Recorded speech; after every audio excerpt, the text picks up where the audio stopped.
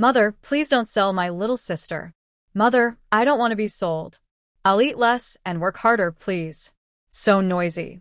I really want to slap them. The moment Luan opened her eyes, she saw three thin, pale children in front of her. One boy and two girls, all wearing rough clothes, their faces dirty and hair messy. Luan. When her thoughts cleared, she realized she had traveled through time. Once an overworked office worker who died from exhaustion, she had now become a widowed mother of three in Dashi village, known for being harsh and unkind. Yes, their real mother. Whenever there was something good to eat, she never shared it with her own children. Worse still, the original Luan favored boys over girls, but not even her own son. Instead, she doted on her late husband's younger brother's two sons, while treating her own children coldly.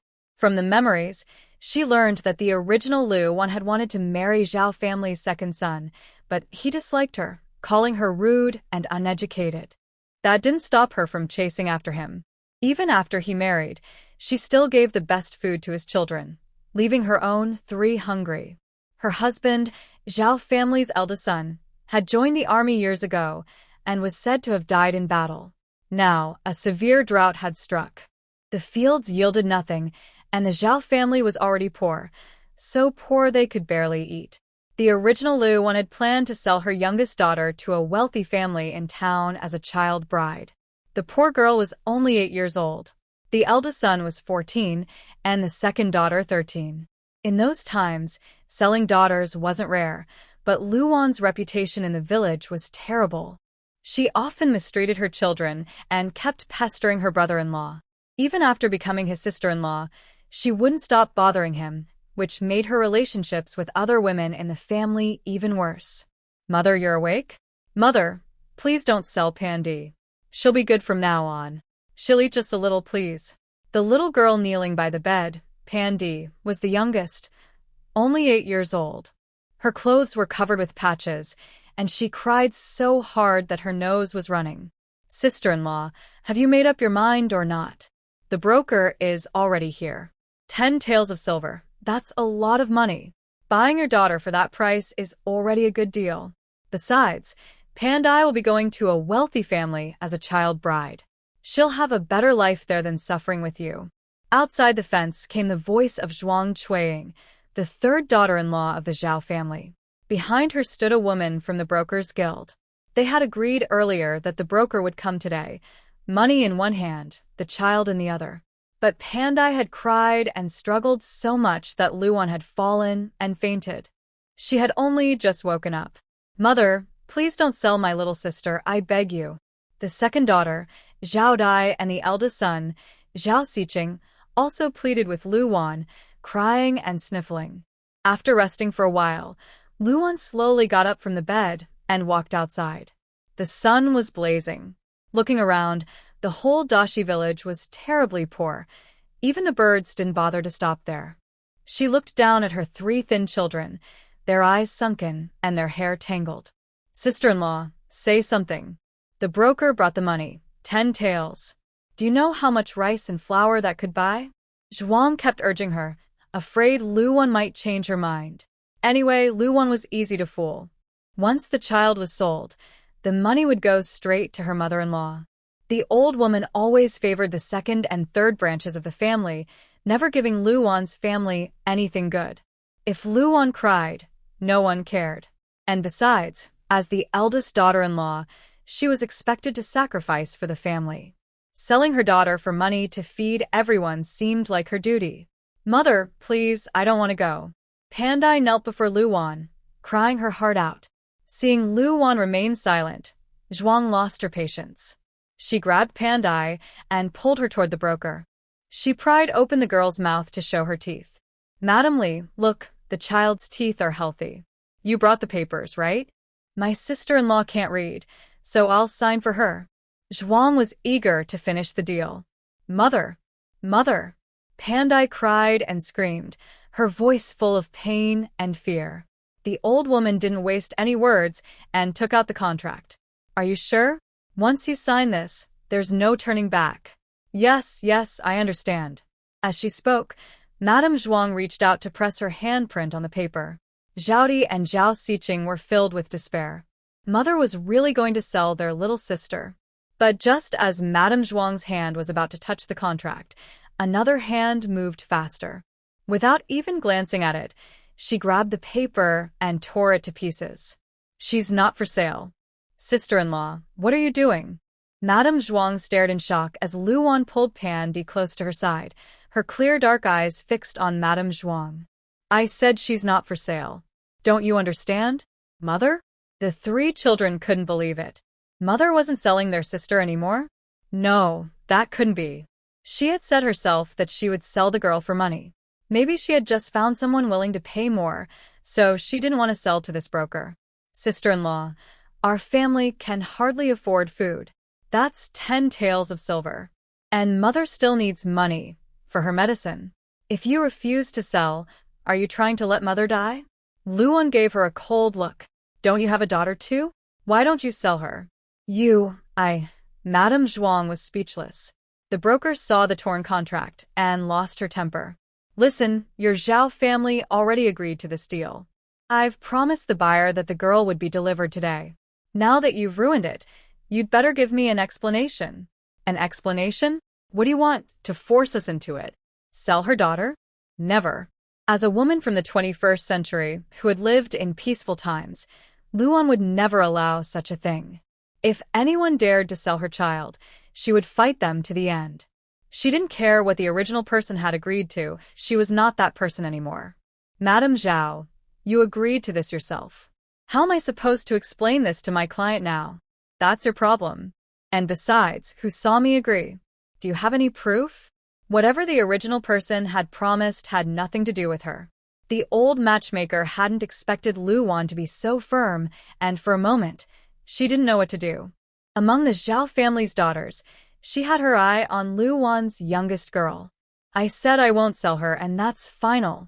If you insist on forcing this, fine. Let's go to the authorities. I want to see whether your master is more powerful or the law. If it were a proper, agreed-upon transaction with signed papers, the officials wouldn't interfere. But if someone tried to buy a person by force, that was against the law and punishable by prison. Fine. The Zhao family is really something. I'll go tell my master right now.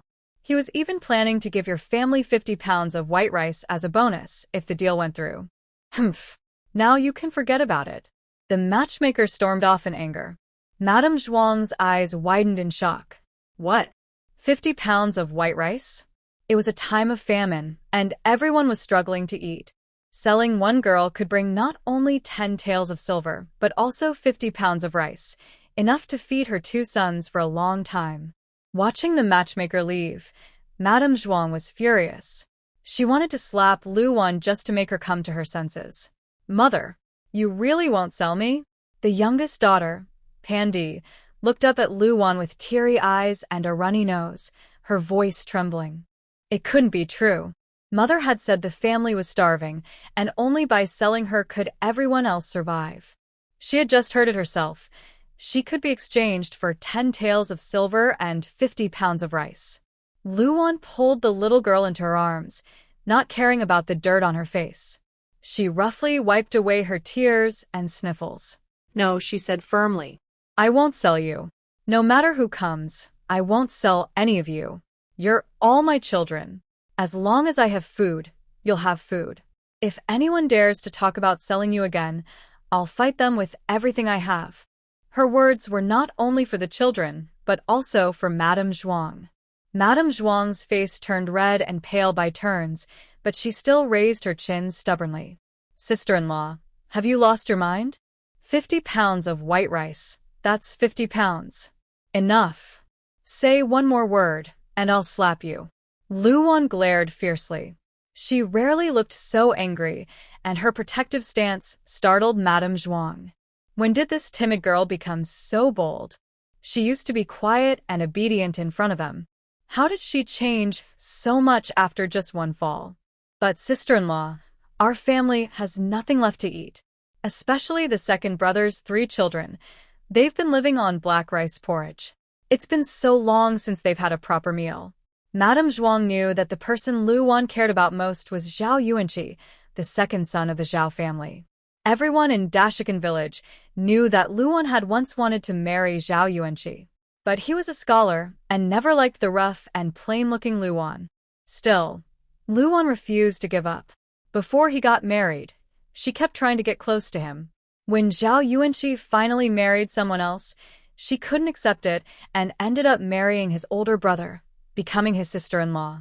Later, when Zhao Yuanqi's wife gave birth to their children, 3 in total, Lu Wan personally took care of her during recovery. Whenever there was something good to eat or play with at home, she always gave it to the second brother's children first. Her own child, however, often went hungry, watching from the side. After sorting through the original Lu Wan's memories, she fell silent. She had seen people who were overly devoted in love, but never someone who went this far, personally caring for another woman's children just to win a man's attention. The original Lu Wan had believed that if she served the Zhao family well, Zhao Yuanqi would eventually see her differently. That was why Madame Zhuang thought mentioning the second brother's children would make Lu Wan give in. But this time, she was clearly mistaken. Lu Wan gave a cold snort. What do the second brother's children have to do with me? Sister-in-law? Zhuang Chuiying stared at her in disbelief, thinking she must have misheard. If you have no food, find your own way. And if anyone dares to mention selling children again, I won't let it go. Seeing how different Lu Wan seemed now, especially the sharpness in her eyes, Zhuang Chuiying felt uneasy. She glanced at the sky. The second and third brothers should be back from town soon. Once they returned, she would talk to them again. No matter what, they had to sell pandai. Otherwise, they really would starve. It hadn't rained for half a year, and the crops in the fields were almost ready to harvest, but it looked like there would be nothing to gather. That was the most hopeless and helpless time. Mother, you really won't sell my little sister? The second child, Zhao Di, still couldn't believe it. Just now, her mother had been so strong. She not only drove away the matchmaker but also chased off their third aunt. Lu Wan looked at the thin child in front of her, gently patted her head, and said firmly, "No, I won't sell her. No matter who comes, I won't sell any of you." Dashi village was very poor. The Zhao family was even poorer. Not only poor, but there were also too many people in the family. The Zhao parents had 3 sons. The eldest, Zhao Yuanlai, was Lu Wan's late husband, who had died in battle. The second, Zhao Yuanqi, was a scholar. The third, Zhao Yuanqing, had achieved nothing and usually earned a little money by cutting firewood in the mountains and selling it in town. But he was lazy and often skipped work. The whole big family of 15 people squeezed into one fenced yard, and there wasn't even enough space for everyone to sleep. In earlier years, they had managed to live a bit better because Zhao Yuanlai worked as a laborer at the docks and sometimes hunted in the mountains, bringing home some silver. But after his death, the Zhao family's life went downhill fast. To make things worse, most of the family members were lazy and greedy. Almost all the housework was left to Lu Wan, and even the children often went hungry and were scolded. Lu Wan looked at their small thatched hut next to the pigsty. She and her 3 children squeezed into that one room, which had only a single wooden bed. There was one old quilt and a few scattered belongings, none of them worth much. Because the original Lu Wan had been foolishly obsessed with Zhao Yuanqi, she had shown no affection for her 3 children. So the only bed in the room was hers alone, while the 3 children slept on a worn straw mat on the floor. It had been that way through all seasons. She hadn't always lived so poorly. Her family used to send her good things, but she had given them all to please Zhao Yuanqi. Thinking of this, Lu Wan felt both angry and disappointed. What a pity! Other people who found themselves in strange new lives often became noble ladies or princesses, but she had ended up here, in such a miserable place. Why did she time travel only to become a cruel mother? This was even worse than the stepmother in Snow White. Gurgled just as Lu Wan was worrying about how to get through the day, her stomach started growling. "Mother, here." A pair of small, dirty hands held out a clean white egg to her. Lu Wan froze for a moment. Then little Pan Di said, "Mother, third, Aunt gave this to me this morning. It's clean." You should eat it. The little girl stared at the egg and swallowed hard. A soft, fragrant egg. She had never eaten one before. She had only seen her aunts and older siblings eat them. Sometimes, when they made egg drop soup, she and her brother and sister could only lick the bowl for a tiny bit of egg flavor. Luan understood that the egg in the child's hand wasn't given out of kindness. It was just a trick to make Pan Di follow the old woman who bought children. She was hungry, but she couldn't take food from a child. She also knew that the little one must have hidden the egg for a long time, saving it just for her mother. Even though she must have wanted to eat it herself, she hadn't taken a single bite. Luan sighed. Mother isn't hungry. You all eat. Then she cracked the egg, peeled it, and divided it evenly into 3 parts, giving one to each child. The 3 children looked at each other in surprise. Mother was acting so strange today. She actually gave them the egg. Before, whenever their grandfather brought eggs, Mother would always give them to their uncle's children instead. Once, when the siblings secretly cooked one to taste it, Mother caught them and almost beat them badly. If the villagers hadn't stopped her, Zhao Siqing believed she really might have. What are you waiting for? Eat. Seeing the children still staring at her, Luan urged them to eat quickly. Then she turned around and began searching the house, hoping to find something else to fill their stomachs. Suddenly, ding. Congratulations, host. Sign-in successful. You have received 6 eggs. Would you like to claim them? A mechanical voice suddenly sounded in her mind, and a holographic panel appeared in front of her. 2 options were displayed on it. Yes or no. Luan froze for a moment. Check-in? Eggs? 6 eggs? Without hesitation, she clicked claim. Why not take it if it's free? She had thought that after ending up in this desolate place, stuck with the role of a mean mother and a foolish, love-obsessed woman, her days would be full of trouble. But she didn't expect that her golden sheet would finally arrive. As she rummaged through the cabinet, 6 eggs suddenly appeared before her. Her eyes lit up instantly. 6 eggs. In this era, eggs were a rare treat, something people could only eat during holidays or special occasions. Especially in this poor, remote Dashishi village, they were even more precious. Luan looked at the panel again and found that as long as she kept checking in, she could receive rewards, mostly food and experience points. After 10 days of check-ins, she could unlock a trading shop. The shop allowed her to trade local wild goods for cleaner, higher quality items or exchange them for copper coins. For example, 1 pound of wild greens could be traded for 200 copper coins, and 2 pounds of wheat bran could be turned into 10 pounds of fine flour. 2 pounds of millet could become 10 pounds of rice, and so on. If she continued raising her children well, the shop would unlock even faster. The shop offered all kinds of items, daily necessities, food, seeds, medicine, and more, all exchangeable with experience points. Most importantly, at the bottom of the page was a Spirit Spring option, which required 100 experience points to unlock. Everyone knew how valuable a Spirit Spring was. After understanding how the system worked, Luan quickly closed the panel and looked at the children in front of her. Smiling, she asked, "Do you want to eat lots of eggs?" The children looked at each other in confusion. Mother was talking nonsense again.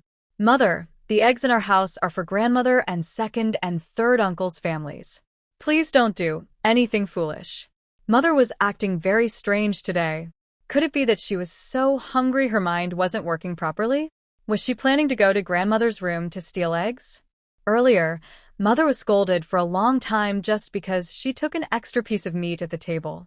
Grandmother even made her go without food for 2 days. Don't be afraid. Today, Mother will make sure you all get to eat some delicious eggs. You lazy girls. What time do you think it is?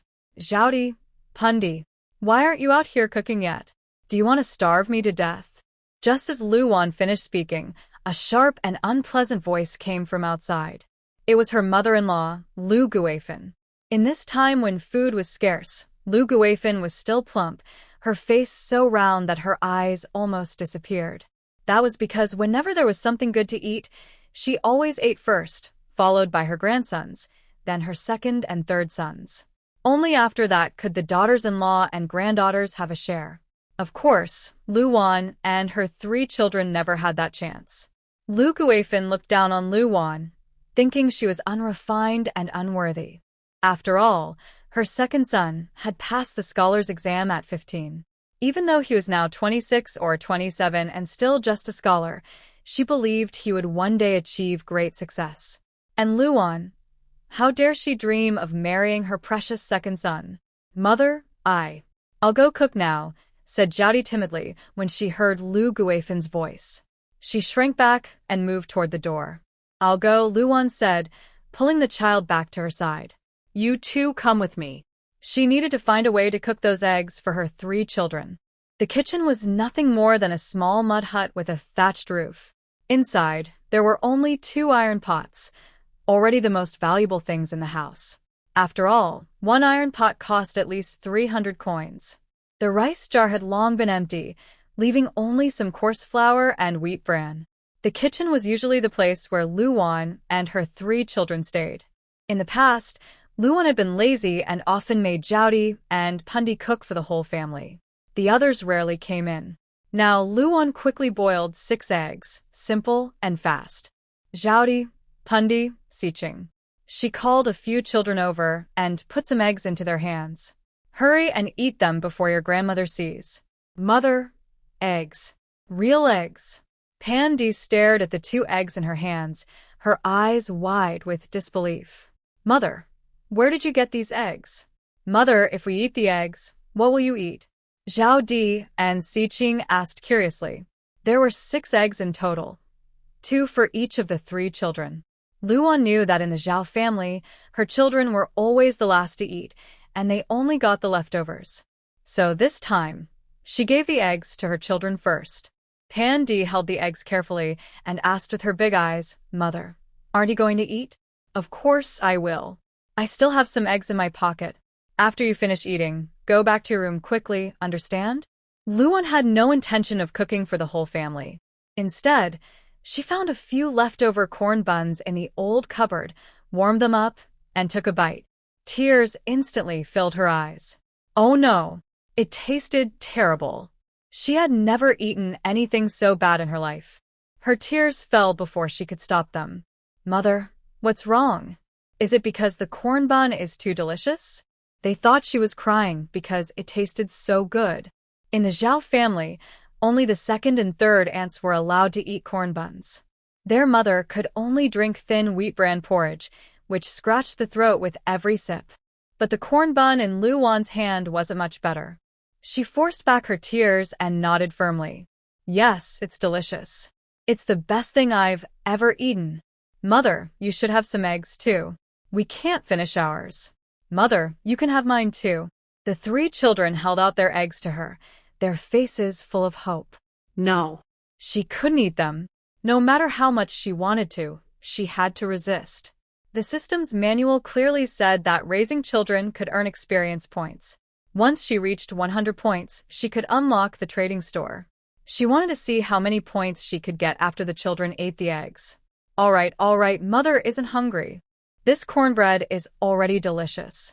You all eat quickly, or if your grandmother sees you, you won't get to eat such tasty eggs again.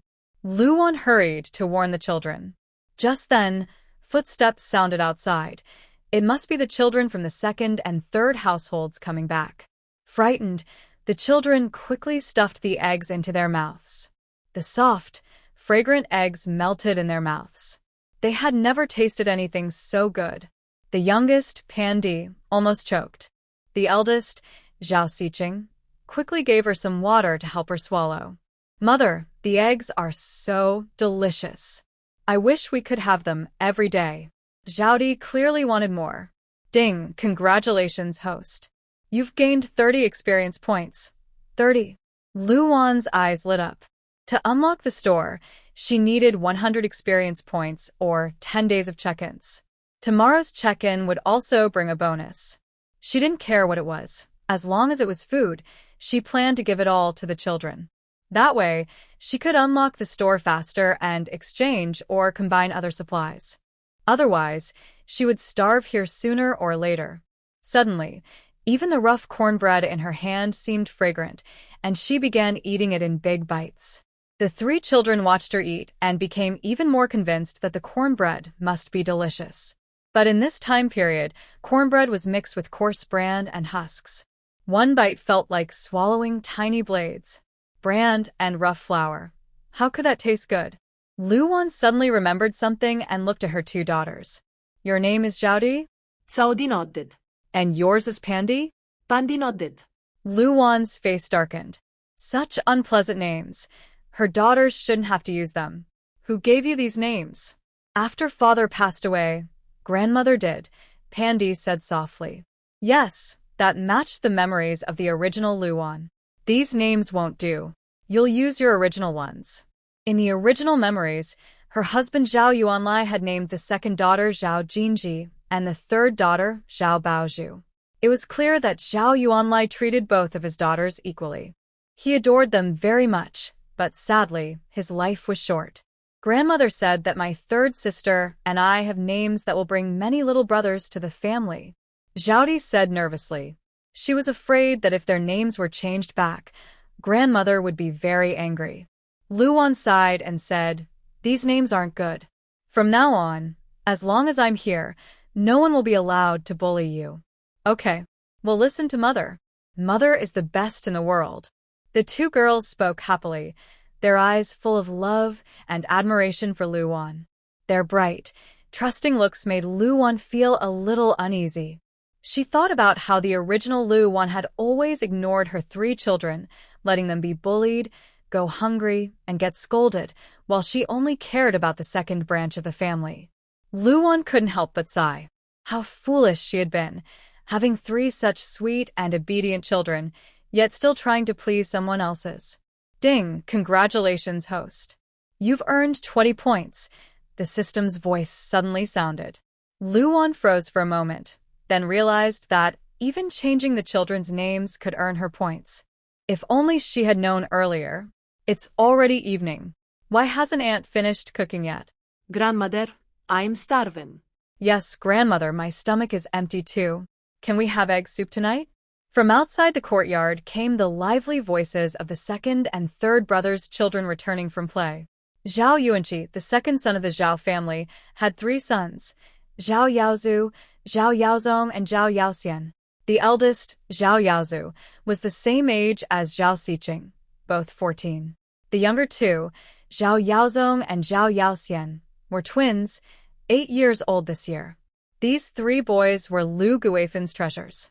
Because of them, the second daughter-in-law, Li Yulian, held an unshakable position in the Zhao family. In Lu Guifen's eyes, Li Yulian was the family's great contributor. After all, she had given birth to 3 grandsons. Although Lu Wan also had a son, Zhao Xiqing, he could never compare to Yaozu, Yaozong, and Yaoxian in Lu Guifen's heart. Lu Guifen even believed that since Zhao Xiqing was the eldest grandson, it was only right for him to take care of all his younger siblings. Whenever there was work to do at home, Lu Guifen always sent Zhao Xiqing to handle it. She made Baozhu and Jinji wash clothes for the whole family. In the freezing winter, the two girls' hands were covered with frostbite, yet they still had to gather firewood in the mountains and sell charcoal in town. It could be said that Lu Guifen treated Luan and her 3 children like laborers. But unfortunately, Luan herself was too timid to resist. Don't worry, my dear grandchildren. Grandma will go check if your aunt has finished cooking. Lu Guifen quickly comforted the 3 children. When she entered the kitchen, she found that Luan hadn't cooked at all. Instead, she had taken out some cornbread from the cupboard. You lazy woman. I told you to cook, and you're hiding here eating by yourself. You just eat and eat. How can you be so selfish? Lu Guifen exploded with anger. In those days, cornbread was considered good food for a farming family. Especially this year, with the drought, most families couldn't even afford it. They could only eat thin porridge made from coarse rice with a few vegetable leaves. That was all they had. Luan still held half a piece of cornbread in her hand. It wasn't that she was full. She simply couldn't eat any more. Lu Guifen scolded her harshly, her plump face twisted with anger until her eyes almost disappeared, making her look unpleasant and fierce. Luan felt sick just looking at her. What, you think you can eat while I go hungry? Old woman, you've lived long enough already. What's wrong if I eat a little? When it came to arguing, Luan was never afraid of anyone. She didn't care about polite talk or showing respect. She only fought back when bullied. You, how dare you talk to me like that? Lu Guifin tried to glare at her, but her face was too round to make it look threatening. Instead, it looked even more twisted and angry. Fine, Luvan. Today I'll show you what I can do. Lu Guifin reached out to pinch Luan's arm, the same cruel trick she had used to teach her a lesson when Luan first married into the Zhao family. The old woman had thick, heavy hands. One slap from her could make a face swell, not to mention how painful it was when she twisted someone's arm. Bruises often covered the bodies of Luan's 3 children, all from Lu Guifin's pinching. But Luan was faster this time. She grabbed Lu Guifin's hair and yanked it hard toward the ground. Ow! You shameless woman! How dare you pull my hair? Lu Guifin screamed so loudly it sounded like a pig being slaughtered. Hearing the noise, Madame Zhuang and Madame Li rushed over. Luan turned and grabbed a chipped kitchen knife. Anyone who dares to come closer, try it. If you do, I'll make sure she regrets it. She looked completely out of control. Luan had truly lost her temper today. Zhuang and Li froze at the doorway, too frightened to step inside. No matter how loudly Lu Guifin cried, Luan didn't move. Then Luan slammed the knife into the ground and glared fiercely. From today on, whoever wants to cook can do it. I, Luan, won't cook anymore. Why should I be the only one doing all the housework and cooking while the rest of you just sit and eat? Usually, Luan was quiet and obedient, but today she seemed like a completely different person, doing one shocking thing after another. Eldest sister-in-law, please let go of mother, Zhuang said nervously. Do you know what you're doing? It's just one meal. You've cooked for years. Why lose your temper now? You could get into serious trouble for this. Zhuang's voice trembled as she looked at the knife. She didn't understand what had gotten into Luan, but she still tried to calm her down. Luan gave a cold laugh. Yes, I've cooked for this whole family for years. That's exactly why I'm done now. Third sister-in-law, Zhuang said quickly, how about you take over the cooking from now on? Just then, someone outside called out, Oh my, what's going on at the Zhao house? Sounds lively. It was almost evening, and the women returning from the fields had heard the commotion. Seeing everyone gathered at the door, they craned their necks to look inside, thinking something interesting was happening. Zhuang saw the crowd and thought this might be her chance. But what Luan did next left everyone completely speechless. Luan quickly messed up her hair and rushed out like a frightened animal, stumbling as she ran. Anyone who saw her would think something terrible was chasing her. Aunt Phone, please help me. My mother-in-law and my husband's third sister-in-law want to sell my little daughter for food. I refused, and now they're threatening me with a knife. She cried loudly, tears and snot running down her face. Her acting was so good, it could win an Ancient Era Best Actress award. What a joke. Back in college, every summer she would go to Hengdian to work as an extra. Even background actors needed some acting skills, and after 4 years of practice, she had plenty. You shameless girl. What nonsense are you shouting outside? Lu Guifin got up from the ground and immediately tried to drag Luan back inside to scold her. This girl was getting more and more out of line, daring to talk back and make up stories. But as soon as she came near, Luan screamed and trembled in fear. The women watching outside also noticed the shiny kitchen knife inside. Don't be afraid, child. We're here today. Let's see who dares to sell little Pandai. I was wondering why I saw people from the trading house this morning. So you really plan to sell the third girl? Lu, that child may be a girl, but she's still your own granddaughter. Poor Xiaodai and Pandai lost their father so young, and now you want to sell one of them? Heaven will not forgive such cruelty. Aunt Phone, Aunt Xian, don't listen to my sister-in-law's nonsense. She fell and hit her head today, and now she's talking crazy. The third sister-in-law, Madame Zhuang, hurried forward with a forced smile. Selling children wasn't unheard of in hard times, but no one would admit it openly. It would bring shame and gossip. If the matter spread too far, they could even be driven out of the village. These days, their family's home and land were all in the village. If they were driven out, they would have no way to survive. My mother didn't hurt her head. You just wanted to sell my little sister. It was my mother who tore up the contract. That's why you didn't sell her. The second daughter, Zhao Jinji, shouted loudly, her face full of stubbornness and grievance. Luan couldn't help but sigh. This girl was really brave. You wicked child, what nonsense are you saying? Lu Guifan shouted angrily and raised her hand to slap her. Aunt Feng reacted quickly, pulling the child aside so that Lu Guifan's hand hit only the air. Well, you dare to hit a child in front of everyone? Who knows how you treat the poor children at home? Hearing this, Luan began to cry again. She rolled up her sleeves, showing her arms covered with bruises. Aunties, I'm not making this up. My mother-in-law often hits me. Look at all these marks. Since my husband went to war and died, my children and I haven't had a full meal. According to the law, the family of a fallen soldier should receive 300 coins each month, but my mother-in-law takes all the money. I haven't seen a single coin. I can bear the hardship, but I pity my husband's 3 children. I'm afraid they won't grow up healthy. As Luan spoke, she cried even harder, her sorrow touching everyone's heart. Although she didn't have a good reputation in Dashi village and was said to treat her children poorly, people's hearts are soft. They might not pity Luan, but they couldn't help feeling sorry for the children.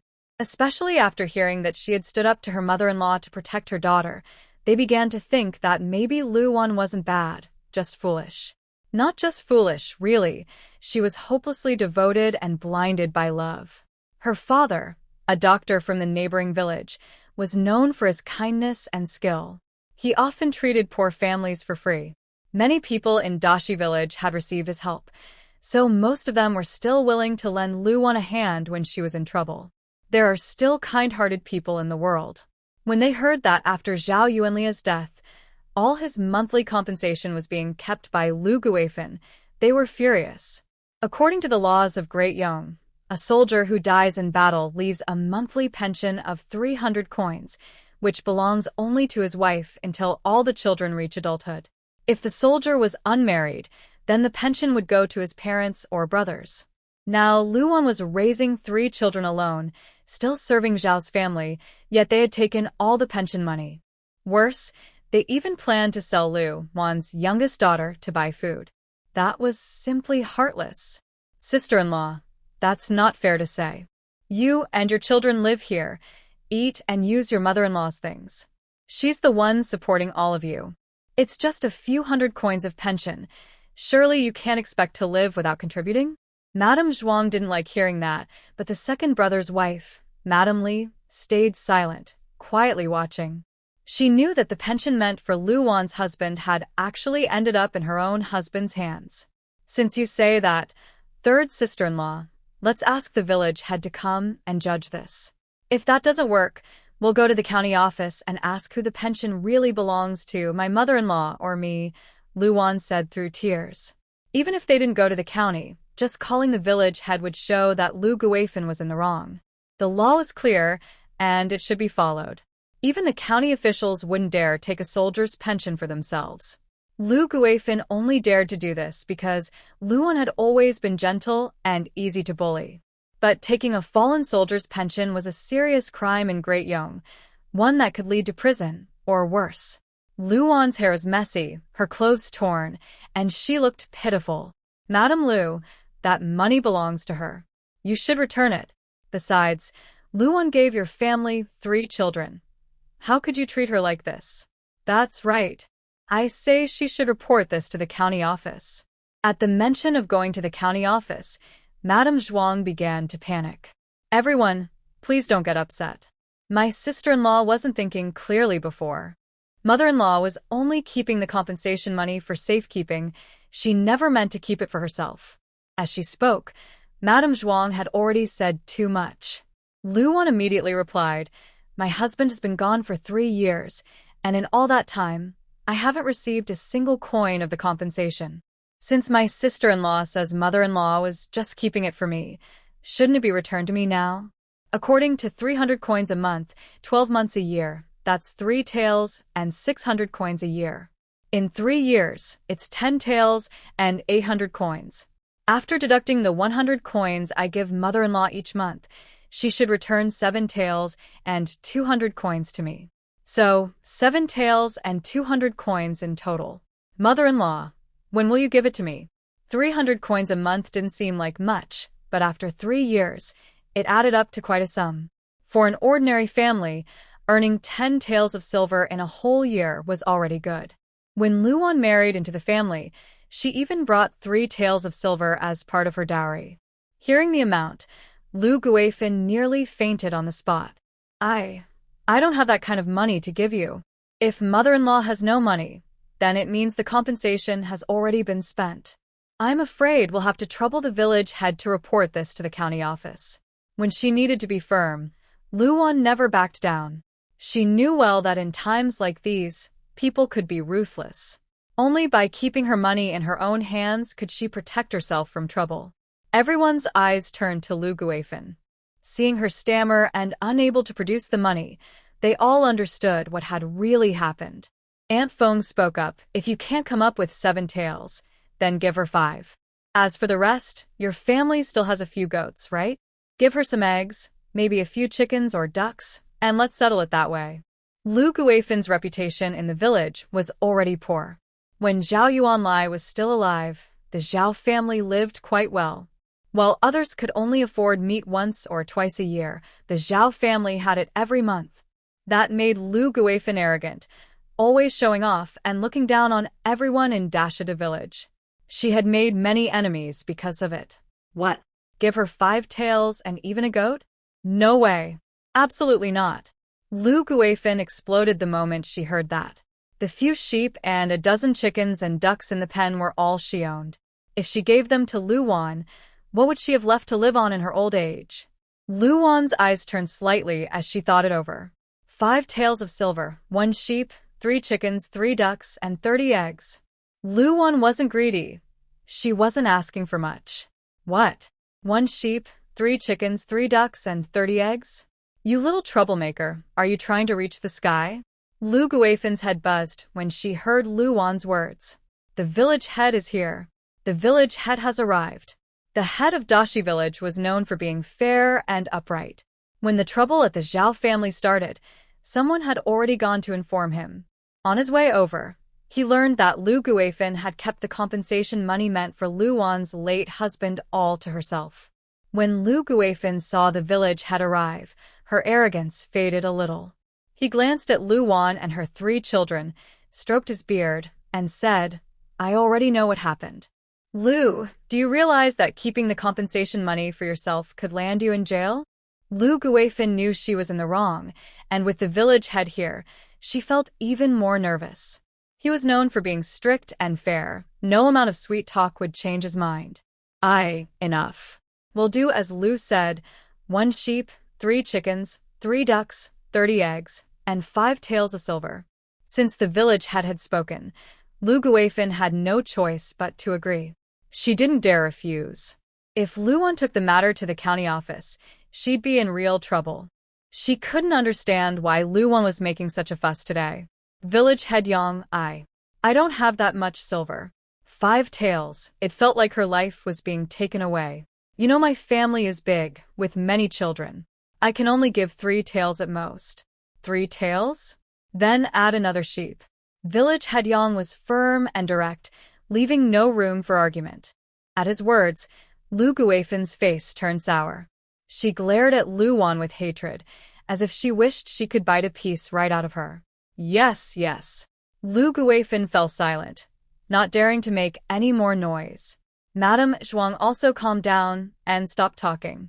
As for Madame Li, she gave Luan a meaningful look before turning and going back into the house. All right, everyone, it's over. Go back to what you were doing. The crowd quickly dispersed, each person returning home. Mother, look. Eggs, real eggs. The 3 children stared at the 30 eggs in the bamboo basket, their eyes shining with excitement. They rarely had enough to eat, and today their mother had boiled eggs for them. To them, it was the most delicious food in the world. Yes, they're eggs. And not just eggs, we also have chickens, ducks, and 2 goats. It wasn't much, but at least she now had some supplies in hand. However, because of the long drought that had lasted for months without a drop of rain, there was no fresh grass. The goats had been eating only dry hay and had become very thin. Even if they were slaughtered, there wouldn't be much meat on them. As for the 3 chickens and 3 ducks, Luan had made sure to include 1 rooster and 1 drake among them. The 30 eggs had been a gift from her father the last time he came to Dashikan to treat someone's illness. At that time, Luan had foolishly given them to the second branch of the family, and before long, the eggs ended up in Lu Guifan's hands. After all that, they had somehow found their way back to Luan again. Her father, Lu Yuanbua, lived in the neighboring village, not too far away. If one took an ox cart, it would take about 2 hours to get there, roughly 4 hours by modern time. The ox cart was slow. With modern transportation, it would take no more than an hour. Even among the chickens and ducks that the Zhao family gave her as compensation today, 1 or 2 had originally come from her father. Although he often felt disappointed in his daughter, Lu Yuanbua still cared deeply for her. Thanks to him, Luan had learned a bit of basic medicine and could recognize many herbs. She often went into the mountains to gather herbs and sell them for money. After thinking for a moment, Luan smiled at her 3 children and said, "Tomorrow, come with me to the mountain to pick mushrooms. I'll cook chicken and mushroom soup for you. How does that sound?" The 3 children were stunned when they heard this, as if they were dreaming. Did they hear it wrong? The eldest, Zhao Xiqing, was the first to react. "Mother, are we really going to kill a chicken? But aren't we supposed to keep them for laying eggs?" Laying eggs? What eggs? The drought was so bad that even people barely had food to eat. Chickens and ducks had even less to eat, and it took days for 1 egg to appear. It was better to cook the chicken for the children, to help them gain strength and earn some experience points, so she could unlock the trading shop and get more supplies. A few days ago, there had been a light rain. It wasn't much, but it was better than nothing. Dashikan village was surrounded by mountains. If they went up the mountain, they might find some mushrooms. Luan also wanted to try her luck and see if she could find some herbs. The only small river in Dashikan was near the entrance of the village. Because of the drought, the water level had dropped sharply, and the riverbed was already visible. Besides this river, there was another water source near the back mountain, an old well. But too many people lined up there every day. So Luan asked the eldest boy to fetch 2 buckets of water from the small river. First, she washed her youngest daughter, Baozhu, until she was clean, then changed her into patched, worn clothes. After that, she told the second girl, Jinji, to wash herself. The youngest was only 8 years old. In the past, Luan had only cared about the children from the second branch of the family and had ignored these 3, so the 2 girls were covered in layers of dirt. The eldest, Zhao Xiqing, was better off. Being a boy, he often bathed in the river with other village children, so he was fairly clean. After washing the youngest, Luan realized the little girl was actually quite pretty, with a high nose, big eyes, and long lashes, though she was dark and thin. But that was fine. With Luan around, she was sure she could feed her children well again. After the baths, Luan searched through her shabby house, hoping to find a pot. She had only eaten half a cornbread that day and was starving, but she found nothing. Since Luan had stopped cooking, the job had fallen to Madame Zhuang. However, they never cooked for Luan and her 3 children. After eating, they even locked the kitchen so she couldn't use the pots. This made Luan furious. That heartless woman, once she unlocks the shop later, they'll be so jealous they could cry. When it was time for dinner, Zhuang's husband, Zhao Yuanqing, came home. Zhuang exaggerated everything that had happened today and told him all about it. Zhao Yuanqing was furious when he heard it and immediately wanted to go find trouble with Luan. But Zhuang stopped him, pulling him aside and whispering, "Even the village head came today. If you go now, won't it look like you're defying him? Besides, if this matter got out of hand, it wouldn't do their Zhao family any good." Zhao Yuanqing, who had a bad temper, slapped his thigh, and glared with his round eyes. Then what do you think we should do? Zhuang's eyes turned quickly, and she soon came up with an idea. Here's what we'll do. The two of them whispered in the room, while at that moment, Luan lay silently on the wooden bed in her mud-walled house, staring at the big hole in the roof. Through the hole, she could see the dark night sky and the countless bright stars. She sighed heavily. So hungry. Hungry enough to feel dizzy. Mother, the youngest, Jinji, came over. The little girl, freshly washed, looked lively and bright. She held out an egg to Luan. Mother, you must be hungry. I didn't finish my egg earlier. Please eat it. Luan hadn't expected the child to save an egg, and now she was offering it to her. From the way the children had eaten earlier, Luan could tell they had never eaten eggs before. Carefully, taking tiny bites, savoring the soft taste, reluctant to swallow. They didn't know when they would get to eat something like that again. Luan didn't want to take food from her child, but she was truly starving. Moved, she hugged the little girl tightly and kissed her rough cheek. Good girl, Baozhu. Tomorrow when I get a pot, I'll cook eggs for you every day. Oh. I believe you, Mother. The 8-year-old's voice was soft and sweet, her eyes shining brightly. Even though she had almost been sold by her mother, she still hadn't stopped loving her. Her heart was full of warmth for Luan. Luan once dreamed of finding a way to have a child of her own without depending on any man. She never thought that one day this dream would actually come true. And not just one child, she had 3 at once. Fortunately, all 3 children were gentle, obedient, and so thoughtful that it made her heart ache. This time, Luan didn't refuse. She peeled the egg and put it straight into her mouth. Something she used to find dull now tasted surprisingly delicious. For a moment, she even felt that this egg was the most wonderful food in the world. It tasted so good that she almost wanted to cry. There was only one wooden bed in the house. Usually, Luan slept on it alone, while the 3 children shared a straw mat on the floor. That night, she found another clean wooden board outside, wiped it carefully, and let Jinji and Baozhu sleep with her. The eldest, Zhao Xiqing, slept on the board on the floor. But Luan couldn't fall asleep. Next to her room was the animal pen. Though there were no pigs, it held a few sheep and several chickens and ducks. In the summer air, the smell of their waste lingered even at night, making it hard to rest. The next morning, Luan woke up early. Ding! Congratulations, host. Sign-in successful. You have received 12 eggs. Would you like to claim them? Luan. Eggs again? What she really wanted was a cooking pot. With a pot, she wouldn't have to ask old Chow at the village entrance for help and could cook a proper meal for the children herself. Still, she looked at the 30 eggs she had received from her mother-in-law the night before. Now, with the new 12 from the sign-in, she had 42 eggs in total. If she traded some of them for useful items, she could save her money for more important things. In times like these, having some silver on hand was the only way to feel secure. So she packed all 42 eggs carefully and left the house quietly before the children woke up. Brother, Mother went out with the eggs. One of the girls whispered. As soon as Luan stepped out, the children woke up. Zhao Xiqing stared at her fading figure and said softly, Mother must be taking the eggs to give to second uncle and second aunt again. Hearing that, the 2 girls' eyes dimmed with disappointment. They thought their mother had changed for the better, but it turned out she still only cared about her second aunt's children and never thought about them. Yesterday's mother felt like a dream, gentle, strong, and determined. She even protected them and saved the best food, like eggs, for them.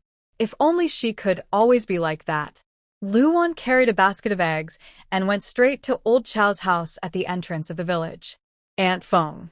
Aunt Feng looked at Luan, surprised to see her holding eggs, not knowing what she wanted. Old Chow was Aunt Feng's husband. He worked as a blacksmith in town and was very skilled at his craft. In Dashi village, about 2/3 of the families used pots made by him, and his prices were very fair. In those days, an iron pot was considered valuable property. A good one cost 400 to 500 coins, and even a lower quality one cost 300 to 400. But old Chow only charged 300. That was quite a bargain. Lu family girl? What are you up to? Luan placed the basket of eggs in front of Aunt Fong and smiled. There are 36 eggs here. I'd like to trade them for a small iron pot. It doesn't need to be big. What do you think, Auntie? 36 eggs? Old Chow came out when he heard that and widened his eyes. Eggs were rare and precious. Most people only ate them during festivals or special occasions.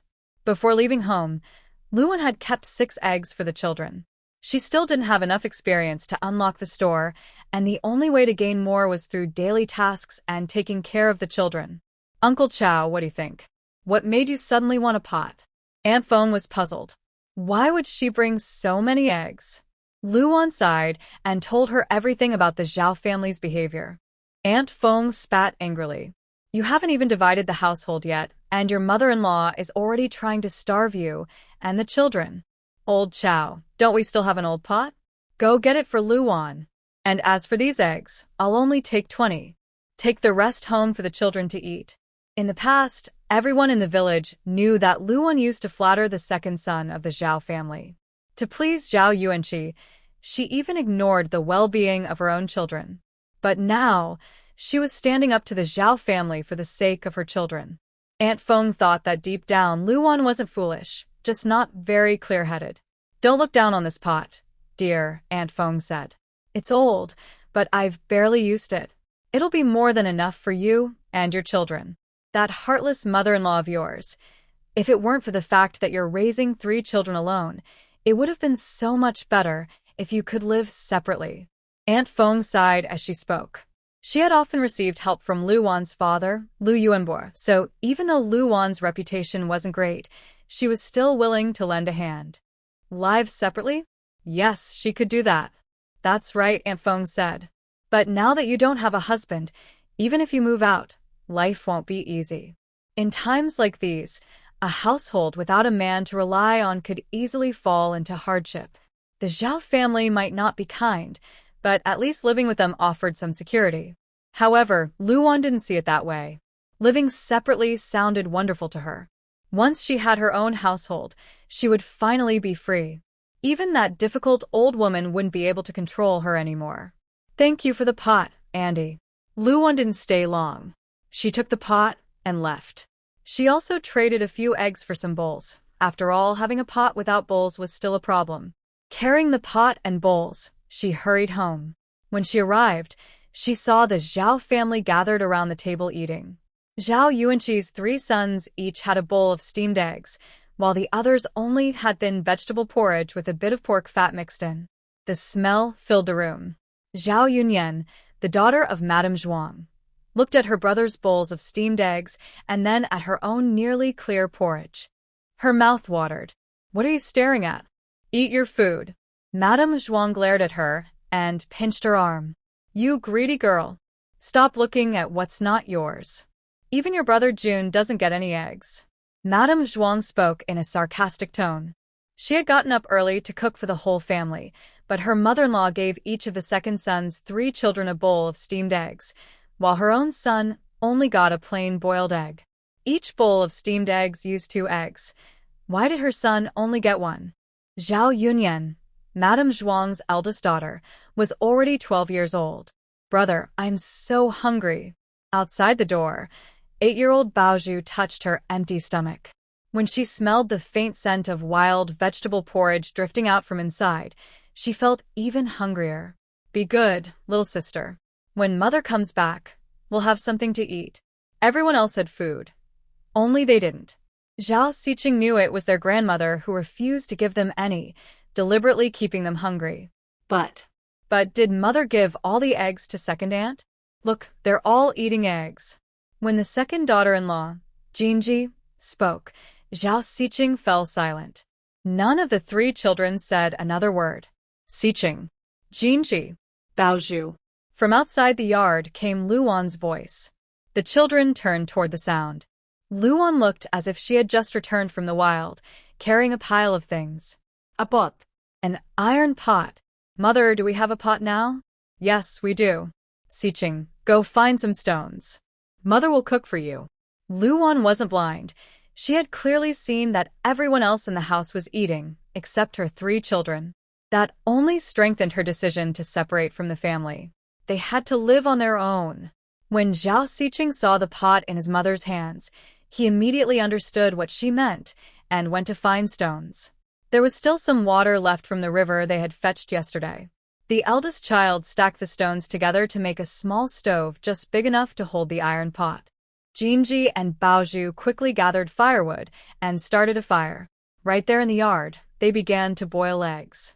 They had no other tools, no oil, salt, or seasonings. In those hard times, especially during years of famine, ordinary people struggled just to eat and drink. Seasonings were luxuries only the rich could afford. For common folk, having something to fill their stomachs was already a blessing. So Luan boiled eggs, again and again. Luan had cooked plenty. After the 3 children each ate 3 eggs, they were already full. After the meal, she locked the iron pot in her room and planned to take the children into the mountains to try their luck. Ding! Congratulations, host. You've gained 30 experience points. The system's voice sounded just in time. Luan felt a surge of joy. Counting the 50 points from yesterday, she now had 80 in total. She needed only 20 more points to unlock the trading shop. That meant if she fed the children one more meal, she could open it today. Where are you going, sister-in-law? Just as Luan was about to leave with the children, Zhao Yuanqing stopped her with a stern face. Luan raised an eyebrow and looked at him coldly. Do I need to report to you where I'm going? Zhao Yuanqing hadn't expected her to speak so firmly. In the past, she had always been timid and obedient, never daring to talk back. Mother hasn't been feeling well these days. It's hot, so let Zhaodi and Pundi stay to take care of her.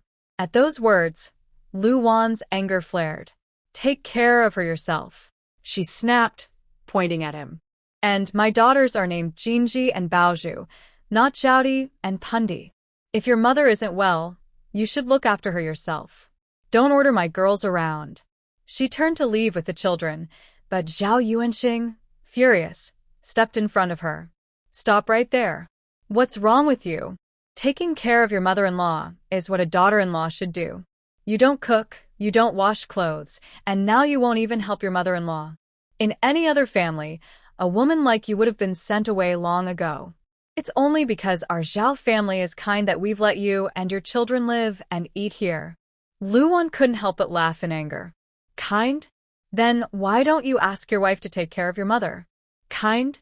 You call it kindness when you made my 2 girls wash clothes in the freezing river for you men? Kind? You call it kindness when my son Xiqing has to risk himself every day gathering wild vegetables and firewood? Why don't you send your own children instead? Send me away? Go ahead and try.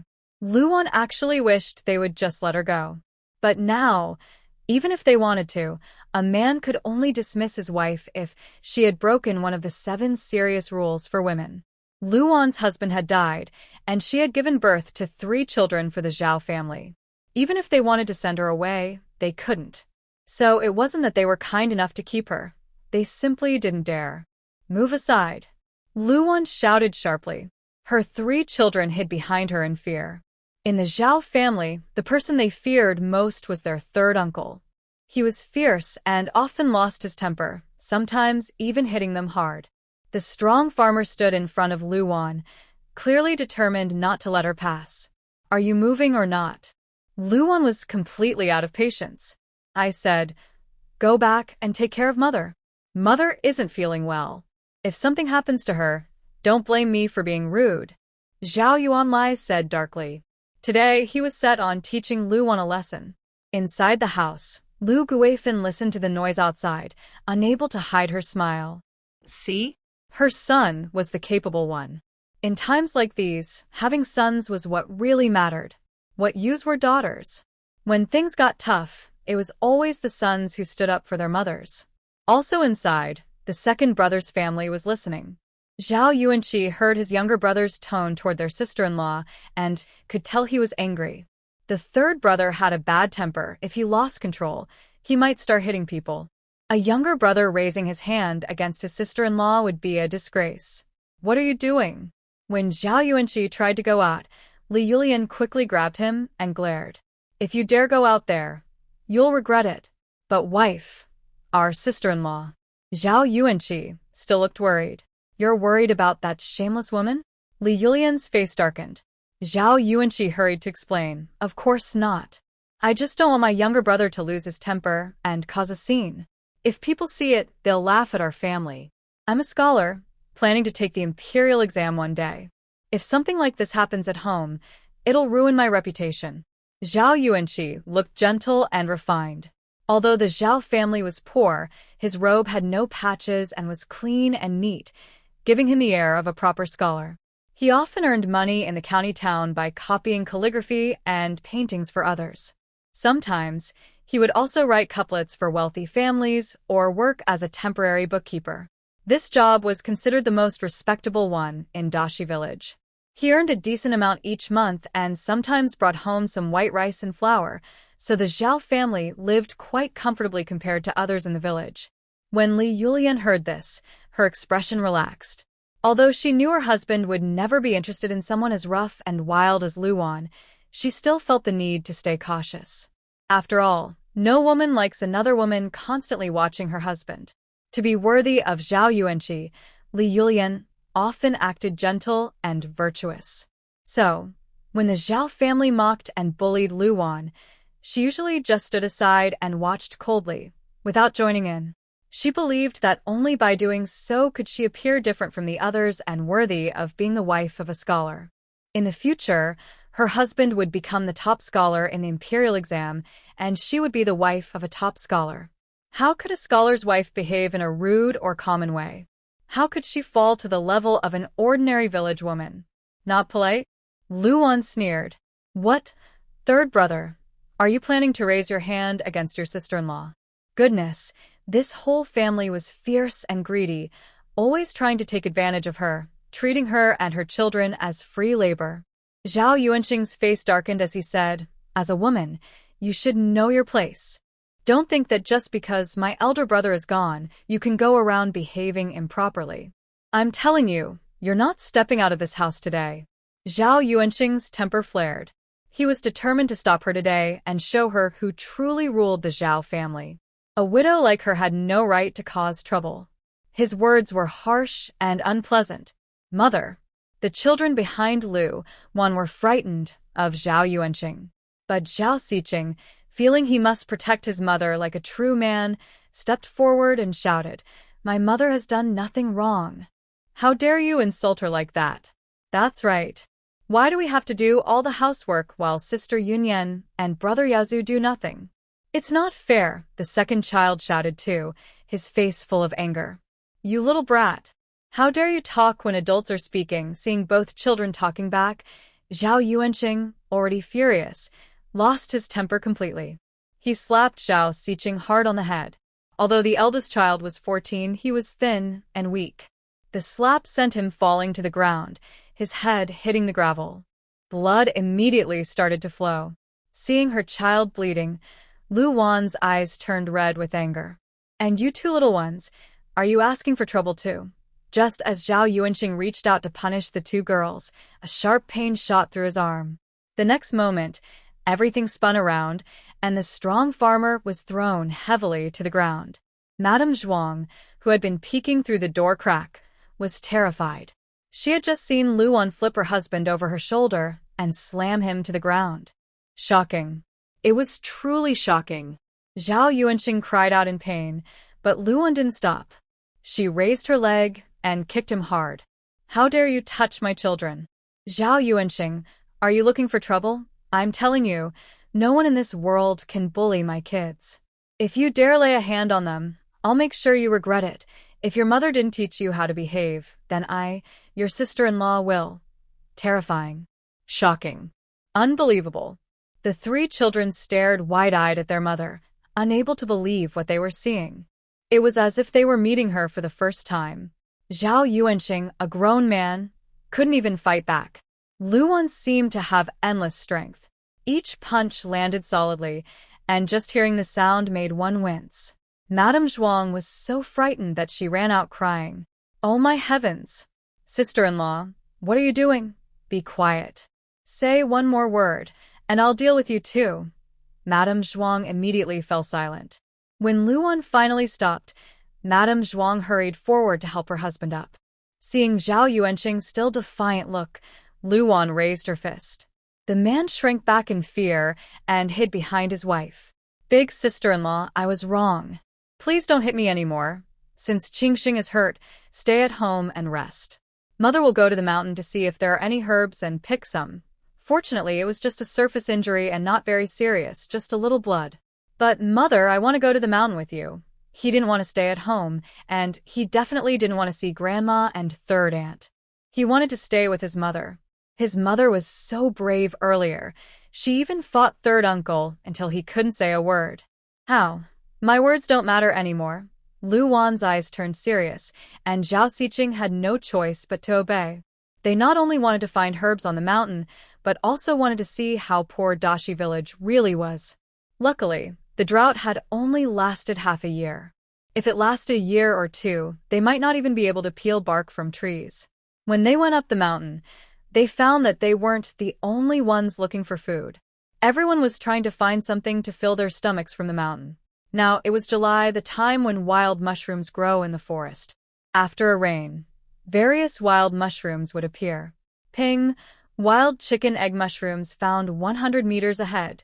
When this message sounded in Luan's mind, she instantly became excited. Jin Ji Bao Zhu, come quickly. Follow me. Following the system's directions, the mother and daughter found a cluster of chicken egg mushrooms. The bright yellow-orange mushrooms looked very tempting. Mushrooms. Mother, these really are mushrooms, little third shouted excitedly. Sure, be quiet.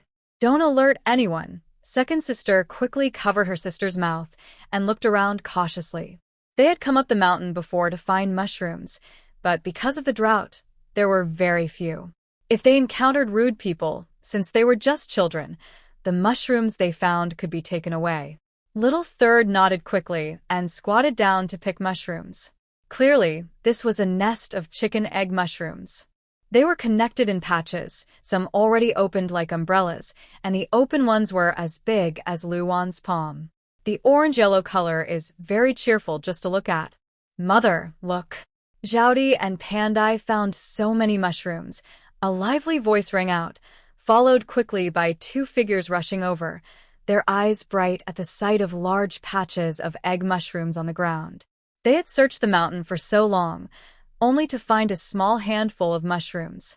Unexpectedly, Luan found large patches here. They immediately started picking the mushrooms. Mother. Baozhu looked a bit upset as someone came to take the mushrooms they found. She glanced at Luan with a sad look.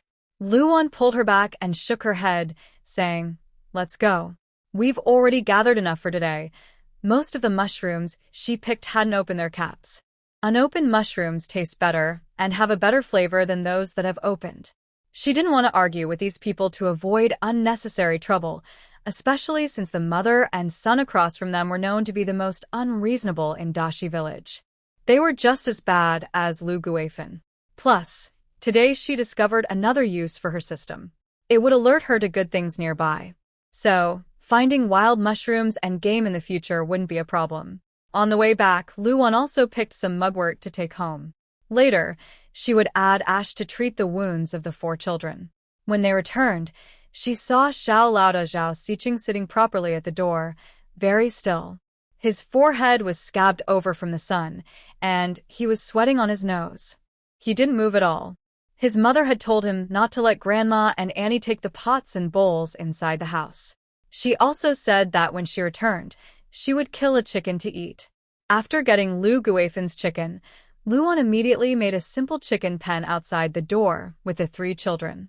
She also put the 2 sheep inside. She was just raising them openly at the door.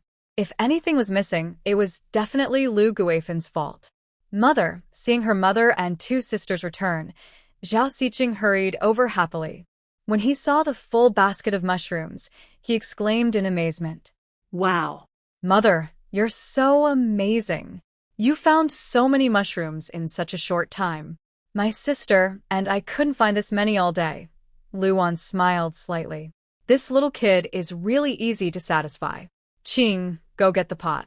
Mother is going to kill a chicken for you to make chicken soup that is necessary to cook.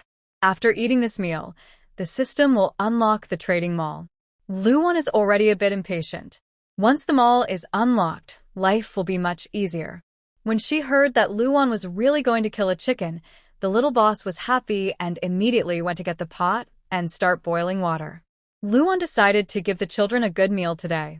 Seeing how hungry they were, they looked very thin, with sunken eyes and pale faces. They had no energy or vitality at all. So Luwon boldly caught 2 chickens to kill. It wasn't because she was extravagant, but because she had been to the mountains today. The system's reminder made her realize that there were many good things hidden in the mountains. With this system, which is like a navigation device, she didn't worry about these 2 chickens. Mother, are we killing 2 chickens? Yes, these chickens are too skinny and don't have much meat. She had to kill 2 chickens to feed the 3 children. The heaviest chicken weighed only about 2 jin, around 1 kilogram. After plucking the feathers, it was just over 1 jin. There was no knife, but in the house, there was a rusty axe. Luwon sharpened it on a stone, which was barely usable.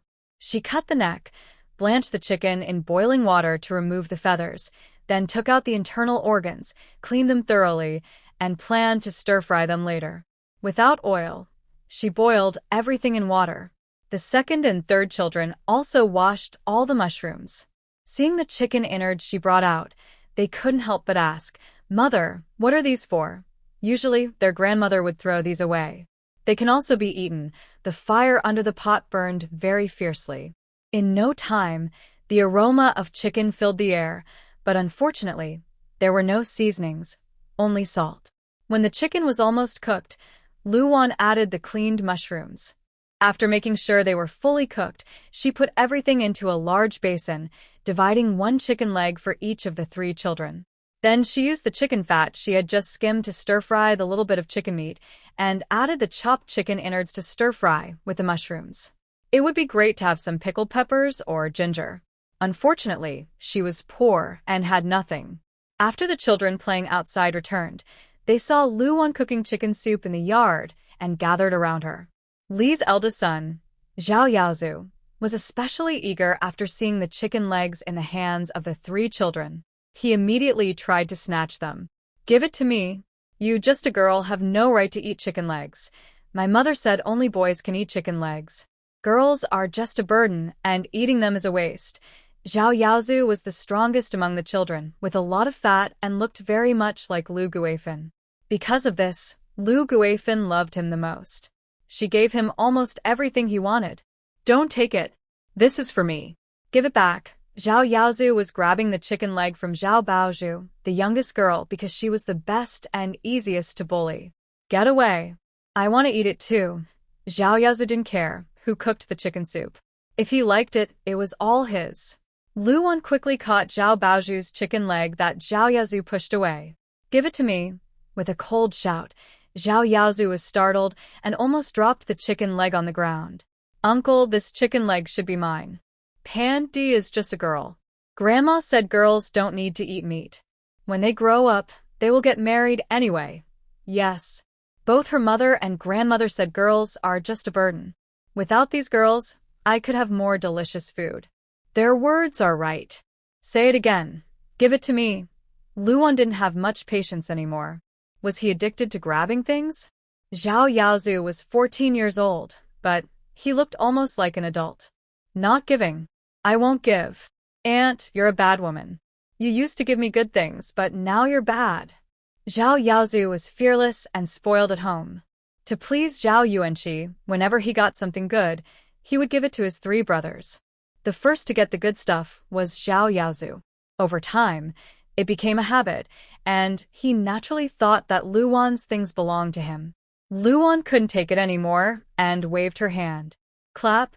A loud slap landed directly on Zhao Yaozu's face, snatching the chicken leg from his hand and giving it to Baozhu. "Ching Ching, take your sister away." Zhao Yaozu was slapped and immediately burst into tears, his sharp crying sounding like a piercing sound. Immediately, Lu Guifan and Li's family members were pulled out. Mother, Auntie hit me.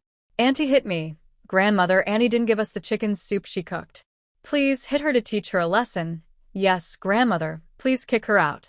She's a mean woman. She slapped my brother. Li's other two twin sons, Zhao Yaozong and Zhao Yaohua, were also loudly shouting. Seeing her precious son being hit, Li was furious and stepped forward to ask, "Sister-in-law, why did you hit my Yaozu?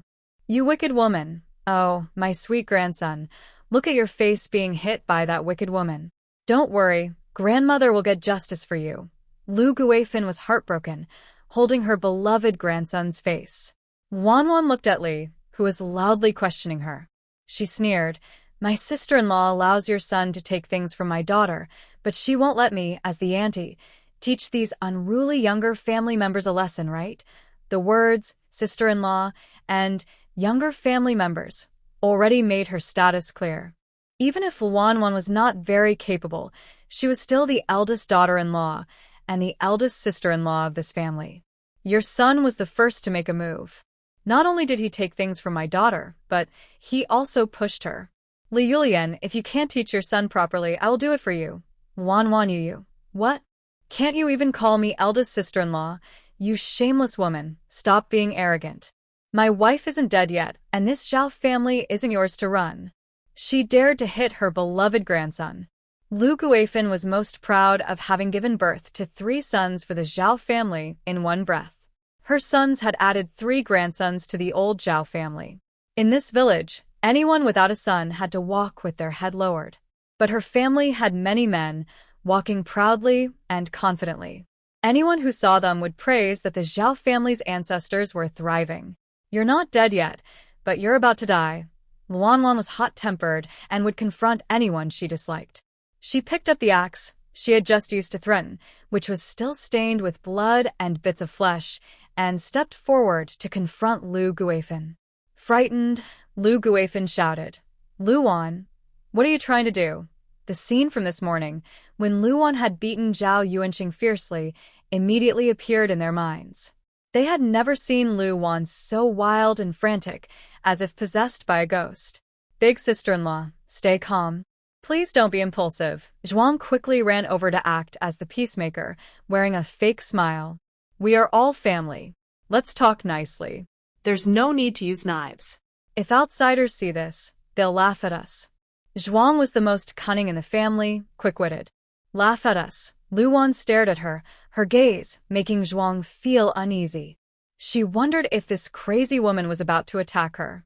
Her son dares to take a bite of my daughter's food without fear of being laughed at. What am I afraid of? I tell you all, anyone who dares to bully my 3 children, I, Luan, will fight to the end with them. Don't think that just because we're a poor, orphan mother without a man, we can be bullied easily. When Luan lost her temper, she was reckless and relentless. Now, they could see that Luan's mental state was not normal. Li's face turned pale, watching her son's face swell from being slapped, but now she dared not provoke Luan. Rebellion. Rebellion against heaven. Oh, why is my life so bitter?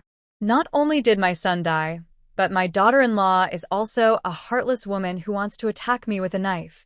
Lu Guifan's usual tactic was crying, making trouble, and threatening to hang herself. What's the point of me living? I might as well die. Luan rolled her eyes, swung the axe in front of her, and raised an eyebrow. Fine, you want to die? The axe is right here. Go ahead. If you die, I can clean up after you. Let's settle this mother-in-law and daughter-in-law feud once and for all. It's laughable. Who does she think she's afraid of? Someone like Lu Guifan should be dealt with harshly, with violence if necessary. Big sister-in-law, this. Isn't it a bit much? Zhuang, although not fond of Lu Guifan, didn't dare to let her die. Luan shot her a displeased look. Shut up. You're not a good person either, Zhuang. Luan was now determined to indiscriminately and equally destroy each of them. I tell you all, I just want to live a good life now. If you can tolerate it, tolerate it. If not, then get out of my way. Anyone who dares to cause trouble again, well, I, Luan, am a widow. At worst, I will fight to the death. Luan spoke loudly. She is not afraid anymore. If she shows even a little weakness, these people will be like bloodsuckers, trying to drain every drop of her blood. Her 3 children won't have a good future either. They might be sold or forced to do endless chores at home, taking care of the whole family. Luwon can't stand this. She is in a good mental state now. Since she arrived, she has seen only poverty and hardship. Her husband has died, and she has 3 children to support. The family is full of difficult people. No one's health or well-being will be ignored.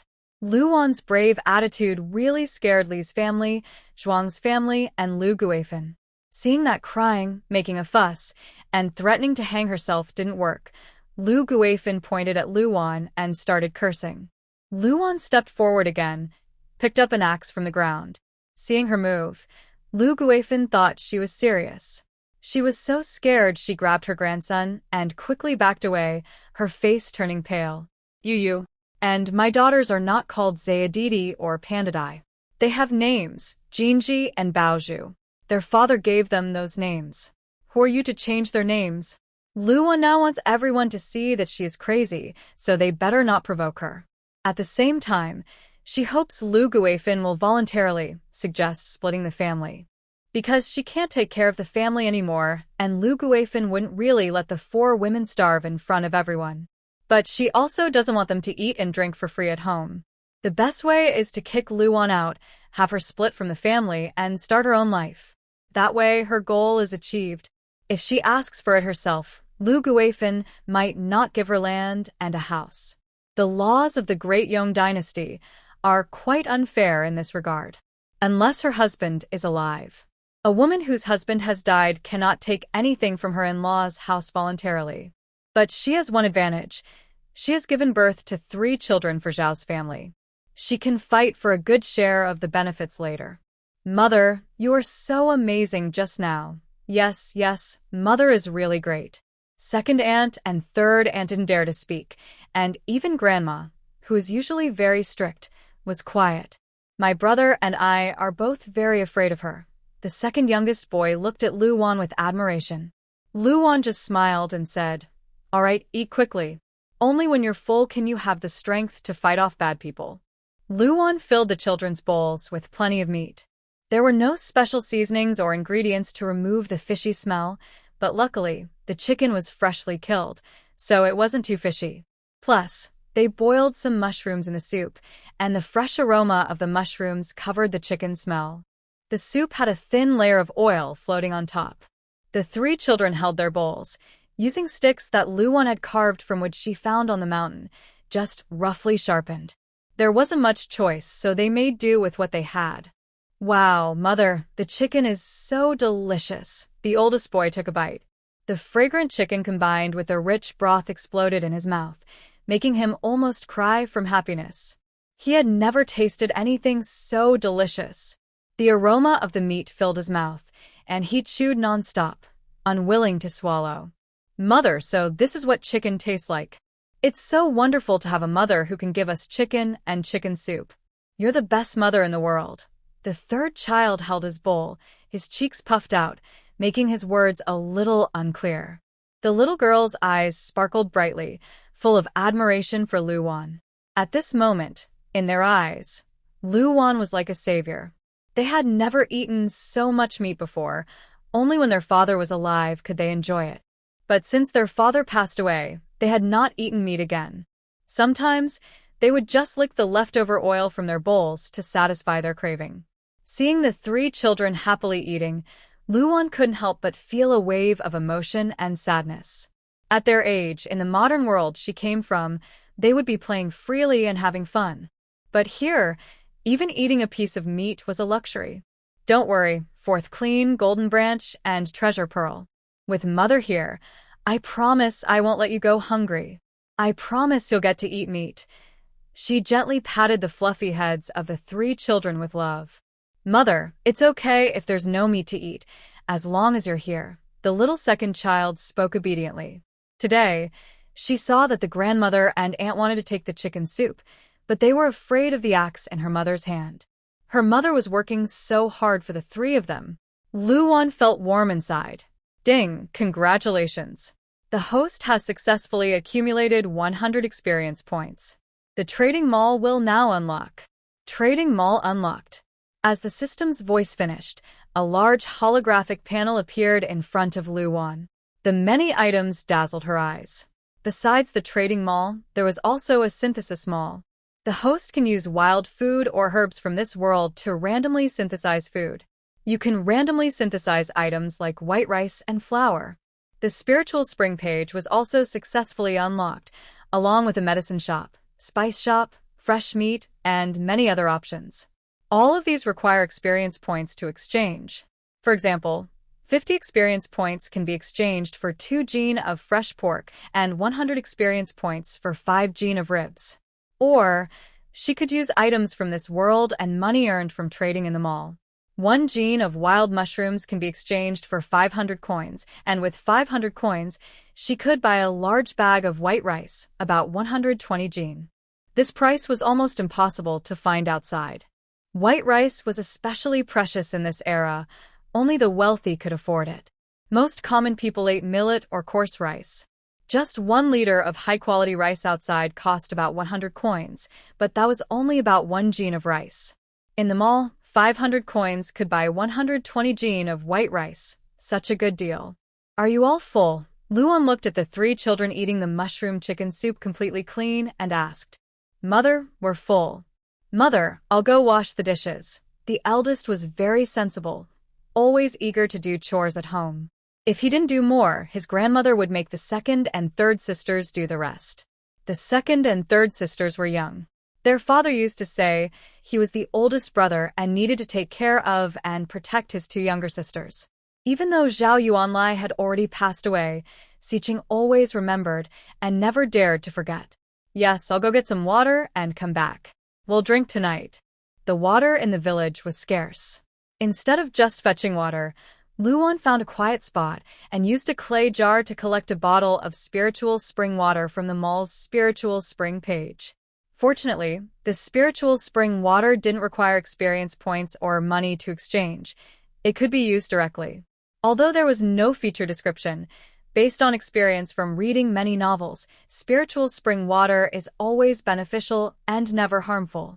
After fetching the water, the little boss had already cleaned the pots and bowls. The 2 maids, Baoshu and Jinji, weren't idle either. They cleaned the house where they lived.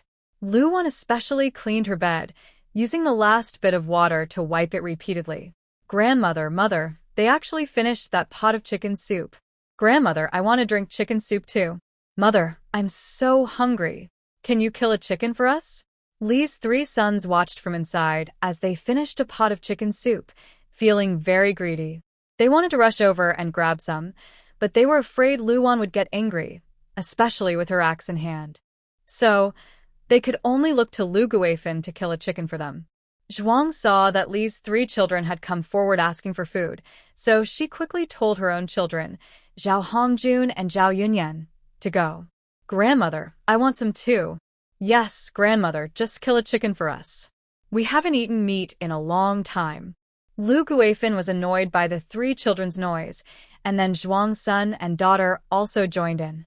She pushed Zhao Yunyan aside. "What are you doing, girl? Come join the fun? Your brothers are making a fuss and you're joining in too?" Zhao Yunyan was pushed away and felt wronged. She quietly went to her mother and called softly, "Mother. Useless girl, I can't even get you a bite to eat. You deserve it. Why aren't you starving to death?" Zhuang glared fiercely at her. 12-year-old Zhao Yunyan's eyes reddened, almost crying. She knew that girls in the Zhao family were always treated like this. Not only Luan's 2 daughters, but Zhuang's daughter was also treated the same way. Compared to that, Lu Guifan was not too harsh on Zhao Yunyan. At least when her brothers and brothers-in-law ate chicken legs, she could share a piece of chicken neck or chicken head. Unlike Luan's 3 children, who couldn't even have a sip of chicken soup. All right, grandmother will kill a chicken for you. But remember, only 1 chicken." Lu Guifan's heart was bleeding. She had just given Luan a few chickens, and now she was about to kill another one. Those chickens were meant for laying eggs. It's all Luan's fault, that unkind girl, insisting on killing chickens, and now she wants to kill 2 at once. That wasteful woman, no matter how big her family business is, she will eventually ruin it all. Why are you just standing there? Hurry up and kill the chicken for soup, Lu Guifan scolded Zhang with a sharp look. Zhang hesitated. Mother, I don't know how to kill chickens. Big sister-in-law used to do it. Yes, back in Zhao's family, Luan was the one who killed chickens and prepared the meals. They just waited to eat. Don't you know how to learn? I married into Zhao's family to be a good wife, not to be a cook. Zhang felt a surge of frustration. Both daughters-in-law were here. Why should she be the only one to do the work? She immediately looked at Li Yulian and smiled. Second sister-in-law, you and I can do it together. It'll be faster, and we won't let the children go hungry. Li Yulian glanced at her lightly. Mother, since I married into Zhao's family, I haven't done these chores. Don't waste the chicken. All right, your second sister-in-law doesn't know how to do this. If you take too long to stew a chicken, third brother might come back and scold you. Zhang's face turned pale. Suddenly, she missed Luan. Even if they didn't like Luan before, at least she could cook, and her skills were decent. Now that Luan and the family had a falling out, it seemed she would have to do all the chores herself. Thinking of this, Zhang felt like crying. Luan brought back a jar of spiritual spring water. The three children were waiting obediently inside. As she carried the jar in, she saw three eager, warm eyes staring at her. The children sat quietly on the wooden bed, waiting for her to return. It was such a warm scene. Luan also felt a strange, wonderful feeling inside. The three children quickly gathered around. Qing, pour water into bowls for the sisters. Each child took a bowl. The clear spring water was very fresh. When they were thirsty, the children would run to the small river nearby and drink a few sips. The water from the well was always in line, but at this rate, it wouldn't last long. Mother, this water tastes sweet and cold. It's really good. The youngest, third little, took a sip, smiling happily. Yes, Mother. Where did you get this water? The village well. Luan casually lied to the children. That was the only well in the village. It connected to the small river at the village entrance. If that river dried up, it would mean the village's only water source would run out. They would lose their most important water supply. Mother, I feel like drinking this water makes me full of energy, Fourth Qing said, waving his purple arm. He felt like he had endless strength now. Even if he had to run 10 miles, he could do it in one go. That's because you ate well tonight, Luan replied. She also drank a bowl of spring water. The coolness was refreshing, with a hint of sweetness. It felt like every pore in her body was opening, making her feel very comfortable and smooth. This spring really is a good thing. She wondered if crops irrigated with this spring water would grow better. She saw that the shop page had seeds, meaning she could plant things. The spring might even replace fertilizer. Luan used the remaining spring water to wash the faces of the three children. It was a bit of a luxury, but the children were dirty, which made her uncomfortable. During the day, she had used a mixture of mugwort and ash she collected from the roadside to cover Fourth Qing's forehead wound. Luan wanted to see if the spring water could heal injuries, so she let Fourth Qing wash his face with it.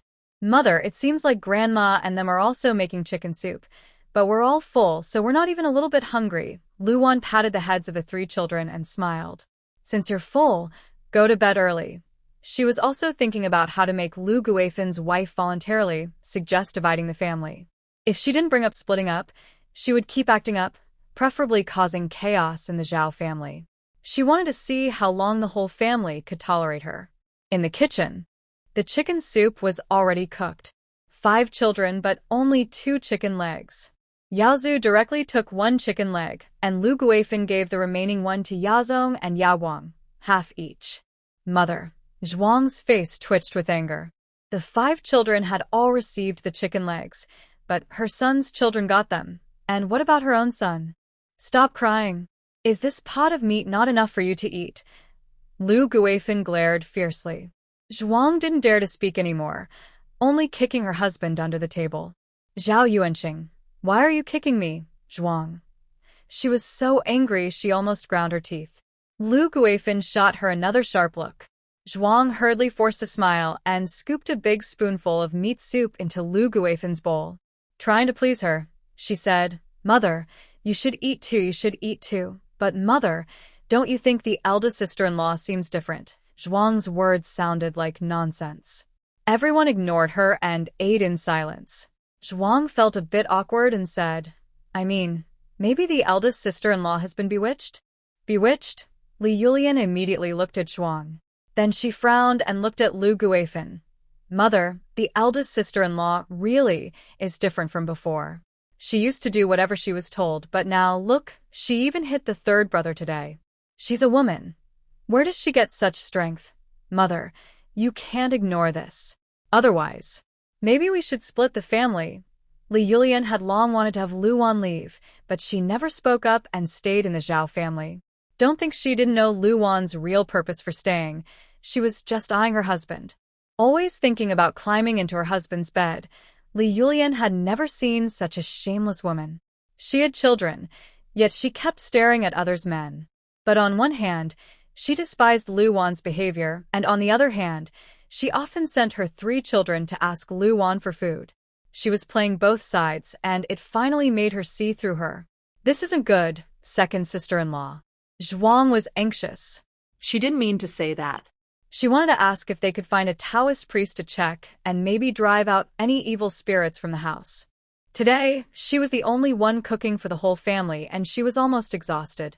Not to mention, her mother also asked her to go wash clothes later. She had never done these chores before. It was always Lu Wan and her 3 children who did them. If they split up, wouldn't all these responsibilities fall on her in the future? Li Yulian understood Zhuang's worries. But she had her own reasons too.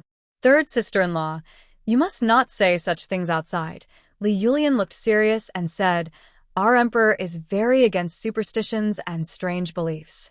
If the big sister-in-law is accused of being possessed or cursed, and this gets reported to the local officials, our whole family will be in trouble. Although Li Yulian was a simple village woman, she had been married to a scholar for years and knew some things about the city and court affairs.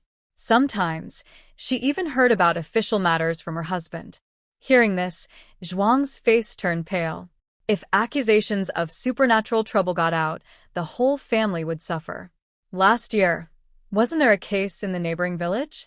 The officials came and burned down an entire family. Mother, I didn't mean that. Zhuang was almost crying.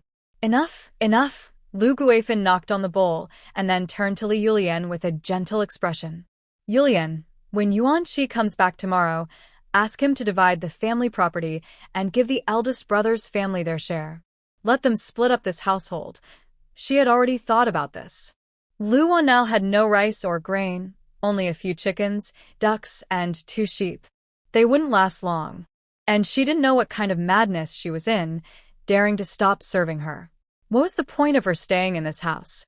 She certainly wouldn't keep them as freeloaders, eating for nothing. There were 4 people, and even if they ate coarse rice every day, it would add up over a month. But she couldn't let them starve or be talked about behind their backs. After thinking it over, Lu Guifan saw that splitting the family was the only way. The Zhao family didn't support idlers, especially those who ate for free. When Lu Guifan mentioned dividing Lu Wan out, Zhuang felt like a fishbone was stuck in her throat. She felt terrible. I regret just now being too talkative. Mother, there's no need to argue.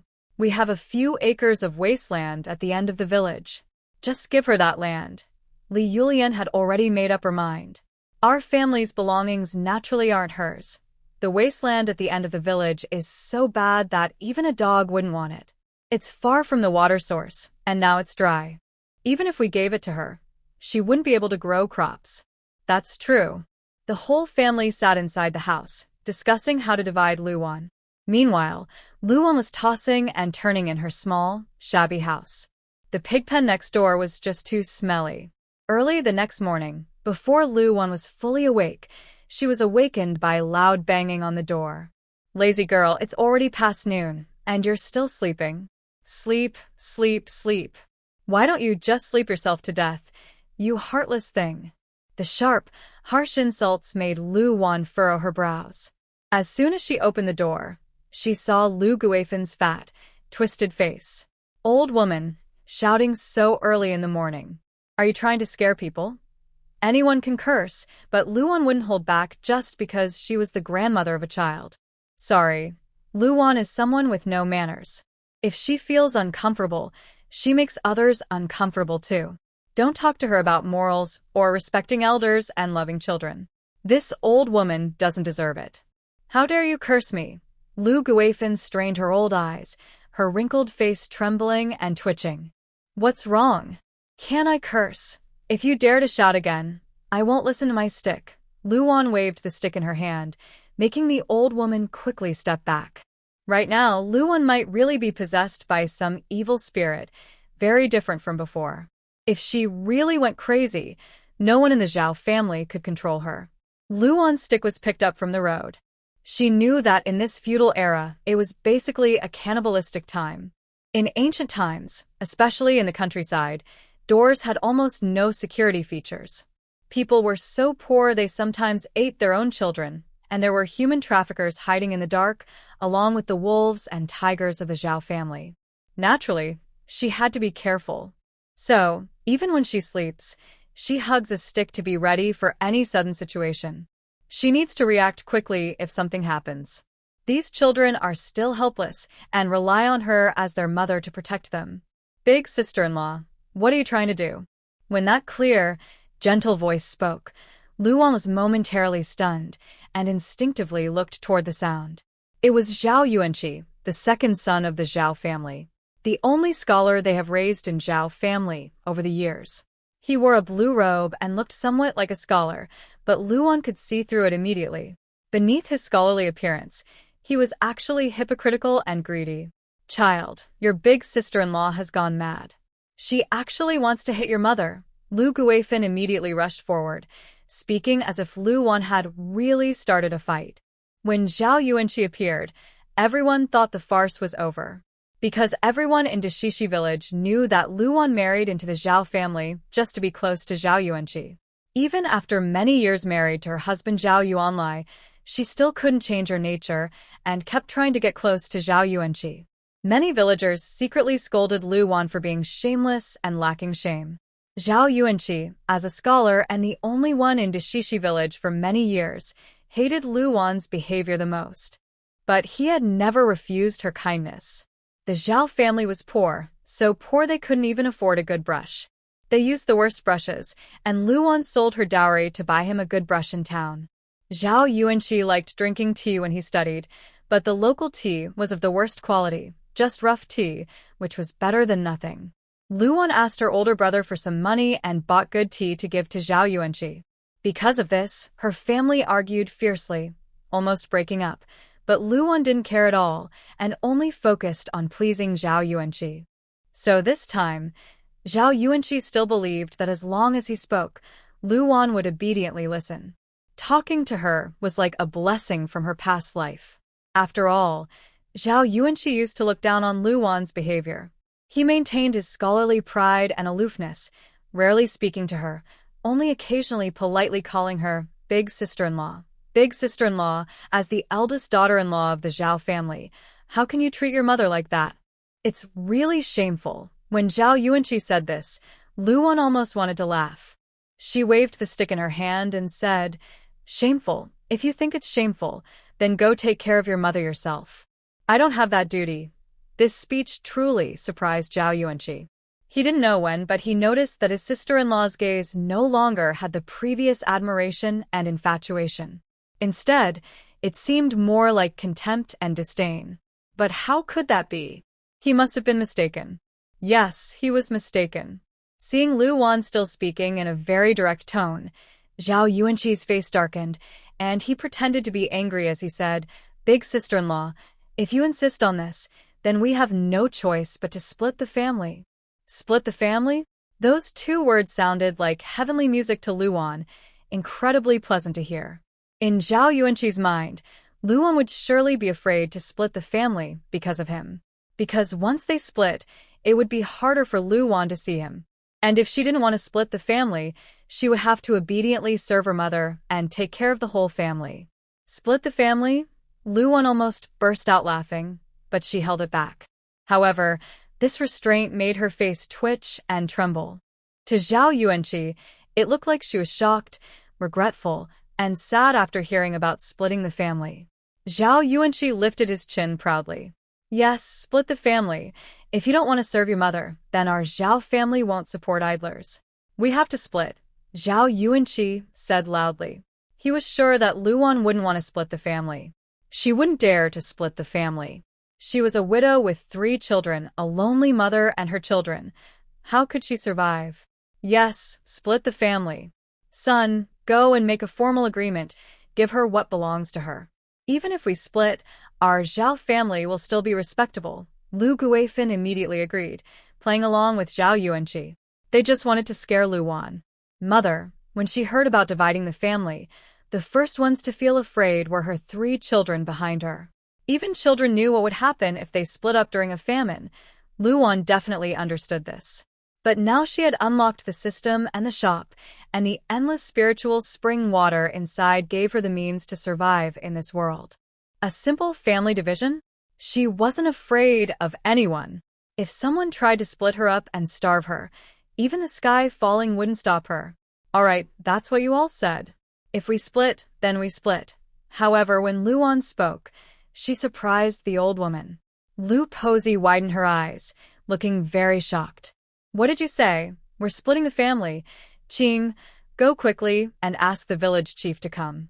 Tell him my mother-in-law wants to split the family and we want to divide ourselves among the daughters. Ask him to bring the village register so we can divide the property. Although the eldest son didn't understand everything, he listened to Luan and ran quickly to find the village chief. Come back. Come back here. No matter how Lu Guifan shouted, the boy ran faster than a rabbit. Zhao Yuanqi was also stunned. But since she had already spoken, it was impossible to take it back now. The village chief was soon brought over, holding a thick book. This was the village register of Dashishan village, which recorded how much land and property each household had, including the number of people in each family. It was mainly used for annual population checks and grain collection by the county government. Village chief, please help us. Orphaned women and mother. My mother-in-law wants to split the family. You know we have no men in our family. If we split, at least we need a place to shelter from the wind and rain, right? Hearing about the family division, the village chief hurried over. He was known for being fair and just, and was highly respected in the village. All right, I will check how much land your Zhao family owns. The village chief opened the register, looking serious. He said, your Zhao family, including your deceased husband's family, has 15 members. In our village, you have 10 acres of land. Zhao family has 3 brothers.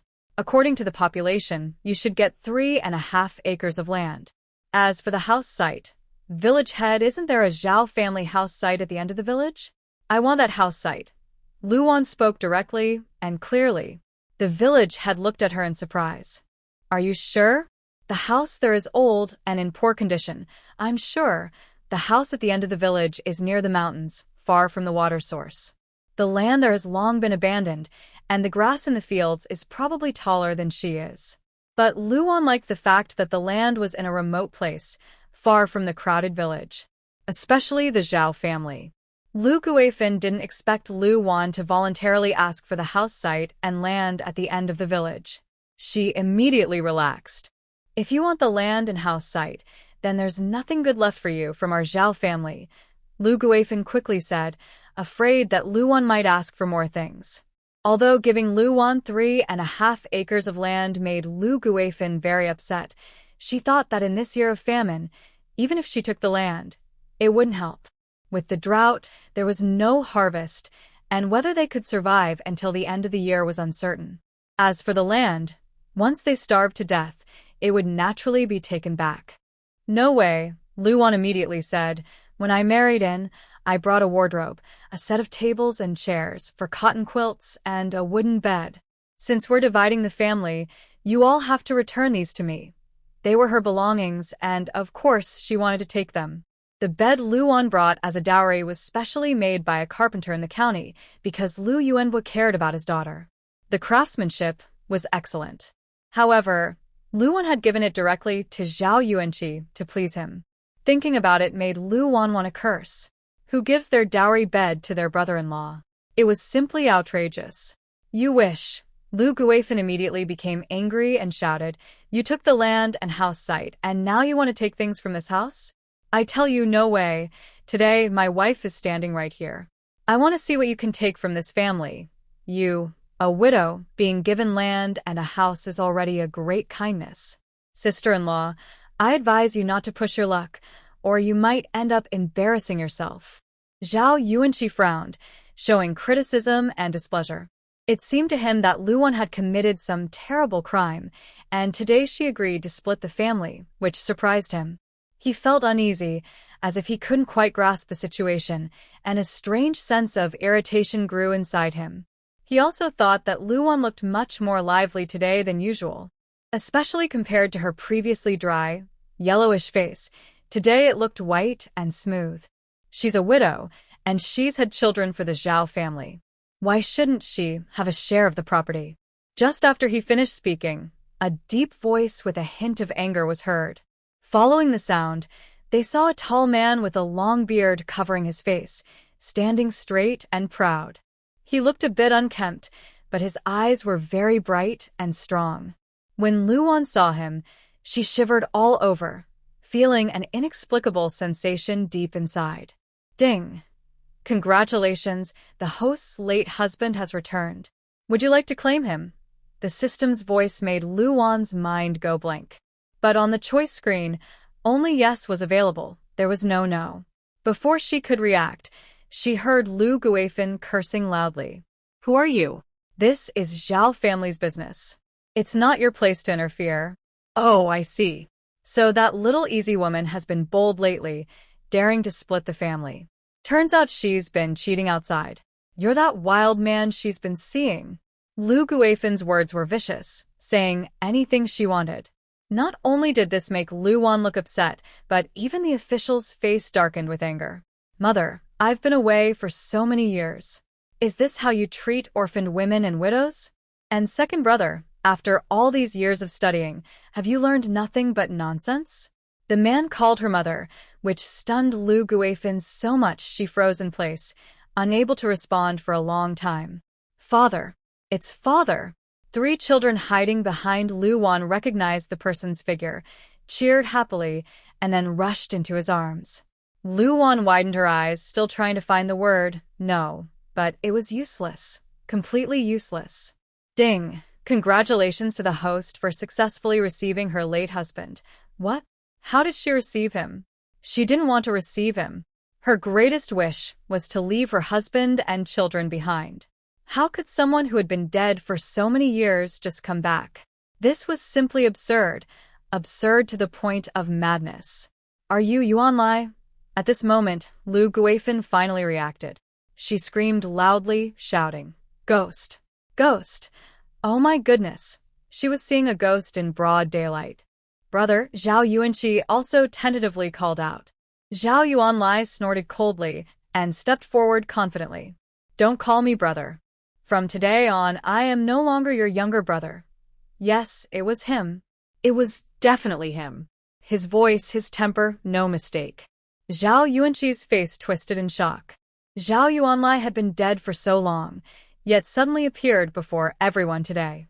He then realized that, except for the beard and long hair covering his face, the person in front of him looked almost exactly like his older brother, Zhao Yuanlai. And there was his clear shadow on the ground, proving he was a living person, not a ghost. He was a real person. The village chief was calmer in comparison. After a brief shock, he quickly regained his composure. Zhao family head, it's good you're back. It's good you're back. Look at this branch family. Village chief, whatever needs to be divided, just do it. Everything that belongs to my family, Luan must be given to her, no less. The land and property deeds for the division also need 3 copies, stamped and signed by the village chief. The division deeds were legally recognized by the Great Yong Law. There were 3 copies, one kept by the village chief at the county archives, one for the Zhao family, and the last one for the branch family. If anything went wrong, they could go to the authorities to report and settle the matter. My son. Lu Guifan saw her eldest son, who had died, return, and immediately started her act. Tears flowed down her face uncontrollably. My poor son. Everyone says you are dead, only your mother didn't believe it. Now that you are finally home, my heart can rest. You don't know what it's like here. Your wicked wife refuses to cook for me or wash my clothes. She even tried to hit me and threaten me with a knife. Even the 3 children no longer recognize me as their grandmother. Lu Guifen's sad words made her seem like a helpless victim, while Luan appeared to be the one causing trouble. Seeing Lu Guifen cry so heartbreakingly in front of Zhao Yuanlai, Luan couldn't help but be amazed. She thought her acting was good, but now she realized Lu Guifen was the best at pretending. Yes, big brother, since you're not home, the eldest sister-in-law doesn't care about family rules anymore. She only cares about her own happiness every day. Son, since you're back, it's a good time to send this wicked woman away and send her back to her family. Our Zhao family can't afford to keep her. Lu Guifen quickly took the opportunity to share her true thoughts. But Luan could leave, while Xiqing had to stay. Xiqing was her own grandson, and she could take the 2 troublemakers away herself. Have you said enough? Zhao Yuanlia's eyes were cold and sharp. Maybe because he had been away for many years, he carried a strong, commanding presence. He was wearing rough cloth clothes, but he looked fierce and determined. Are we supposed to split the family? Let's just do it cleanly. Luan is my wife. My wife can't even get enough food at home, and the 3 children are being bullied. Mother, do you really think I am blind? Zhao Yuanlia's voice was full of anger, which he had been holding back. Oh, big brother, how can you say that? How could we let the eldest sister-in-law go hungry or cold? Yesterday, she even killed 2 chickens for Xiqing and the others to eat. Isn't that right, Xiqing? Zhuangshi was very clever. She watched the family for a long time and finally understood that their eldest uncle was truly reborn. Actually, he never died. Maybe he had been missing outside for many years, and now he had just come back. Shut up. When you tell my 2 daughters what to do, you've never seen you so enthusiastic. Zhao Yuanlai shouted loudly, making Zhuangshi tremble all over, her face turning several shades paler. Li Yulian, hiding inside the house, saw Zhao Yuanlia's temper and knew he was not someone to mess with. So, she decided not to go out and stayed inside the house instead. Luan looked at the tall, strong man with surprise. She had thought that in this world, men in mother-in-law and daughter-in-law relationships would always side with their own mother. But from what was happening now, Zhao Yuanlai was not blind. He was not blind, and his heart was as clear as a mirror. Lu Guifin clearly did not expect her son to support Luan. When Zhao Yuanlai was in Dashikan, she dared not order Luan around. Since Zhao Yuanlai obeyed the laws of Daong and went off to serve in the army, Lu Guifin started to boss Luan around in many ways. You unfilial son. Lu Guifin saw that her eldest son, who had just returned, didn't speak up for her but instead thought of an outsider like Luan. She was instantly furious. She said, "Your wife is bullying me at home, and now you've come back and are also influenced by her, teaming up against your own mother. How could I have a son like you, a traitor? I should have strangled you at birth and thrown you into the river to drown." It's hard to imagine a mother saying such words to her son. They were cruel and harsh. She showed no regard for their mother-son bond at all. "Honestly, I'm glad I grew up to be like this," Zhao Yuanlai said plainly. "Today I came back to support Luan and the children so they won't be bullied." He always knew his mother's nature, selfish, and he knew she never liked him. But he always remembered their family bond. Before he got married, he had earned money and given it all to her. "Then let's follow Lu's dowry list and divide what's due," he said. "I'll go call some people to help move things." The village chief was also a straightforward person. Zhao Yuanlia's return was a good thing. At least, the village would have someone strong and capable. It would also help protect the orphan mother and children from being bullied. The village chief quickly called several strong young men to help move things. They took away all the furniture listed in Luan's dowry: wardrobes, tables, beds, everything. No matter how Lu Guifin cried and shouted in the yard, it was useless. Instead, it attracted many onlookers around, who knew that Zhao's family was not dead but had come back. First, there was a round of congratulations, then caring questions, and finally, kind-hearted people told Zhao Yuanlai everything about Lu Guifen's harsh treatment of Lu Wan and the children over the years, in great detail. As a result, Lu Guifen's crying in the yard gradually grew quieter. Eventually, she stopped crying altogether and became completely silent. "Mother, what should we do? Our house is about to be emptied." Zhuang was very anxious, but there was nothing they could do inside. "Are we just going to watch this happen?" Especially Li Yulian, who looked at them moving her bed out of her room and throwing all her belongings on the ground. Her face twisted in anger. That wooden bed was made by the best carpenter when Lu Wan's father was alive. The craftsmanship and quality were top-notch. Li Yulian had never slept on such a comfortable bed before. "Madam." Suddenly, someone called her Madam, which made Lu Wan shiver in surprise. She still hadn't fully accepted the fact that she suddenly had a husband. The man in front of her was tall and strong, with a beard and messy hair, covering his face except for a pair of dark, deep eyes. In her mind, two words appeared. Wild man. A wild man from Chongbai Mountain, the kind that eats people. You. "I'm sorry for making you and the children suffer." His apology confused Lu Wan completely. No, she didn't feel wronged at all. After all, she wasn't really Lu Wan. Lu Wan stammered for a long time, but couldn't say a complete sentence. Little Bao Zhu, with a childish voice, said, "Father, we all thought you were dead.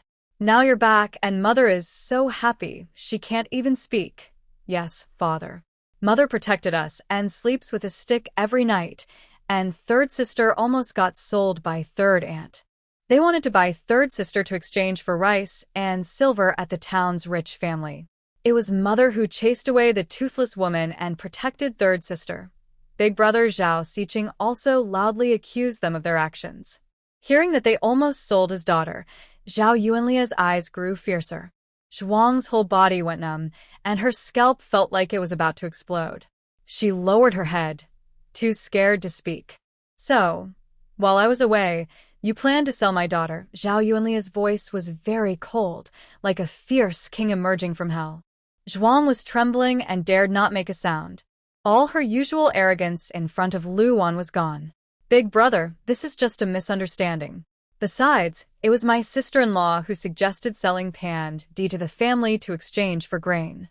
Our family is about to run out of food, so selling a daughter isn't a big deal." The more she spoke, the softer her voice became. "Pandi? Father, it's a name our grandmother gave us. My sister is called Zhao Di, and I am Pandi, but Mother changed it back for us." The youngest third child spoke clearly, his big black eyes full of admiration for his father. "You really are something." Zhao Yuanlia's chest was heaving, clearly very angry. But now wasn't the time to argue. He had to first settle his wife and children. They moved everything to a house at the end of the village near the back mountain. The house was old and broken, barely standing. Lu Wan didn't expect the house to be so dilapidated. Inside, all the furniture had already been taken away. Nothing was left. She finally understood what it meant to have a house with nothing inside. The children were sensible and started tidying up immediately. Even if Lu Wan hadn't reacted at first, she soon realized what was happening. The entire plot of land was quite large, about 100 square meters. The walls were made of mud, and the thatch roof was moldy from long exposure. After being exposed to the sun, it emitted a foul smell.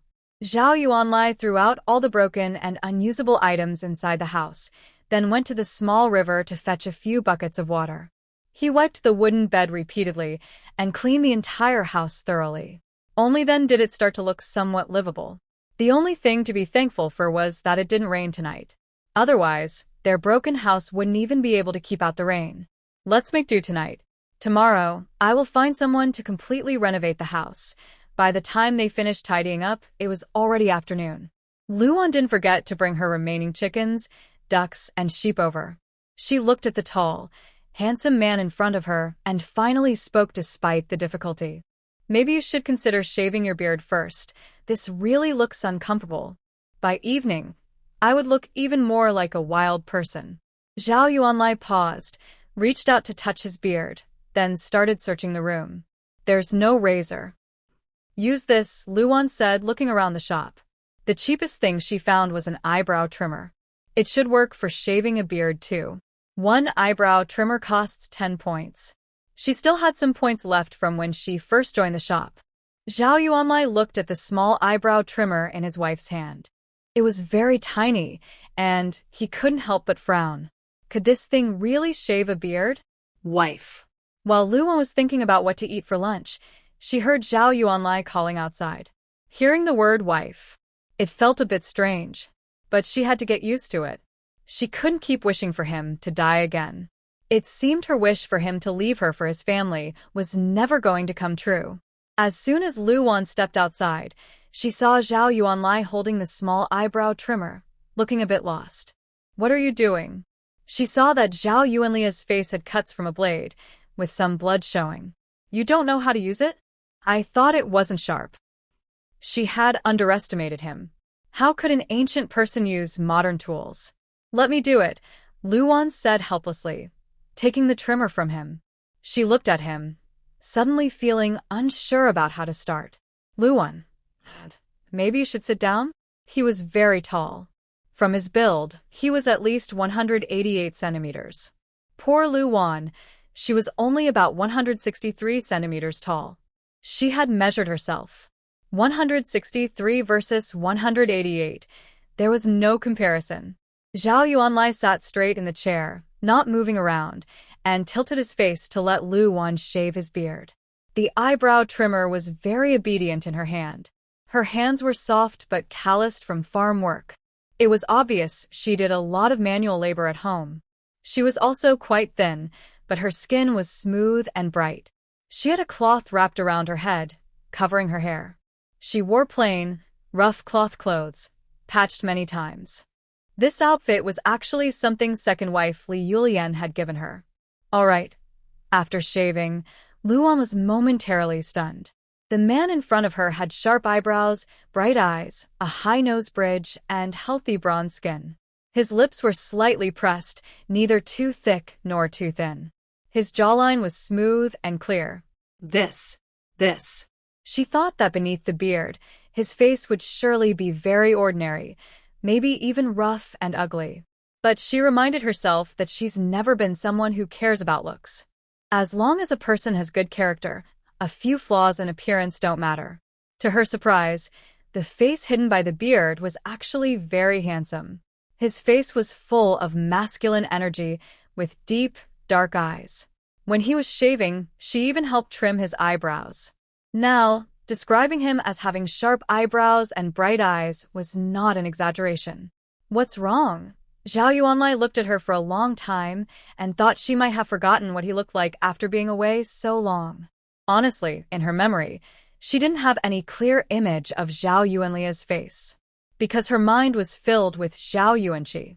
She married Zhao Yuanlai because of Zhao Yuanqi, so even after they married, she was very cold toward Zhao Yuanlai and didn't even want to look at him more than necessary. But Zhao Yuanlai seemed never to mind. Right now, Luan just wanted to curse.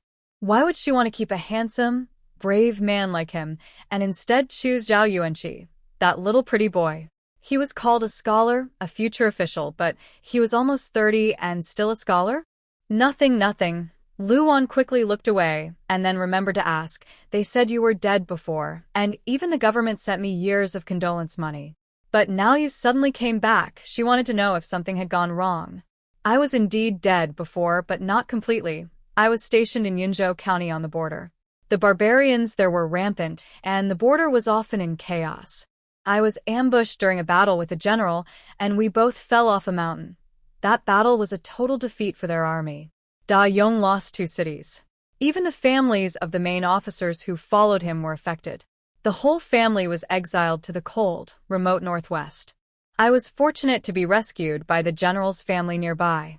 I stayed with them for over a month to recover. When the general learned that his family had been exiled because of him, he vowed to take back the city. So I traveled with the general, gathering troops and old comrades. After many tough battles, we finally won and reclaimed the city. He carefully explained the whole story to Luan. Because of this, The general's family was pardoned, and his former soldiers could return home to visit their families. He traveled thousands of miles day and night, not sleeping, just to get home, worried something might have happened. But when he returned, he was surprised to see how his family treated his wife and children. Zhao Yuanlai felt disappointed. By the way, he suddenly stood up and went into the house. He opened his travel bag and took out several items. I bought some new clothes for the children. I haven't been home for years, but I've always thought of you all. Mother, it's been hard on you taking care of the children alone. Tears welled up in Zhao Yuanli's eyes. He was often away on duty, fighting enemies, and missed his children very much. When the general returned to the capital to report and was granted a title, he also said he wanted to take Zhao Yuanlai to the city, but Zhao refused. He didn't care about fame or career. He just wanted to go home quickly and see his wife and children. He told the general that if enemies ever attacked, Zhao Yuanlai would bravely go to fight. This is for you, he said. There are also some fabrics, and here is a silver note, totaling 88 taels. And this. He suddenly took out a delicate wooden box but didn't open it right away. Luan looked at him with big curious eyes, wondering what else he might have brought. She asked, "What is this?" "Open it and see," he said, though the tall, strong man suddenly seemed a bit shy. Luan found it strange and opened the box. Inside, she saw a pair of silver earrings and a silver hairpin decorated with red agate. "Did you buy these just for me?" Luan smiled softly. "Yes, do you like them?" Zhao Yuanlai scratched his head and asked quietly. Luan blinked. How could such a tall man be even more shy and awkward than her? The contrast is really surprising. "I do like it, but this thing is too flashy. With such a beautiful hairpin, she wouldn't dare wear it out in this remote place. It clearly shows others that her family has valuable items." "Dad, is this for our new clothes?" When the children saw the clothes on the table, they immediately cheered happily and rushed over. "Yes, go try them on and see if they fit. A ready-made outfit costs at least 500 or 600 coins. Zhao Yuanlai bought quite a few, but not for himself. "These banknotes and the money for clothes are rewards given to my subordinates when I was promoted," but Zhao Yuanlai wouldn't tell Luan that only he received such generous rewards.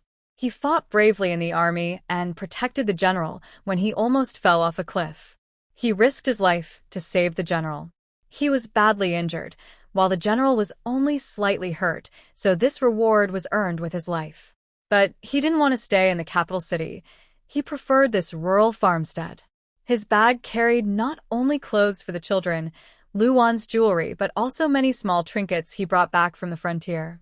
All of these were things the children had never seen before. Since the day he married Luan, he knew she didn't really like him. But this time he returned, she seemed to have changed a lot. "Madam." "Yes?" Luan looked up, her bright eyes full of curiosity. "These years have been hard on you. I made you stay alone at home and suffer a lot. I plan to use the remaining silver to repair the house and go to town to buy some grain. This year, the drought has lasted over half a year without rain. If we don't stock up on food, we might not make it through the year. But now, food isn't the most urgent issue, water is. Without water, people can't survive for long." Luan also thought it over. Since Zhao Yuanlai was not dead and didn't seem to be blindly loyal or obedient, he appeared to be sensible. He also knew how to protect his wife and children. Living like this might not be so bad. And he looked strong and healthy. Having someone at home who can do physical work also seemed pretty good. Therefore, Luan spoke. "Husband, where are your words coming from? We are now married, and we must live happily together in the future. Besides, we have 3 lovely and sensible children. As long as we work together and get through this natural disaster, our days will surely get better and better." When she said this, her eyes sparkled brightly. She looked very beautiful. She couldn't tell Zhao Yuanlai about her system for now. After all, he is from an ancient time and might not accept such things easily. If he finds out, he might think she is some kind of monster or ghost. In this feudal era, she can be bold and wild, but she must be careful to stay safe. Otherwise, one mistake could be disastrous. She needs to test Zhao Yuanlai little by little to see if he is trustworthy enough to confide in before telling him about her system. "It's still early. I will go find the craftsmen in the village and ask them to come tomorrow to repair our house. Okay? Dad, I want to go too. I want to go too.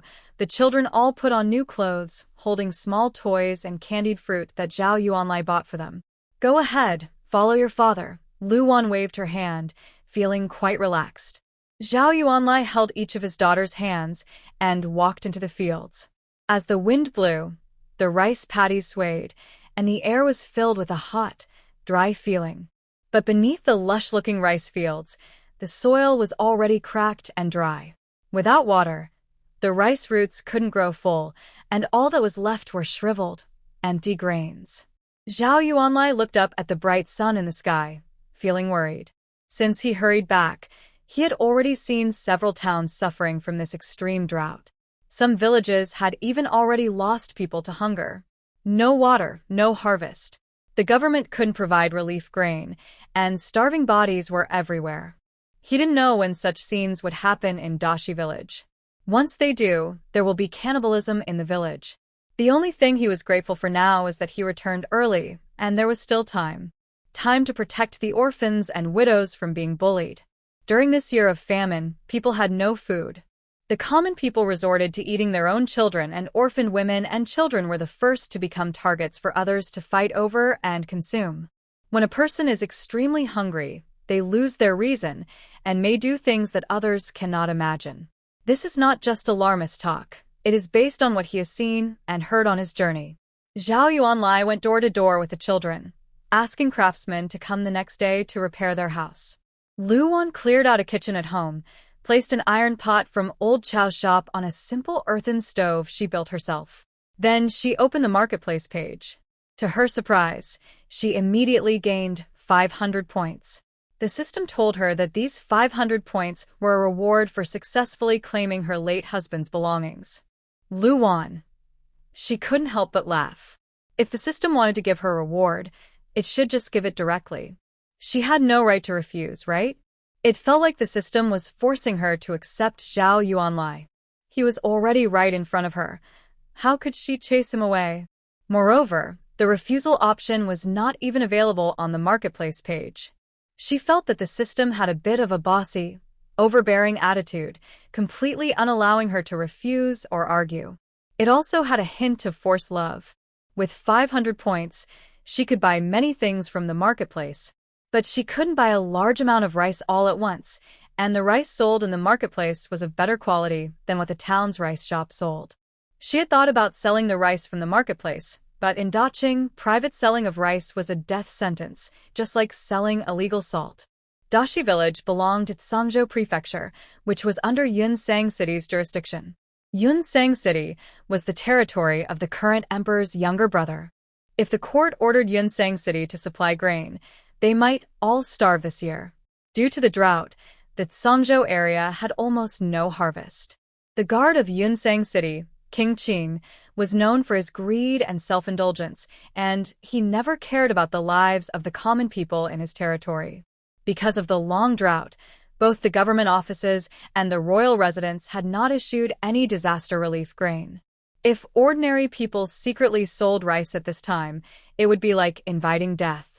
The town's rice shops had long been monopolized by rice merchants, and even coarse rice and millet were sold at high prices. And, of course, these funds naturally flowed into the Prince Qing's residence. The common people in the territory dared not complain, as Prince Qing was far from the emperor and Yunsang City was far from the capital, close to the border. Because she had analyzed the situation of this dynasty, Lu Wan was especially cautious. While Zhao Yuanlai took the children out to find craftsmen, Lu Wan bought some millet at the marketplace. 10 points could buy 10 jin of millet, but now the price of millet in the county town had risen to 200 coins per liter. Originally, millet was not very valuable here. 500 coins could buy about 20 or 30 jin of rice. But due to drought, even white rice prices soared to 500 coins per liter, making it unaffordable for ordinary families. Items like oil, salt, soy sauce, and vinegar could almost be obtained without using points, as they were given for free. She stored all the seasonings in a clay jar to avoid raising Zhao Yuanlia's suspicion. Next was the medicine section. Medicines were very expensive. Basic cold medicine and anti-inflammatory drugs required thousands of points to exchange, and antibiotics were even more costly. Her current account only had 500 points, so if someone in her family fell ill, she couldn't even buy medicine. Moreover, the average lifespan in ancient times was short, mainly because medical technology was underdeveloped and people had little awareness of viruses, bacteria, and parasites. This greatly increased the death rate. If someone got a serious illness, it was often a matter of waiting for death. There were also diseases like tetanus. Children in the countryside often jumped around and could get injured. Luan had to prepare for these situations to ensure children wouldn't die young. After all, raising children was the fastest way for her to earn points, no doubt about it. The system's marketplace was essential for her survival in this era. Luan cooked a pot of millet porridge, adding a little sugar. The millet from the marketplace was much better quality than in this world. She also took a few packets of preserved vegetables from the marketplace, mixed them into a jar of pickles to disguise them, and then went outside to a wasteland to pick some purslane, washed, blanched, chopped, and mixed in 6 or 7 eggs. She also bought a barrel of cooking oil from the marketplace. Soon, she had made a dish of purslane scrambled eggs. "Dad, it smells so good." Mom is cooking. When the children returned with Zhao Yuanlai, the house was already filled with the smell of fried eggs. "Dad, fried eggs." Mom made fried eggs. "Wow, and millet porridge. Such a big pot of millet porridge. Dad, look. Mom is so amazing." The children happily shouted around the dining table. No wonder. They hadn't had many good meals when they were with Zhao's family before. They usually ate leftovers, and there was never any meat. Did you make all this? Zhao Yuanlai looked at Luan in surprise.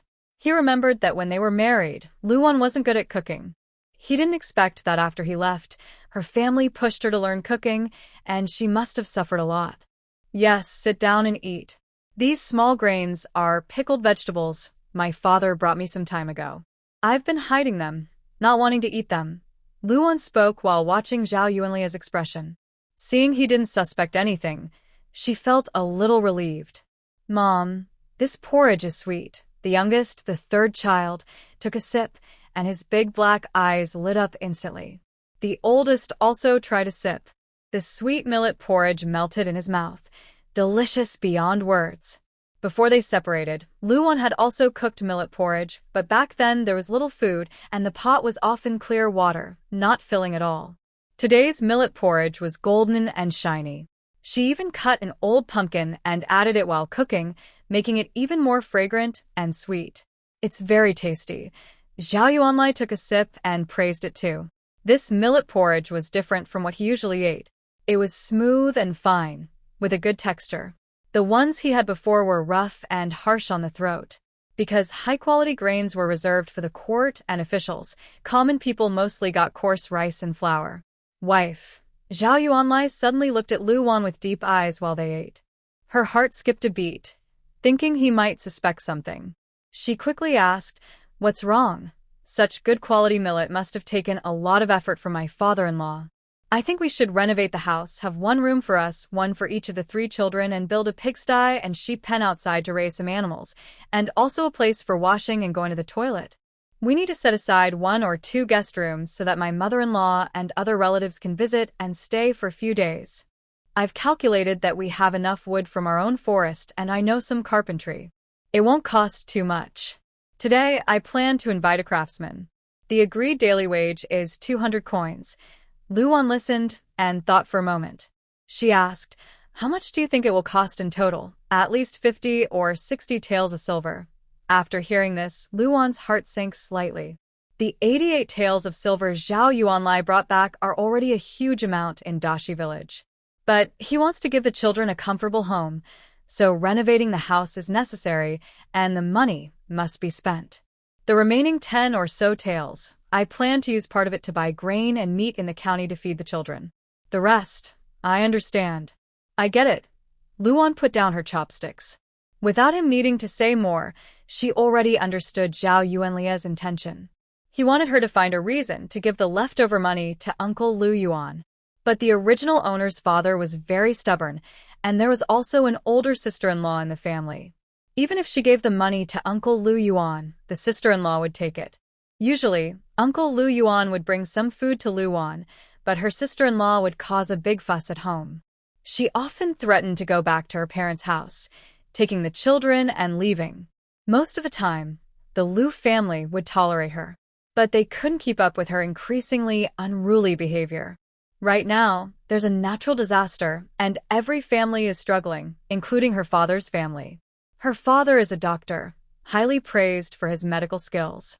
He goes out every day to see patients, leaving early and returning late, working very hard. He earns only hard-earned money. If Luan remembered correctly, her father was nearly 40 when she was born. He cherished her as a precious daughter. But Luan was a girl who loved to fall in love, completely focused on men. She didn't listen to her father's advice at all.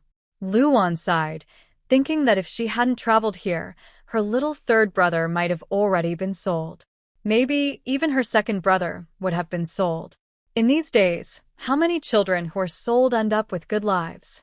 Even if sold to a wealthy family as a servant, they could be beaten or scolded at any time. It was common for people to be beaten to death if they were unhappy with them.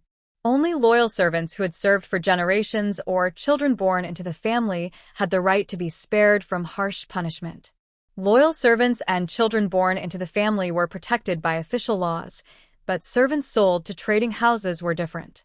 Their contracts were in the hands of the trading houses, and their lives depended on the wishes of the family they served. 5 taels of silver. What do you think? Luan asked after thinking for a moment. Zhao Yuanlai nodded. You can decide how to distribute it. Tomorrow I will go to the county town to buy some meat and rice, but Luan disagreed. She said, rice prices are already high. We still have enough rice for now. As for meat, suddenly, Luan's eyes sparkled as she looked at Zhao Yuanlai. Aren't you good at setting traps and hunting? Maybe. You could go to the mountain tomorrow and try your luck? Luan really hoped the system would give her some hints about where to find game. She was open to hunting wild birds and rabbits. That's perfect.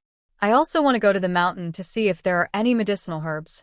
If we dry them, we can sell them in town and make some money. Luan knew about herbs, thanks to Uncle Lu Yuan. Before the drought, the nearby mountains were full of wild boars that often came out to damage crops. But because of their fierce fighting ability, ordinary people couldn't catch or kill them. A mature wild boar could weigh 200 or 300 jin.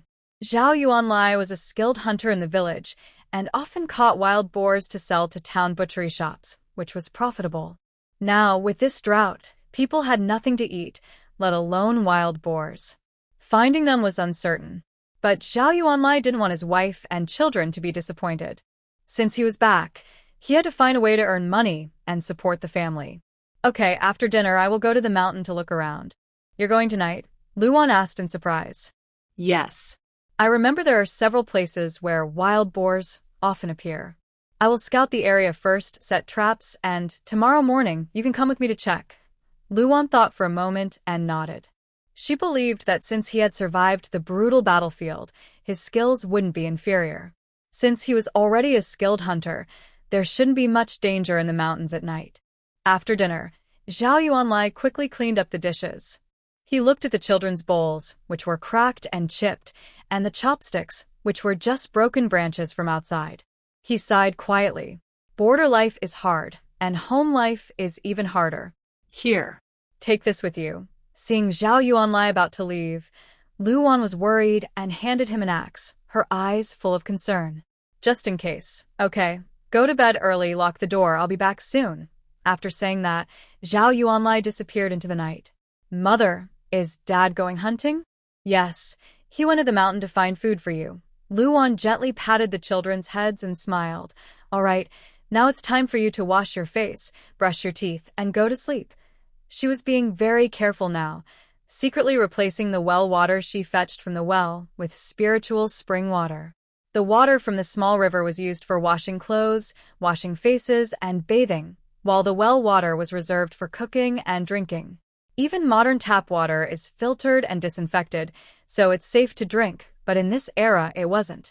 Drinking untreated water could cause illness, especially for children, who might also get worms in their stomachs. So Luan replaced all the water with spiritual spring water. The children drank happily, patting their full bellies. Mother, this water is so sweet and delicious. Yes, Mother. After drinking it, I feel full of energy all over. The eldest boy waved his fist, showing he felt full of strength. All right, go to sleep now. Tomorrow morning, I'll go to the mountain with your father. You, Siqing, stay at home and take care of your two sisters, understand? Yes, I understand, Mother. The eldest nodded seriously, patting his chest to promise he would take good care of his sisters. That night, Luan finally slept on a large, comfortable wooden bed instead of the dirty wooden planks. The bed was big enough for the two little girls to squeeze in the middle, and the eldest boy said he was now a man and could sleep alone. So he went to the next room, which had no roof, but it wasn't raining, and it was summer. There are no problems except for many mosquitoes. However, Luan quietly sprinkled insect-repellent powder around. The powder was bought at the market, and such small items are quite cheap. It hardly cost her many points. The house here is really too broken, leaking everywhere. Luan feels like she is sleeping in the wild, which makes her feel very unsafe.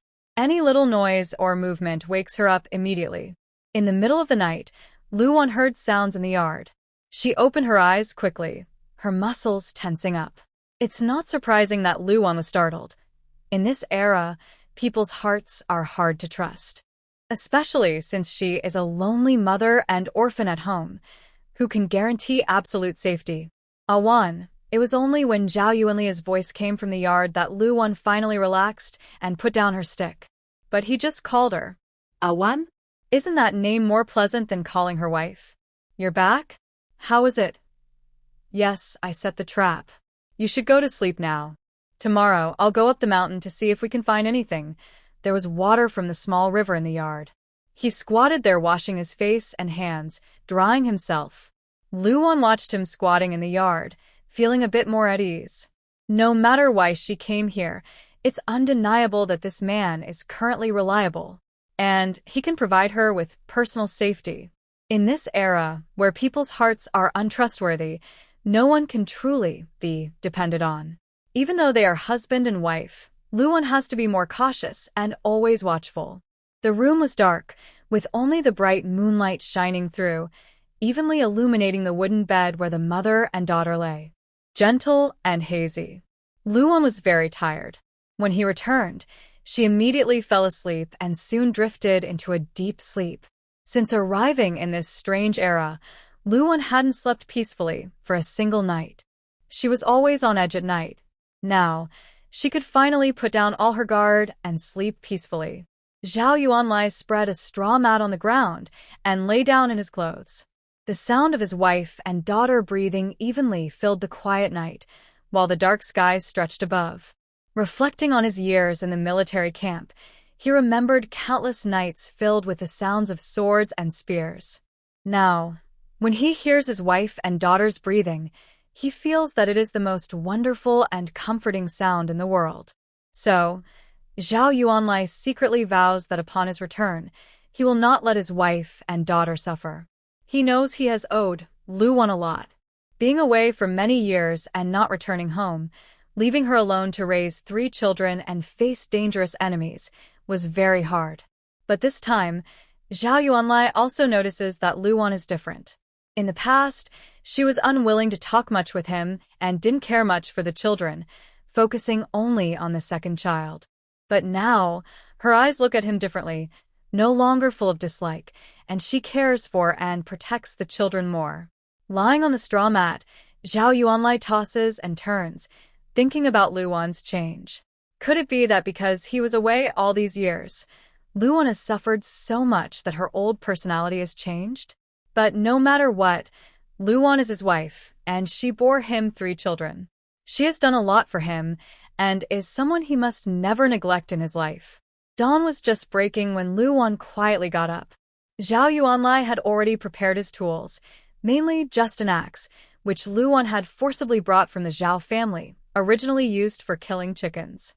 Let's go. He glanced at the sleeping children inside the house, and the couple quickly headed up the mountain. The countryside air was fresh. Luan took a deep breath, feeling her pores open wide. Such good air was not available in the era she lived in. They weren't the only ones going to the mountain to try their luck. Now, with no food and the palace not caring about their lives, they had no choice but to come to the mountain to see if they could find something. Zhao Yuanlai led Lu Wan forward, swinging his axe to cut through the thorny bushes. Ding! Wild ginseng found. The system's alert made Lu Wan pause, then she stopped and quickly looked around, finally focusing on a herbaceous plant. Wait, what's wrong? Zhao Yuanlai turned back and saw Lu Wan squatting on the ground, digging into the soil with a small iron shovel. When he saw the ginseng, his expression changed. He quickly looked around to see if anyone had noticed. This ginseng has been growing for at least 10 years. If we dig it up and sell it, Lu Wan spoke as she dug, revealing a conical-shaped ginseng with thick, mature roots that felt heavy in her hand. Ginseng is highly valued for its medicinal properties. It can restore energy, calm the mind, and strengthen the spleen. Most modern ginseng is farmed artificially and isn't very valuable, but wild ginseng is different. Before Lu Wan could finish her sentence, the freshly dug ginseng suddenly disappeared into thin air. A voice from the system sounded in her mind. Ding! Congratulations to the host for successfully trading a wild ginseng. Lu Wan. When did I agree to trade? There was no prompt asking her to trade at all. But when she looked at her account balance in the shop, her eyes widened in shock, and she exclaimed in awe. What the heck? 100,000. 10,000. One ginseng was exchanged for 10,000 experience points. With 10,000 experience points, she could buy many things in the shop. Hubby, the ginseng. It's gone. Zhao Yuanlia's voice immediately pulled her back to reality. He rubbed his eyes in disbelief, thinking he must have seen it wrong. But looking at her empty hands, which still had some mud on her palms and the marks on the ground from digging, he realized they had indeed dug up a ginseng. But now it was gone. It just vanished into thin air. Lu Wan's face twitched. How could she explain this? She hadn't planned to tell Zhao Yuanlai about the system shop, and even if she wanted to, not now. But the system was acting up and forced a transaction on her. What should she do? Do you believe in ghosts and spirits? Lu Wan asked dryly. Zhao Yuanlai shook his head suddenly, looked at her empty hands, hesitated for a moment, then quickly nodded. Lu Wan sighed and spread her hands in frustration, planning to be honest. She said, Actually, it's like this. I accidentally fell that day, and then I found out that my mind was suddenly filled with a shop where I can trade items. There are grains, oil, salt, herbs, and other things that can be exchanged for silver coins to buy items in the shop. So, you're saying the ginseng just now was traded away? Zhao Yuanlai was very shocked. He didn't understand, but he believed.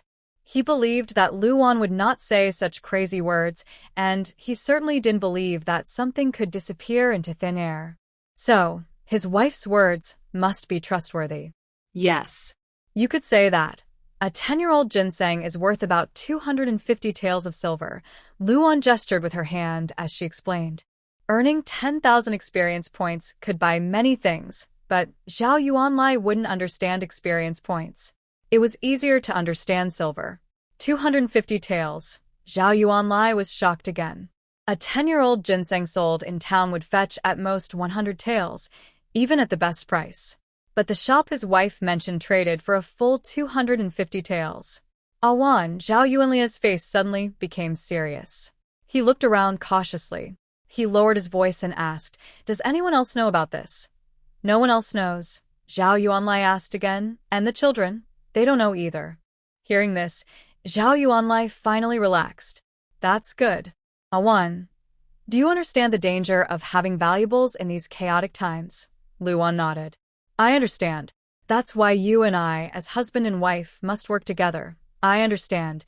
Zhao Yuanlai knew very well. Though he looked rough, his mind was very sharp. If it weren't for the ginseng disappearing into thin air today, Lu Wan probably wouldn't have told him. But Zhao Yuanlai didn't mind much. That was her private matter and her secret. If she was willing to share, it was his honor. If she didn't want to, he had no right to ask. As Lu Wan said, only by working together could they have a good life. Otherwise, even with a shop to trade, life would be chaotic and difficult. Are you thirsty? Luan saw his lips were dry and cracked, so she took a bowl of water from the spirit spring space in the shop and handed it to him. From Zhao Yuanlia's perspective, it looked like the water appeared out of nowhere in her hand. He was once again shocked. This is a spiritual spring, a water source included with the shop. Try drinking it. Luan handed it over with a smile. Zhao Yuanlai didn't hesitate. He took the bowl and drank it all in one gulp. The spring water was sweet and refreshing, with a cool, icy feeling. After a sip, he felt energized. This spring is really amazing. Yes, it is. The children drink this water every night and sleep very well. To Zhao Yuanlai, what was truly amazing was not just the spring water, but also Luan. Although he thought it was unbelievable and strange, he was willing to believe her. The magical shop was something she gained after falling. But he felt it was a gift from heaven. Whether it was Luan herself or the magical shop inside her, they were blessings from above. With no rain during this drought and no harvest, our village's water supply is running out. Do you think this spring could provide a continuous flow of water? Luan nodded without denying it. Although the water is endless, our village has over 300 households. Husband, we can't manage alone. Having water when others don't is like a crime, an unforgivable one. But Zhao Yuanlai shook his head. That's not what I mean. Could this water be used to grow crops and vegetables? Luan was stunned and suddenly saw a new idea. I understand now. He wanted to use the spring to grow food. I have many seeds in my shop, but they need to be exchanged for something. For example, the wild boar I just traded for silver, and then the silver can buy things in the shop. Each item has a different price. Luan didn't know how to explain this clearly to him at the moment. But Zhao Yuanlai understood.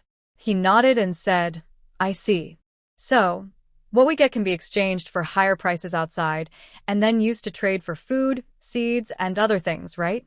Luan looked at him in surprise. She thought this rough man wasn't very clever, but he understood quickly. Yes, that's right. Then, what are the prices of food in the shop? This is a current concern for Zhao Yuanlai. Water sources are no longer a worry, but now food has become the key issue. Before the drought, we could buy about 20 or 30 jin of good quality white rice for 500 won. In the shop, 500 won could buy a large measure of rice. 500 won for a large measure of rice. Zhao Yuanlai was surprised. He had thought that things in the shop might be cheap, but he didn't expect it to be so cheap. It was so cheap that he couldn't believe it was real. Yes, and the rice in the shop is better and softer than what we grow ourselves. Then we don't lack food, but the ginseng we just dug up suddenly disappeared. Luan felt a bit embarrassed and quickly explained, that was just an accident. Usually when I trade with the shop, they ask for my permission first and I agree before the trade happens. This time, maybe it was because we woke up too early. Actually, it was just a system bug and Luan found a quick excuse to cover it. In Zhao Yuanlia's mind, the shop she mentioned was like a divine place. Even divine beings need to sleep, so what she said was perfectly reasonable. Luan directly persuaded Zhao Yuanlai. Anyway, just listen to me in everything. Zhao Yuanlai nodded. Yes, I will listen to my wife. Although these words were very ordinary, to Luan, they sounded somewhat charming and intimate. The man's voice was very pleasant, deep and magnetic. Yesterday, she shaved his beard clean, revealing his sharp-featured face, with deep, piercing eyes full of calmness and trust in Luan. His large build didn't seem overly bulky. Under his rough cloth clothes, his slender waist was faintly visible. The thin fabric of his shirt clung to his chest, outlining his muscles. This was a young, energetic, healthy body. Before crossing over, Luan had never even touched a man's hand. She never expected that after crossing over, she would have a husband with a physique like a male model. Her cheap husband was strong, capable, had his own opinions, could tell right from wrong, and was not blindly obedient or filial. That already made him better than many men in this world. Luan was quite satisfied. Of course, they had only just met, and how things would develop later remained to be seen. She is not someone who only thinks about love. If one day she finds out that Zhao Yuanlai is just like most men in the world, she will not hesitate to give up on him and take care of herself and the children alone. In the morning, The children saw the steamed eggs in the pot and were very happy. The oldest boy poured water for his two younger sisters to wash their faces, then went to comb the hair of the youngest sister, tying two small pigtails with cloth strips. The 8-year-old girl used to look thin and pale, but after drinking the spiritual spring water given by Luwan, her skin became much whiter, and her face gained some flesh. Her big, dark eyes are shiny and bright. The older brother skillfully finished styling his sister's hair. Mother made steamed eggs. Hurry and eat. Second sister Jean-ji brought out the steamed eggs, still warm. Using the method their mother taught, she drizzled a little soy sauce into the bowl. One bite, and the soy sauce coated the tasty, smooth, and salty steamed egg, delicious beyond words. It would be even better with green onions, but unfortunately, there are none. Second sister, Mother's steamed eggs smell so good. I wish we could eat steamed eggs every day. Baoju finished the last bit of steamed egg in her bowl and didn't want to put it down, licking the remaining bits of broth and crumbs clean. Mother said she will make us delicious food every day from now on. We shouldn't let her work so hard. I saw a patch of empty land behind the house. Later, let's dig it out so Father can buy some seeds to plant. Then we can eat fresh vegetables. Jean-ji spoke seriously. She really wanted to help share the chores with Luwan. If everything was left to Mother, it would be too exhausting. Okay. The 3 children finished eating and tidied up their bowls and chopsticks, then went to feed the chickens, ducks, and sheep. They used coarse bran to feed them. Originally, the coarse bran was meant for the animals, but due to a natural disaster, they couldn't afford proper food. People mixed the coarse bran with coarse flour and cooked it together to fill their stomachs. But Mother said they no longer need to eat coarse bran. They just need to feed the animals with it. She would prepare delicious food for them. If their grandmother saw them feeding the animals with coarse bran and coarse flour, she would definitely scold them harshly. The 3 children were digging and loosening the soil in the open space behind the house. For them, as long as they could leave their grandmother's house and be with Mother, they felt the happiest. Moreover, their father is still alive. He has not died at all. They will no longer be laughed at as poor children with no father. They have a mother and a father. When Luwan and Zhao Yuanlai returned, they saw the children exhausted, sweating heavily, and covered in mud. Qing, Jinji, Baiju, what are you doing? Luwan quickly put down the basket on her back and went over. The youngest, Baiju, immediately threw himself into her arms. Mother, look. Big brother and second sister have given away this piece of land. Big brother said we can use it to grow vegetables so we can eat fresh greens every day. But now, due to a severe drought, not only can they not plant vegetables, but even the corn and rice in the fields are not growing. The children are just dreaming of a better life in the future. They are tired of hunger and only long for the feeling of filling their stomachs. Luwan understood what the children were thinking. She patted the little third child's head and said, "Yes, okay. Mother will plant the vegetables soon, and I promise you will have fresh, tender greens to eat. Most of the vegetables in the field are almost dead or eaten by bugs. When they cook the vegetables, they are usually mixed with green caterpillars and leaves. They can eat it, but as a modern person, Luwan can't stand it." "Really? Of course it's true. Qing, Jinji, come quickly and see what this is." Zhao Yuanlai took his eyes off the mother and children and called the 2 kids over. He put down the large basket behind him, and the children curiously moved closer, then let out a scream. Wow. "Dad, is this a wild boar? Are these piglets?" Jinji stared wide-eyed at the 4 piglets in the basket, which looked to be about a month old. Today, they didn't find wild boars in the mountains, but instead found a litter of piglets. Luwan didn't hesitate and immediately asked Zhao Yuanlai to bring them back. This litter of piglets was only found thanks to the system alerting them. Honestly, her shopping system is even more useful than GPS. It clearly marks where rare herbs and wild mushrooms are. It saves a lot of time. The situation was so precise that Luwan felt like she was playing a farming game. "Are we going to raise all of them?" "Dad, they're so small. Can we take care of them?" Baoju also came over to watch.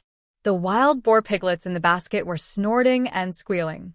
Clearly, they were unhappy with this strange environment and unfamiliar animals. "With your mother here, Of course we can raise them. Zhao Yuanlai knew that the spiritual spring in Luan's shop was very special. He drank a bowl and still didn't feel tired.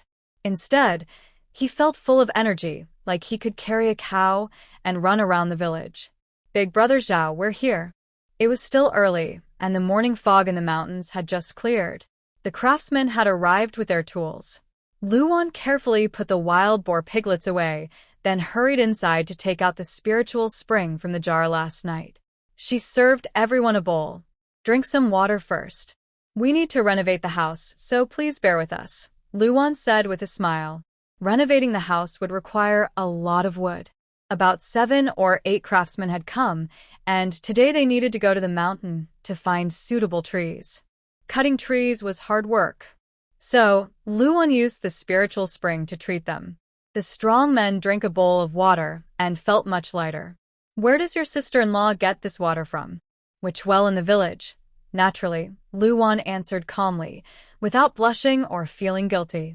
It was obvious she was talking about a well. If she didn't say it was from a well, what else could she say? That she made it up? Why does this water taste so sweet? It feels so good to drink. Please, sister-in-law, fill my water bottle. We'll take some to the mountain. It'll be nice to have water to drink when we're thirsty. The men took out their water bottles one after another. Luan also filled a bottle for Zhao Yuanlai. A few craftsmen went up the mountain with Zhao Yuanlai, while the others stayed behind to dismantle the unusable wood and prepare the foundation. Please help me build a pig pen. We caught a few wild piglets today and want to try raising them. If they survive, we'll have meat at the end of the year, Luan said happily. The men looked at the piglets and shook their heads. Sister-in-law, these piglets are so small. It might be hard to raise them. It's okay, we just have to try. Maybe we can make a living. Not just maybe, but definitely.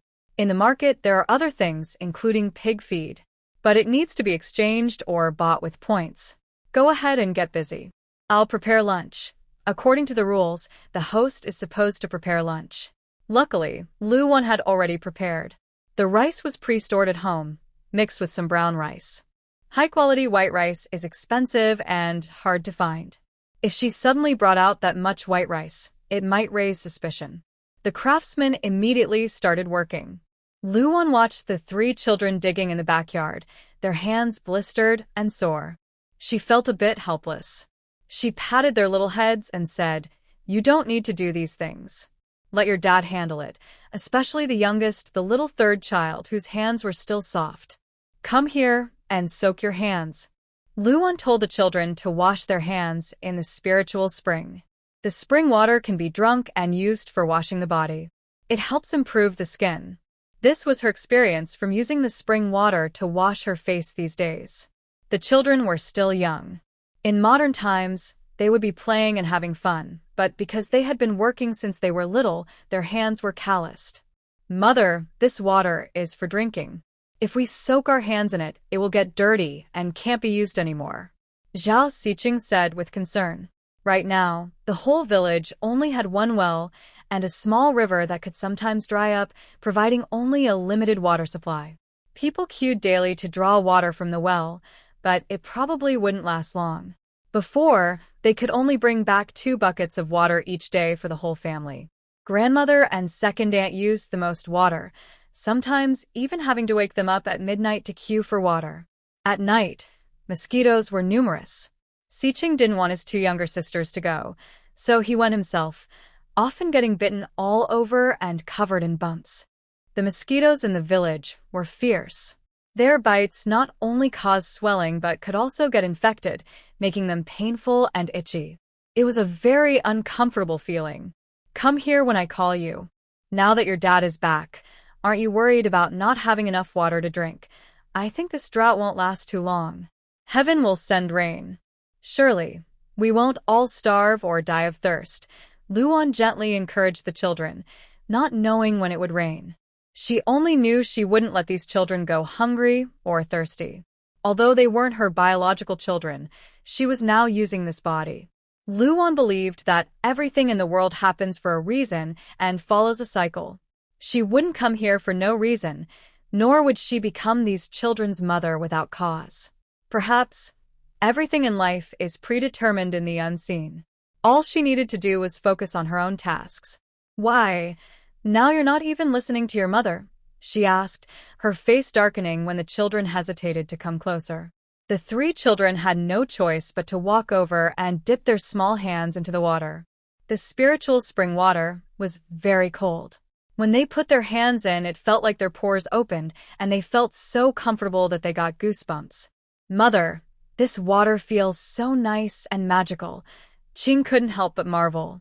Before the drought, he often swam and caught fish in the small river near the village with his friends, but the water there was never as refreshing as the water his mother provided. Even though it was all water, why did his mother's water taste so sweet and feel so good? It must be her gentle touch that made this water special. Ching thought innocently. In a child's mind, the sky is big, the earth is big, but mother is the biggest. She is their mother, the one who gave birth to and raised them. Even if their mother was not good before, now she is very kind. A child doesn't dislike their mother's appearance, just as a dog doesn't dislike its family's poverty. Stay in the water longer if it feels good. When you're done, take this water to feed the pigs, Luan said. She had to temporarily enclose a place for the wild piglets to stay until the craftsman built a pig pen, so she could put them inside. She mixed the spiritual spring water with coarse bran and fed it to the piglets. At first, they were very picky and refused to eat. But after they got hungry enough, they tried a bit of the pig feed in the trough and immediately started eating heartily. Mother, they're eating. They're eating, the youngest happily shouted, because that meant these piglets could survive. The only worry was if they refused to eat at all, they would be doomed. Raising them would be pointless if they couldn't be kept alive. Luan just smiled. With the nourishment of the spiritual spring water, these wild piglets will surely grow very fat and healthy. By the end of the year, they can be slaughtered and eaten. The piglets, happily eating, have no idea about Luan's plans. Mother, I'll help you. Second sister Jean Ji helps Luan cut vegetables. Since they just moved in, their home isn't fully equipped yet. The villagers, knowing their difficulties, have brought some supplies. Most of these are bowls, chopsticks, and knives. Wealthier families also sent some pickled vegetables. Although these aren't valuable items, Luan remembers each one. During this famine year, she can't even eat enough. Even a small jar of pickles could be a lifesaver. Today, Luan and Zhao Yuanlai went to the mountain and picked many mushrooms, following the system's hints. She didn't trade the mushrooms with the system. Instead, she bought some pork fat from the system's cold storage, spending 1,000 points for a pound, which made her a bit regretful. Meat is quite expensive in the trading mall. Based on today's ginseng trade points, she could only buy 10 pounds of pork. So, she needs to work harder to earn more points. Nowadays, ordinary families rarely eat meat, maybe once during festivals or special occasions. Today, there are 13 people, including 8 craftsmen. 13 people sharing 1 pound of meat is quite little. Plus, they all do hard labor, and the children, who have never tasted meat, are naturally craving it. 1 pound might not be enough. But Luan isn't worried about the points. She doesn't want to buy too much meat. Since every household can't afford meat now, if she had plenty of it, others might become suspicious. To let everyone taste meat, Luan plans to cook mushroom stew with meat. She will cut the pork into pieces, blanch it, then fry it in an iron pot to release the fat, and scoop out some of the oil to cool. Then, she will add a lot of spiritual spring water and start cooking. Luan isn't skilled in cooking but uses her own methods. The aroma of the meat fills the shabby little wooden house. Little third child leans on the doorframe, drooling. Mother, the meat smells so good. Fourth child, squatting on the ground peeling potatoes, also salivates. Jean Ji, of course, is no exception. Everyone kept swallowing hungrily. Luan had thought that this dynasty didn't have potatoes, but to her surprise, they did. These potatoes were gifts from the villagers. Even the village had sent over 2 or 3 pounds, probably hoping to help them get through this difficult time and wait to see if heaven would show mercy and send some rain. That way, they could at least catch their breath. However, the potatoes were small and the yield was low. The land was poor and it was hard to grow enough food. especially now, during this long drought. When the meat was almost done stewing, Luwan added the potatoes and the cleaned mushrooms into the pot. It was just a big mixed stew. As long as it was cooked and safe to eat, that was enough. "Come and have a taste," she said. Seeing how the three children were practically drooling, she scooped out a bowl for them to try. But the children shook their heads. "Mother, this meat is for the craftsmen. We're not hungry." Luwan paused, looking at their eager faces, and sighed softly. Smiling, she said, "It's all right, just have a little. Your father won a battle, and the general rewarded him with plenty of money. We can buy lots and lots of meat now. So don't worry about running out, all right?"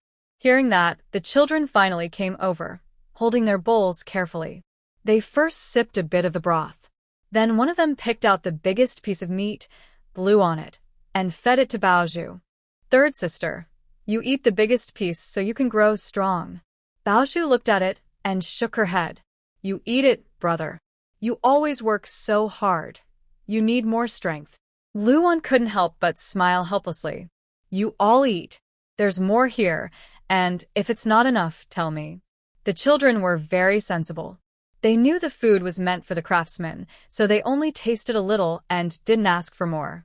Luwan had not only gathered many mushrooms from the mountain but also dug up herbs and wild vegetables. She brought back every kind of edible plant she could find, washed them clean, and stir-fried them in fresh pork fat. The wild chives she picked were especially tender, perfect for scrambled eggs. After finishing lunch, Luwan set aside some dishes just for the children. Because they didn't have a table, they used a piece of wood placed on stones to make a simple dining surface. Today, there are many people, so some children at the table might not get much food. Luwan had to prepare food separately for them so they could eat more comfortably later. The men on the mountain worked quickly, carrying large trees back, cutting off the branches, and leaving them in the yard to dry for firewood. "These trees we cut this morning are really good. They're perfect for making beams, strong and not easy to get bugs." The men in the yard discussed how to share these trees. Seeing Luwan bring out the food, including a dish with meat, they were surprised. Their family was poor and didn't have many bowls. The pot of mushroom and meat stew was served in a large wooden basin. An iron basin costs quite a bit of money. It would be even better if they had a copper basin. "Sister-in-law, is this meat?" The men looked at the full pot of meat and couldn't believe it. They hadn't eaten meat in a long time, and now Luwan had cooked a big pot of it. Although it also had mushrooms and potatoes, this was already a very special meal. Luwan smiled and said, "Don't laugh at me. This meat was brought back by my husband. I thought I'd use it to cook for you, and I hope you'll help us a lot with the house repairs. The wages will definitely be paid fairly. As long as the work is good, everything will be fine." Luwan wore a headscarf, hiding her hair, revealing only her clear, bright face.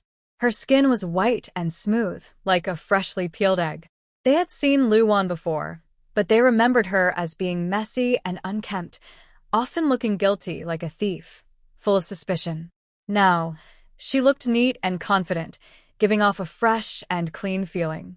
Noticing their gazes on her, Zhao Yuanlai cleared his throat. "All right, everyone, let's eat. After eating, we can work better. Eat, eat, everyone eat. Today, we are truly lucky to have meat to eat. Sister-in-law, don't worry. Nyo has been growing up with Brother Lai since he was young. I will definitely do a good job taking care of your house and make sure you're satisfied." Li Nyo, who looks honest and simple, said loudly with a silly smile on his face. "Everyone here is a farmer, so there aren't many formalities. We eat what we should and work when it's time. After finishing the meal and resting for a bit, we start working again." Awan. After eating, Siqing quickly began to clear the dishes. Zhao Yuanlai called Luwan. He is a tall, strong man with a clean-shaven face that looks fresh and neat, but he isn't as refined and handsome as the second son of the Zhao family. But to Luwan, she prefers this kind of man who looks very masculine. The most important thing is that this man isn't a mama's boy. He can tell what is important and understands how hard it is for a wife and mother. "What's wrong?" Luwan looked at him, her cheeks a little hot, and she felt a bit excited inside. "Anything at home you want me to do, I can handle it." Today, we need to process all these pieces of wood and water. Don't worry about the water. I already prepared it in advance. Good, that's good. Zhao Yuanlai nodded. His voice was deep, and his eyes were very intense. Even though he wore rough cloth clothes, his whole presence was calm and cold. But when he looked at Lu Wan, his expression softened a little. When facing the children, he would also show a few smiles and wouldn't be too serious, so the kids wouldn't feel scared. Me doesn't need to be prepared every day, or people might start to suspect. Lu Wan nodded again. You can think about what else you can pawn from the shop in your mind. I will go to the mountain to look for things, trying to exchange for more silver. He knew that the shop in Lu Wan's mind could exchange rare and valuable items for 2 or 3 times, even 4 or 5 times the price outside. And she wouldn't have to worry about being robbed on the way to the city to pawn things. The shop had all the daily necessities like rice, oil, salt, soy sauce, vinegar, and tea. This isn't fixed. I don't know what it will exchange for next, but it always reminds me in advance whether I want to trade. We can also look for wild vegetables, game, and mushrooms to exchange for rice and meat. Zhao Yuanlai looked at her in surprise. Wild vegetables and fungi can also be exchanged. Wild vegetables are not usually valuable things. Things like goosegrass, deer ear chives, and purslane are common in the countryside. I didn't expect they could be used to exchange for valuable white rice and meat. Yes, Lu Wan nodded. She thought that although the system shop doesn't allow exchange for everything, as long as something can be eaten and has some value, it should be possible to trade. There are also herbs like ephedra, fritillary bulbs, and 3-leaf blue, which can be exchanged. These herbs are not rare. They are easy to find in local pharmacies. So even if they are picked and sold, they wouldn't fetch a good price, and it would be a lot of trouble, not worth the effort. I understand now. Wild, edible, and medicinal items can be exchanged. Lu Wan was satisfied. Although Zhao Yuanlai is from ancient times, his understanding and acceptance of new things are excellent. Honestly, why didn't Zhao's family send Zhao Yuanlai to study and take exams? Instead, they let Zhao Yuanqi, who is not very capable, go to study and take exams, hoping he would rise quickly and succeed. With Zhao Yuanqi's current situation, even 10 more years probably wouldn't make him pass the exams. In the afternoon, the craftsmen were working in the yard, polishing wood. The beams needed to be replaced. They also needed to make beds for the children. Many people were hired. They were young, skilled, strong, and worked quickly. Lu Wan also brewed a pot of cold tea. It was made from spiritual spring herbs.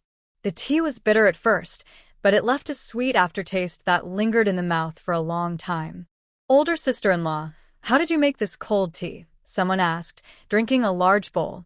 Currently, water is scarce due to drought, and Lu Wan was generous. She had a big basin of cold tea and another basin of water. If anyone was thirsty, they could go and get some to drink. Usually, they are very careful with water, afraid of using too much and running out the next day. If the village runs out of water completely, they will just have to wait to die of thirst. I brewed this with herbs I picked from the mountain.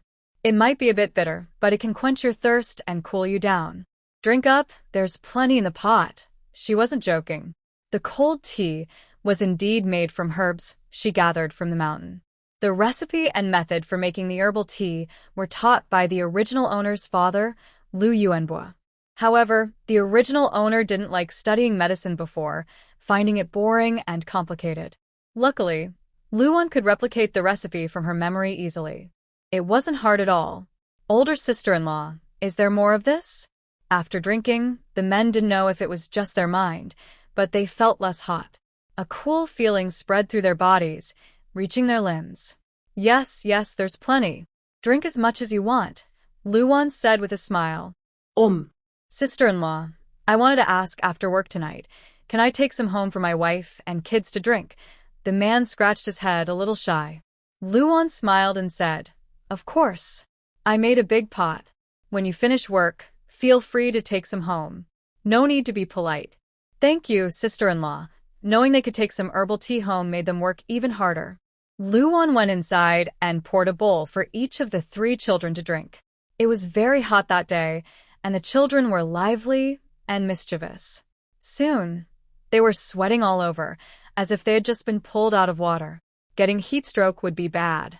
Mommy, this tea is so bitter. The youngest, Xiao Lao-san, took a sip and immediately made a face of pain, his little face scrunching up. Mommy, do I have to finish it? The second child also looked miserable. Although the tea would taste sweet later, the moment they drank it, the bitterness made them question life. You have to drink it, it cools you down. After you finish, Mommy will give you some candy. Candy, really? The three children's eyes lit up instantly. Candy was rare these days. They had never really eaten candy before. They only chewed on sorghum stalks during harvest time, biting and sucking the sweet juice inside. They thought that was the real sweetness. They imagined the sorghum stalks were candy. Yes, and it's a kind you've never had before. Hearing about candy, the children eagerly drank, as if the bitter tea had turned into sweet water. Mommy, I finished it. The oldest, Zhao Xiqing, was the first to finish. Come and take it. Mother, I've finished drinking too. Mother, I've finished too. Look, not a drop left. All three children had finished, so Luan bought a few pieces of chocolate from the market and gave each of them one. Mother, what kind of candy is this? They had never seen anything like it. In the village, the most common sweets were various sugar figures made from malt syrup in all kinds of shapes. Try it and see if it tastes good. Luan didn't answer. She just let them taste it. The market had many different items. Things like chocolate, which didn't exist in ancient times, were quite expensive. One piece of chocolate cost 100 points. But it was okay to let the children try something new and satisfy their curiosity. When the children opened the unfamiliar packaging and looked at the dark chocolate, they were a bit doubtful if it was edible. They sniffed it and detected a rich, indescribable aroma, bitter and sweet at the same time, but they couldn't tell exactly what it was. The youngest carefully stuck out his tongue and licked it. Mother, it's so sweet. Seeing that the little sister said it was sweet, the second and oldest children didn't hesitate anymore. They gently took a bite. The rich, smooth taste of the chocolate exploded in their mouths, sweet and creamy, a flavor they had never experienced before. Mother, what kind of candy is this? It's so delicious. Forget what kind of candy it is. As long as it tastes good. Luan sent the three children outside to play while she started thinking about what to do next. The children weren't young anymore, especially the oldest, Zhao Xiqing, who still couldn't read or write. This was a problem. In Zhao's family, only the second and third children could go to the village school to learn to read and write. Especially the second family's three sons. Zhao Yuanqi was already a scholar, and all the children could read. Even the daughter of the Zhuang family could go to school. But with Luan, she was told that girls didn't need to read. They didn't have enough money for all of them to go to school, so it had been delayed until now. Luan believed that, no matter the era, knowledge was essential. They didn't have to take exams or pursue official careers, but they had to learn to read and understand the world and human relationships. So Luan plans to send the three children to school. The sun is setting. Bright red clouds fill the sky, overlapping like scales. Dusk spreads over the land. The village smoke rises gently, and the wind makes the rice field sway. Under the sunset, it looks like a girl's skirt fluttering, very beautiful. If it weren't for the drought, this would be a rare and wonderful view. The men finish their work for the day and start preparing herbal tea. Each of them has a full water bottle. Luan says, "If you think this herbal tea is good, I will make some every day from now on. You can take it home for your family, no matter how effective the herbal tea is." Luan and Zhao Yuanlai both know the benefits of spring water. It's good for health. These days, if someone gets sick and can't afford a doctor, and if there's little water and food, life becomes very hard. This spring water can greatly boost their immune system and help fight off some germs. For dinner, Luan keeps it simple. She cooks a pot of porridge, adds some pickles, and stirs a big bowl of eggs with leftover deer ear chives. But this is already a good meal in the village. Luan doesn't mind the eggs. Eggs are cheap in the market, and she can buy as many as she wants. Plus, she gets eggs every day from the points she earns by checking in. There are so many eggs, she can't finish them all. So, Luan thinks about selling eggs in the county town. But now, even drinking water is hard to come by. She doesn't know much about the situation in the town, so she's unsure if she can sell the eggs. For now, she'll put the idea aside until the house is built and the drought is over. At the dinner table, Luan asks Siqing Baozhu, "Do you all want to go to school and learn to read?" When she says this, the children are surprised. Zhao Yuanlai also stops eating with his chopsticks. The children look at each other, then lower their heads without answering. Because their grandmother had said before that the family didn't have enough silver to send them to school. She also said they weren't worthy of learning to read, and only the children of the second aunt could go to school. Just being able to eat one meal at home was already a great blessing. They didn't dare to talk about going to school. "Siqing, you answer me." Luan's voice became serious. Zhao Siqing asked carefully, "Mother, can we go to school? First, answer me. Do you want to go or not?" Siqing nodded without hesitation. Yes. "Mother, I want to. I dream of going." Jinji and Baozhu, what about you too? Do you want to go? "Mother, can we go?" Jinji was also very nervous and unsure. The children in the village could go to school. There was a school built by the villagers before. The teacher in the school was old-fashioned and hard to get along with. Even if they wanted to go to school, they didn't have enough money for the necessary gifts and ceremonies. So, how could they afford to study? "As long as you want to go, I will let you." The two little girls nodded again. "Husband, what do you think?" Luan looked at Zhao Yuanlai, wanting to ask his opinion. Although she would send the children to school whether he agreed or not, she still wanted to ask. Learning to read and understand, knowing about the world and morals, is a good thing. Of course, it can be done. Luan nodded, understanding his words. "But the gift and ceremony for the teacher will be on you." Luan understood what he meant. In ancient times, the gift and ceremony were given by students to teachers. But each dynasty had slight differences, especially in this fictional era. It wasn't just a gift, there was also tuition to pay. Tuition was expensive, and many families couldn't afford it, so they had to give up. Today, when the craftsmen arrived, they first repaired the roof of their sleeping quarters so they could sleep well. The children's rooms were also replaced with new wooden boards and straw mats, making sleeping more comfortable. Late at night, it was quiet outside, only the sound of insects and the children's even breathing. They slept well through the night. Early the next morning, the craftsmen came again. Luan took the prepared things and went to the only school in the village to find the teacher. The children followed her, listening to the clear reading sounds from the school, their faces showing envy. They also wanted to sit in the school and learn with the teacher. "All right, today's lessons are finished. Go play now." The old man finished his lesson and saw Luan bringing 3 children into the small bamboo grove. "Who are you here to see?" Luan straightforwardly replied, "I am Lu Yuanbu's daughter, Luan. These are my 3 children, Zhao Siqing, Zhao Jinji, and Zhao Baozhu. Today, I come to ask if you can accept them into your school to learn. Of course, I will follow the proper rules, just as you wish." Luan placed her belongings on the ground and opened her bag. Inside were 2 jin of fresh pork, 30 eggs, 2 jin of corn, 2 jin of coarse flour, 1 jin of red sugar, and 2 jin of dried dates. The old teacher saw the items and was surprised. It was not easy to bring so many things these days, especially during a drought. "In addition, I have a pot of homemade herbal tea that can quench thirst and help with insomnia and headaches at night," Luan said. She then gently pushed her 3 children forward. The children looked nervously at the old teacher, worried he might refuse to accept them. This old teacher was the only schoolmaster in their village. He was quite old, and no one knew how many more years he could teach. "Sir?" Luan called out softly. Whether he would accept them or not, she felt she should at least ask. "Next spring, they can officially start school," the old teacher replied.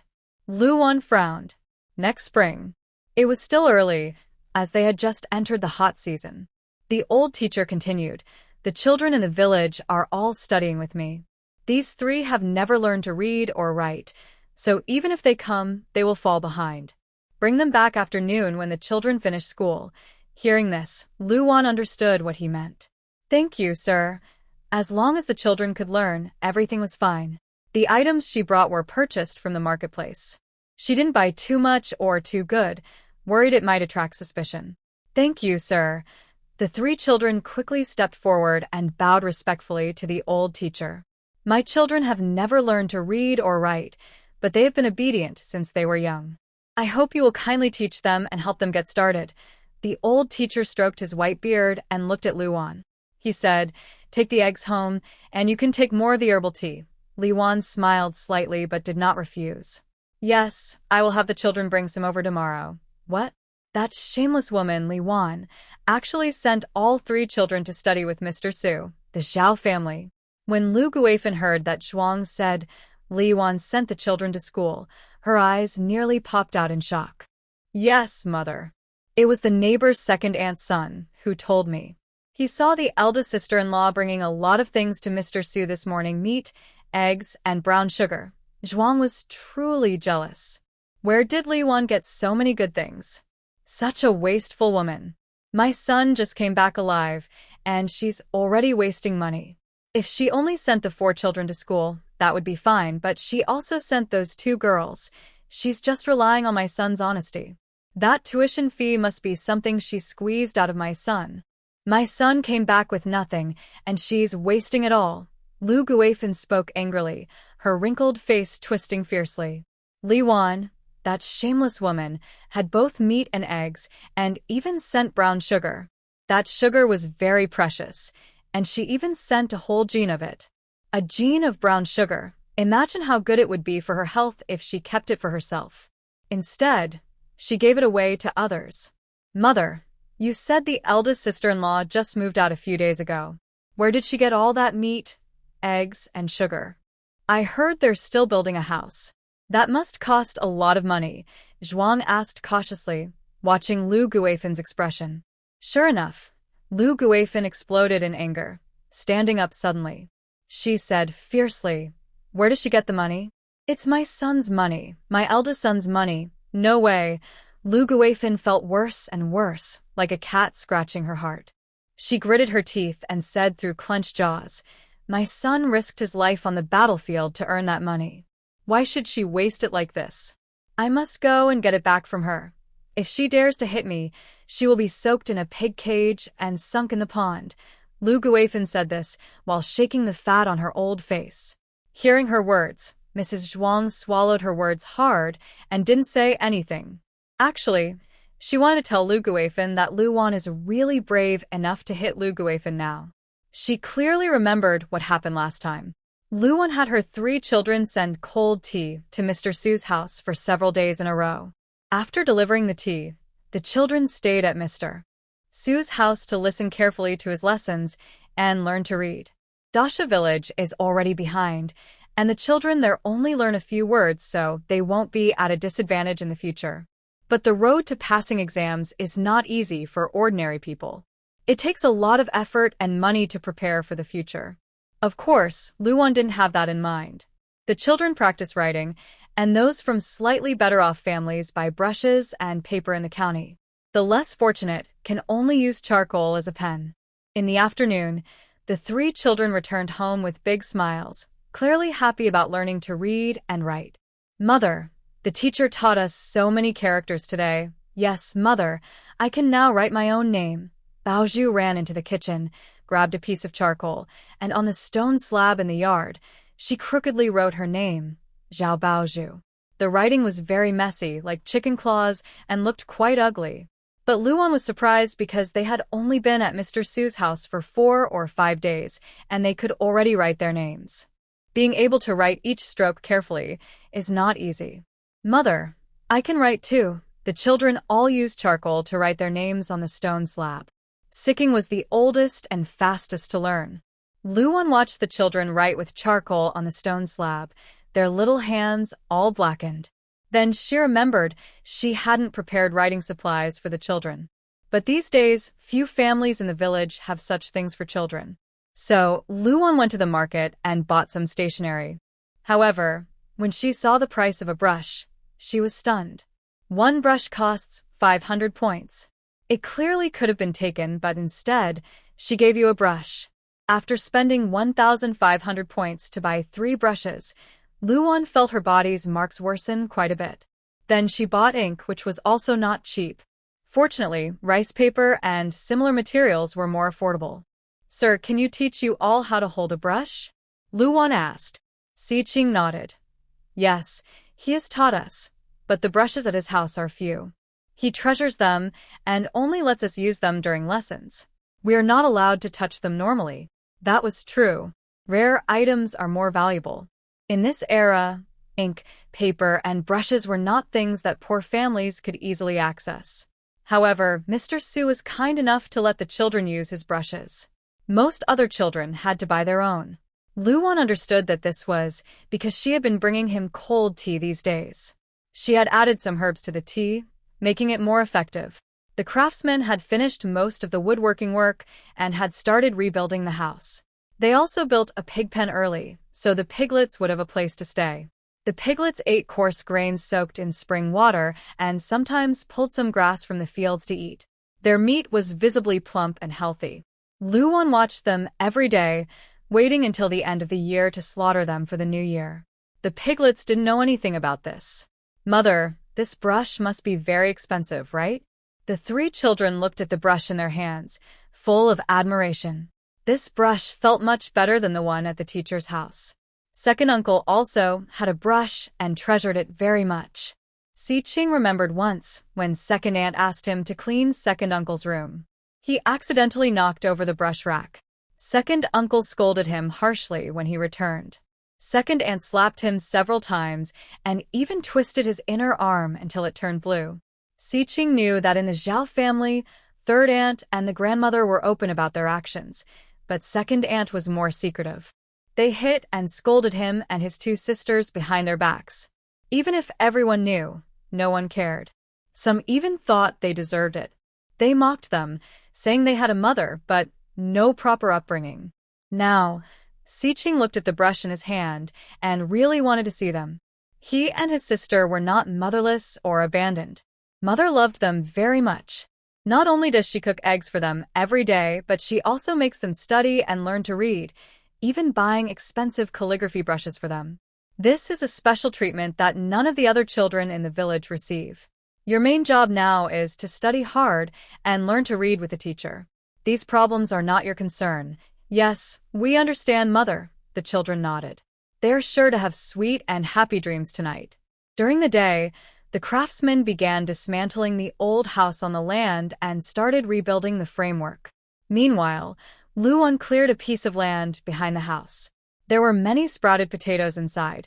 She planned to plant them all and water them with spiritual spring water.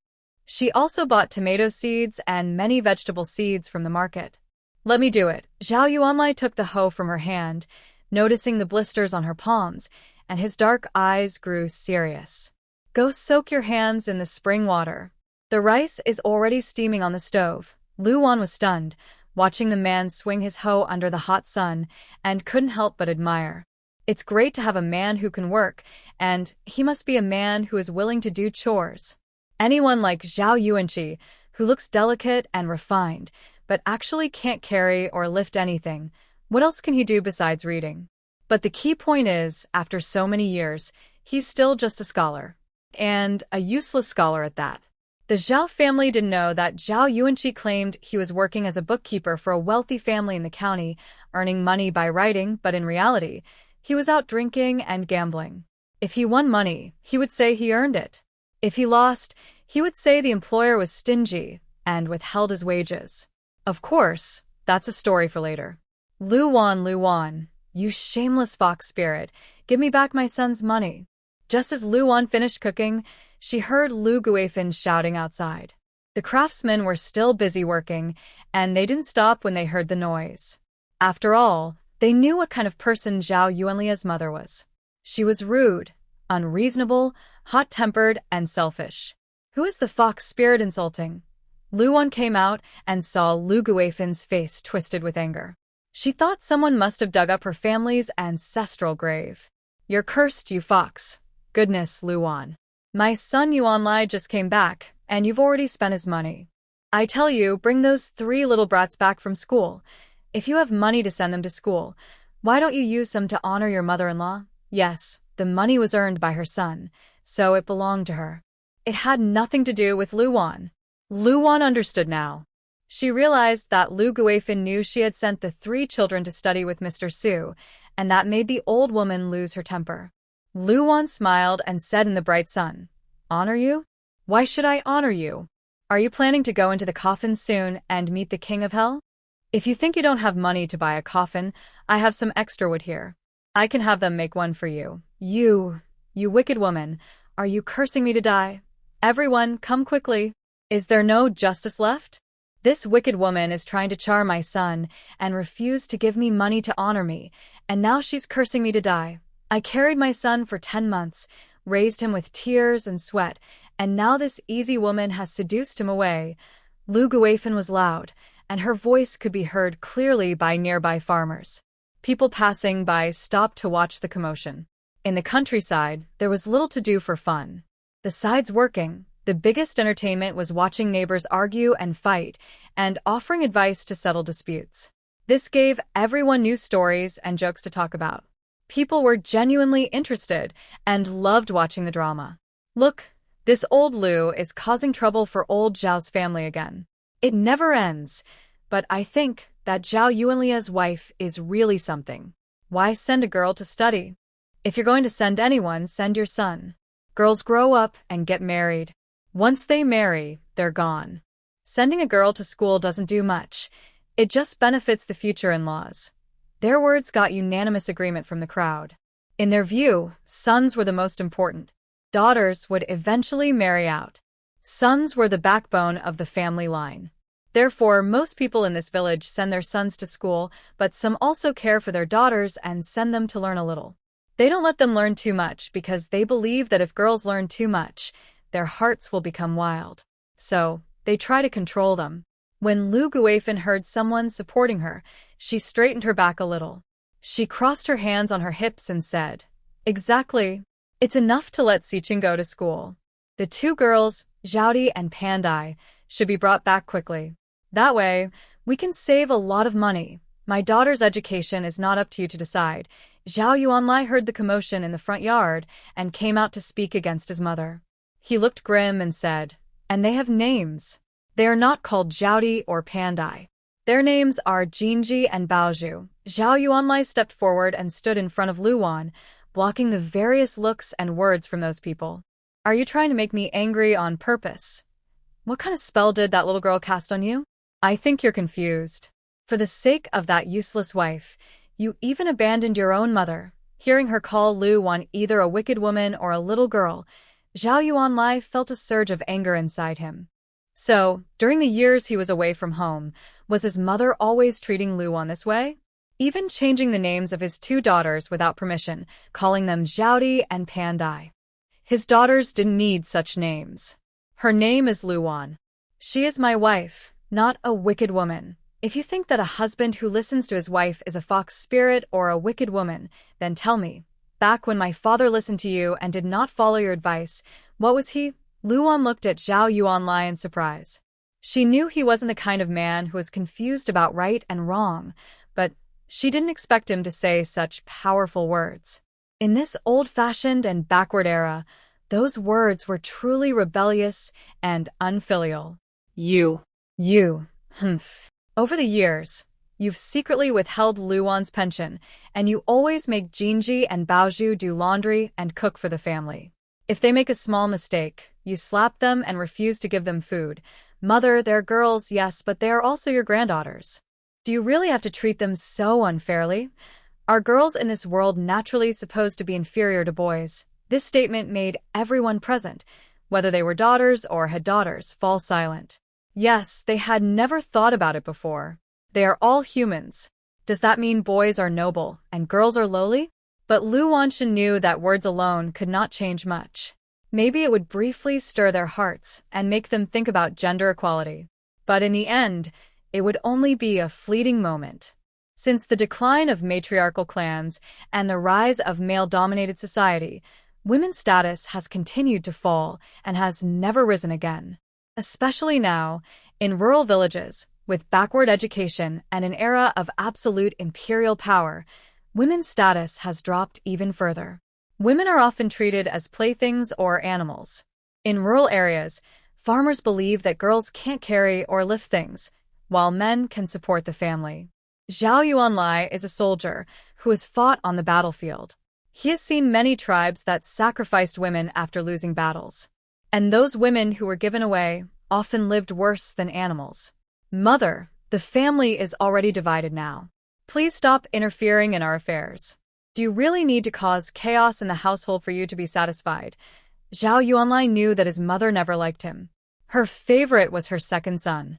You unfilial child, marrying a wife and forgetting your mother. If I had known you were such a selfish person, I should have drowned you in a urine bucket when you were born. Lu Guifen's words surprised Lu Wanxin. She had suspected that Lu Guifen didn't like Zhao Yuanlai because he was different from her other two sons. He didn't blindly obey her and had his own opinions. But she never expected a mother to say such cruel words. Moreover, Zhao Yuanlai had never mistreated her. Looking at the two younger uncles, the second one never did physical work since he was young, not even carrying water or chopping firewood. The third one, besides being very strong, also has a not-so-bright mind. Since I married into the Zhao family, it was my husband who handled all the trouble caused by the third one. Now, if things don't go your way, you say I was foolish to marry him. Mother, don't you think that's wrong? Lu Wan spoke logically and with reason, and these were things everyone in the village knew. But Lu Guifen was here twisting facts and causing trouble, trying to make everyone blame Zhao Yuanlai for being unfilial. Yes, Lu's sister-in-law, we all saw how your eldest son worked before. No matter the season, your firewood from the Zhao family never ran out. He went up the mountain to chop wood, worked in the county, hunted in the mountains, such a hard-working and honest boy.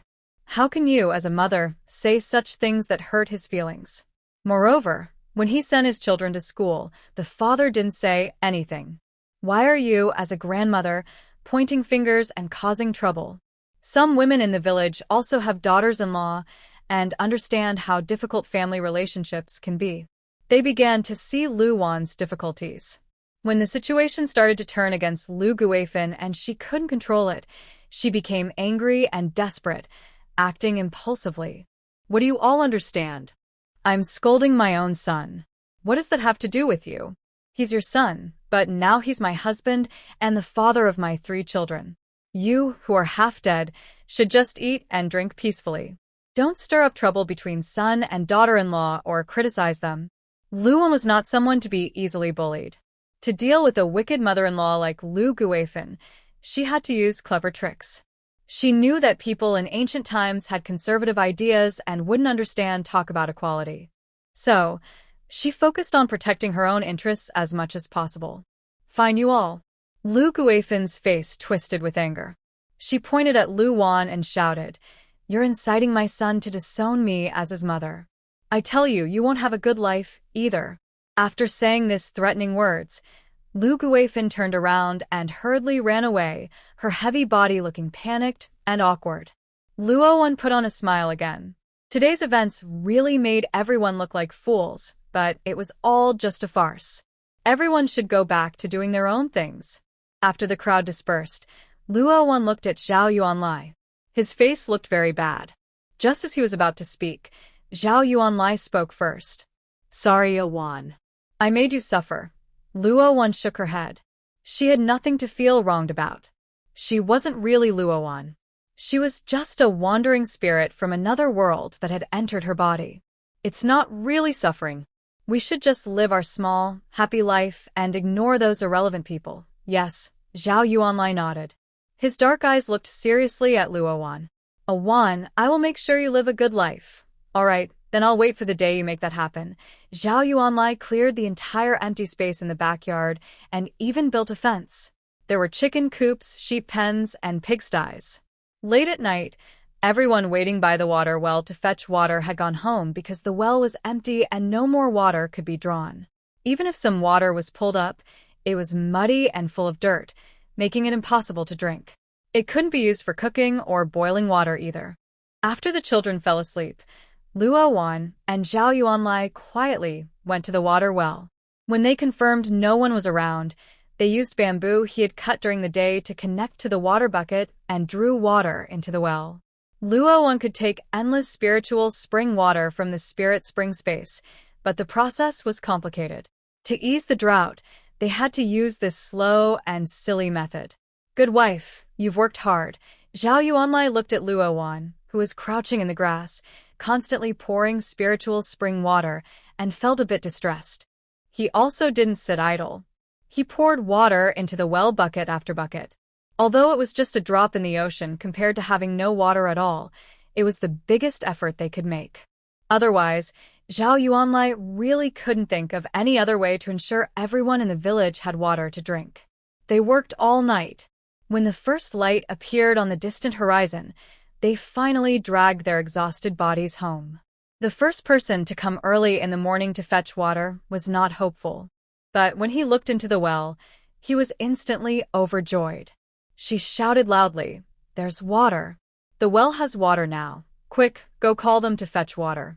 The well has water, and we can drink now." On the way, a couple heard the sound and looked at each other with smiles. Wow, the well was dry last night. How does it have water again this morning? Yes, and the water is so clear and bright, cleaner than the water we fetched before. Someone quickly took a sip. The sweet, fresh spring water was cool and refreshing. In that moment, they felt as if all their pores were opening. Why is this well water different from before? Hey, it's just water. What could be different about it? Someone took another sip and exclaimed, It really is different. People started lining up again by the well. When they heard there was water, villagers came to queue up. Just a sip of water gave them hope to keep going. In the past, at Zhao's house, only a few children from Luo's family took turns fetching water. Now that they have separated, no one goes to fetch water anymore. All the water they stored earlier has been used up in the past 2 days. Today, they even have no water left for cooking. Especially the second wife, who is very proud. Even in this dry weather, she insists on taking a bath every day. Even when water is scarce, she must wipe herself with water. Because she believes her husband will become a top scholar in the future, and she will be the wife of a top scholar. She heard that the ladies in the city take baths every day and wear fragrant pouches. Although she hasn't become the wife of a top scholar yet, she believes she will someday. So, she must start acting like the city ladies now, so that when she moves to the capital as a wife, no one will laugh at her. Zhuang's family had been boiling rice so much that they almost caught fire. The water in the jar was almost gone. She shouted, "Mother, we have no water today. Hurry, send Siqing to fetch water. Without water, our family will starve and thirst to death." Zhaodi and Pandi are so lazy. They don't even notice the water in the jar is gone.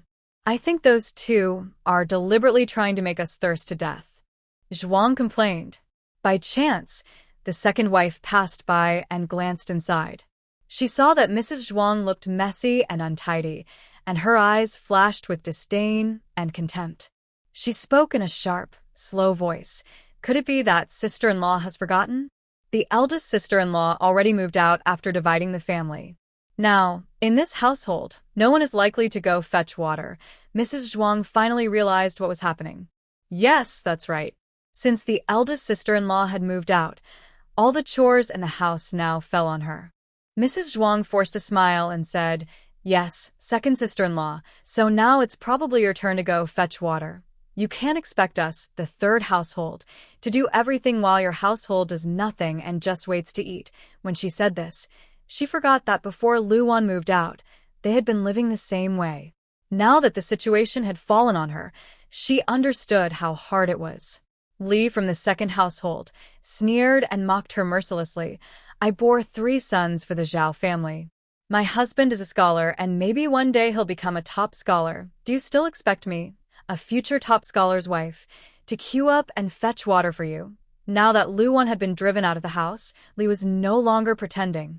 She used to show some restraint, but in her eyes, Mrs. Zhuang and Luan were both vulgar and unrefined, not fit to be seen. Mrs. Zhuang was angered by her words and crossed her arms, saying, "You, a top scholar's wife? You should look at yourself first.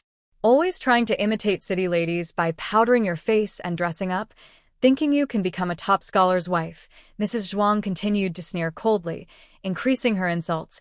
If he could have become a top scholar, he would have already.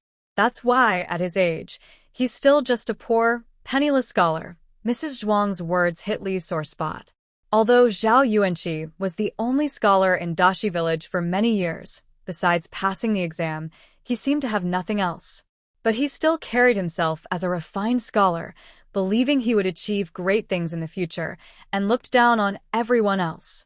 Many villagers also talked about him, behind his back. They mostly said that Lu Guifan had spent all the Zhao family's money on Zhao Yuanqi's studies and exams, but after so many years, there was still no good news. Li naturally knew this, but she was unwilling to admit it.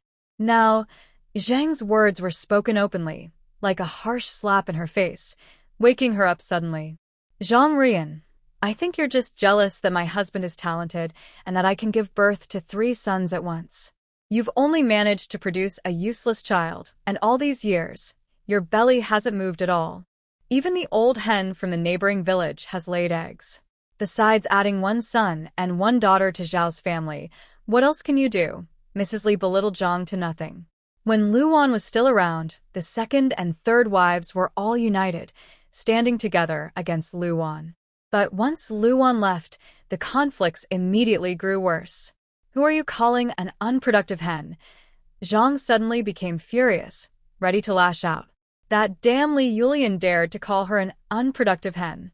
She had at least given birth to a son and a daughter for old Zhao's family. How could she be called unproductive? Oh, look at you. So angry and embarrassed. Do you want to hit me? Mrs. Li sneered and challenged Zhang. If you have the guts, come try to hit me. Your man is useless. Besides being strong and able to carry things, what else can he do? Even the sons you've given birth to are not as impressive as my Yaozu and Yaozong. And your daughter, she looks just like you, a toad. Mrs. Li finally vented all the words she had been holding in for years.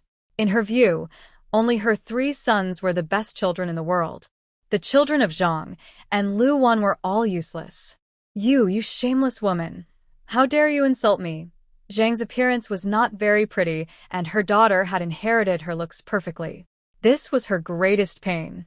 So, she had never liked her daughter, always feeling she had brought shame to her. But dislike or not, few mothers could tolerate others insulting their child's ugliness. No matter how ugly, she was the one who gave birth to her. Even if she wanted to scold or hit, it was only her right as a mother. It was not right for a lowly person like her to scold her. You are so young and not behaving well. You peeked at the widow bathing and stole a girl's undergarment from the neighboring village. Even though you are the son of a scholar, you are just shameless and embarrassing. Even if they used to be close, once their interests clash, they start attacking each other without mercy or kindness. Zhuang and Li are now like that. Li always boasted about being able to give birth to 3 sons at once, which was the top among all the people in Dashi village. Many women came to ask her for tips on how to have boys. I think, when they grow up, they'll end up in jail for sure. When Zhuang said this, she didn't expect it to come true someday. How dare you curse my son? Watch me tear your mouth apart. Talking about other things is fine, but if you insult Li Yulian's ancestors, she will fight to the death. Both women were furious and soon started fighting. Li took the lead, grabbing Zhuang's hair. Zhuang screamed. She immediately tried to pick her nose and poke her eyes. Vile woman, I will tear your mouth apart and stop you from talking nonsense and cursing my son. That's because you started insulting me first. They fought in the yard. Just then, Zhao Yuanqing came back from outside. Seeing his wife and sister-in-law fighting, he hurriedly dropped what he was holding and tried to separate them. Vile woman, I will beat you to death. Zhuang was still angry, and even after Zhao pulled her away, she started clawing and trying to hit Li Yulian. Enough, enough. What are you doing? Are you still not ashamed? Zhao Yuanqing pushed Zhuang away. Unexpectedly, she was thrown to the ground and fell flat on her face. He was stunned. Li was also stunned. Li probably didn't expect Zhao to push his wife. She thought that when the 3rd brother returned, he would stand up for Zhuang and scold her. But Zhao didn't expect that just a gentle push would make Zhuang fall to the ground. Just as he reached out to help the person up, Li Shi spoke. 3rd brother, you're back just in time. Take good care of your wife. She dared to hit me, your second sister-in-law. She even cursed your second brother that he will never become a top scholar in his life, and she cursed your 3 nephews that they will end up in prison someday. Tell me which family sister-in-law would curse her own family like this. Li sure is clever. Although she usually stays quiet, when she speaks, she often puts people in danger. Zhao Yuanqing has little ability. He is not as strong as Zhao Yuanlai, but he is thoughtful and capable. He is not as smart as Zhao Yuanqi in studying, but he can write very well. He is the only scholar in the Zhao family for many years. In their eyes, everything else is low. Only studying is high. So, everyone in the Zhao family treasures him, afraid he might get hurt or cold. You're talking nonsense. Zhuang sure waited on the ground for a while, but her husband didn't come to help her up. Then she heard Li Sure spreading lies and immediately started scolding. It's shameful that you call yourself my second sister-in-law. Haven't you said enough dirty things? Shut up. Zhao Yuanqing suddenly shouted at Zhuang Sure, his eyes wide like bells. Look at yourself now. Hurry up and apologize to your second sister-in-law. Let's just forget about this. We're family, and she probably won't hold a grudge. Hearing this, Li Sure felt instantly relieved. She looked at Zhuang Sure with a proud, provocative expression, as if saying, "See, even your husband won't help you." With that look and Zhao Yuanqing's words, Zhuang Sure felt hopeless. She looked at her husband with red eyes and said, "Zhao Yuanqing, you want me to apologize to her? She was the one who started insulting me. Are you so blind to right and wrong? I am your wife, the person you will spend your life with. And now you're helping an outsider." Zhuang Sure knew Zhao Yuanqing was blindly filial and had a strange admiration for second brother Zhao Yuanqi. No matter what Zhao Yuanqi said, Zhao Yuanlai would listen. Even if she knew he was wrong, he would still blindly obey. When Mrs. Li said those words, she didn't even bother to ask questions and immediately blamed everything on Mrs. Zhuang. Who are outsiders? I am the third sister-in-law, the one who gave old Zhao 3 grandsons. I am the great contributor, Mrs. Li quickly added. Zhao Yuanqing was initially hesitant, but after hearing Mrs. Li, he suddenly felt she had a point. Yes. The second sister-in-law gave their Zhao family 3 sons. That is a blessing others envy, but cannot have. How can she be considered an outsider? What are you standing there for? Apologize to the second sister-in-law quickly. It's this late, and the meal still isn't ready. Do you want me to go hungry? Zhao Yuanqing lost patience and shouted angrily at Mrs. Zhuang. In the past, when they returned from outside, Luan's 3 children would have already prepared the meal. But now, at this time, everything was still cold and untouched. Not even a hot meal could be eaten, which made Zhao Yuanqing even angrier. Mrs. Zhuang also lost her temper. Tears welled up in her eyes. She clenched her fists, trembling with anger. Zhao Yuanqing, you jerk! Mrs. Zhuang tearfully wiped her eyes. She shouted at Zhao Yuanqing, I cook for you every day, wash clothes for you and the whole family, and today, even if the second sister-in-law's family just went to fetch water, she wouldn't do it. I work hard for your family, and now I end up with nothing good. Mrs. Li looked coldly at the frantic Mrs. Zhuang and snorted, saying, Big sister-in-law used to wash clothes, cook, fetch water, and chop firewood for the family, and even farm the land. Why didn't she complain all these years? Now you only worked a few days and started complaining. Third brother, I think she's just living too comfortably. If she wants to enjoy life, let her. But forget it. When your second brother comes back, I will have a serious talk with him. Mrs. Li was also a person who liked to stir trouble. Now things had escalated to this point, and she was still stirring the pot. Mrs. Zhuang was so angry, she almost spat out old blood. Suddenly, she felt a sharp pain in her chest, her eyes rolled back, and she fainted. Zhao Yuanqing was startled and quickly went to pick her up from the ground. Second sister-in-law, you must call a doctor to check Rian. We can't let anything happen to her. Mrs. Li looked at Mrs. Zhuang's pale face. He said irritably, I think you're also silly.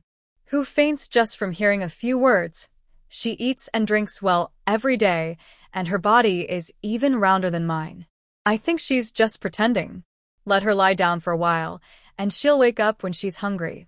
Even if she really fainted, Wouldn't we need to spend money to see a doctor? We don't have any money now. Maybe she didn't really faint. There's no need to waste money on that. Li's words were really full of flaws. They were flawed from the start. Zhao Yuanqing thought for a moment. Second sister-in-law is right. I'll let her rest now. I haven't eaten yet, so I need to get her up soon to cook. Li smiled happily. That's right. No wonder my husband always says you're the smartest in the Zhao family. Did second brother really say that? Li playfully glared at him. Can my words be false? Do you think I can trick you? That playful glare touched Zhao Yuanqing's heart, and he happily hugged her inside. He didn't care about his wife's life or death. Are you telling the truth? After dinner at night, the family sat in the yard to enjoy the cool. Zhao Yuanlai sat on a folding chair, which he was very good at making. It rocked gently and was very comfortable. Zhao Yuanlai nodded and told Lu Wan everything about what happened in the Zhao family today. Lu Wan was very happy, but Zhao Yuanlia's gaze at her was complicated.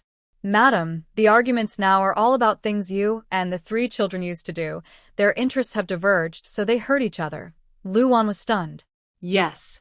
It's because no one does those things anymore, but to fill their stomachs, they have to do them. What do you want to say? Lu Wan asked. Zhao Yuanlai sat on a nearby chair, holding some bamboo strips. He was weaving a bamboo mat. It was very hot, even at night. The children often couldn't sleep because of the heat. So he planned to make a new bamboo mat for each child. It would be cool to sleep on, and also clean. They wouldn't get bitten by bugs and get covered in bites. Zhao Yuanlai was skilled and could do almost anything. I want you to know, Awan, that I will always stand by your side no matter when. I know my wife is capable, so whatever you want to do in the future, you can do it freely. During this time, Lu Wan had changed his previous opinion of her.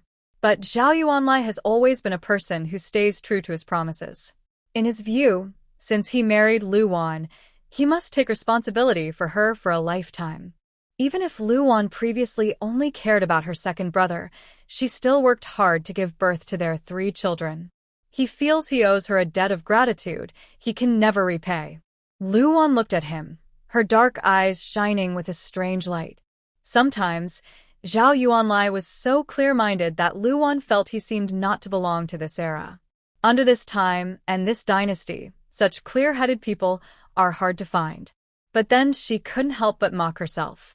If Zhao Yuanlai isn't from this era, then which era is he from? Maybe. He is a rare bright spot in this time. But no matter what, she must always stay alert. Men can rely on others, but they should never become dependent.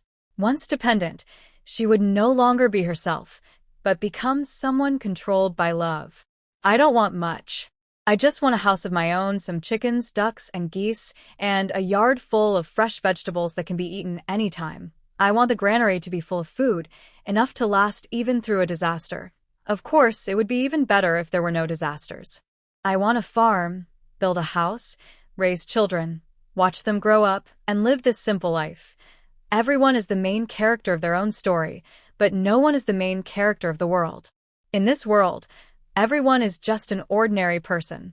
After a lifetime of effort, it's just about becoming a kind and ordinary person, nothing more. Zhao Yuanlai was weaving a bamboo mat, listening carefully to Lu Wan's words. It turns out this is her wish. And Lu Wan's wish is also the wish of most people in this world.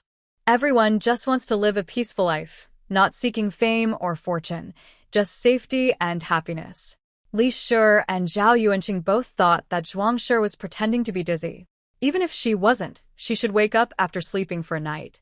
By the next morning, Mrs. Zhuang was still not awake. Lying in bed with a pale face, if she were not still breathing, Zhao Yuanqing would have thought she was dead. Mother is not well. Yan Yan hasn't woken up yet. Only then did Zhao Yuanqing realize how worried he was. He hurried to find Lu Guifan. When Lu Guifan and Li Shi heard this, they also became anxious. What should we do? She hasn't woken up all night. Could something serious have happened? Even though Lu Guifan was often stubborn and unreasonable, she would never risk causing a serious accident, because it could land her in jail or, even worse, lead to her being executed. Li Shi was even more worried. After all, yesterday Zhao Yuanqing said he would call a doctor, but she had stopped him. Now, since she hasn't woken up, if something goes wrong, she would be the first to be blamed. Mother, maybe we should quickly call a doctor. Li Shi's voice was trembling with tears. But she knew Lu Guifan was probably reluctant to spend money on a doctor.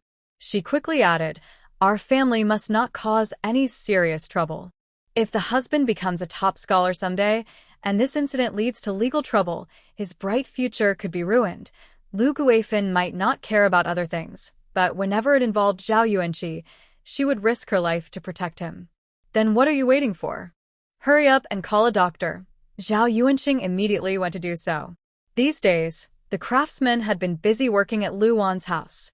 The children went to Mr. Su's classes every day, more eager than anyone. They also helped with chores when they returned, smiling happily, with no trace of the gloom and worry that had once hung over Zhao's family. The three children looked visibly healthier, their skin fairer, and their bodies growing stronger. The house was halfway built, with the entire framework completed. In addition, Zhao Yuanli had added 2 or 3 guest rooms, which increased the costs. Mother, Lu Wan was in the kitchen, thinking about what to have for lunch, when she heard the excited voices of the children. Little third son Baozhu ran into her arms. He happily said, Mother, my maternal grandfather is here. Both my maternal grandfather and uncle are here. Lu Wan was stunned when she heard this. Yes, she almost forgot. She still had family on her mother's side. Recently, I have been busy and planned to wait until the house was built before inviting their family over. Unexpectedly, they came first. Lu Wan quickly wiped her hands and went out. Father, big brother, why are you here? As soon as Lu Wan stepped outside, she saw a tall, strong man with dark skin standing under the hot sun, next to a slightly hunched old man. His hair was almost white, especially his beard, which was gray and white. His back was bent, and his fingers looked dry.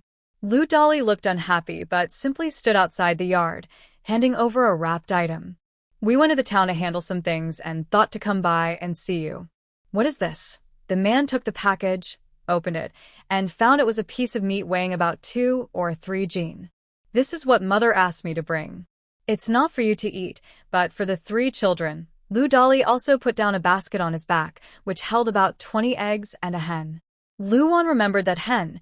She had been raised by the Lu family for many years and was the best layer. The family had never dared to kill her to make soup, even when Lu Wan's sister-in-law begged many times. Now they had sent her to Lu Wan. She felt a strange, uncomfortable feeling inside. Father, big brother, it's very hot outside. Come in and sit. No, I and Father still have work to do and need to go back. Lu Dali and Lu Yuanbo didn't plan to stay long. They just came to deliver something and check on her and the children. Seeing that she was doing well, there was no need to stay longer. The Lu family lived in Qingshui village nearby. They occasionally heard about Lu Wan's situation. They heard she had divided the family, and her late husband had returned but was busy and only now came to visit. He thought that after dividing the family, his younger sister wouldn't be doing well. But now it seemed she was actually doing okay. She had built such a big house, which must have cost a lot. She had several children, all chubby and healthy, so she was probably taking good care of them. Grandpa, uncle, why don't you stay? It's been a long time since you saw Xiqing. Now Xiqing can write. Don't you want to see her write? Yes, my grandmother asked us to study at Mr. Su's house. My younger sister and I have learned many characters. Jinji also quickly spoke. The children could see that their mother really wanted them to stay for a meal before leaving. Uncle Lu, with his old eyes, looked at the 3 lovely children and sighed. Dolly, stay and have a meal with us before you go. Luan hurriedly asked Xiqing to pour them some cold tea. Grandmother, uncle, this is the cold tea my mother made herself. It can help cool you down. You made it yourself? Uncle Lu was a bit surprised. His daughter used to refuse to learn medicine no matter what. Now she can even make cold tea herself? Yes. They both took a sip and immediately froze in surprise. Uncle Lu quickly asked, where did you get this recipe? I picked the herbs myself from the mountain and mixed them randomly. The recipe was secondary. The main thing was the spring water. Dolly also tasted the sweet taste of the cold tea. Though bitter, it left a sweet aftertaste in the mouth. One sip made the chest and lungs feel cool and comfortable. The refreshing coldness entered the body, feeling very pleasant. All the tiredness and heat from the journey seemed to disappear completely at that moment. Father, elder brother-in-law. When Zhao Yuanlai heard the children say that their grandmother and uncle had come, he quickly put down everything he was doing and came out. You still remember to call me father? Uncle Lu saw him come out and didn't look pleased. He said, "When I received news that you died in battle, do you know what kind of life my daughter was living in your family? Waiting on your whole Zhao family day and night, and even mistreating my 3 grandchildren. You say you didn't die, then why didn't you come back early to support them? You only came back after they suffered hardships as orphans and widows." Uncle Lu naturally knew that Luan was obsessed with Zhao Yuanqi. He had already advised him many times before. But as a father, he believed that even if his daughter was in the wrong, she shouldn't be mistreated by the Zhao family like that. "It's all my son-in-law's fault. If my father-in-law is angry and wants to scold or hit him, I, the son-in-law, have no face to speak. You naturally have no shame. All right, father, my husband was delayed because he followed the Lord to fight enemies. It was not intentional. Since your husband achieved great success and brought back a lot of silver, we finally had enough money to build a house. Now, we have separated our family, and I won't be involved in Zhao family's affairs anymore." Wan didn't want to dwell on the past, because she was not the real Wan. She was another person, someone they didn't know. He made a big name for himself outside, but you and the children suffered at home. How could parents not feel sorry for their children? Lu Dali frowned and pulled Wan aside. He whispered, "Are you really going to live happily with him?" He wanted to ask if his little sister was no longer obsessed with the Zhao family's young man. Wan smiled. "Big brother, don't worry.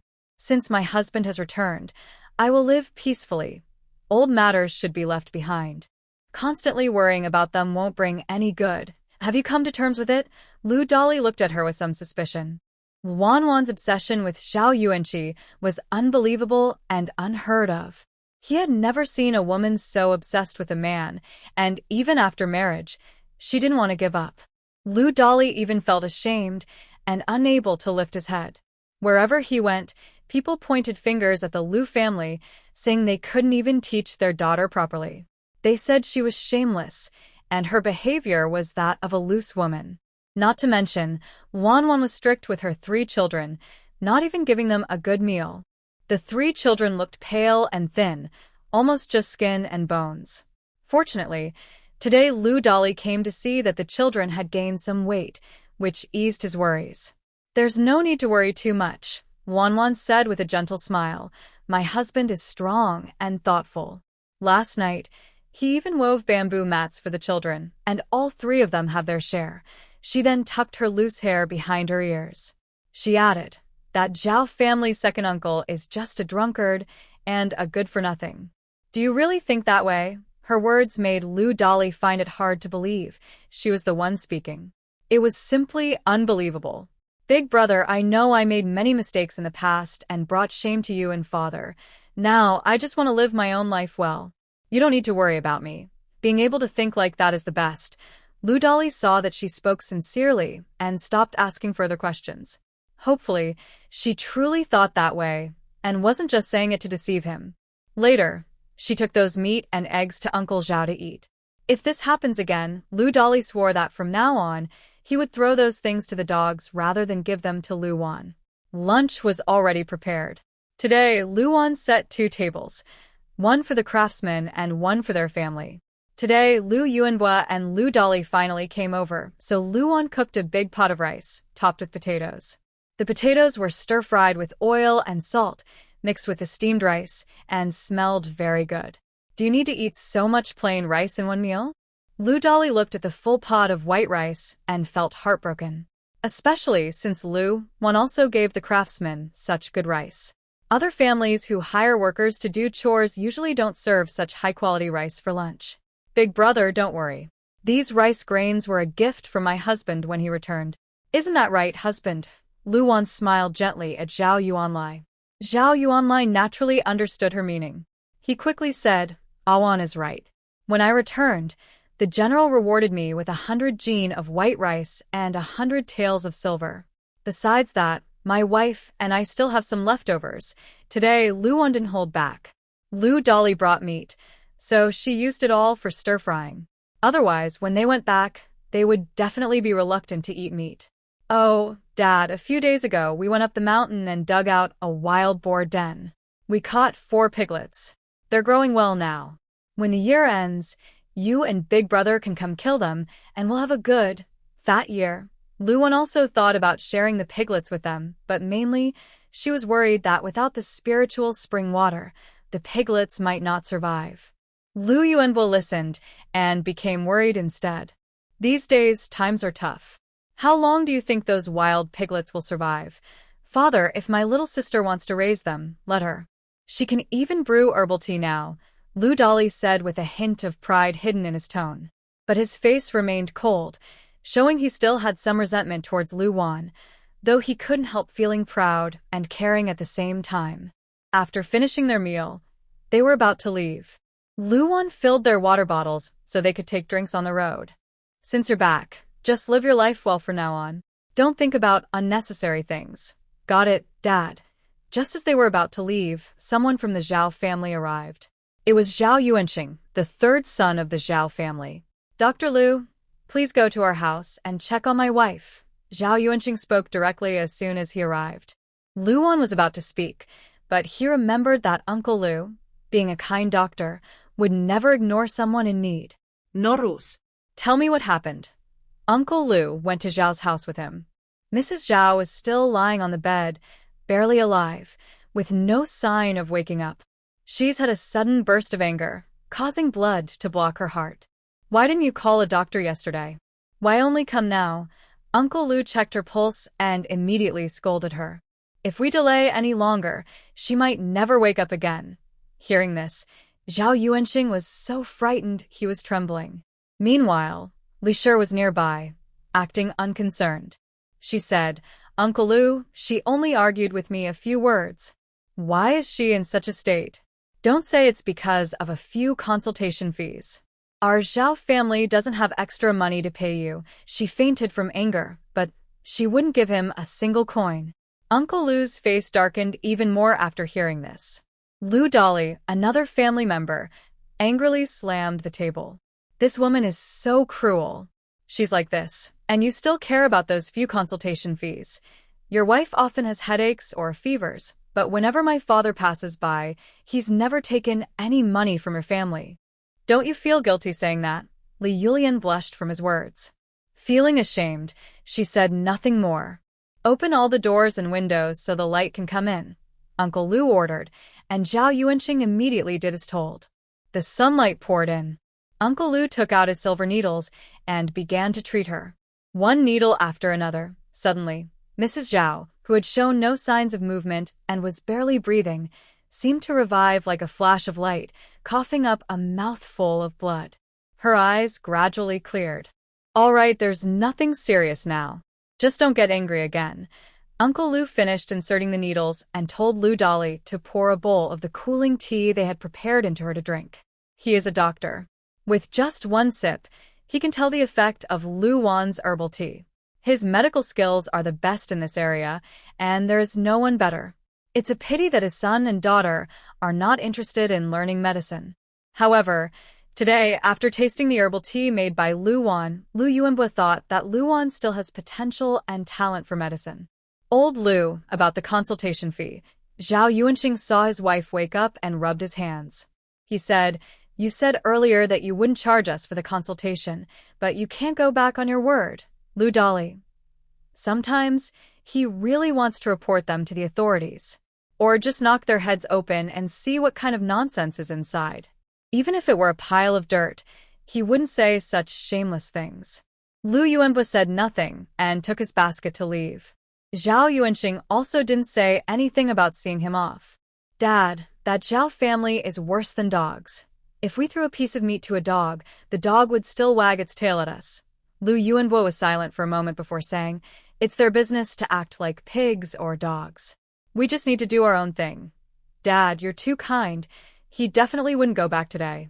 Dying from illness is just fate. Zhao Yuanqing didn't come to find Lu Yuanbo because he couldn't find a doctor. Rather, the doctors he asked for either charged too much for diagnosis or wanted meat or eggs in exchange. Zhao Yuanqing was worried about money, meat, and eggs. When he heard someone say Lu Yuanbo was in Dashi village, he eagerly went to find him. He thought he was very clever and saved a lot of money today. If his second brother found out, he would surely praise him. When the father and son returned home, it was already getting dark. Lu Dali's wife, Miao Tsuehua, saw them come back so late and started to complain from the doorstep. Coming back so late today, did you go to Dashi village again to see your little sister? Father, tell me, what good things did you bring for your little sister today? Why are so many eggs missing from the house? Don't you know those eggs are for me to eat while I'm pregnant and postpartum? Miao Tsuehua immediately started criticizing, her face full of anger. Enough, say a few less words. Miao Tsuehua has already given birth to a son and a daughter. Now she is pregnant again. Life at the Lu family is not easy. The old lady of the Lu family has a limp and cannot do farm work. She can only sew, mend, and do laundry to help make a living. The rest of the family can only rely on Lu Dali and Lu Yuanbo to earn money and support them. How dare you do something and then expect me not to say anything? Miao Tsuehua, holding her big belly, said angrily. Lu Wan is married out, yet you often take good things to help her. What's the use of giving her food? She's just an ingrate. All these years, I haven't seen her bring anything back from her family. Miao Tsuehua became more and more angry as she spoke. The two children hid in the main hall and didn't dare speak. Old man, what is this? In the main hall, the old lady of the Lu family was tidying up the things they brought back from town today. She unexpectedly found something wrapped in oil paper. When she opened it, she saw 5 taels of silver, 2 jin of red sugar, 2 jin of white sugar, and 2 jin of pork fat. Wow. Lu Dali slapped his thigh and immediately understood. It must be my little sister. It has to be her, he then remembered and continued. During lunch, she said Yuan Lai had made a contribution, and the Lord rewarded him with silver. The more she looked inside, the more complicated the old lady of the Lu family felt. There's also a bag of white flour and a bag of white rice. So much. I knew when I was coming back. Why was my backpack so heavy? Turns out my little sister secretly put so many things inside. Lu Dad held the 5 taels of silver and sat silently on the doorstep, lost in thought. No one knew what he was thinking. When Miao Tsuehua saw the 5 taels of silver, she immediately shut her mouth. She had just said that Lu Wan hadn't brought anything back from her family, but now she was slapped in the face. And she took so much. 5 taels of silver. That would last them a long time. Not to mention the white rice, white flour, red sugar, and white sugar. Sugar was very precious back then. Only wealthy families could afford it. Old man, our girl, even added salt. She's worried we might run out of food. The old lady of the Lu family's eyes turned red, and Lu Dali also fell silent. Miao Tsuehua glanced at the bag, which contained only the items her husband Lu Dali had asked Lu Wan to bring back, along with some other things Lu Wan had added herself. These 5 taels of silver probably come from the reward money Yuan Lai received. Old Lu finally spoke. Hearing this, Miao Tsuehua was worried he might want to use the money to pay back Lu Wan.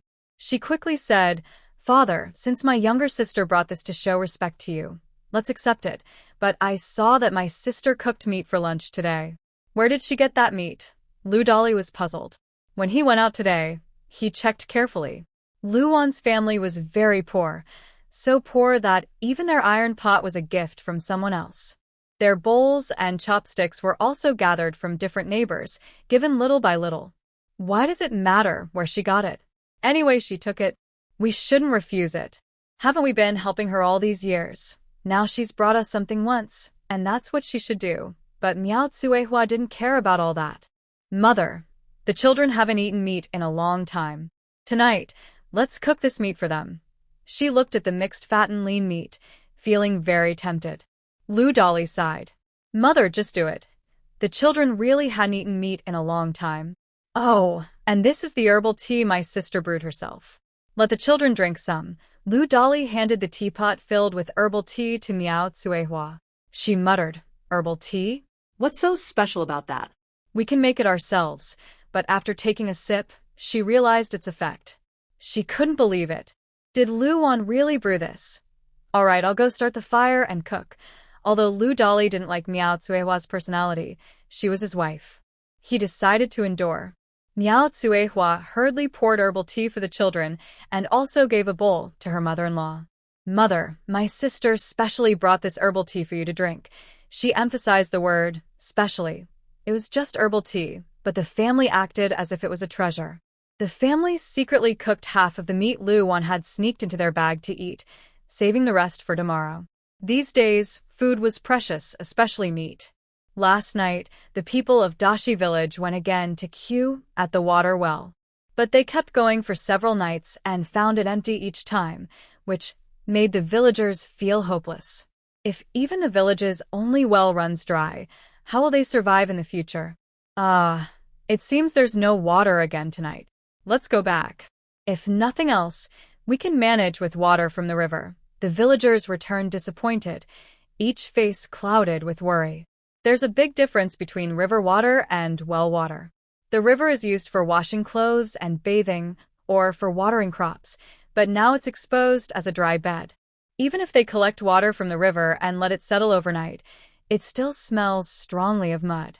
It's not suitable for cooking or drinking. The only clean water source is this well. "Husband, are everyone gone now?" Lu Wan was ready. For several nights, everyone had been waiting in line for the well to seep water so they could fetch it home. This meant Lu Wan had no chance to draw water herself. She had to wait until they all left, then go late at night. Zhao Yuanlai nodded. "Everyone's gone now. Tonight, it'll be hard for you again," Lu Wan sighed. She didn't want to bother either. But since she arrived here, even though it's a poor, harsh place, kind people had helped her. She couldn't just watch them die of thirst. It's not really hard work, just doing a little bit. The next morning, the villagers found the well had water again. Hope was rekindled. Gradually, they noticed a pattern. As long as no one queued at night, the well would have water early the next morning. If someone stayed overnight to draw water, the well would be dry for several days. They concluded that this well was a special, shy well. It seemed to have a mind of its own and was shy. It liked to seep water when no one was around at night, so they could have water the next day. Lu Wan looked at this explanation with a helpless sigh. There are no real gods or immortals in this world. If there were, why would they watch these people die of hunger and thirst? Praying to gods or Buddha was useless. Several children's rooms have already been built. Lu Wan bought seeds from the market and planted all the seedlings in the fields, then irrigated them with spiritual spring water. Soon, the green vegetables grew all over the entire vegetable field. Lu Wan also used spiritual spring water mixed with bran to feed the chickens and ducks. They became fat and healthy, laying eggs every day. As the eggs increased, Lu Wan found different ways to prepare them for the children, offering a variety of flavors daily. The land here is divided into plots, but due to the dry weather, the rice in the fields hardly produced any grains, mostly empty husks. This year's harvest is clearly going to be a bad year. The cornfield is also in poor condition. Zhao Yuanlai went to water the fields. People passing by said, "Old Zhao, watering now won't help. The crops have already formed their grains, and without rain, we won't get much this year." The cornfield used to be lush and green, but now it's mostly yellow. If you pick a cob, the kernels look like shriveled, ugly things, so bad that even pigs wouldn't eat them. The man, wearing a rough cloth shirt and pants under the blazing sun, showed his strong, sturdy arms and looked healthy and vigorous. He had a towel around his neck, which he used to wipe sweat from time to time. "There's nothing we can do about the dry weather. We can't just let the corn rot in the field. Let's try anyway. Maybe we'll get some harvest." The water he used was a mix of spiritual spring water and river water. Others didn't understand, but Zhao Yuanlai knew the truth. In the small vegetable garden behind the house, the seedlings grown with spiritual spring water grew very well. They quickly turned into a lush green patch, and their growth cycle was shortened significantly. So they decided to try these crops to see if they could be saved. Li Erga shook his head and stopped persuading them. He thought to himself that he was a simple-minded person. After fighting for years outside, his mind had become dull. If watering could save the crops, they would have done it already. But the land was cracked and baked by the sun. The water they poured was useless. The crops were doomed. After finishing his work in the fields, Zhao Yuanlai watered the entire cornfield. Anyone passing by would call him a fool. However, Zhao Laoda's house was really well built. Nearly half a month had passed, and their house was starting to look complete. Li's feelings began to turn sour. Since the last time Zhuangshi fell ill, Li Yulian had held a grudge against Zhuangshi. Seeing Zhao Yunyan, Zhuangshi's daughter, come back from the mountain with a basket of wild vegetables, she thought about how tonight they would have vegetable porridge again, with no sign of any meat. Li felt even more uncomfortable inside. She had heard others say that Luwan often hired craftsmen to fix her house, and she was always eating meat. She also heard that when Lu Yuanbo visited that day, he brought several pounds of fatty meat for Luwan. In the past, the good things Lu Yuanbo brought for Luwan were always shared with their second household, but now, she was eating everything herself. Hey, Yunyan, planning to make vegetable porridge again tonight. Li shot a sideways glance at Zhao Yunyan, who had long, slender nails. Most families in the countryside didn't keep long nails because it made work difficult, but Li Yulian was different.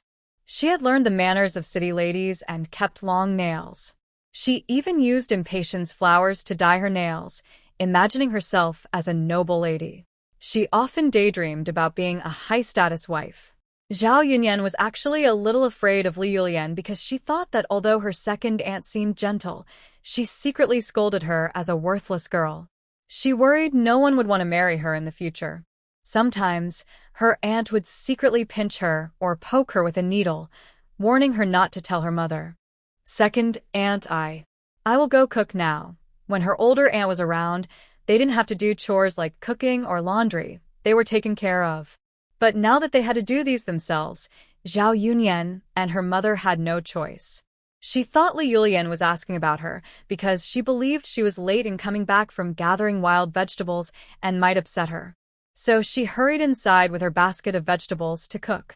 But Li Yulian suddenly grabbed her. Yunyan, I heard that your older aunt went to town a few days ago to buy meat. You took your two brothers to visit her, saying your grandmother was unwell and your mother was sick. As soon as Li said this, Zhao Yunyan understood what she meant. Auntie's second wife wanted her to take her two younger brothers to Annie's house to ask for some meat to feed them. Zhao Yunyan felt a little scared. She didn't want to go. How can you not care if your two brothers go hungry? She was asked. The two brothers in her words were her twin sons, Zhao Yaozong and Zhao Yaohua. But she didn't include her younger brother, Zhao Hongjun. Because, in Li's view, only her three sons deserved to be on the Zhao family tree. Others weren't even worthy of being mentioned. Zhao Yunyan was 12 years old. Her features were actually quite nice, but Li always secretly said she was ugly, inherited her looks from her mother, and even cruelly said she looked like a toad. This made the young girl very insecure.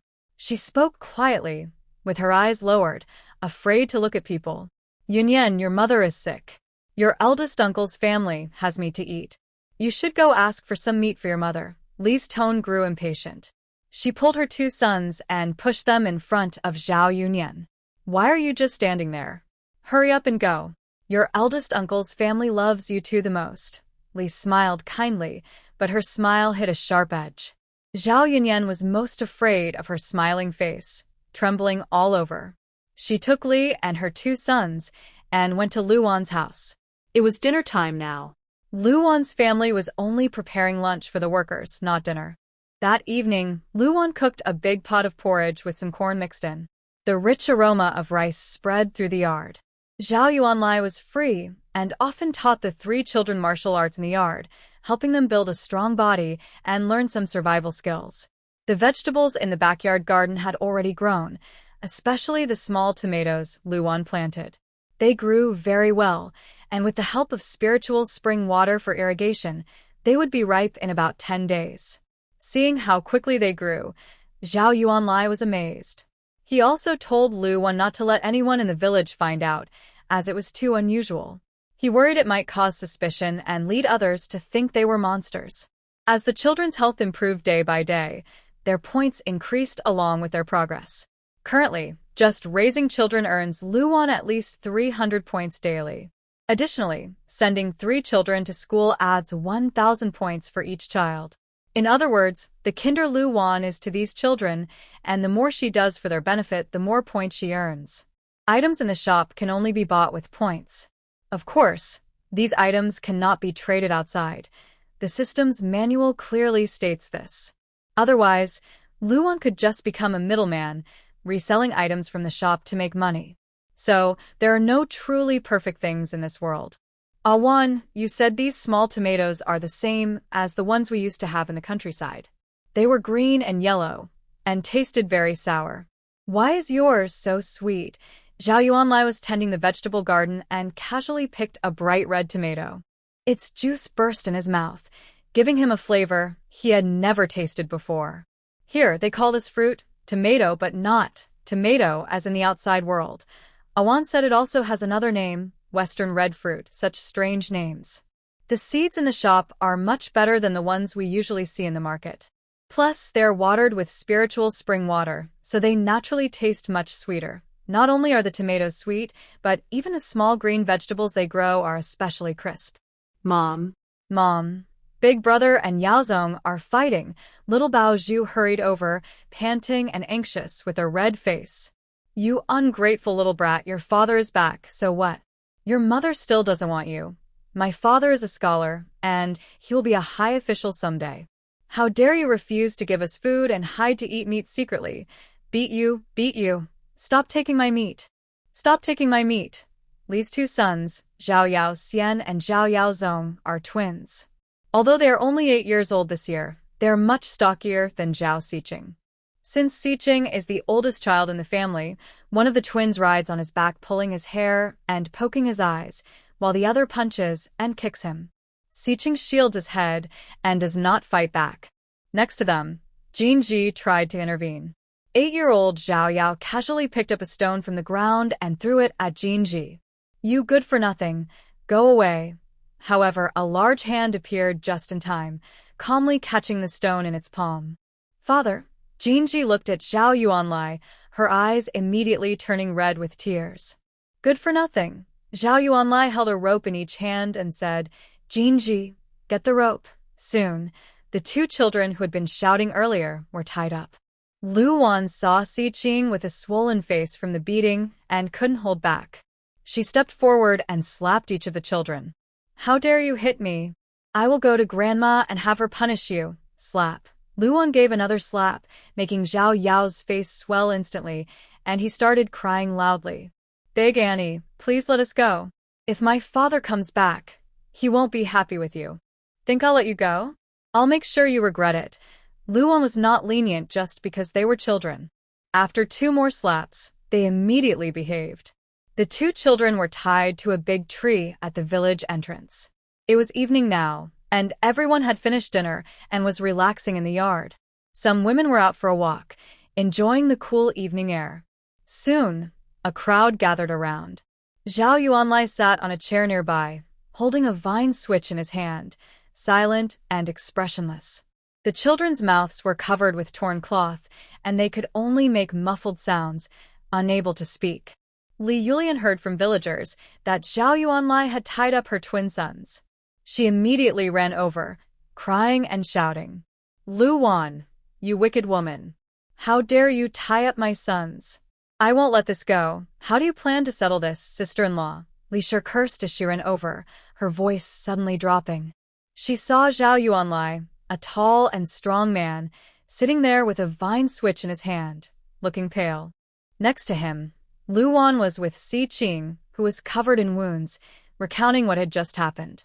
She told everything in detail, leaving nothing out. Zhao Yunyan hesitated but knew she was responsible if she didn't tell the truth today. With Lu Wan encouraging her nearby, she explained the situation. Soon, the onlookers understood what had happened. It turned out that Li Yulian had encouraged the 3rd family's girl to take her 2 sons to the old family's house to ask for some meat. Unexpectedly, the twin boys were rude from the start and even searched through the old family's food. When they couldn't find anything, they became angry and started hitting Zhao Xiqing. You're talking nonsense. My son has always been sensible and well-behaved.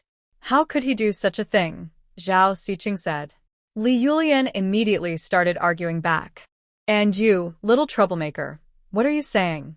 I only asked you to take your brothers to your aunt's house to ask for some water. Yet you're spreading rumors and causing trouble. You're so cunning at such a young age, just like your mother. When you grow up, you'll be even worse.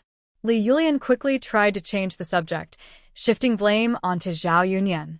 Zhao Yunyan was always afraid of Li Yulian. Now, being scolded while she was pointed at, she lowered her head in fear, trembling all over. Tears welled up in her eyes. She didn't understand what she had done wrong or what would happen after this. Her mother didn't like her, and her father listened to her second uncle. She was sure her father would hit her. Don't be afraid. A gentle voice suddenly spoke. A hand softly took her hand. It was very gentle and warm. With Auntie here, you can tell Lord Li what you know. I believe Lord Li will give us justice, the voice said kindly. Zhao Yunyan looked at Luan in surprise. She remembered that her aunt was usually cold and distant, harsh and unkind. The whole Zhao family's aunt only treated the children from the second wife's family well. They often looked down on them and sometimes mocked them. Although Zhao Yunyan didn't exactly dislike her, she certainly didn't like her either. Unable to hold back, the girl started crying right there, pointing at Li Yulian. Lord Li, I'm telling the truth. It's all true. It was the second aunt who forced me to go. If I didn't go, she would hit me. Everyone look at these injuries on me. They were all caused by the second aunt pulling my hair. She even used a needle to poke me. The girl burst into loud crying. Li Yulian's face immediately turned pale with anger. Zhuang Shi also hurried over and, upon hearing these words, let out a cry of distress and quickly ran to hug Zhao Yunyan. Li Yulian, you wicked woman, how dare you treat my daughter like this? Even if she disliked this girl, she was still her own daughter. If she were to hit her, it should be her mother doing it, not that lowly womanly. Seeing that Zhao Yunyan's biological mother had arrived, the people around began to believe that this matter was probably true. That's because she was disobedient in her daily life. As her aunt, I was just scolding her, wasn't I? Li immediately found an excuse for herself. Lu Guifan also arrived. Seeing her two beloved grandsons tied to a tree with their mouths gagged, she immediately slapped her thigh and shouted, Oh, my poor grandsons! Who dares to be so careless as to tie you up here? Second brother, where is second brother? Isn't he back yet? Quick, let my good grandsons down. Lu Guifan cared most about her several grandsons, except Zhao Xiqing, because Zhao Xiqing was Lu Wanqing's. She looked down on Lu Wanqing the most, so she didn't like the children he fathered either. Mother, I tied them up, Zhao Yuanlai said. As soon as he spoke, the crowd fell silent. Even Zhao Er, who had just arrived, was stunned. Big brother, may I ask what wrong Yaozong and Yaohua did that made you tie them up here to show everyone? Zhao Yuanqi, dressed in blue, appeared. When he stepped out, the girls watching the scene couldn't help but stare at him. No wonder Lu Wanqing was so obsessed with him before. Not just in Dashur village. Even in the surrounding villages within 100 miles, Zhao Yuanqi's looks were very handsome. Clean and fair, refined and gentle. With a scholarly air, his neat and tidy clothes didn't match their poor and backward village. They were all farmers and most of their clothes were patched repeatedly, new for 3 years, old for 3 years, mended over and over. Only around the end of the year does the family buy some fabric to make 1 or 2 new outfits to wear. But Lu Guifan cares most for her second son. Almost everything good in the family is given to Zhao Yuanqi. Earlier, Luan was very obsessed with him, sending all the nice things to the second house. This made life in the second house very comfortable and lively. Naturally, Zhao Yuanqi also grew up healthy and fair. For Luan, who came from modern society, Zhao Yuanqi in her eyes was just a young man who only knew how to enjoy life and eat well. I ask you, have you read the wise books? Zhao Yuanlai still held a switch in his hand. Standing there, no one dared to come forward. Zhao Yuanqi looked a bit upset but straightened his back, showing his dignity as a scholar. He said, "My younger brother has read the wise books. If you have read the wise books, you should know about manners, filial piety, respect for elders, and kindness to the young. Look at the injuries on Sikking's face. Every one of them was caused by them. They even curse us with words like despicable person and easy woman, shouting that our family wants to take all the food for you. If you are polite, just eating and drinking would be enough, and there's no need to be so stingy. Second brother, is this the child you raised after reading the wise books? Since you, as a father, don't teach him, let me, as his uncle, teach him." Crack. Zhao Yuanlai was not gentle. The moment his words finished, the switch in his hand swung toward the two children. Ugh ugh ugh. The children were silenced with their mouths covered, unable to speak, only crying out in distress. "Oh, my dear grandchildren!" Lu Guifan cried out in pain, almost fainting from the shock. "Big brother," Zhao Yuanqi quickly shouted, "they're just children. Why do you have to argue with a child?" "Child," Zhao Yuanlai snorted coldly. 3 years old, but already as old as 80. They are 8 years old this year, and they even curse their own aunt with disrespectful words.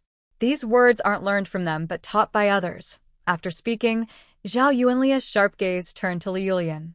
No matter how arrogant and bold Li Yulian was, she would never dare to provoke Zhao Yuanlai. He was fierce, hunting on the mountain and killing wild boars alone. He has crawled back from the pile of dead on the battlefield. What kind of person hasn't killed before? Today's events, Li Yulian knows in her heart. Just as the village chief is here, I, Zhao Yuanlai, have already separated from my family. These two children were provoked by that wicked woman to cause trouble at my house. Village chief, what do you think? The village chief. You've already tied people up and beaten them. Now you're asking him what he thinks? What can he say? He can only look with his 2 eyes. The village chief cleared his throat. According to village rules, disrespecting elders and using foul language should be punished with a whip, as a warning to others. This isn't just a rule in Dashi village, but a rule across the entire Great Yong dynasty. Not only in Dashi village, but even in the wealthy parts of the capital, the same rules apply. But considering they are still children, the whip punishment can be waived. Zhao Lauda, you can handle the rest. The village chief's attitude was clear. This is a family matter for the Zhao family. They should resolve it themselves. He doesn't want to interfere. But Zhao Yuanlai wanted exactly this attitude from the village chief. Big brother, we are all family. Since the village chief said the whip can be spared, I will teach these 2 children well in the future. I will never let them do such wrongs again. Zhao Yuanqi was afraid of Zhao Yuanlai. He was the harshest. Exactly, we're all family. Big brother, why make things so difficult? Moreover, you keep saying my 2 sons insulted Lu Wan and beat Si Qing, but did anyone see it? Could it be that you're just making false accusations without proof? When Li Yulian heard the village chief's attitude, her posture straightened. If the village chief doesn't care, does Zhao Yuanlai still want to cause trouble? Oh, it's a coincidence. I just came back from the fields today and happened to see everything. I saw your 2 sons beating Si Qing, and I also saw them trying to throw stones at Jinjia. If it weren't for Lauda from Zhao, that girl might have been badly hurt. I didn't see it myself, but I heard it. The kids swore quite foul words. TSK, they're just children, and they're full of dirty words. What will they be like when they grow up? The villagers around also started to join in. Whether true or not, they simply didn't like the 3 children of the Zhao family. He was simply the little bully in the village. He acted without rules, relying on his strength to bully children from the same village, especially the girls in the village. Zhao Yaozu, who was at the age of awakening to feelings, often stopped 12 or 13-year-old girls to tease them, saying some inappropriate words. No one knew where he learned those words from. You're talking nonsense. People like you just can't stand to see me do well. You can't accept that my husband is a scholar and will become an official in the future. Li Yulian was so angry her head was steaming. She pointed at them and scolded angrily. You just envy me. Serves you right that your descendants are all useless and weak. That was a bit too harsh. Zhao's family usually didn't keep a low profile in the village. Now that something had happened, everyone naturally wanted to step on them. If you want to blame someone, blame their poor character and their tendency to make enemies everywhere. Since that's the case, this can be considered a family matter. Yuanqi. Zhao Yuanlai looked at Zhao Yuanqi and threw the cane in his hand. Since you are the one who is born, you should be the one to discipline him, big brother. Zhao Yuanqi's eyes trembled, tears in his eyes, but he hesitated to pick up the cane. You know, if I don't handle this carefully, your two sons might not be able to get out of bed for 10 days or half a month. He had already given Zhao Yuanqi face. He had not ignored him. His children were never meant to be bullied. Today's incident was a warning to the Zhao family and to the people of Dashishan village. He had been away for many years. His 3 children had suffered a lot of bullying from the villagers. Today, he used this to make an example, to warn everyone. Let everyone know that now he was back, and no one could bully his children, no matter who they were. Big brother. Li Yulian cried like a flower in the rain, stepping forward to plead. Zhao Yuanlia's fierce gaze made her words fall back. Zhao Yuanqi didn't want to hit his own child, so he looked at Luan. Therefore, he thought that if Luan spoke, her older brother would surely stop arguing about this matter. However, Zhao Yuanqi never thought that Luan had already changed inside. She was no longer the same person who always sided with him before. Big sister-in-law, this was my child's mistake. Yuanqi apologizes to you on behalf of the children. I hope you can forgive them because of our past relationship. I promise they will never do this again. He casually said that the children made a mistake, but didn't say what they did wrong.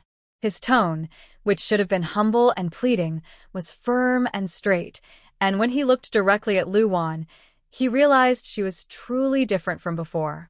In the past, she always looked pale, her hair was messy, and she smelled bad. Now, she was clean and well-groomed. Could this be her new way to catch his attention? But it was undeniable that he seemed to be starting to see her in a new light. Luan frowned and immediately noticed the change in his eyes, which made her very uncomfortable. Everyone around them also looked at the scene with strange expressions because they knew Luan's character well. If Zhao's second son asked her to do something, she would do it, even if it meant jumping into a river. She wouldn't hesitate. Now that he had spoken, if Luan really begged for the children, Zhao Yuanqi's face would be greatly embarrassed today. His wife was secretly interested in another man, and that man was his own younger brother. Such a shameful thing. Only Zhao Yuanqi could tolerate it. Actually, Luan was curious why, in such a traditional society, Zhao Yuanqi was so tolerant of this. Whether in the old feudal times or in modern society, this was something a man could not accept. Could it be that Luan had once saved his life? Of course, this was just Luan's imagination. At that moment, Zhao Yuanqi's gaze also involuntarily shifted to his wife, Luan, because he knew she liked Zhao Yuanqi, not him. His hand clenched tighter and tighter. His eyes, looking at her, darkened and became complicated. Luan held Zhao Xiqing's hand and pulled him forward. Then you see for yourself, how should we count the injury on Xiqing's face? If I give up now, how can I be their mother in the future? Second brother, a person must be responsible for themselves. Being young and naive doesn't excuse you from your duties. As a scholar, you should understand this clearly. It's not right to use feelings as an excuse here. Brothers should settle their accounts honestly. Your child hit mine, so it's fair to hit back. If you're too soft to do it yourself, my husband can do it for you. Luan spoke firmly, clearly, and with proper tone, making her point very clear. At that moment, her clenched hand relaxed. Zhao Yuanqi looked at Luan in shock, as if he couldn't believe she would say such harsh words. In the past, no matter what his children did, Luan always protected and tolerated them. But now, why has everything changed? Is it because the eldest brother has returned? So, Luan no longer plans to like him? For a moment, Zhao Yuanqi felt very confused. Big sister-in-law, since you call me big sister-in-law, you should understand the importance of respecting elders. Your child doesn't understand, but don't you understand? Luan's tone was sharp and cold. She protected her own children tightly, and her gaze no longer held any tenderness. Zhao Yuanqi didn't know when she had changed. Yes, Yuanqi understands. Zhao Yuanqi tremblingly picked up the switch from the ground. Lu Guifan was still shouting loudly. Zhao Yuanlai stood nearby, ready to act if anyone tried to stop him. Snap! With a crack, the switch struck. The two children struggled with their hands and feet, but it was useless. Zhao Yuanqi, haven't you eaten? As soon as Zhao Yuanlai spoke, his hand trembled. The switch wasn't thick, but long and thin. It hurt the most when it hit the skin, hot and sharp. Good grandson. My good grandson. Snap. Another strike. The sound of the switch hitting flesh was crisp, making everyone instinctively rub their hands. Ouch! It hurts so much. Just hearing that sound made it feel unbearable. You. The two children cried loudly, tears and snot flowing together. Snap. With each strike, Li Yulian's heart clenched painfully. 20 hits should be enough, right? Zhao Yuanqi's hand was trembling. He had never hit a child before. In fact, he had never really taken care of his 3 children. This was the first time he had ever hit his own child. He felt completely exhausted afterward. Today, I hope you and your younger siblings will teach the children well. If you can't do it properly, someone else will do it for you in the future. From his tone, it seemed that the matter was considered settled. Li Yulian hurriedly ran over to hug her 2 children, her clothes torn. The children's skin was delicate and tender, covered with marks from thin whips, a mix of red and purple. My poor, good grandson, it's all that wicked woman's fault for trying to harm you. Lu Guifan quickly put down the child and started blaming others. Mother. Zhao Yuanlai stood behind her. If you keep teaching the children like this, they will be ruined someday. If this happens again today, don't blame your son for not caring about the mother and children's bond. Zhao Yuanlai didn't want to argue further and took his wife and children away. Everyone had watched enough excitement and began to leave. Before coming, Luan had given Xiqing some spiritual spring water. Now, the pain was gone, but the bruises from the beating hadn't fully faded. Luan poured a large bucket of spiritual spring water and let Xiqing soak in it. The boy was still a bit shy, hugging his arms. Mother, is it okay if I don't soak? Such a lot of water. Using it for my bath, isn't that a bit wasteful? It wasn't just spiritual spring water. Luan had also boiled some herbs into it. Not only would it help heal wounds, but it would also strengthen the body. Luan also prepared a pot for the 2 girls to soak in. She slapped him on the back with a look of annoyance. If I tell you to soak, then just soak. How could there be so little water for you 2? Today, they hit you. Why didn't you fight back? Xiqing quickly ran in. Mother, your slap hurts. He looked aggrieved and said, Mother said, I'm not allowed to fight back. Even if they put a knife to my neck, I'm not allowed to fight back, he added. Luan. All right, it's all her fault.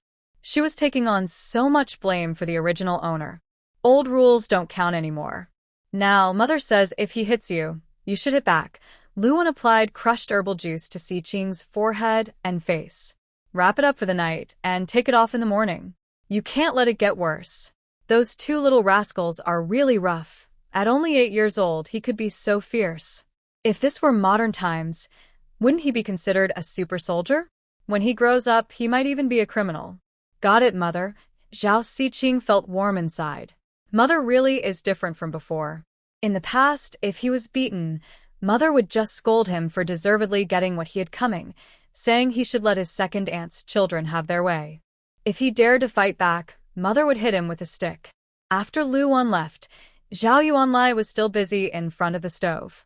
He cut the herbs into small pieces, just like Luan, and boiled them in a large iron pot. The bright firelight from the stove shone on his sharp, handsome face, making him look strong and determined. Madam, he seemed to notice Luan coming, brushed off the dust from his clothes, and quickly poured a bucket of brewed herbal water. He said, You and the children should soak in this too. You've had a long day. Luan then saw that he had prepared a big bucket of herbal water for herself. I'll go wash outside. Without waiting for Luan to reply, he carried the bucket of water and went out. Luan stared at Zhao Yuanlia's figure leaving, feeling a bit stunned. Their relationship. Doesn't quite feel like a typical married couple.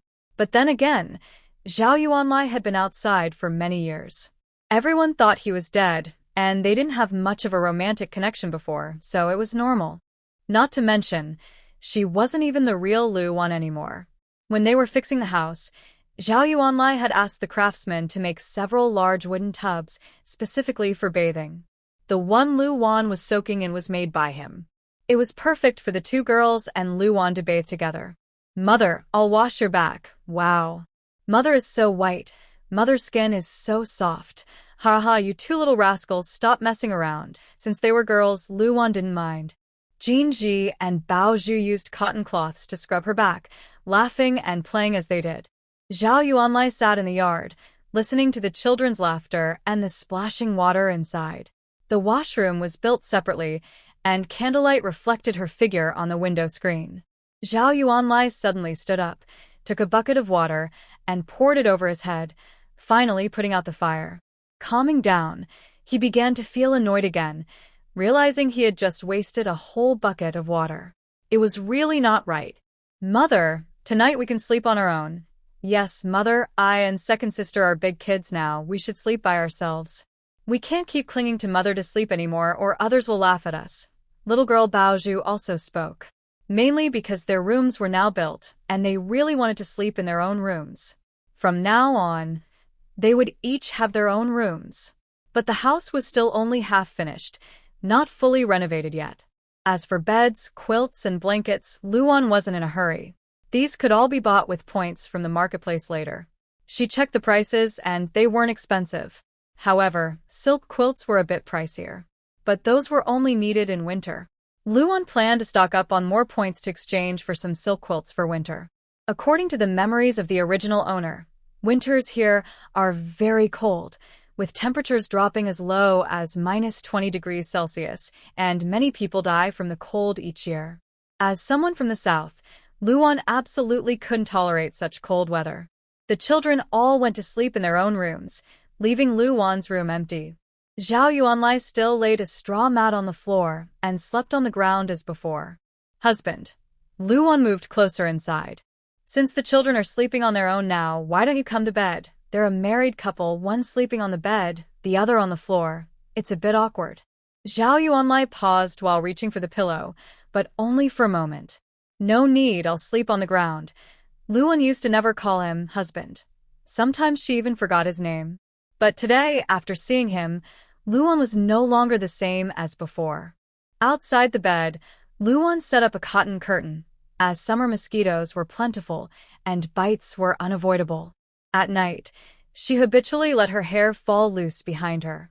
Her original hair was dry and yellow, but after nourishing with spiritual spring water, it had become black and smooth. Lu Wan naturally also took care of the three children. Now, seeing them so fair and tender, she felt quite happy. She brushed her scattered hair behind her ear. She said, since we are husband and wife, we should sleep together. If others find out, they might think our relationship is not good, and that could cause trouble. Lu Wan spoke honestly and clearly. To be honest, she didn't dislike this man. Zhao Yuanlai listened quietly after she finished.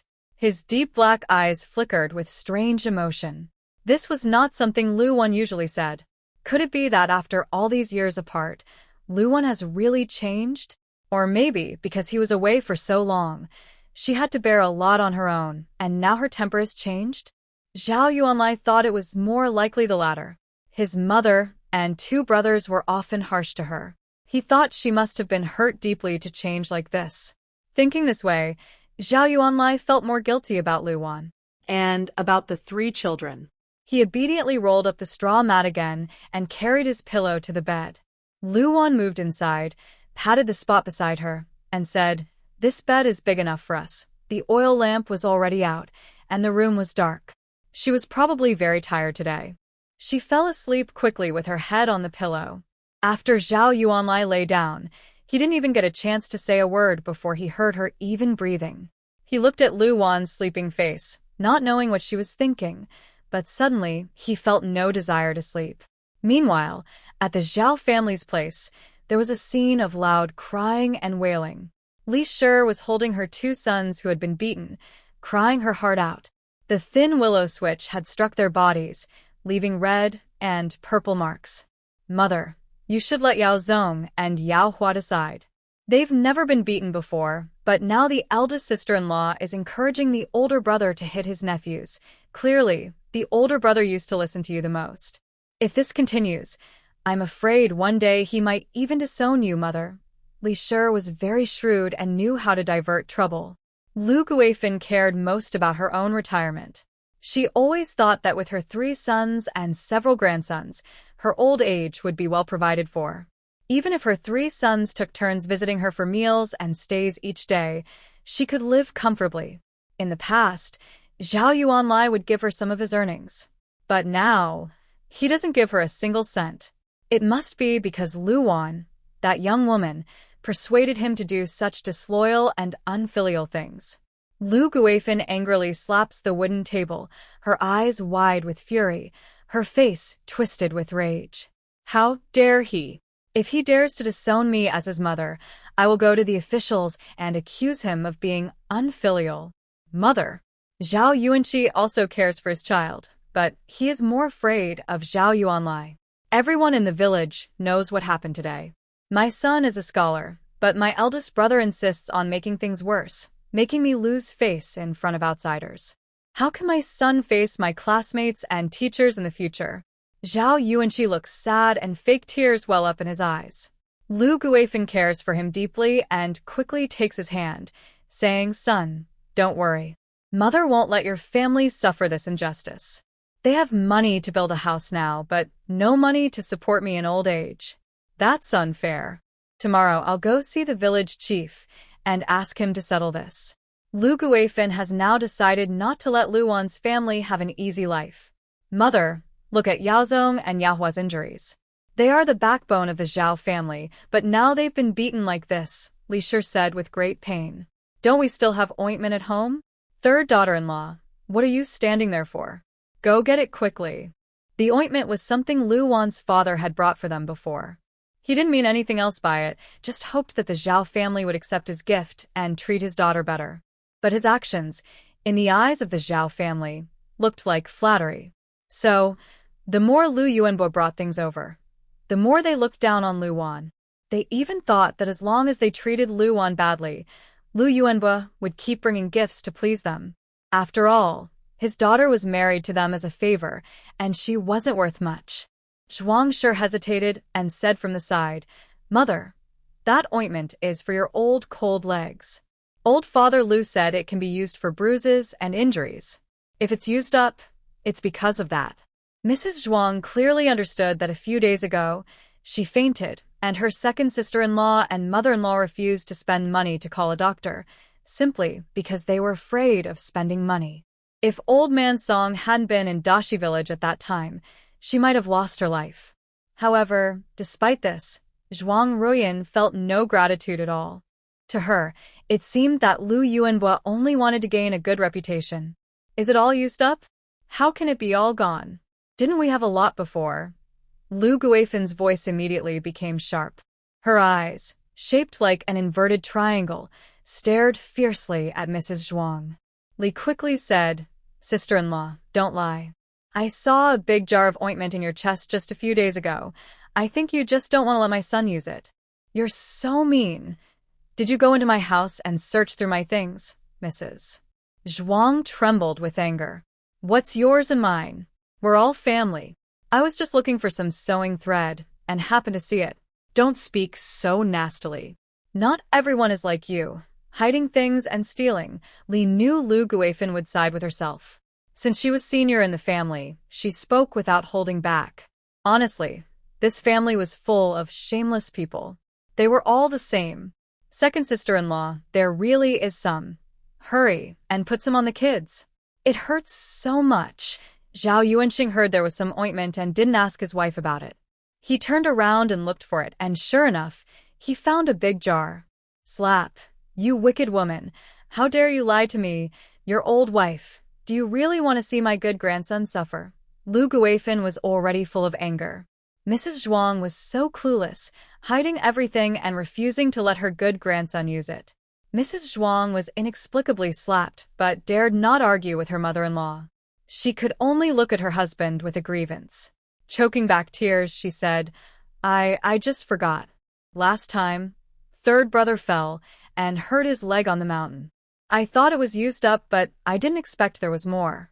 Even so, mother, you shouldn't hit me. She wished Zhao Yuanqing could say something for her. At least, like Zhao Yuanlai tonight, he should stand up and defend his wife and children. But she's been married to the Zhao family for many years, and Zhao Yuanqing has never protected her. Now she still holds false hopes, which is simply laughable. Zhao Yuanqing acted as if he hadn't seen anything and said nothing. At that moment, Mrs. Zhuang felt as if she had fallen into an icy cellar, cold and numb. Is it wrong that I hit you? If I hit you, I did it. If you have the courage, come and hit me.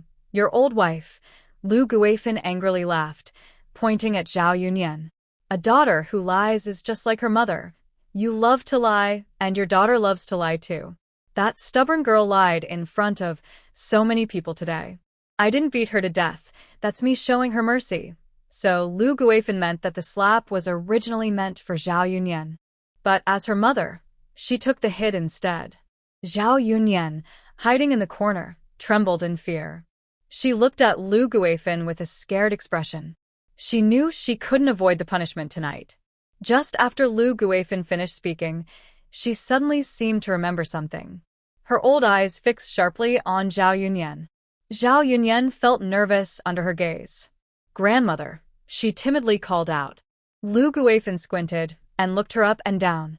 The 12-year-old girl was starting to develop.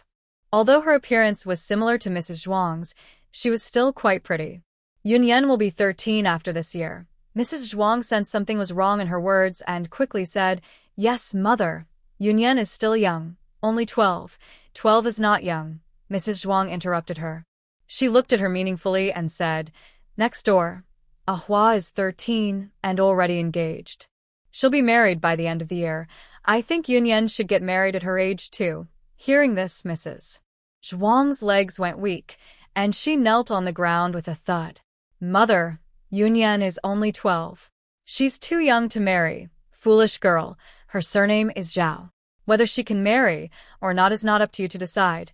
Mother, mother, Mrs. Zhuang shouted. Yunyan is really too young. Please, just let her stay for a couple more years. Yunyan can do many chores. Wash clothes, cook, give you massages, and rub your legs. She can do all that. Mrs. Zhuang was not stupid. She knew that in these hard times, marrying off a daughter was like selling her. The daughter she sold out is now beyond her control.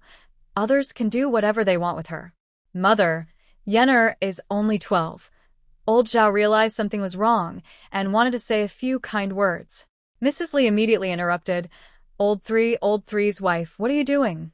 Mother, I was just saying, I didn't mean to really marry Yenner out.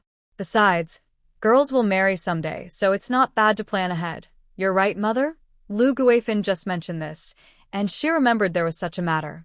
But it's not urgent. She needs to discuss it with her mother first. Lu Guifan also sensed this, and looked a little calmer. But her gaze at Zhuang was sharp and harsh. Crying, mourning. Get up quickly. I understand Yenner's situation. I won't marry her off at 12. When Zhuang heard this, her worries eased, and she quickly got up from the ground, wiped her tears, and pulled Yenyan over, saying, Yenner, thank your grandmother quickly. Thank you, grandmother. The girl timidly said. Lu Guifan's eyes flashed with disdain. She thought, she's ugly and timid, not brave or responsible like a boy. Her own granddaughter is better. When she gets old, she still has some grandsons to rely on.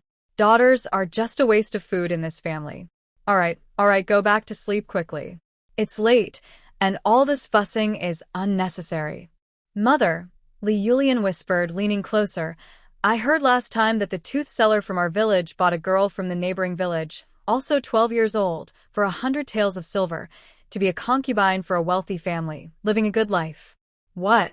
100 taels of silver? Really? Lu Guifan's eyes lit up at the mention of 100 taels. Yes, mother. Your daughter-in-law wouldn't lie to you. Yenner is exactly 12. They want someone her age. Once she's older, they won't want her anymore. Lu Guifan's eyes twinkled as she considered that her daughter was almost 12 years old. She thought it would be good for her to become a concubine in a wealthy family. If she behaved well, she might give birth to a son or daughter in that big house. Then, with the mother gaining status through her children, their old Zhao family could also benefit. This plan seemed very promising. Lu Guifan immediately started to plan. In these hard times of famine, the harvest was poor, and every extra person meant more mouths to feed. But she couldn't let her beloved grandson go hungry. All right, Yenner is still young. Let's raise her a bit longer, so others won't say I'm a bad grandmother. She suddenly softened her tone, though her eyes still held a hint of calculation.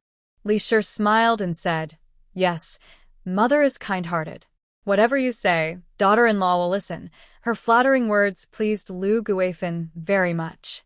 Li Yulian truly was the daughter-in-law she chose herself, more sensible and filial than her older or third daughter-in-law. Now, the Zhao family's main house was almost finished. Recently, Zhuang Shi and Li Shi felt uneasy. Their last bit of rice was gone, and the village's only well was running low on water every day. Lu Wan went up the mountain with Zhao Yuanlai every day. Sometimes they hoped to find wild game like pheasants or rabbits, and other times they looked for medicinal herbs. The village women watched Lu Wan return daily with many mushrooms, and they couldn't help but be eager to go gather some themselves. But most of the time, they returned empty-handed. Only Lu Wan always came back with a full load. Ding! Found a wild yellow ginseng plant. Can exchange for 5,000 points. Would you like to exchange? A wild yellow ginseng is worth 5,000 points. Only a fool wouldn't exchange it. Ding! Found wild beef liver mushrooms. Would you like to trade? With the system's prompt, Lu Wan discovered a large patch of wild beef liver mushrooms under some dry leaves. They looked very fresh and plump. Second and third brothers, there are more over there. Hurry and pick them. Wild beef liver mushrooms can be traded for 10 taels of silver per gene in the marketplace. This large patch probably weighs 5 or 6 gene. She planned to keep some for herself and sell the rest for silver. They were building a house, and their silver was almost gone. The system would allocate points and silver based on Lu Wan's situation. Girl, look at them. They found so many mushrooms. How come they are so lucky? They find mushrooms everywhere. Why can't we find anything? Today, Lu Wan took her 2 daughters up the mountain to try their luck. The more things she needed, the more points she used, so she had to come out to find items to exchange for points or silver coins. Sometimes, she could find things that could be combined to make other useful items.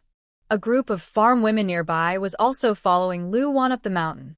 They had learned that sticking with her could help them gather mushrooms. Lu Wan finally managed to shake them off, but now they had come back again. Why are you just standing there? Let's go too. A group of women quickly moved over, their eyes shining at the sight of the juicy, tender mushrooms.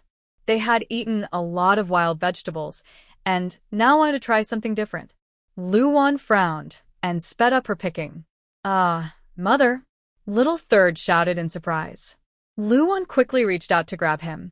Stop. I told you not to grab my mushrooms.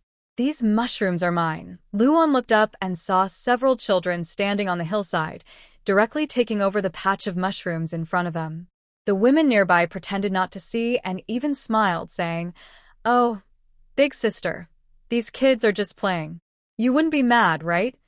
Lu Wan kept a blank face and handed her basket to her second daughter. She strode straight toward the women. The woman was startled and hurriedly said, "What are you doing?" Lu Wan didn't hold back. She mimicked her son's tone and pushed her down. The woman rolled several times before stopping. "Lu Wan, you crazy woman. How dare you push me? Just a little thing between adults, Ma Jinhua. I only pushed lightly. You wouldn't be mad, right?" Lu Wan responded sharply, copying her tone. She brushed off the fallen leaves and prepared to leave with her children. They had already gathered most of the mushrooms, so she could find more elsewhere. Seeing so many people watching, Ma Jinhua felt humiliated. She was about to rush over to confront Lu Wan when suddenly she heard a fierce wolf howl. A woof! Everyone's faces instantly turned pale. "Did you hear that just now?" Luan's heart tightened.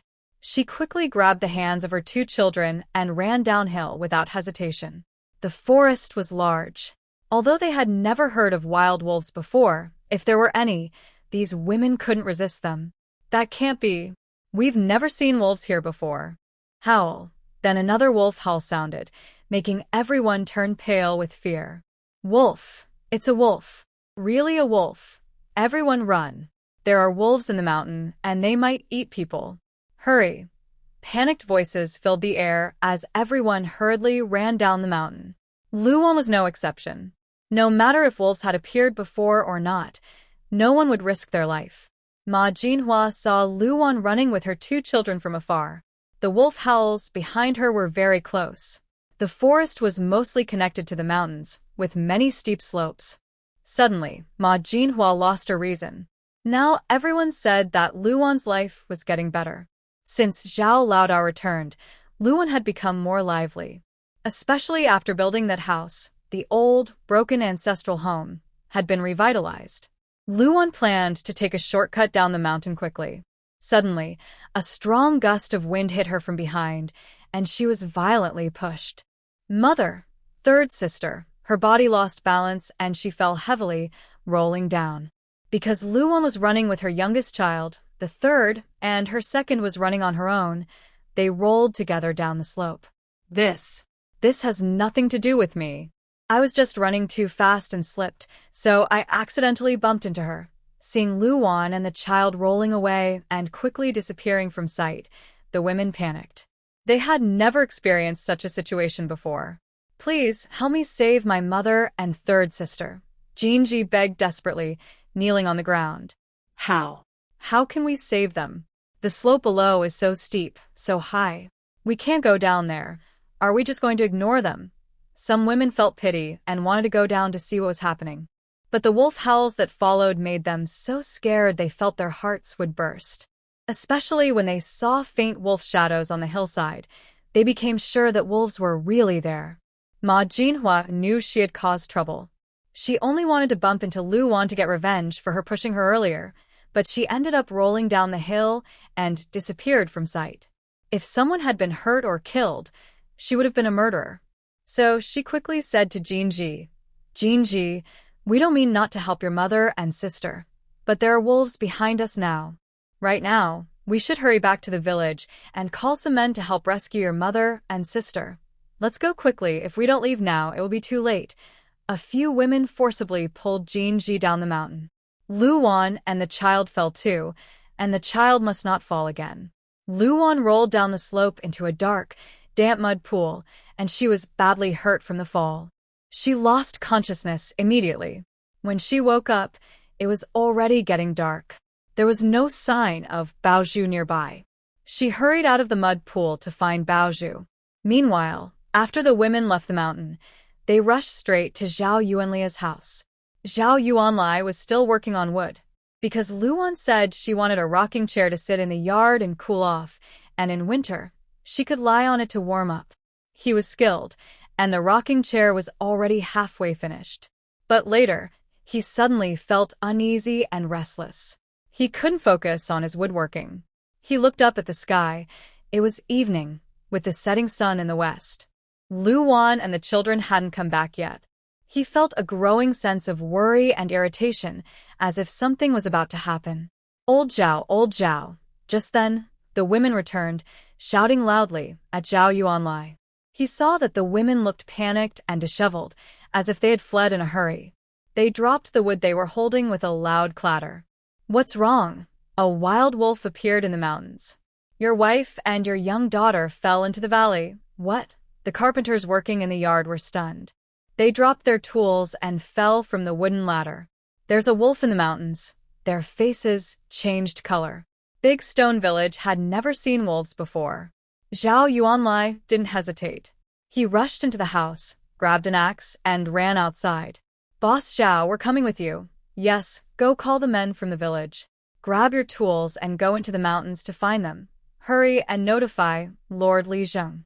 Tell him there's a wolf behind our village's mountain, and everyone should stay indoors tonight.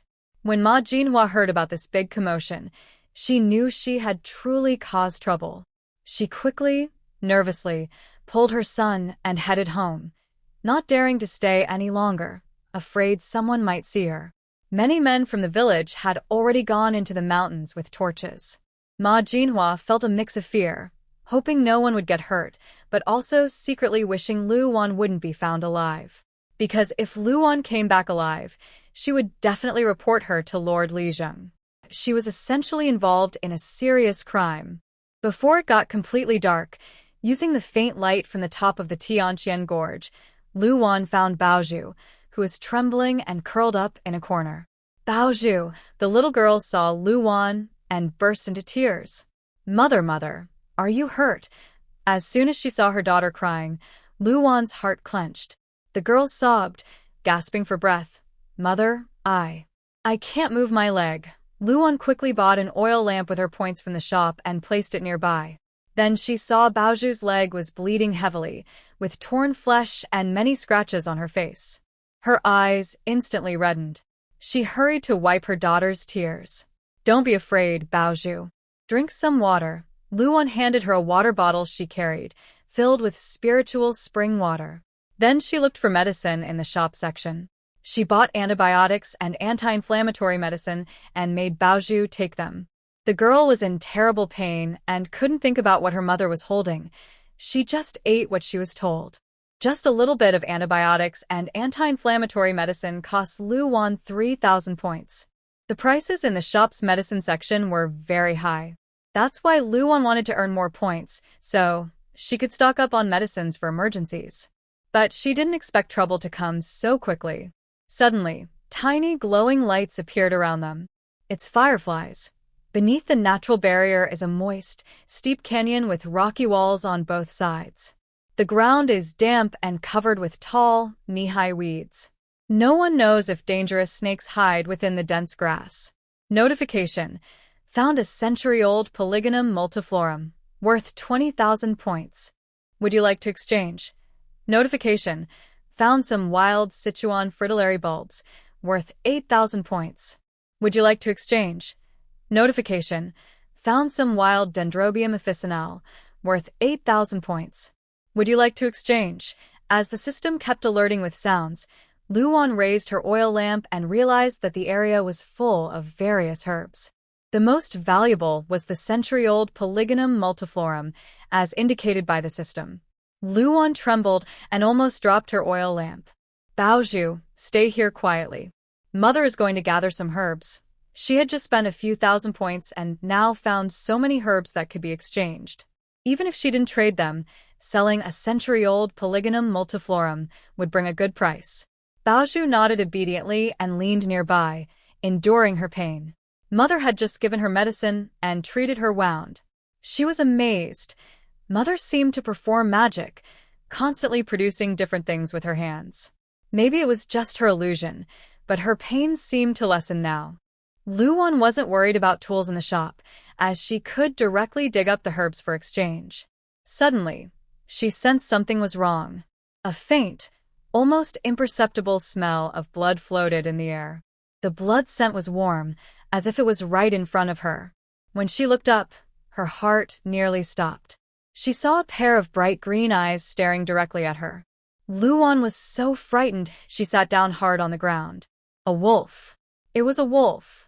In its mouth, it held a bloody human hand, clearly torn from a person. What caught her attention was a striking silver-white patch on its forehead, and it was enormous, completely different from what she knew wolves to be. The wolf loosened its grip, dropped the human hand, and let out a deep growl as it slowly approached Lu Wan. Its cold, fierce eyes locked onto her, as if ready to pounce and bite her throat at any moment. Lu Wan was terrified, her whole body screaming with fear. Help! Help! She had always been kind and never involved in bad habits, so was she really going to die here today? In extreme fear, people often feel weak and unable to move. Clearly, Lu Wan was feeling exactly that now.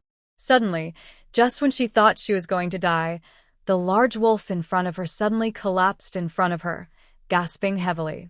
It fell, and Lu Wan saw that it had been shot with several arrows in its belly. A faint sound came from the wolf's stomach, and then a small, furry head appeared in front of Luwan. She froze. Looking at the small wolf's head, which had the same silver fur as the big wolf, she immediately understood that this was its cub. The cub looked only a month old and was trying to attack Luwan. The mother wolf's eyes were fixed on her, full of warning. Luwan sighed. She didn't know why the mother wolf had been shot, but it seemed harmless now because it was dying. "You're hurt. Can you Not bite me." Luwan reached out her hand cautiously.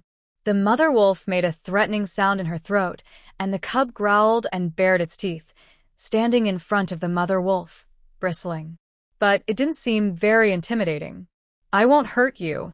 Sensing Luwan's kindness, the mother wolf gave up resisting and weakly collapsed to the ground, panting. Luwan moved aside the fur on its belly, trying to see if it could still be saved. But when she looked, her face showed pity. The mother wolf's belly was cut open, with some internal organs visible, and blood was flowing out. "Sorry, I can't save you now." The little wolf licked the wounds on its mother's body sadly, making soft whimpering sounds. She thought that someone must have wanted to catch them, which caused the mother wolf to be shot, and the wound in her belly was from a blade, very deadly. The knife wound and arrow wounds. No wonder she heard wolves howling in the forest today. It must have fought with all its strength to hide here with its cub. You. Could it be that it wanted her to take care of the little wolf cub? Woo-woo.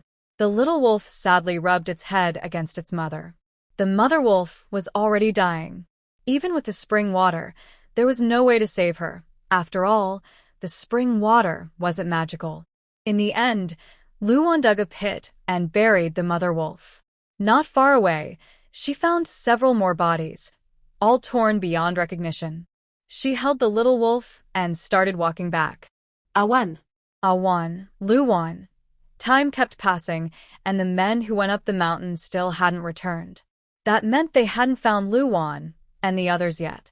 The women were getting restless and began discussing going up the mountain themselves. Even if there were wild wolves, they were prepared this time. They had tools and torches, and there were many of them, so they weren't afraid. So they decided to go together. More people meant more strength.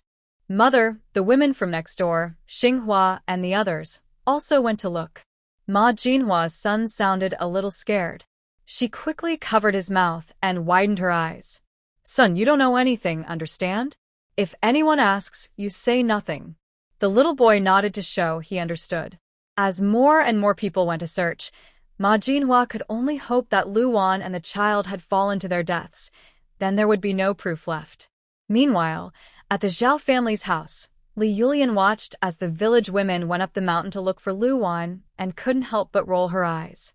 But instead of saying anything sarcastic, she unusually asked Zhao Yuanqi, "Husband, the eldest sister-in-law went missing in the mountains, and everyone's gone to look. Should we go too?" Zhao Yuanqi was still inside, writing with an air of elegance. Hearing her, he looked outside and said, "Since everyone's going, if we don't, people might say we're heartless. You stay home. I'll go up the mountain." Li Yulian had only asked casually. She knew Zhao Yuanqi disliked Luwan and wouldn't bother going. She hadn't expected him to agree so easily. Her face darkened. Second brother really is kind, truly a man of learning. People who've read the classics are indeed different. Second sister, you're not going to stop him, are you? Mrs. Zhuang happened to overhear the conversation and understood Li Yulian's thoughts very clearly. Unexpectedly, Zhao Yuanqi decided to go up the mountain himself. Li Yulian shot her a quick look and then smiled, saying, "My husband is a scholar. He has never been up the mountain before. Since it's nighttime, it might not be safe."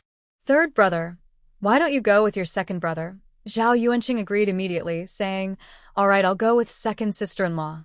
Third sister-in-law, you probably won't let third brother go, right? Li Yulian asked with a smile. Mrs. Zhuang was so angry she almost ground her teeth. Go, go, go. What's so good about going? If she dies on that mountain, that would be great.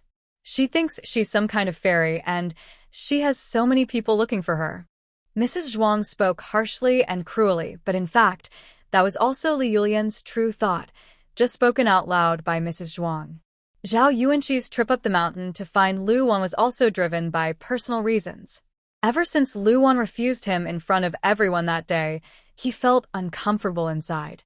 Lu Wan used to listen to him in everything, but now she no longer did.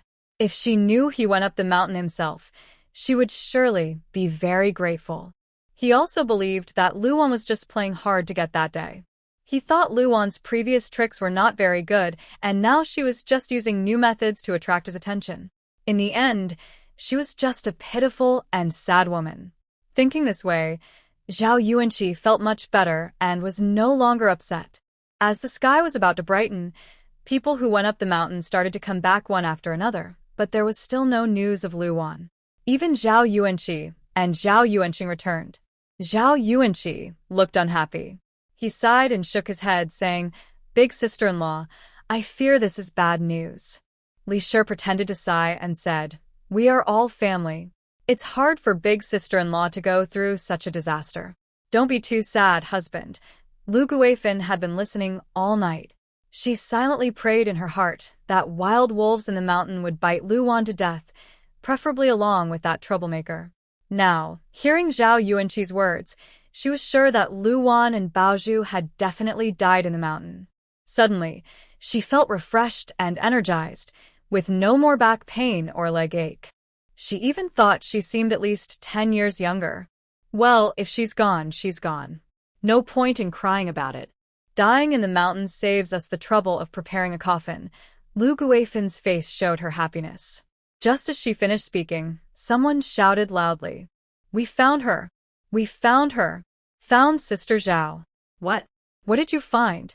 Before Lu Guifan could feel happy, Ernyo ran over excitedly. "We found Sister Zhao and the child. They're alive. They're alive. Still alive?" Lu Guifan let out a cry and suddenly fainted, her eyes rolling back. "Mother!" Ernyo touched her head. Lu Laolao fainted from happiness when she heard Sister Zhao was alive. Li and Zhuang looked at each other silently. The people were found.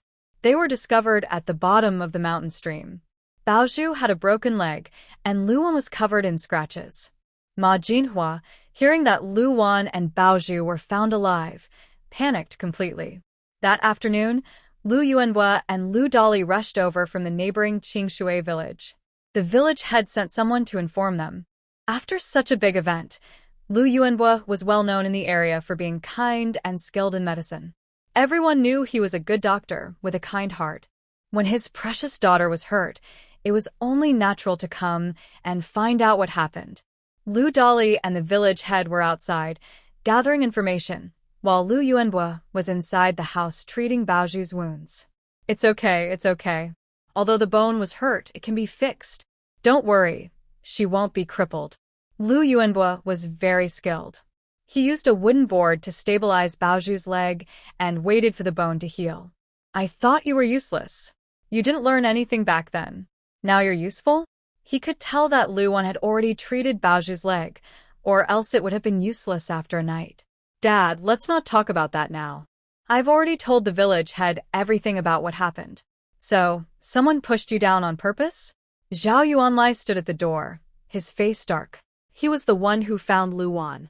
When he arrived, the mother and daughter were curled up under a rock, surrounded by poisonous snakes, insects, and worms. They had been there all night. Zhao Yuanlai felt heartbroken and furious, unable to hold back his anger. "Ma Jinhua." He kicked open the Ma family's door. Ma Jinhua was already nervous and scared. The kick made her even more frightened, and she collapsed to the ground. "Come with me to see the village head and apologize to my wife." "What are you doing?" "Zhao boss, let go of me." "What are you trying to do?" Ma Jinhua was stunned and didn't expect Zhao Yuanlai to come directly to her house. Zhao Yuanlia's face was cold and stern. He didn't speak, grabbing her arm tightly. No matter how she struggled, it was useless. He dragged her into his yard. Ma Jinhua's husband, Lu Chonglin, was a timid man. Seeing Zhao Yuanlai dragging his wife away, he didn't say a word or make a sound. Many villagers had gathered to watch. The village head and elders came over, clearly because Zhao Yuanlai wanted to make this matter open and fair, giving his wife and daughter justice. Seeing this scene, Ma Jinhua's legs went weak. Before anyone could ask questions, she cried and shouted, "Zhao boss, I know I was wrong. I didn't mean to do it. I was running too fast and accidentally bumped into her. I never thought she would fall. Besides, she didn't die, did she?" Hearing this, Zhao Yuanlia's anger grew even more.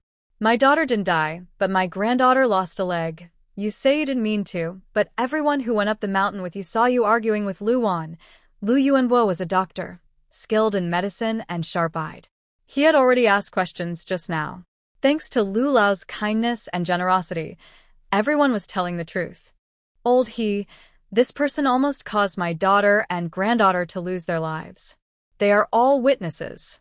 Either you decide or I will report this to the authorities. Son-in-law, what do you think?" When Lu Yuanbo heard this news at home, he was so frightened his soul almost left his body. He was an old man with only one daughter, and she was like his only treasure.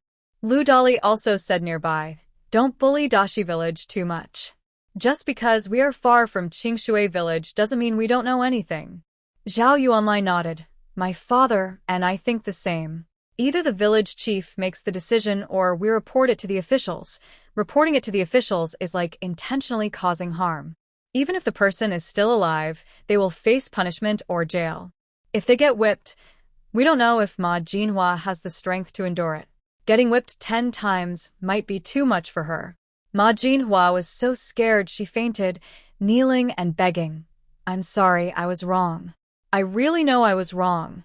Old Zhao and Dad, please don't report it to the officials. Please, I beg you. If they report it, she will have no way out." The village chief was also in a difficult position. This was his village, and such a thing happened under his watch. If it gets out, it would be a scandal. The village chief turned to discuss with some elders. Zhao Yuanqi was also there. "Big brother, I see that the eldest sister-in-law has returned safely, and she has admitted her mistake. I believe she won't do it again. Why not give her a chance to change and do better?"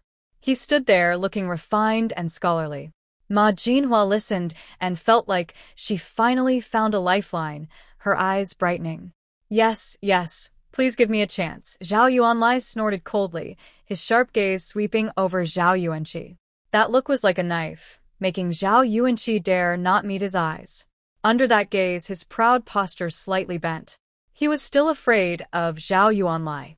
"Chance," Zhao Yuanlai said coldly. "What chance? My wife was able to survive because she is lucky and strong, not because she was given a chance by heaven. No one gave her a chance. If my daughter or wife were in danger and died, who would give them a chance then?" Zhao Yuanlai clearly didn't want to make a big deal out of it, just to let it go quietly. Today, Ma Jinhua harms people. Tomorrow, Niu Jinhua might do the same. He explained the reasoning. If the village chief doesn't handle this, he will report it to the officials. Anyway, it's a choice between two options. Lu Wan listened inside the house and realized she had no room to make her own decisions. Zhao Yuanlai was much clearer and more understanding than she had thought. He is a very sensible person. "Don't worry, your father and grandfather will definitely help us get justice." Lu Wan comforted her little sister. She was initially worried that this matter would be hard to handle, but now she saw she was just overthinking. With her father Lu and Zhao Yuanlai here, there's no need to panic. However, she also heard what Zhao Yuanqi just said. She has met a kind-hearted person, but she has never met a truly noble person. Today, she saw that even a kind-hearted man can be just as unpleasant and mean. Yes, Baozhu nodded heavily. This young girl has truly escaped danger this time. The two of them falling from such a high place and surviving is a miracle. The village chief sighed and discussed with a few elders. "Yuanlai, don't get too excited. Brother Yuanbua, I just discussed with the elders. We plan to remove Ma Jinhua from Dashi village and expel her. What do you think? Expelling her from the village means her family can still go somewhere else to live. If not, they will have to report to the authorities." Lu Yuanbua thought for a moment and nodded. "Such a wicked woman shouldn't stay in your village. What if she does something bad again someday? Then she will be expelled, and she will no longer be a part of Dashi village." The village chief made the final decision, and the matter was settled. Ma Jinhua collapsed to the ground, crying but unable to make a sound. She never thought that her moment of bad intentions would lead to her being driven out of the village. Big brother, village chief, and Uncle Lu. Zhao Yuanqi looked at Ma Jinhua, who was lying on the ground looking ashen, with some pity in his eyes. As the only scholar in the village, he usually had some influence. Especially during festivals or temple fairs, they would ask him to help discuss matters and so on. This made Zhao Yuanqi feel that, as a scholar, he held a certain status in Dashi village. He believed that his words should carry weight. He looked at his older brother Zhao Yuanlai with a grim, intimidating gaze and wiped the cold sweat that was seeping down his forehead. He said, "This is a year of famine. The crops in the fields have failed, and the officials haven't sent any relief food. Many people are starving or dying of thirst. Because there is no water or food, bandits have become more and more reckless, robbing and burning everywhere. If you drive her out now, aren't you pushing people toward death?" Zhao Yuanqi spoke confidently and with a noble air. Ma Jinhua looked at him with gratitude and quickly said, "Yes, if you send me away now, it's like telling me to die. Please let me stay in the village." At this moment, Lu Wan, who had been quietly waiting inside the house, also started to feel restless. "Uncle, that's not right." As Lu Wan spoke, everyone looked at her. Hearing her call him uncle, Zhao Yuanqi was momentarily stunned. It was such a strange way to address him. She had never called him that before. Usually she called him scholar or used his name. The term uncle clearly showed they were trying to define their relationship differently. "So, the person who almost died isn't you, the one who broke his leg isn't you, and the one who barely survived falling off the cliff isn't you either. Therefore, you think I should forgive others and let things go, right?" Lu Wan stepped forward, her eyes sharp and fierce. Zhao Yuanqi thought her gaze was exactly like Zhao Yuanlia's. Lu Wan pointed at Ma Jinhua on the ground. "When she pushed me down, she already knew this place was dangerous. If someone falls here, they won't just get hurt, they could be left crippled or worse. Her intentions are clear. She deliberately wanted to kill me and Baozhu. As a scholar, you should know the law of our country. Do you not understand that those who intentionally harm others should be punished with mutilation or beheaded? If someone is still alive, they should be punished with mutilation. If they are dead, then they should pay with their life. The law is strict and unforgiving. How many people in this backward village know the law? Only scholars do. Uncle, as the only scholar in our village, you are now protecting a murderer and pleading for the attacker. You keep saying you want to be a high official someday. If you do become an official, won't you become a corrupt and treacherous official?" Lu Wan spoke clearly and with broad understanding. Not only Zhao Yuanqi, but even Zhao Yuanlai looked at her with surprise. He didn't realize when his wife had become so knowledgeable about the laws of Daqing. And with quick words, she left no room for argument. Zhao Yuanqi's handsome, gentle face suddenly turned pale with shame and embarrassment. The village chief also understood the meaning behind Lu Wan's words and looked at Zhao Yuanqi with deep thought. Zhao Yuanqi felt even more ashamed under everyone's gaze and dared not lift his head. He never expected that Lu Wan would openly criticize him and embarrass him in front of everyone, damaging his reputation as a scholar. Near the large stone village school, Mr. Su, who was already gray-haired, stroked his beard and looked at Lu Wan with admiration. After Zhao Yuanqi stopped speaking, Ma Jinhua knew her last hope was gone. She started to hate Lu Wan, glaring at her. "You didn't even give me a last chance. I already apologized to you, but you still want to ruin me completely. Lu Wan, you will face karma." Shut her mouth. The village chief couldn't stand these curses, probably feeling it was beneath his dignity. "Lu's girl, this matter is settled like this. If such things happen again in the village, don't blame me for not considering neighborly kindness. Ma Jinhua, if you hate someone, hate me. It was my decision, and it's also your own fault for having bad intentions." The village chief was a wise man. Seeing Ma Jinhua's attitude, it was clear she was not satisfied. But Lu Wan was not at fault. After everything was over, the crowd gradually dispersed. Zhao Yuanqi, humiliated and without face, planned to go home but was stopped by Zhao Yuanlai. "Stop right there. Brother," he timidly called. "Good for nothing. Zhao Yuanlai didn't show any respect and punched him in the face. The weak scholar was knocked to the ground immediately. His lip was cut, bleeding red. Big brother Zhao Yuanqi looked at him in shock. Since childhood, no one in the family had ever laid a finger on him. Because he was clever and quick-witted, he remembered things easily. The whole family said he would definitely be successful in the future. But he never expected his older brother to hit him. A few days ago, you didn't remember the lesson I gave you at all. Today, your sister-in-law and niece almost lost their lives, and yet you still defend the person who harmed them, Zhao Yuanqi. What kind of books have you been reading all these years? Have you read them all into a dog's stomach? Zhao Yuanli's face couldn't hide his anger. Just now, he warned Zhao Yuanqi with his eyes, but he didn't expect him to do it again. Lu Wan also didn't expect Zhao Yuanlai to get physical with him. Surprised, she didn't say anything to stop him. She just looked at Zhao Yuanqi on the ground and then went back inside. To her, Zhao Yuanqi was just someone unimportant. But today, she remembered everything. Zhao Yuanqi also saw Lu Wan's reaction. Now, she seemed to care less about him. She wouldn't even glance at him if he got hurt. Zhao Yuanqi clenched his teeth. No, she must be pretending. Big brother, I know I was wrong. Zhao Yuanqi awkwardly got up from the ground, avoiding eye contact with Zhao Yuanlai. Zhao Yuanlai snorted coldly and stared at him.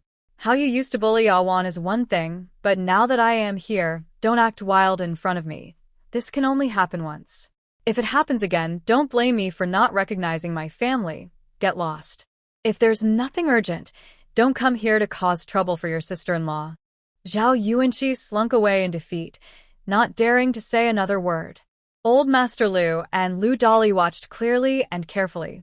Here, Lu Wan is in charge. In the Zhao family, Zhao Yuanlai makes the decisions. Because everyone fears Zhao Yuanlai. Old Master Lu felt a bit relieved seeing this. He thought his daughter's life wouldn't be too hard in the future. This is the medicinal ointment for Xiao Baozhu. Apply it every 3 days. In half a month, I will come back to remove her splints and realign her bones. Old Master Lu truly cares for his daughter and also for the child she gave birth to. Zhao Yuanlai took the ointment. Thank you, father. And about the silver you put in the basket last time, that was Lu Wan's idea, Zhao Yuanlai said. Since it's her act of filial piety, father, just accept it. Zhao Yuanlai knew what old Master Lu wanted to say and cut him off. He knew old Master Lu definitely didn't want to accept that money. Old Mr. Lu understood clearly that although he said the money was meant for Lu Wan, it was definitely Zhao Yuanlai who paid for it. Since Zhao Yuanlai had already spoken, he couldn't refuse politely anymore. However, the money had already gone into his daughter-in-law's pocket. Old Mr. Lu felt helpless.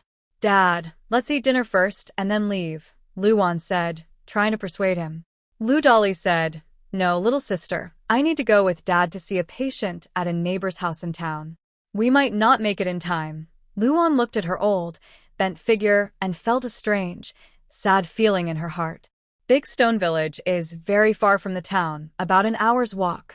Usually they took a cart, which took about half an hour, but now they had to walk there and back, passing through a mountain forest with rough, difficult paths. She was even more worried, but life forced them to go. If they didn't go, they wouldn't earn money. Without money, even eating would be hard. Take more water with you. I also steamed some buns. Dad and Big Brother bring some too.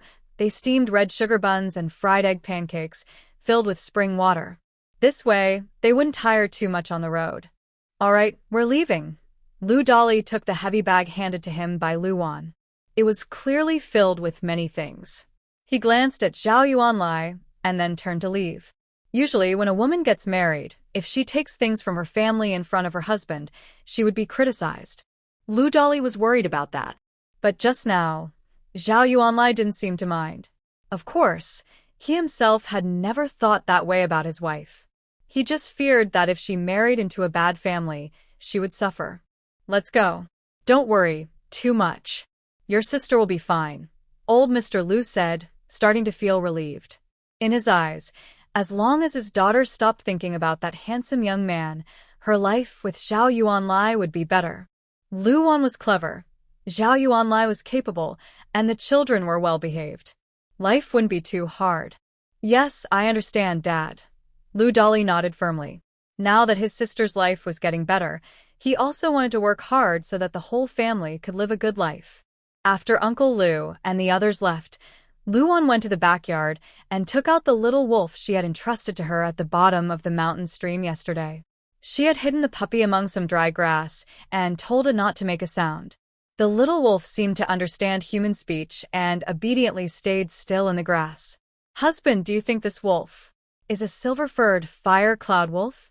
Although she had never heard of this breed before, she could tell from Zhao Yuanlia's tone that this wolf was probably very rare. Yes, those black-clad people probably wanted this little wolf. Is there something special about this wolf? Lu Wan lifted the puppy and parted its fur to check if it was male or female. But the little wolf struggled fiercely with all four limbs, trying to break free, but it was no use. Lu Wan slapped it gently, and it calmed down. Oh, it's a male. The little wolf whined softly. The leader of the wolf pack. When grown, the silver-furred fire cloud wolf is very brave and fierce. If trained well, it can lead the wolf pack in battles. They are very intelligent, almost like they have gained wisdom, as ancient people would say. Lu Wan was surprised. Those black-clad people are not from Great Yong, but from the barbarian tribes of the Wuchao dynasty. Zhao Yuanlia's expression grew serious. The barbarians from the Wuchao dynasty had infiltrated Great Yong to hunt wolf pups and kill mother wolves. Their motives seemed suspicious. Lu Wan also became nervous. She had previously analyzed the political situation of this world. Unfortunately, Great Yong and the Wuchao dynasty had been enemies for 100 years, in a constant state of conflict. So, does this mean our village is no longer safe? If it were a natural disaster, perhaps they would pray to the gods above to open their eyes and see the suffering of mortals, sending rain and showing mercy. But if enemies attack, our village might be wiped out in an instant. The people here are mostly unarmed villagers. Their greatest wish is to eat well, stay safe, and have peaceful weather. Zhao Yuanlai was worried about this too. He looked at the little wolf in Lu Wan's hands and said, "We can't let others know it exists." The little wolf whined softly. "We are common people with no real power. Even when we report to the officials, King Qing does nothing. He only cares about his own pleasure and never worries about the lives of the people." Hearing this, Zhao Yuanlai sighed heavily.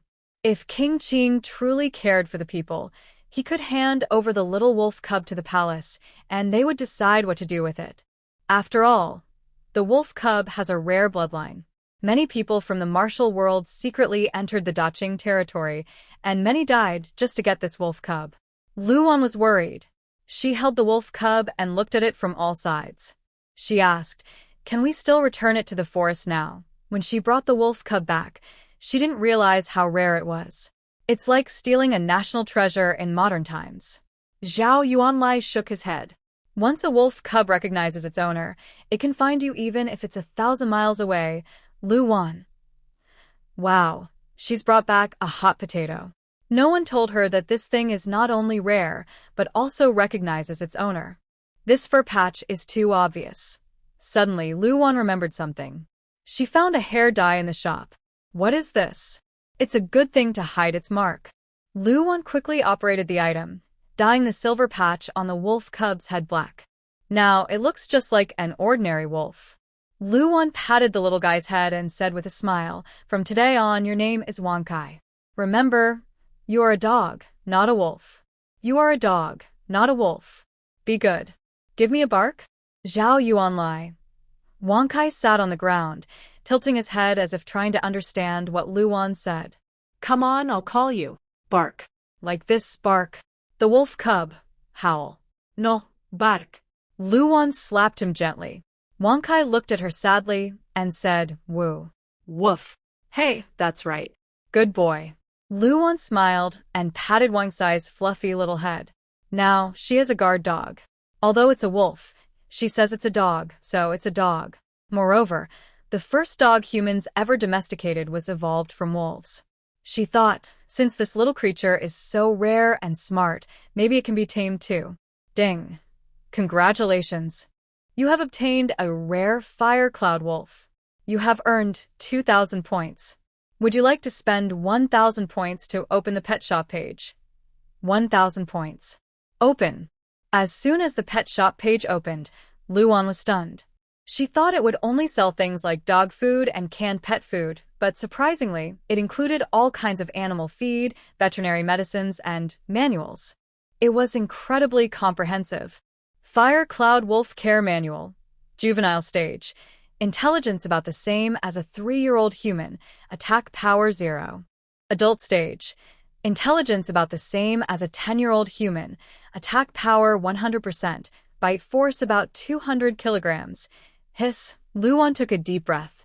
A fully grown Fire Cloud Wolf's bite force can reach 200 kilograms? That's really terrifying. Luan found dog food in the pet shop. It was labeled Fire Cloud Wolf Special Food. When she saw the price, she almost fainted. A bag of only 3 pounds of dog food cost 500 points. Luan clenched her teeth and bought a bag with a heavy heart. After all, this creature will be a powerful combat force when it grows up. Plus, it recognizes its owner. If it encounters danger when it's grown, having a Fire Cloud Wolf around can keep them safer. Thinking this way, her heart didn't feel so heavy anymore. Zhao Yuanlai saw her holding some strange things again. He then poured a bunch of dark, round pellets into a bowl for the little wolf cub. When the cub sniffed the smell, it immediately wanted to pounce and eat eagerly. But Luan stopped it. No, you can't eat that yet. Then she poured a can of special Fire Cloud Wolf goat milk into the bowl, softening it before letting the cub eat. The cub had never eaten such delicious food before. It usually hunted outside with its mother. But it's a carnivore, so Luan still had to find a way to give it raw meat. That's the best way for it to grow quickly. Ding! Successfully fed the Fire Cloud Wolf, earning 500 points. Luan's eyes lit up. It turns out that feeding the wolf cub can also increase points, and quite a lot too. It's a good deal. Husband, this Fire Cloud Wolf is not an ordinary creature. If you feed it carefully, you can earn silver coins from the marketplace for shopping. Luan explained simply and clearly. Anyway, Zhao Yuanlai was very quick to understand, so she didn't need to say much. I see. The silver fur that symbolized the Fire Cloud Wolf status was now covered, and the little wolf cub looked just like a real puppy. Luan bought some feed for poultry and livestock from the marketplace. She didn't forget that there were many chickens, ducks, geese, and a few wild piglets in her yard, including a sheep she got earlier from the Zhao family. But the Zhao family was very cunning. The sheep they gave her were all old and tired. Plus, recently there wasn't much food, and the sheep seemed to be struggling to survive. Tell me how to use these things, and I will feed them. Zhao Yuanlai saw she bought a lot of feed, but he didn't recognize the writing on the packages. Okay. After Luan explained how to feed them, Zhao Yuanlai immediately went to do it. Little Bao Zhu broke his leg and could only lie on the bed now. After Si Qing and Jinji returned from school, they would teach Bao Zhu what they had learned. The 3 siblings were reading inside the house, and the cheerful sound of reading came from inside, making Luan smile happily. There aren't many children who study so diligently. These 3 are really quite easy to take care of. Besides the wolf cub still eating inside, Luan also found many good things at the bottom of the mountain stream. The underground of the stream looked like a natural herbal field, full of various rare herbs. Luan exchanged some of her points for supplies and kept the rest to bring back, planning to ask Zhao Yuanlai to take them to town to sell for silver. It wasn't because she was short of silver, but because her life had become better and she wanted to follow proper procedures. Otherwise, the gossip in the village could easily overwhelm her. She needed everyone in Dashishan village to know where her money came from. It must have been from gathering herbs in the mountains. Luan sorted the herbs into categories, including some that were old or not in good shape, like Hishowu. She didn't use those to exchange for points. Auntie, are you at home? While Luan was putting away the herbs, a young girl's anxious shout came from outside, with a hint of crying. Luan quickly went out to see what was wrong. It was a girl about 13 or 14 years old, named Su Haiding. She was the eldest daughter of old Su's family at the village entrance. Haiding, what's wrong? Don't be upset, speak slowly. Haitang cried as she spoke. Auntie, my mother. My mother is about to give birth. Hearing this, Lu Wan's eyes widened. What was Su Haitong's mother's name again? Oh, Li Yunxiang. She remembered that Li Yunxiang had already given birth several times before, but because she was a girl, her mother-in-law and husband had drowned her in a urine bucket. Now she was about to give birth again. If the baby was a girl, she probably wouldn't escape the same fate. Your mother is about to give birth. Why didn't you ask the village's midwife to come? Why did you come to find me? Haidang was crying so hard, she was gasping for air. Auntie, my mother is having a difficult labor. She's been bleeding a lot. The midwife said you know medicine, so I came to ask you to come and see her. Auntie, please, save my mother. Haidang knelt directly in front of Lu Wan, tears and snot running down her face. Inside the house, Siqing and Jinji heard the noise and came out to see what was happening. When Siqing saw it was Haidang, she immediately ran over and helped her up from the ground. Haidang, what are you doing? Seeking Jie. My mother is about to die. Lu Wan also understood that this was a life and death emergency. All right, I'll go take a look, but I can't guarantee your mother will give birth smoothly. Difficult childbirth in ancient times. She had no experience. She had never delivered a baby before. She could only try her best. Old Lu was quite skilled in obstetrics and gynecology, and many difficult cases had been saved by calling him over. But now the situation was urgent, and it was too late to ask old Lu to come. That's why they thought of asking Lu Wan to check. After all, she was old Lu's daughter, so she should have inherited some of his medical skills. Lu Wan immediately searched for obstetric and gynecological medicines on the shop page. The system sensed this and quickly brought up a screen in front of her. Lu Wan's pupils shrank, and she slowly uttered 2 words. What the? Su Haidang looked at Lu Wan with a confused expression. It's nothing, Siqing. Stay at home and watch over the 2 younger sisters. Close the door, husband. I'm coming with you. Although childbirth is a woman's task, it seemed he didn't have much to do in the past. But since it's late at night, Lu Wan going alone isn't safe, so he has to go with her. Maybe he can be of some help. Su Haidang immediately led Lu Wan over. Before they reached the house, they smelled a strong smell of blood. One basin after another of blood was being poured out. Bless us, Buddha. Bless us. This time, please let our Su family have a healthy baby boy. In the Su family courtyard, Li Yunxiang's mother-in-law was kneeling on the ground, constantly praying to the gods. But her prayer was for Li Yunxiang to have a son, not for the safety of the mother during childbirth. Lu Wan's heart immediately grew cold. Although she knew that in this feudal era, valuing boys over girls was common, at this critical moment, their concern was still only about gender, not life. Father, mother, auntie is here, Su Haidang shouted. Su Haitong's father, Su Das Hun, immediately grabbed Lu Wan's hand. Hurry and check on my wife. She's been in labor for hours and still hasn't given birth. If anything happens to my son. Before he could finish, he felt a chill on his neck. Turning his head, he saw Zhao Yuanlai had also arrived. He quickly swallowed his words, too afraid to speak. I understand. I will do my best. As soon as Lu Wan entered the room, she was shocked by Li Yunxiang's appearance. The woman was very thin, with her cheeks deeply sunken, her hair messy, sweat soaking her clothes, and blood mixed with sweat sticking to her skin, wrinkled and grimy. The smell in the room was strong and unpleasant. Her abdomen was swollen high, and Lu Wan frowned sharply. Her belly. Is she having twins? This woman was so thin, yet her belly was so large. It must be either twins or a very large baby. It was clear that the fetus inside her was draining almost all her body's nutrients. It's a twin pregnancy, but the babies can't come out now. If they don't come out soon, both mother and children might be in danger. The midwife's words made Lu Wan gasp in shock. Damn it! She cursed aloud, using a common phrase. Before pregnancy, the mother's body was already exhausted from years of hard work and multiple childbirths. Yet this time, she was carrying twins. Not only that, her family was forcing her to give birth regardless of her health. They clearly didn't value the mother's life at all. Anger surged in Luan's chest. She really wanted to turn and leave, but if she did, the mother would have no hope at all. Outside, Su Das-hun heard the midwife's words and shouted urgently, "You must save my son. He's the only child I fought so hard to have." The midwife looked troubled. "This situation is difficult. Even if we try, we can only save one. Then save my grandson." Just as she spoke, the voice of Li Yunxiang's mother-in-law came from outside. Inside, Su Haidang was crying helplessly. "Get out," Luan said calmly. The midwife was stunned. "You want me to leave? I came to help deliver the baby."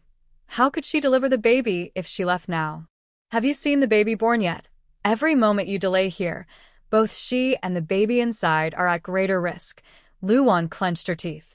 She had seen many cruel things before. Such cruelty only made her scalp tingle and filled her with fear. "Our Lu family has an ancient skill that can ensure their safety. Are you here to steal the technique? If she stayed here, how could she use her abilities?"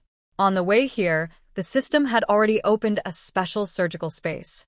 It was equipped with many modern medical devices, far better than ancient medical conditions.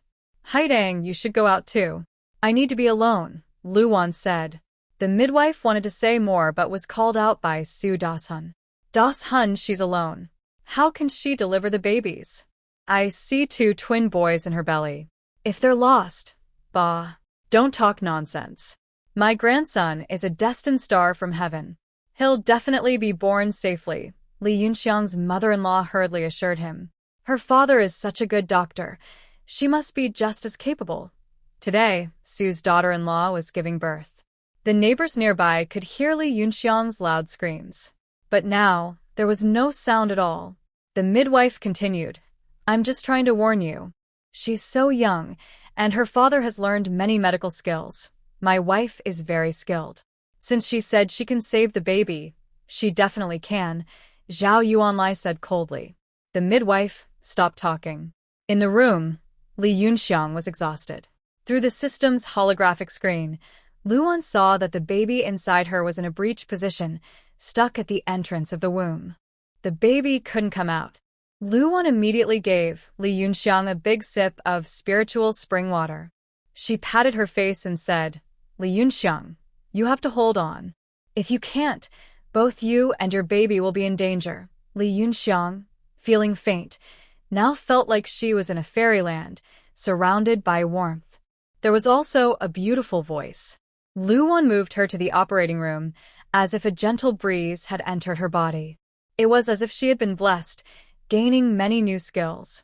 Given the current situation, natural delivery was almost impossible. A cesarean was necessary.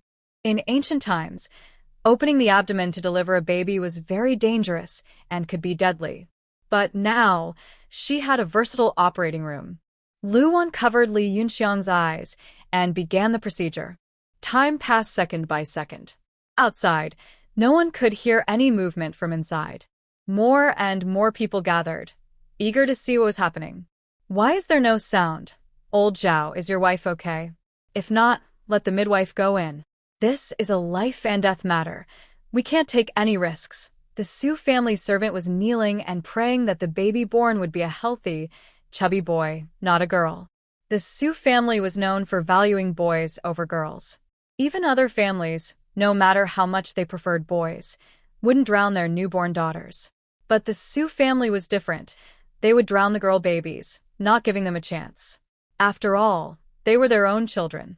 Just because she was a girl, does that mean she wasn't a child? Her ruthless nature made Mrs. Su very famous. Everyone within 100 miles had heard of her. Unfortunately, Li Yunxiang had bad luck and married into the Su family, suffering such hardships. Su Das-hun also became nervous. What if the baby didn't come out soon? "Old Zhao," I said, "my wife can do it." "Old Zhao, this is about giving birth, not a joke.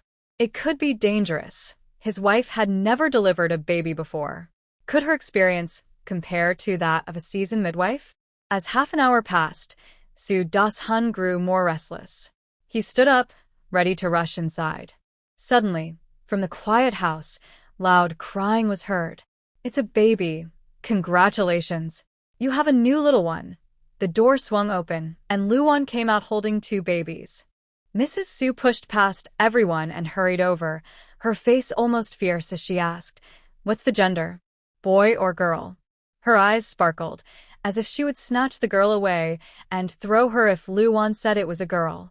"As you wished, a boy." Luan handed one of the babies over. Mrs. Su's eyes widened, almost unable to believe it.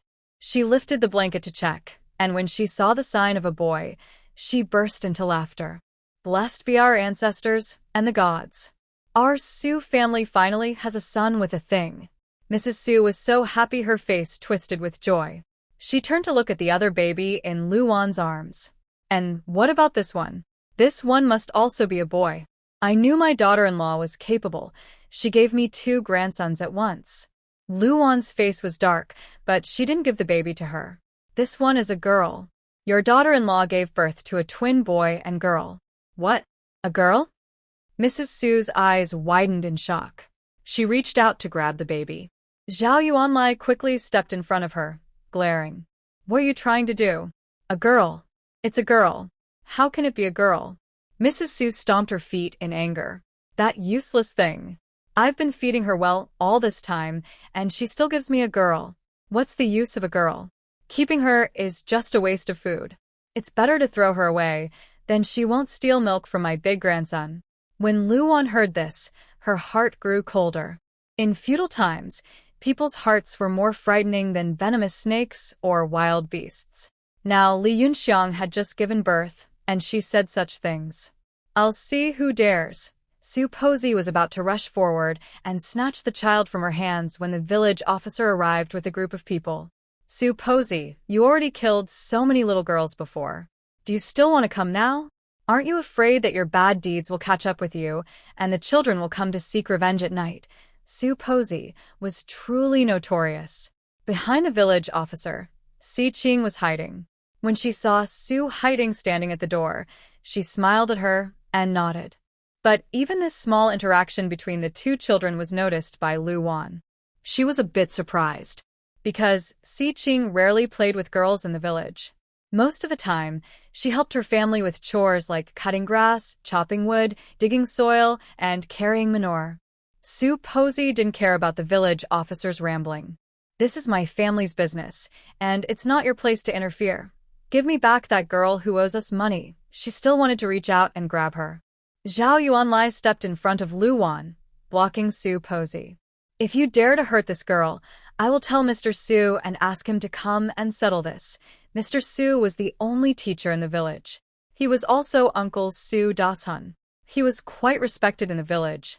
Su Posey was not afraid of anyone, but she feared Mr. Su because the Su family was poor, and sometimes they relied on him for help just to get by. "Don't bother me. I'm right here." The elderly Mr. Su, with white hair, had already come over. He wore a faded cloth shirt. At first, his back looked hunched, but since drinking the cold tea made by Luan, he had become much healthier. Luan not only knew how to brew cold tea, but also made some ointments, which she often asked the children to bring to Mr. Su. Strengthening the body was easy for her. Originally, Mr. Su thought he might live another 10 years at most, but now he felt he could live at least 15 more. Uncle. When Su Dashun saw Mr. Su coming over, his legs grew even weaker. One Zhao Yuanlai was enough to scare him, and now his uncle was here too. The girl, Mr. Su never married or had children, and he had no children around him. "Take good care of her. If she dies, neither you nor your mother will be allowed into the Su family genealogy." Mr. Su spoke firmly. Luan let out a sigh of relief. This matter seemed to be settled. She knew that in ancient times, a family tree represented a family's honor and pride. Being removed from the family tree was like being exposed to the world without protection. Old Mrs. Su looked very upset, as if she had eaten a bitter bug. Thinking about how just one girl had caused so many people to come, and even barred her from entering the Su family genealogy, made her feel worse. No matter if it's a boy or a girl, they are still my Su family's blood and flesh. You have no right to decide their lives or deaths. Everyone around clearly heard Mr. Su's words. He stepped in front of Luan, took the baby, and said to her, "Tonight's delivery is very dangerous. Thank you for your help. Deshun, pay up." Deshun didn't hesitate and immediately took out 50 copper coins from his pocket to give to Luan. Luan didn't refuse and quickly became thinner. 50 copper coins was already the lowest price. But the Su family was poor, and it could be said that the whole Dashi village was poor. Few people could afford much.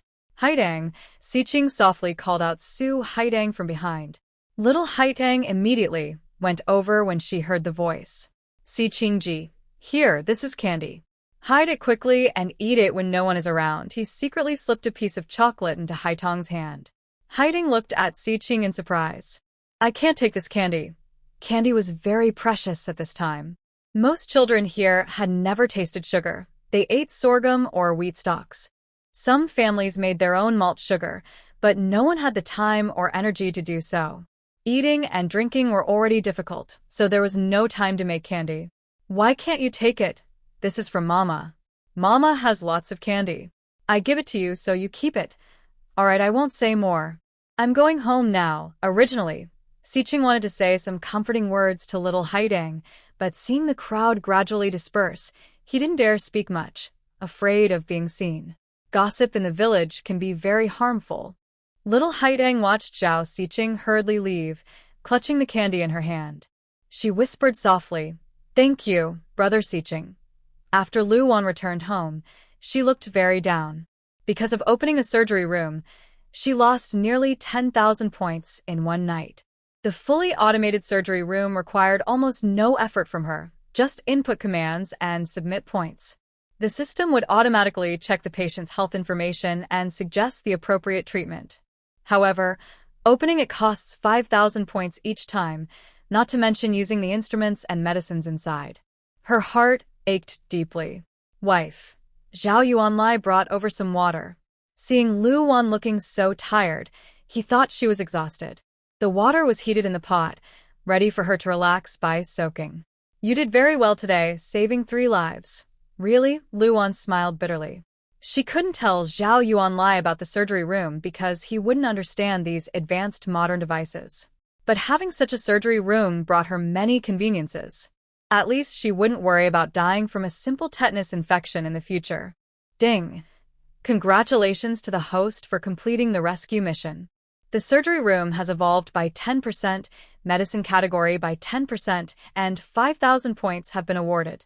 Please check your rewards. While Luan was feeling distressed about her points tonight, the system suddenly beeped.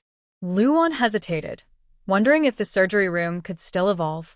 Could medicines also evolve? Was rescuing lives some hidden task? Her system seemed to do more than just earn points from raising children. It could also help her be a good person and save lives.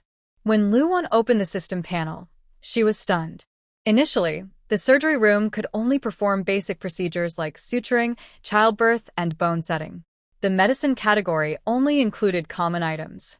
But now, with a 10% evolution, the medicine category expanded to include fetal preservation pills, tonics for nourishing the kidneys, and even cancer medicines. But she hasn't yet reached that level of evolution. In other words, as the operating room improves, all medicines can be fully included. This means Luan is now like a walking miracle doctor. No matter what difficult illness it is, once it enters the operating room, the patient is almost guaranteed to recover. Wow! Awan, what are you talking about? After learning about this so-called life-saving system, Luan slowly said a traditional phrase. Zhao Yuanlai looked at Luan with confusion.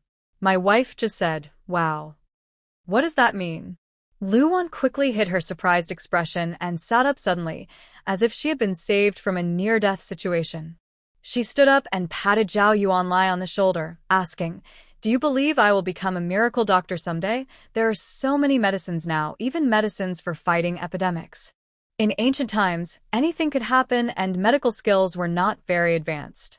If there was a plague or smallpox, ordinary people would have no choice but to wait for death. Zhao Yuanlai nodded without hesitation and said, Wife, I believe you. Not only Zhao Yuanlai, but others in the village also shared this belief. Even an experienced midwife said she couldn't deliver the baby, but Luan managed to do it. Both mother and child are safe, with no problems at all. People in the village are talking about her as if she's a miracle. Some say Luan inherited her father's medical skills, while others say her medical skills are even better than her father's. But Luan has been married to Dashi village for over 10 years, and this is the first time they've known she can also treat illnesses and deliver babies. Zhuang's wife was curious and asked her husband, "Do you think the older sister-in-law is really that amazing?" After everyone finished eating, they all sat in the yard to relax, with a big bowl of mugwort to keep mosquitoes away. Zhao Yuanqing's eyes widened. "How would I know? Second brother. What do you think?" Zhuang's wife smiled and looked at Zhao Yuanqi, who came out of the house. She deliberately said loudly, "The older sister-in-law is now very impressive. She can treat illnesses and deliver babies. I heard her herbal tea can even cure diseases. How come we didn't know how amazing she was before?" Li's face looked unhappy. A dark feeling of resentment grew in her heart. Now, with just this skill, the older sister-in-law can earn quite a lot of money, right? Zhuang's wife said this on purpose to make Li feel uncomfortable. Don't think she doesn't know that the Li family has always cared about Luan and her husband. But she both resents this and naturally accepts Luan's kindness and gifts. With her limited skills, she can only earn a little money. This time, she was just lucky. However, the eldest sister-in-law is definitely different from before. When Zhao Yuanqi spoke, Li's face couldn't hide her anger anymore. "Husband, what are you talking about?" Li clenched her teeth tightly, feeling very annoyed. Could it be that her husband was seduced by that woman? He just smiled and said, "Maybe I watered the crops with river water a while ago, so they haven't fully died yet. No, I also water mine. Although they didn't die, they didn't grow well either, and there aren't many edible ones." They opened the husks to look inside. Each corn kernel was full, shiny and tender, and when pinched, it burst with juice. The size was also large. In their village, they had never grown such good corn. They looked at it with envy, wishing the corn was from their own land. Zhao Yuanlai just smiled and said nothing, then carried his basket and went home. Luan was still looking at Xiaobea's leg. It had recovered quite well recently and could be taken out of the splint. Originally, old Lu was supposed to come and set Xiaobea's bones, but Luan tried herself. Miraculously, she, who had no medical training, managed to do it. It was like instinct, just doing this and that, and the bones were fixed properly. In ancient times, they used a type of anesthesia called ma fei san, but in this poor rural village, getting such anesthesia was almost impossible. Fortunately, the system was there. Based on its instructions, she took a pill that had a numbing effect, and soon she lost consciousness. When Xiaobeazu woke up again, her leg was already fixed and stabilized. "Mom, does it still hurt?" Xiaobeazu looked at her leg in surprise. Luan wiped the sweat from her forehead. The weather was unbearably hot, and not a single drop of rain fell. "What did Mom give me? Why doesn't it hurt at all?" Not only did it not hurt, but she also fell asleep very quickly. "Don't worry, you'll start feeling pain when the medicine wears off." Although the system was all-powerful, the medicine was not. The medicines evolved along with the operating room. The ones taken out of the operating room looked like ancient pills, not modern packaging. Probably to make it easier for this era to accept. Luan was naturally amazed by how functional and user-friendly the system was. With this system, how could she not have a good life in ancient times? Xiaobeazu didn't understand, but she listened obediently. After Zhao Yuanlai carried all the corn back, he peeled it and ground it on a stone mill. He also picked a lot of tung leaves from the roadside. Luan added some sugar to the corn mash to make it sweeter. These days, sugar is expensive. If others saw her using so much sugar, they would probably feel upset. Soon, a pot of fragrant, soft, and sticky corn cakes was ready. The sweet smell of corn floated around the yard, making Si Qing and Jinji lose interest in reading. "Mother, what did you make today? It smells so good. Corn cakes are ready. Come and try some." Luan happily carried out the pot of cakes. Not only the children, but even neighbors from other houses, couldn't help but swallow their saliva at the delicious smell. This is the taste of corn cakes. Who would bother making them this year? It seems to be coming from Zhao Laojia's place. Have you seen their cornfield? The corn is growing so well. That's impossible. Our crops are almost all dead because of the drought. How could theirs be doing so well? If you don't believe it, go see their field yourself. The pot of corn cakes made many people feel very tempted. Zhuangshi looked at the last bit of rice in the rice jar, but there was none left. She couldn't even find a single grain. She started to worry and decided to go find Zhao Yuanqi. Second brother, didn't you say a while ago that your classmate's family is a rice merchant in the city? Our family is about to run out of food. Can you ask your classmate to lend us some rice? Otherwise, we'll all go hungry. Zhuangshi had no other choice. They used to eat a mixture of coarse rice and bran, but now only bran was left. Before the drought, the bran was used to feed pigs, not for people to eat. Zhao Yuanqi still wore plain cloth clothes and looked tall and straight. He hadn't gone to town to work these days. Instead, he stayed at home reading and writing. Lu Guifan had already told him that if he was reading, no one was allowed to bother him. Hearing this, Zhao Yuanqi frowned and looked at Zhuangshi with disapproval. He said seriously, "Sister-in-law, how can you ask me to borrow rice from my classmate? I'm a scholar. If I ask, everyone will know that our family is too poor to feed itself. That would shame my reputation. I won't do that." After speaking firmly, he caught the smell of the sweet corn cakes. You know, Luan's cornbread is really delicious, even sweeter and tastier than what we used to make. Passing by Zhao's house, a few women farmers carried steamed cornbread wrapped in tung leaves, walking gracefully past Zhao Yuanqi. Mrs. Zhuang stared intently at the cornbread in their hands, her eyes almost popping out, and she kept swallowing saliva. Cornbread. She hadn't had something so soft and fragrant in a long time. Just thinking about the taste made her drool with hunger. Did Luan give you these breads? Mrs. Zhuang couldn't believe it. How could Luan's family afford to eat such fine cornbread? The passing farmer nodded. Yes, she steamed a big pot. I was just going to bring her some sweet potatoes and she gave me a few. The farmer smiled and said, Luan is really kind. Luan was generous. She gave her 3 breads, and she ate half of one herself, feeling too guilty to finish it. She took the rest home for her children to try. They hadn't eaten such delicate food in a long time.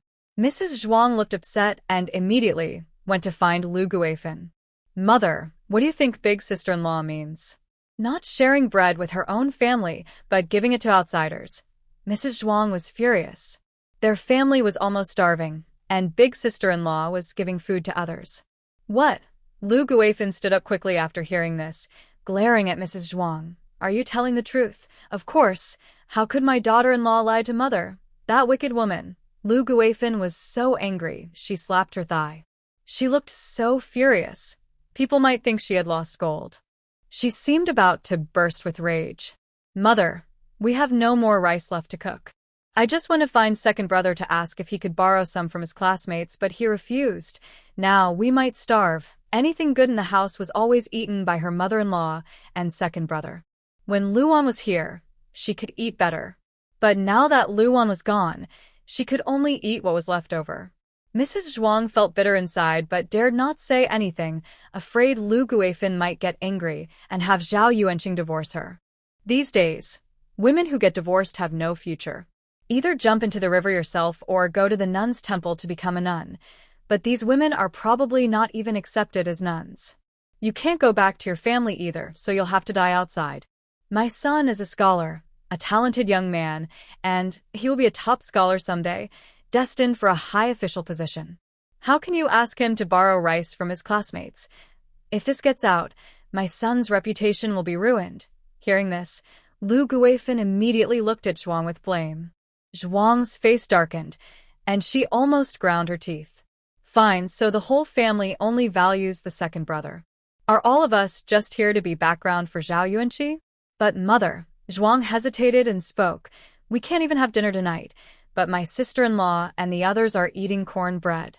We're starving, but you can't be hungry, mother. Zhuang's words clearly hinted at something. Since Zhao Yuanqi can't ask his classmates, maybe he can ask his sister-in-law. And besides, his sister-in-law used to listen to Zhao Yuanqi the most. Whenever there was something good, she would definitely save some for Zhao Yuanqi. So, as long as Zhao Yuanqi goes, his sister-in-law will give him some. Even Lu Guifan, who is usually slow to catch on, could now understand what Zhuang meant. She quickly turned her eyes and made up her mind. Mother, you want me to ask the sister-in-law? Zhao Yuanqi was surprised after hearing his mother. His mother used to hate his sister-in-law the most and wouldn't let him get close to Luan, but now she wants him to ask her for food. Son, listen to your mother, go ahead. Lu Guifan felt she had no choice. If not her classmates, then she could go to Luan. Luan, that crazy woman, now treats them like enemies. Only Zhao Yuanqi can go, and she might give him some food. After all, that woman still cares about her son, doesn't she? She is your sister-in-law. If you ask her, we won't be ashamed. Can you really bear to see your mother go hungry? Lu Guifan started crying and complaining about how hard her life was, raising them all by herself. Zhao Yuanqi couldn't stand hearing this. He sighed helplessly and said, Son knows. Son will go now. With me here, I won't let mother go hungry. Lu Guifan wiped away non-existent tears, looking very pleased. My son Yuanqi is the best. This scholar is truly different. As evening fell, golden sunset spread across the land, shining brightly as if even the rice plants were bowing under its glow. The wind blew gently, making the rice fields ripple like waves. The whole scene was beautiful. If it weren't for the drought, this would be a rare and lovely countryside view. Luan set up a grape trellis in the backyard, and recently, the vines had started climbing. The green grape leaves danced in the breeze, looking very lively and cheerful. Madam, the swing frame is ready. Come and try it. Zhao Yuanlai built a swing in a corner of the yard. He had been working on it for days, and it was almost finished. Already? Is it sturdy? Luan sat on it to test, while Zhao Yuanlai gently pushed from behind. Husband, a little higher. The evening breeze blew softly, and as the swing moved, her skirt fluttered gracefully. Madam, hold on tight. With a strong push, Zhao Yuanlai sent her soaring into the air. Wow! Luan exclaimed in delight. The feeling of floating in the air was simply wonderful. The setting sun's glow cast a gentle light on her, like a soft, warm veil. Her smile was pure and bright. Zhao Yuanlai was momentarily lost in her, as if he had never seen such a happy Luan before. Just a swing made her so joyful. Yuanqi didn't know how long he had been standing at the door watching. Like Zhao Yuanlai, he had never seen such a lively, radiant Luan. She looked like a beautiful butterfly, calling out to her husband again and again. Hearing her, Yuanqi felt a strange discomfort. Huh? Husband, stop quickly. Luan, floating in midair, spotted Yuanqi standing at the door. Their house had been completely renovated, looking fresh and new. What's wrong? Big brother, sister-in-law. Yuanqi's eyes flickered with a hint of panic, like someone caught spying and feeling embarrassed. He clenched his cloth, beginning to doubt whether he had been reading the right books.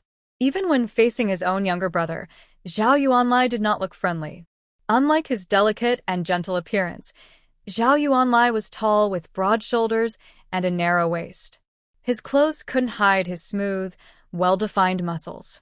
Before coming here, Zhao Yuanqi had confidently prepared his words. He believed that once he spoke, Luan would immediately give him all the food he asked for. But now, he found himself unable to say anything. Sister-in-law, just say what you want. No need to hesitate. Luan didn't like seeing him because every time she saw him, painful memories of the past would flood her mind. It felt as if those foolish things from before were all her own doing. Before coming, Zhao Yuanqi had already thought of what to say on the way. He was confident that once he asked, Luan would give him all the food without hesitation. But just now, he seemed to glimpse her happiness, which made him doubt himself and feel ashamed. He was even too embarrassed to speak. He looked at Zhao Yuanlai and said, Big brother, I came to borrow some grain. Mother has gone hungry for several meals. We, as her sons, can endure a few hungry days, but she is old and can't go hungry. At such times, Zhao Yuanqi could only use his mother as an excuse. But Luan laughed openly at him. Her laughter was like a sharp sword, ruthlessly exposing his lies and falsehoods, crushing his fragile pride, and making him feel ashamed. Zhao Yuanqi's face turned red with embarrassment. He considered himself a scholar and was usually shy about asking for help in such matters. In the past, before Lu Wan was married off, they never worried about food because old Master Lu would send plenty of food for his daughter. So, their family relied on Lu Wan for support. Lu Yuanbo was a doctor, the best in 10 miles around. He earned a good income from his daily consultations, so the Lu family's life was not too hard. "Brother, it sounds like if I borrow grain from my family, you wouldn't eat it," Lu Wan said bluntly, exposing his false front. She continued, "Although it's a very dry season now, as long as you go to the mountains, you can still find some food, bark, wild vegetables, mushrooms, and fallen green beans. It's not like there's absolutely nothing to eat." Li Wan's meaning was very clear.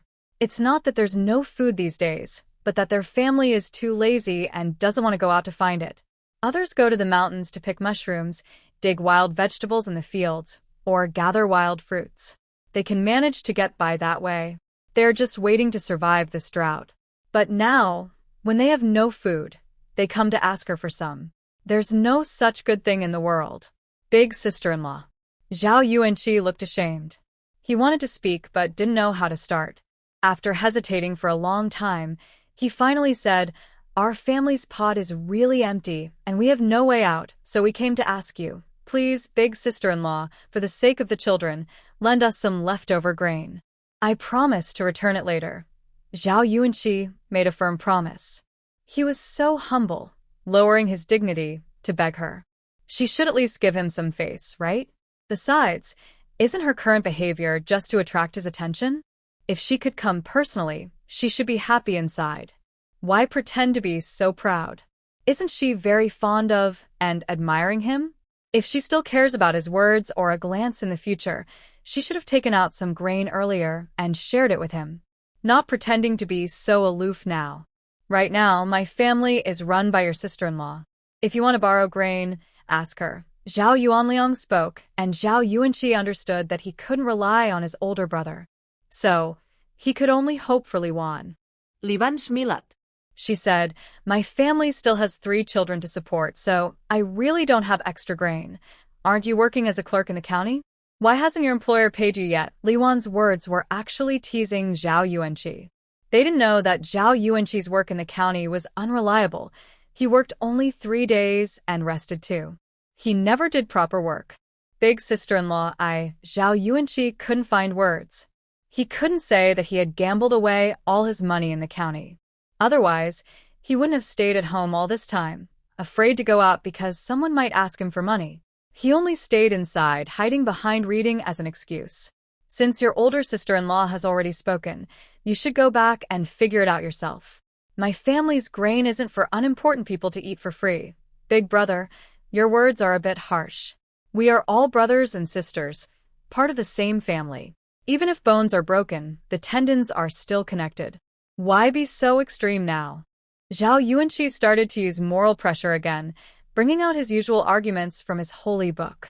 Lu Wan sneered, "When your child hit mine, did you think about breaking bones and tendons? Now you're using that to threaten me? Older sister-in-law, the matter is already over you. Sorry, I hold grudges. Just go back quickly. I have nothing to give you." Zhao Yuanlai had no objection. He listened to his wife. His wife said no, so it was no. Everything was decided by his wife. "Big brother, older sister-in-law, please have mercy on your younger brother."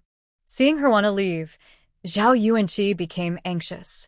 If she went back empty-handed, his mother would probably cry and make a fuss again. Zhao Yuanqi was about to rush into the yard when suddenly a shadow darted out of the house and lunged at him like lightning. He didn't even see clearly what the small thing was, but he felt a sharp pain in his leg. He screamed and quickly kicked the small creature off his foot, trying to kick again. Wankai, Lu Wan was shocked and immediately stepped forward, picking up Wankai from the ground and holding him in her arms. Wankai was unhappy, fluffing up and barking, still wanting to rush over and bite him. "You damn little beast, how dare you bite me?" Zhao Yuanqi was furious. Today, he had been humiliated at Lu Wan's place, and now, even a small animal dared to provoke him. If my damn little beast sees me, it will wag its tail to please me. And I, Luwan, have served you in the Zhao family for so many years, feeding, drinking, and taking care of you, and I haven't seen you give me a kind look once. Luwan's face turned cold, showing no mercy. Zhao Yuanqi, go back and tell your mother that even if she starves to death, I, Luwan, won't give her a single bite to eat. He even wanted to kick Wan Kai. I really don't care about him. Luwan Yu, call me sister-in-law. Zhao Yuanlai frowned coldly at Zhao Yuanqi, his dark eyes sharp and icy, like a cold blade, directly threatening Zhao Yuanqi. That look made Zhao Yuanqi almost lose his legs from fear. His hand inside the blue robe trembled again and again, barely steadying himself. She is your sister-in-law. As a scholar, shouldn't you understand the importance of respecting elders? Now you don't even respect your sister-in-law. Big brother, Zhao Yuanqi felt a tight knot in his chest. It was stuck in his throat. He couldn't speak, couldn't swallow, only holding it inside, too afraid to say anything. Sister-in-law, Zhao Yuanlai snorted coldly. Get out. Then he slammed the door shut, cutting him off outside. Luwan was holding the little wolf cub, gently stroking its fur. This little guy had just been agitated. Wow, I didn't realize it was such a good guard dog. Even before weaning, it already knew how to protect its owner. Luwan sighed inwardly. This little creature was really clever. Zhao Yuanlai also patted the little wolf cub's head and nodded, saying, Fire Cloud wolves are very smart and they have a keen sense of danger. It probably saw Yuanqi as an enemy just now. From now on, wherever Yuanqi appears, Wan Kai won't tolerate him. Luwan raised an eyebrow in surprise. This little thing is so powerful. So, in the future, if Zhao Yuanqi dares to show up here, this little wolf will see him as an enemy and attack directly. Adult fire cloud wolves are as strong as big beasts. They can bite through a person's head in one bite. They're very dangerous, but they won't attack their owner. Luwan felt her heart pounding. Who would have thought that this little creature, when it grows up, will be so fierce in battle? It's almost deadly. All right, don't be angry. You haven't even grown your teeth yet, and you're biting people. Even if you bite, it won't hurt. But since you performed well today, I'll reward you with 2 eggs tonight. Luwan was feeling generous now. She even gave the fire cloud wolf extra food, eggs. People outside thought she was raising a dog. If they knew she was giving eggs to a dog, they'd be furious and spit blood. Especially Zhao Yuanqi. Today, he finally lowered himself to ask Luwan for grain, but he didn't even get a sip of water, and now he was about to be bitten by the little wolf cub. Li listened and cried with anger. Husband, how can the eldest sister-in-law do this? Luwan didn't give them any food, which was too much. They are all family, yet she would rather give food to outsiders than her own family. How can Luwan be so cold and unkind? The little wolf cub's attack power is weak now. Even if it bites, it just scratches Zhao Yuanqi's skin. But Zhao Yuanqi is now slumped on a wooden chair, looking injured from the bite, and is complaining to his mother. Mother, do you think we shouldn't have let the eldest sister-in-law leave the family? They all thought that after Luwan left, she would be left to fend for herself, unable to get a single meal, begging with her 3 children. But now, she is the one living the best in the village. Not only Zhao Yuanqi feels upset, but Zhang and Li also feel worse. They thought she was struggling the most, but she is actually doing better than anyone. She even has meat to eat every meal. They know that the craftsmen who work at her house say that Luwan often gives them meat. People in the village envy her. Moreover, Luwan also lets them take some herbal tea she makes at home. It is said that drinking that tea can refresh the mind and strengthen the body. Now, the eldest sister-in-law has good things, and she would rather give to outsiders than her own family. Mother, she has committed a serious act of disobedience and betrayal. Li quickly pointed out Luwan's faults. She loudly said, a woman like her, you should go to the village head and ask him to have the eldest brother divorce her. Our Zhao family has had good days, but she has caused chaos. With a woman like her, our Zhao family will never have a good life. Li felt sad for her husband being bitten by a dog and kept crying. In her eyes, her husband is a future top scholar. If he humbles himself to beg, they should respectfully give him food, not let the dog bite him. Yuanqi, my son Yuanqi. Lu Guifan also felt sad for her son being bitten, holding him and crying loudly. She said, "My son is a scholar, yet he is humiliated by that wicked woman. Your eldest brother was once filial, but now he has been bewitched by that wicked woman and even refuses to acknowledge his own mother. Zhao's family, cannot tolerate such a person. I heard that if you file a lawsuit accusing someone of being unfilial, you can have your older brother divorce her and send her back to her family. This is much better than going directly to the village chief.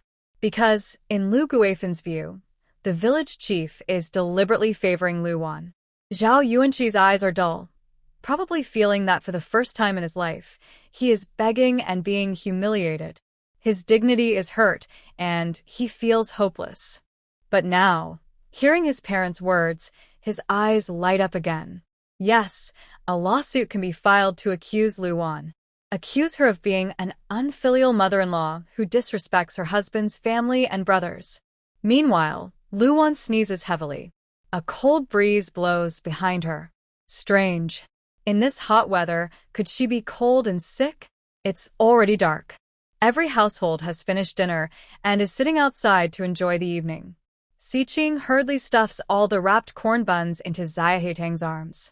Looking around to make sure no one is watching, he says, "Haitang, this is made by my mother. Take it home quietly and give it to your mother to eat. You can eat some yourself. His mother's corn buns are really delicious." He asked his mother for many today. Luwan thought Siqing was just a boy with a big appetite, so she didn't think much. But actually, Siqing had hidden several and brought them to Su Haitang. Siqing, I can't take it. Last time, Siqing gave her candy, and today he gave her corn buns again. But Siqing didn't let her refuse. He said, "This isn't for you. It's for your mother. Your mother just gave birth. She definitely needs to eat a lot. Take it home, so your father and grandmother don't find out." Siqing also understands that the people in the Su family are not much better than those in Zhao's family.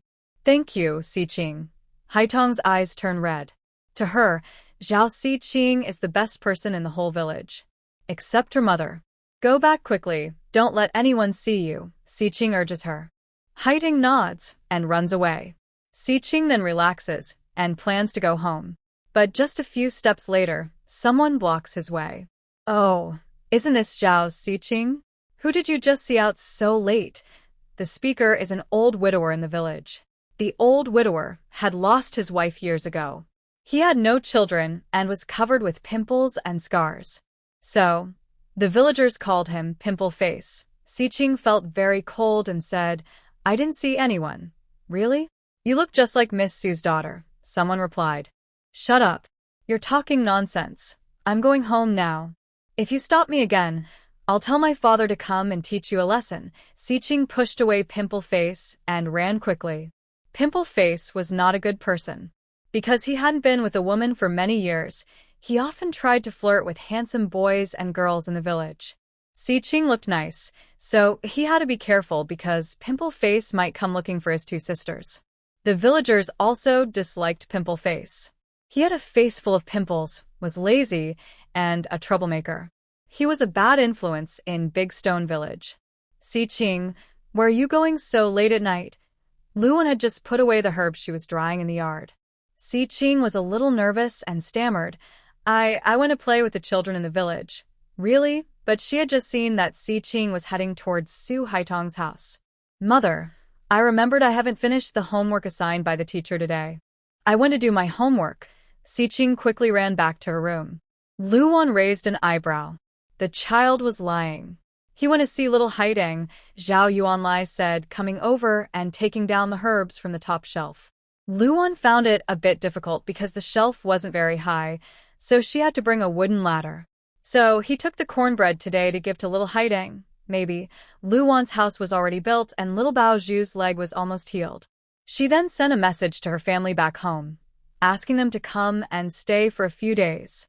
"Wow, it's quite surprising that my little sister is willing to invite us over for a meal," Miao Tsuehua said with a smile after hearing this. She supported her big belly and looked a bit annoyed, saying, Our village is about 2 hours away from Dashi village. To get there by ox cart costs 5 coins per person. Our family has 5 members, so it would cost 25 coins. We don't have that much money to ride in a bullock cart. The journey is long, and she is pregnant, so she can't walk. The only option is to take a bullock cart. In each village, there are special carts for carrying people and goods, like ox carts and donkey carts. Miao Tsuehua says she has no money, but in fact, she is holding on to the money Lu Wan secretly gave to her father last time. You're so narrow-minded. My younger sister has already paid for the cart. Just pack your things and take the children. If you don't want to go, you can stay at home. Lu Dali is really annoyed by her petty attitude. Last time, his younger sister gave him 5 taels of silver, and he took it all. Of course, he used it to help his family.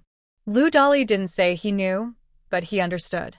When Miao Tsuehua heard that Lu Wan paid, and she could go eat at her sister's house, she had no reason to refuse. So she immediately gathered her children and prepared to leave. Besides the baby in her belly, Miao Tsuehua has a son, 14 years old, named Lu Tianyao. He looks very much like Lu Dali. At his age, boys in the village are starting to look for girls, and in a year or 2, he will be ready for marriage. They are looking for a suitable girl to marry him. But Lu Tianyao studies at a school in town and rarely comes home. He was told he was going to his aunt's house, but he wasn't happy about it. He remembers his aunt as a woman who doesn't behave properly. Plus, Miao Tsuehua often speaks badly of Lu Wan in front of him, which makes him dislike Lu Wan even more. Dad, can I not go? When the nearly grown boy spoke, his father gave him a firm slap on the head. That's your aunt. How long has it been since you last saw her? Stupid boy, are you so brainwashed from studying in town? Don't be like some people who only study and forget about family and kinship. Lu Tianyao shut his mouth and didn't dare to speak again. The family sat in the bullock cart, swaying as they headed to Dashishan village. They left early and should arrive before lunch. Zhao Yuanlai knew his father-in-law and mother-in-law's family was coming, so he went to town early. He pretended to buy things but just wandered around nearby and then returned. Because she had plenty of food and drinks in her space shop, Lu Wan simply exchanged points for them. She just needed a reason to show others that she had obtained them legitimately. Lu Wan looked at the old goat in the yard. Despite being fed with spiritual spring water for several days, it showed no signs of improvement. It seemed to be near the end of its life. So she asked Zhao Yuanlai to slaughter it, as there wasn't much meat on it. After thinking for a moment, she divided a leg of the goat to the village chief. She also wanted to send one to Mr. Su, but suddenly remembered that Mr. Su was a lonely man, and it might be difficult to give him something. Therefore, Lu Wan made a simple goat stew, adding many mushrooms she collected from the mountains. Some of the mushrooms were exchanged for points, while others she dried and stored for later use, so she could enjoy them anytime. The aroma of the goat stew spread across most of the village. Everyone was surprised because they hadn't smelled meat in a long time. They were all very eager to taste it. Lu Wan asked Xiqing to bring a bowl of the stew to Mr. Su's house. Mr. Su looked at the full bowl of goat soup with some surprise. Is today a festival at your house? Xiqing smiled shyly and said, No, sir. My maternal grandfather and uncle are coming over. My mother slaughtered the old goat to treat them. That old goat was almost done for. My mother said it was better to slaughter it and make soup. Nowadays, with the weather so cold, we can't even get a grain of rice. My mother is quite generous. Slaughtering a goat and making soup was something many people in the village would envy. Don't worry, sir. My mother said that people should enjoy life every day. If you always worry and fear, life isn't worth living. Really? Mr. Su stroked his goat beard, but didn't refuse. He took the bowl of goat soup from Lu Wan and let Xiqing leave. The old, thin goat, along with some miscellaneous ingredients, was cooked into a big pot of stew. When she first moved out and started her own household, kind farmers in the village had brought her sweet potatoes and other vegetables. Lu Wan remembered this and made sure to share some of her stew with them. I feel a bit embarrassed. Lu Wan is really kind-hearted. I only gave her some potatoes, but she brought me so much meat soup. How can I accept this? Her vegetable garden has many fruit trees, especially the pumpkin vines, which are all connected. She picked many pumpkins to peel, boil, and then stir-fry with eggs, making a big bowl. Since her family was coming, Luwon was not stingy.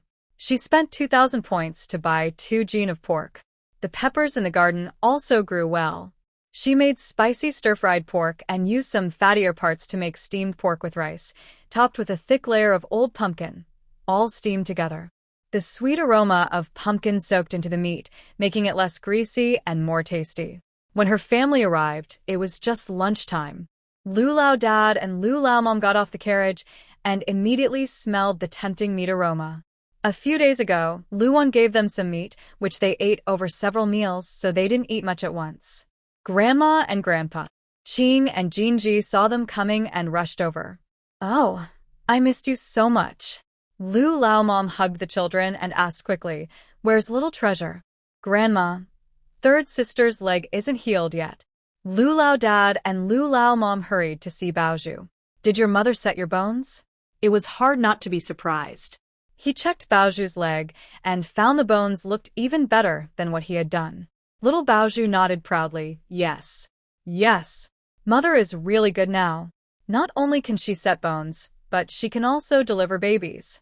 "Yes, Grandma. A few days ago, Haitong's mother had trouble giving birth, and it was Mother who helped deliver her." Lu Lao Dad and Lu Lao Mom were both surprised, and Lu Dolly, who came in later, looked just as shocked. Miao Tsuehua didn't mind and just looked at the table full of dishes, salivating.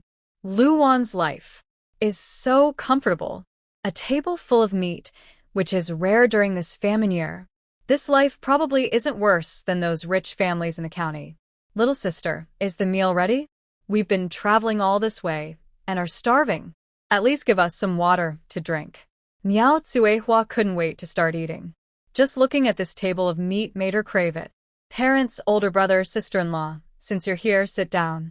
Luwon asked them to sit down, then noticed a child standing nearby. "Is that Tian Yao, little aunt?" Lu Tian Yao looked a bit shy and nervous. "Sit down." Luwon smiled.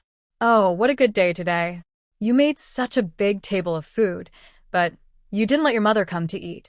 Are you trying to starve me, you little troublemaker?" Lu Guifin was so hungry she couldn't take it anymore. That little troublemaker shared meat soup with others, but she didn't even get a bowl from her daughter-in-law. "Try insulting me again and see what happens." Lu Dolly, who had just sat down, suddenly rushed over when he heard this. His eyes were as big as bells. Lu Guifin didn't expect Luwon's family to be here, and she was startled by the sudden rush of this man. Zhao Yuanlai heard the commotion and came over. Seeing it was his mother, his brow furrowed even more. "Again? So annoying." "Oh, so the in-laws are here," Lu Guifin said, immediately changing her tone from sharp to friendly, smiling warmly. She looked at the table full of meat.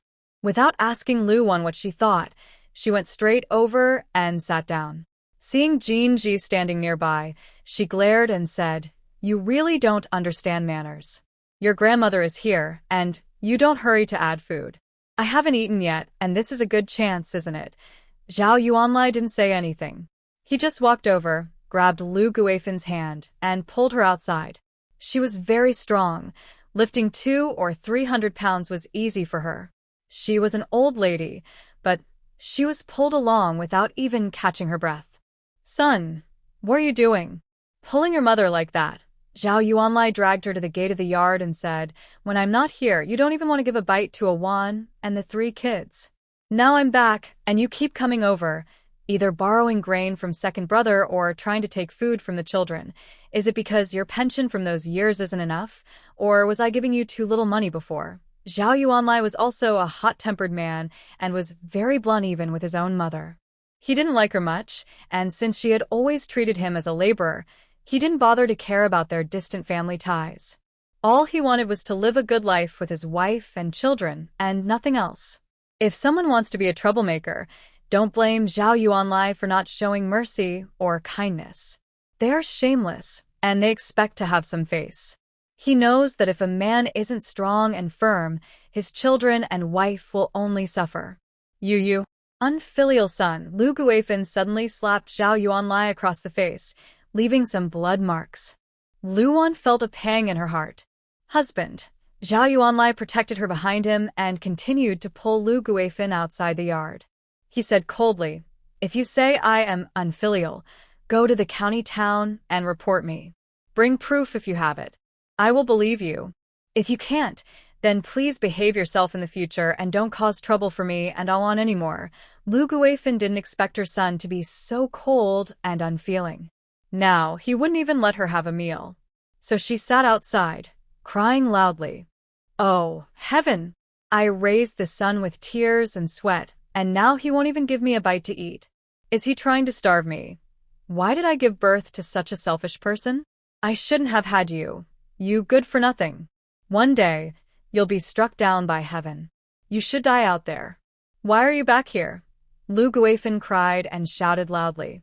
"Lu Granny, you've used this trick so many times. Don't you have any shame? If you hadn't mistreated Lu Wan and the children, would Zhao Laoda still refuse you? Zhao Laoda has been working since he was young. You often hit him. He's been good to you. What more do you want?" People around came to speak fairly, which made Lu Guifan lose her composure completely. You don't understand anything. Are you leaving or not?" Zhao Yuanlai was very annoyed. Today, his in-laws finally came, and she insisted on causing trouble. "If you don't leave, I'll ask the village chief to come and settle this. When that happens, only you will look bad." The food was already prepared. If she didn't eat now, it would get cold. Seeing that her tricks no longer worked, Lu Guifan could only curse and leave angrily. Before leaving, she threatened, "You unfilial son, just wait. If you don't respect me, don't expect to have a good life. And you flirtatious woman, disrespectful to your mother-in-law, you'll be punished by heaven." Lu Wan rolled her eyes, thinking that the old woman's life was truly long. "Then you should pray that you live until the day I am punished by heaven." "Why?" Suddenly, Lu Guifan staggered and fell hard to the ground. "Father and mother, I hope you find this amusing," Lu Wan said with a small smile. Zhao Yuanlai sighed helplessly. The elderly couple watched the scene unfold, and it seemed that Dolly was right. Zhao Yuanlai really did protect Lu Wan. In this world, women often face many hardships. If they have a husband to support them, life becomes much easier. It's not that women can only survive with a man's help, but that this is how society has always been. Lu Wan understood this well. The feudal era and modern society are fundamentally different, separated by an unbridgeable gap. Since she had come here, she would go along with the times. Trying to change the entire dynasty alone was just a foolish dream. Moreover, Lu Wan was not a person with grand ambitions. She only wanted a peaceful life. A simple rural life was not as miserable as it seemed. "Your mother-in-law really is difficult to get along with," said Miao Tsuehua, surprisingly fair. It wasn't that she thought Lu Wan's mother-in-law was overly harsh, but she simply felt that if Lu Wan stayed here for lunch, one more person eating would mean she'd get less meat. Lu Wan had prepared a big table of meat and dishes, but only she had tasted such good food since her wedding day. Her cooking looked very good, fragrant and tempting, making everyone's stomach rumble with hunger, eager to start eating immediately. "Even if she's difficult, after the family splits, it won't matter to me anymore. But I worry that your mother-in-law will just give up then." Lu Wan's mother still looked worried. "Everyone sit down and eat. Don't think about those things anymore." They hadn't had a full meal in a long time. The family's food was carefully rationed. They didn't have enough to eat themselves, and sometimes they even had to give some to Lu Wan. Miao Tsuehua had never seen a daughter-in-law who dared to ask her family for things. Usually, daughters-in-law took things from their husband's family to help their own family. In her view, daughters-in-law who married out usually did that. But with Lu Wan, things were different. "Oh, little sister, your vegetable garden is really well grown." After dinner, Miao Tsuehua went to the backyard. Seeing the garden full of vegetables, she felt happy. She hadn't even asked Lu Wan yet, but she went straight in. Just about to pick some vegetables, she was suddenly grabbed by Lu Dolly. "What are you doing?" Miao Tsuehua glared at him. "Just looking, is that a problem? Your family only has a few people. What's wrong with me picking some vegetables?" "Little sister, You wouldn't be so stingy, would you? The lush green garden looked very pleasing. There are not only vegetables but also a sweet potato patch and a potato field. Other farms' crops have already been scorched by the sun, but Luwan's backyard garden is different. It's lively and full of life, with no sign of drought. With this garden, they wouldn't have to worry about surviving the drought. She just wanted to pick some vegetables to send her family. Big sister-in-law, what are you talking about? When our parents come back, I will definitely fill a big basket so you don't have to do it yourself. Big sister-in-law, are you planning to send some vegetables to your family? Luwan spoke very straightforwardly, without any beating around the bush. She often complained that her parents gave her support, but she herself also took things from her husband's family to support her own family. The most ridiculous thing in the world is that a daughter who is married out is like water poured out. She's no longer part of her original family. How could that be? Miao Tsuehua left the vegetable garden angrily. But her heart stayed in the garden. Little sister, renovating this house must have cost quite a bit of money, right? You're really something. This year isn't good, just having a place to live is enough. Why waste money fixing the house? Wouldn't it be better to buy more rice and grains? If she bought more rice and grains, she could also take some from Luwan. My wife likes to live comfortably. I will handle earning money, so there's no need for you to worry about this. Zhao Yuanlai finished tidying up the dishes and heard this, immediately speaking up. Miao Tsuehua forced a couple of laughs. Yes, I forgot. My brother-in-law is also very capable. Little sister, you are really lucky to have married such a good man. I'm lucky to have such a wife. Zhao Yuanlai picked some small tomatoes from the field to wash and called them to eat. Miao Tsuehua always gets a mild retort from Zhao Yuanlai, no matter what she says, so she gradually stops complaining about Luwan. However, her envy is hard to hide. The house is really well built, and the carpentry work is clearly very detailed and sturdy. Everyone wants to live in a big, nice house, and Miao Tsuehua also wishes for that. But her husband's family is poor, and her husband is useless, only doing some physical labor. Compared to that, Miao Tsuehua starts to look down on Lu Dali. She wishes her own man could earn money like that. Now, Zhao Yuanlia's house is the best in Dashishan village. Sir, this is the place. Right here. My wicked daughter-in-law lives here. You don't know, she often doesn't feed me, and now she's even telling my son not to let me in. She's trying to starve me to death. While the family was talking inside, Lu Guifan's voice came from outside. Wang Kai, who was panting and sticking out his tongue in the corner, immediately perked up his ears and whined softly. When Zhao Yuanlai went out, he saw Lu Guifan and Zhao Yuanqi leading a group of people at the door. The leader was dressed in official robes, followed by a few officers carrying weapons. This scene was something Dashishan village had never seen before, their first time. Seeing the situation was serious, someone immediately ran to the village chief's house to get help. Are you Zhao Yuanlai? Yes, I am a commoner. I don't know why the magistrate has come, but I welcome him warmly. Zhao Yuanlai, who had been around generals and seen big scenes, wasn't scared by a county magistrate. Instead, he held his ground confidently, even more imposing than the magistrate. The magistrate had a goat beard and a commanding presence. He looked around their yard, which was indeed well built. Someone has filed a complaint, accusing you and your wife of disrespect and disobedience. Is this true? The magistrate spoke with authority. Zhao Yuanlia's gaze shifted to Zhao Yuanqi. As the only literate person in the village, only Zhao Yuanqi could have written the complaint, meaning he was the one who submitted it. So it was his younger brother who had reported him, and Awan.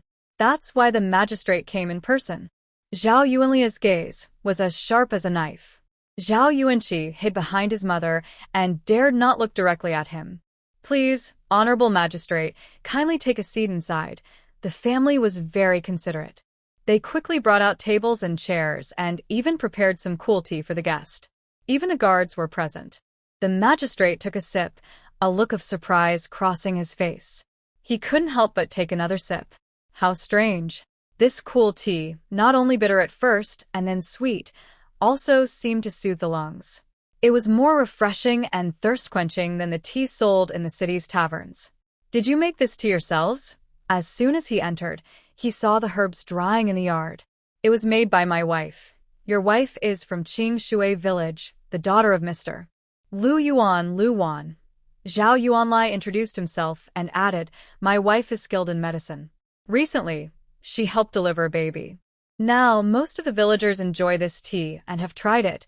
Hearing this, the magistrate was even more surprised. It seemed that the accusations in the complaint might not be true after all. Zhao Yuanqi became even more nervous. He and his mother came to accuse Lu Wan, but Zhao Yuanlai was calm. He first let the people drink the tea and then talked about Lu Wan's good deeds. He wanted to create a good impression, showing that Lu Wan was kind and helpful. Like her father, she was a healer. Nowadays, doctors are highly respected. They save lives and help the sick. Lu Yuan was famous far and wide, and Lu Wan was benefiting from her father's reputation. Luckily, Mr. Lu was here today, so there was no falsehood. Honorable Magistrate, I am Lu Yuan. Are you Lu Yuan? Yes, I am. Today, Lu Yuan saw a lot. His brother-in-law brought his sister-in-law to the court, which was the first time in 10 miles. But Zhao Yuanqi stayed silent behind, letting Lu Guifan take the lead, while he shrank back like a turtle. People like him, especially since he was a scholar, really shame the wise teachings he studied. Do you know who accused my daughter, Lu Wan, of being disrespectful and unfilial? The magistrate waved his hand, and someone brought the complaint papers. Someone accused Lu Wan of being unfilial to her mother-in-law, disrespectful to her uncles and brothers, hitting her nephew and sister-in-law, and speaking harsh words to her mother-in-law. Is this really true? Yes, it is true. All of these things really happened. Your Honor, please don't be fooled by them. Lu Guifan immediately ran over, pointing at Lu Wan and scolding. That wicked woman, she incited my son and wants to starve me to death. Look at her house, how grand it is, yet she won't let my son give me food and money. Isn't that unfilial? Lu Wan chuckled softly and said, Mother-in-law, do you believe what you say yourself? Do others believe it? Your Honor, not everyone who writes a complaint is right. You should ask the villagers what they think. Also, my husband went to war many years ago.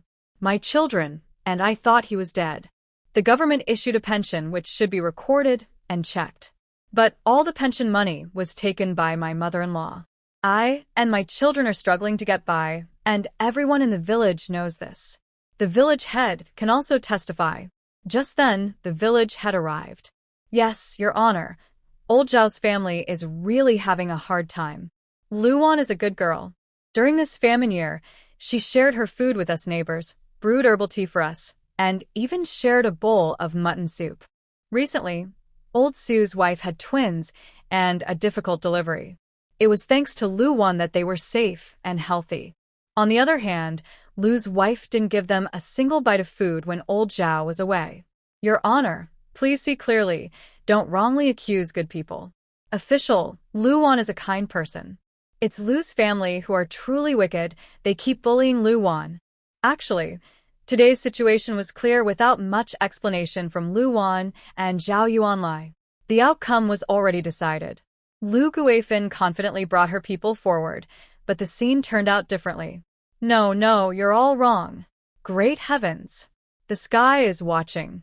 That wicked daughter-in-law of mine didn't even give me a single meal today. Lu Guifan suddenly knelt before the county magistrate, crying with tears and snot.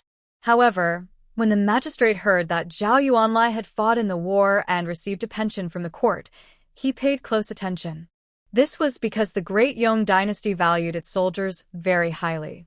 The fact that compensation can be issued shows that Zhao Yuanlai has at least made military achievements on the battlefield.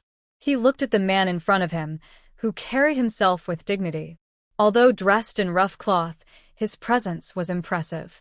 Which general did you serve under before?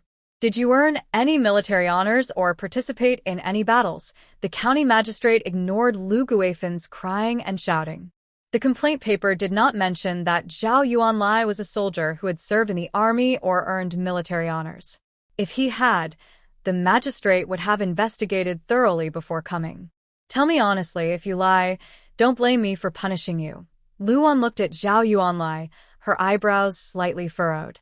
Zhao Yuanlai stood straight, tall like a pine tree, and spoke clearly. I am a soldier under General Wei, the Grand Cavalry Commander. I participated in battles on the southwestern border against the Wuchao. His voice was firm. When he spoke, he seemed to return to the army. He looked strong and fierce, with a hint of the fighting spirit still lingering. You could almost see flashes of swords and blades. The county magistrate was shocked. The Grand Cavalry Commander? Isn't that? Not long ago, after the entire army was defeated and his family was exiled to a cold place, he single-handedly turned the tide, defeating the Wuchao cavalry. After returning victorious, he was promoted to Grand Cavalry Commander. Was that Wei Lin? He didn't expect that Zhao Yuanlai was one of Wei Lin's soldiers. That battle helped Wei Lin regain the city taken by Wuchao and wiped out the shame of defeat. Few soldiers survived, and Zhao Yuanlai was one of them. But why didn't Wei Lin bring him back to the capital to report? The house built by the official was paid for with the general's reward money. I am ashamed. I served in the army for many years. My family is orphaned and widowed, suffering much hardship. Now someone has reported this to you. Please, sir, see clearly and clear my wife's name. Zhao Yuanlai spoke every word carefully. Based on what the neighbors said, the magistrate began to think. It seems someone is deliberately deceiving me. The magistrate was furious. Sir, may I ask if the person who wrote the complaint is him? Luan pointed directly at Zhao Yuanqi, who was hiding behind the crowd. She had been watching him for a long time. He looked like a turtle hiding in its shell. He has no sense of manliness at all, truly dishonoring the word scholar. Zhao Yuanqi's face, already pale, turned even whiter. Your Honor, our laws clearly state that fabricating accusations to deceive others is a serious crime. What punishment does it deserve? She truly thought Luan was an easy target, someone she could manipulate as she pleased. Your Honor, my mother-in-law and I have already separated our households. The pension we provided is enough for her to live comfortably. If she needs support, my husband and I will naturally take responsibility. The county magistrate nodded, indicating he understood. According to our laws, anyone who falsely fabricates accusations to harm others will be punished with 30 strikes. Sir, why would this young scholar lie and falsely accuse others? The magistrate was a wise man. Both Luan and her father are doctors, and her husband has military achievements. The person making the accusations is in the wrong, and spreading false accusations naturally deserves punishment. Hearing that he would be whipped, Zhao Yuanqi's legs went weak. Your Honor, this is unjust. My son is a scholar, and he aims to become the top scholar in the future. Everything he said is the truth.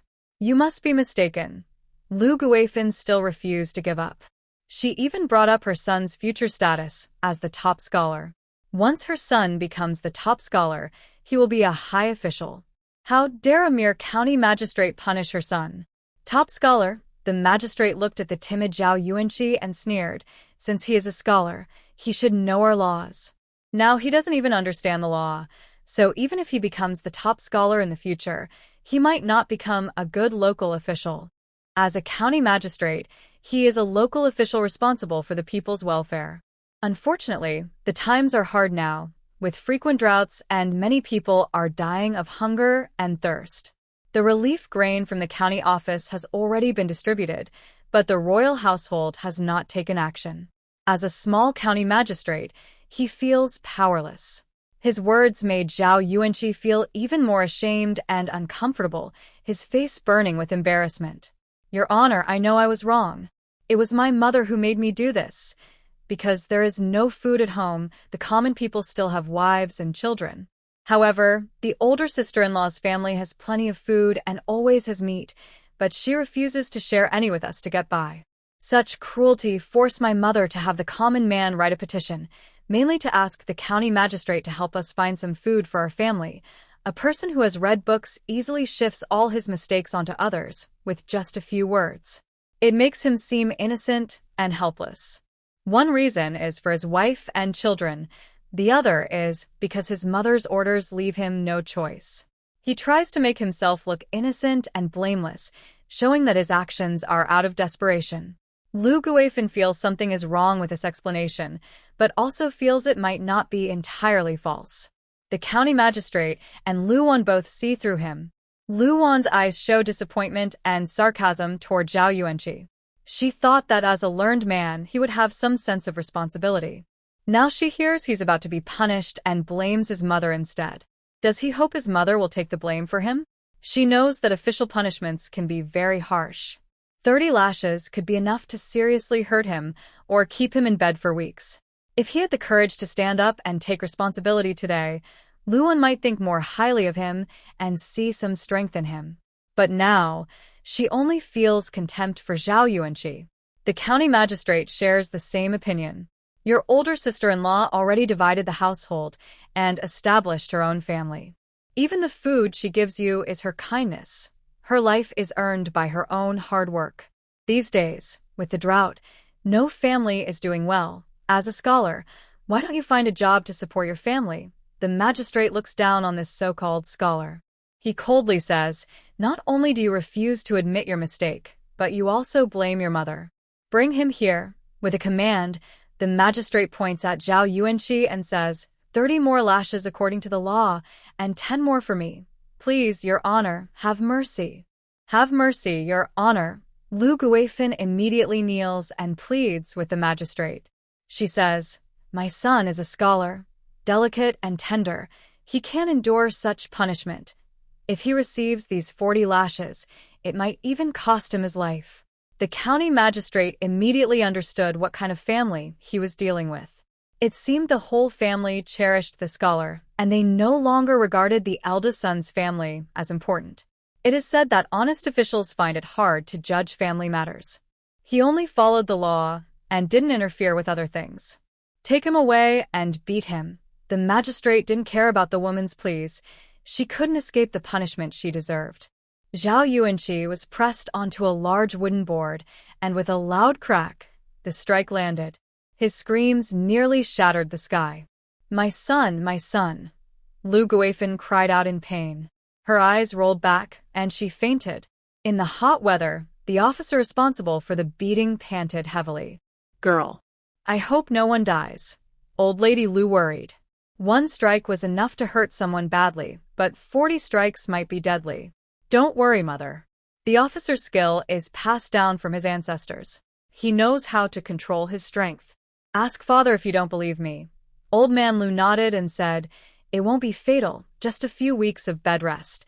The magistrate is aware of this, she replied. Hearing this, Old Lady Lu felt a bit reassured. She wasn't worried about death, but about her daughter's reputation being damaged if someone died. In these times, a woman's reputation is her life. Women in this world face many difficulties at every step, so they are very cautious. While the beating was happening, Luan went to the vegetable garden to pick some fresh fruits and vegetables and brought a pot of cold tea. Please forgive me, magistrate, for doing this. These vegetables are grown by my family. I hope you won't mind. The basket of vegetables was quite beautiful. The magistrate looked at Luan in surprise. Luan smiled and said, Sir, you are a fair official. Today, I see that you are honest. These are just some vegetables and fruits, not worth much. Luan knew well that in this world, people's hearts are hard to read. If someday order collapses, people's morals will no longer hold. Just like today's scene, if she hadn't exchanged gifts with her neighbors before, how many would have helped her speak up now? Sir, this is a small token for my family. Please accept it. The magistrate glanced at their courtyard, which was very clean and tidy, with many medicinal herbs drying in the sun. He took the medicine from Luan and said, you can take the herbs from your yard to sell in the county town. The Renan Hall in the county town is a good place. The county magistrate was a smart man. After accepting their things, he pointed them in the right direction. Thank you, sir. Safe travels. The punishment was already over. Zhao Yuanqi was barely alive, struggling to breathe.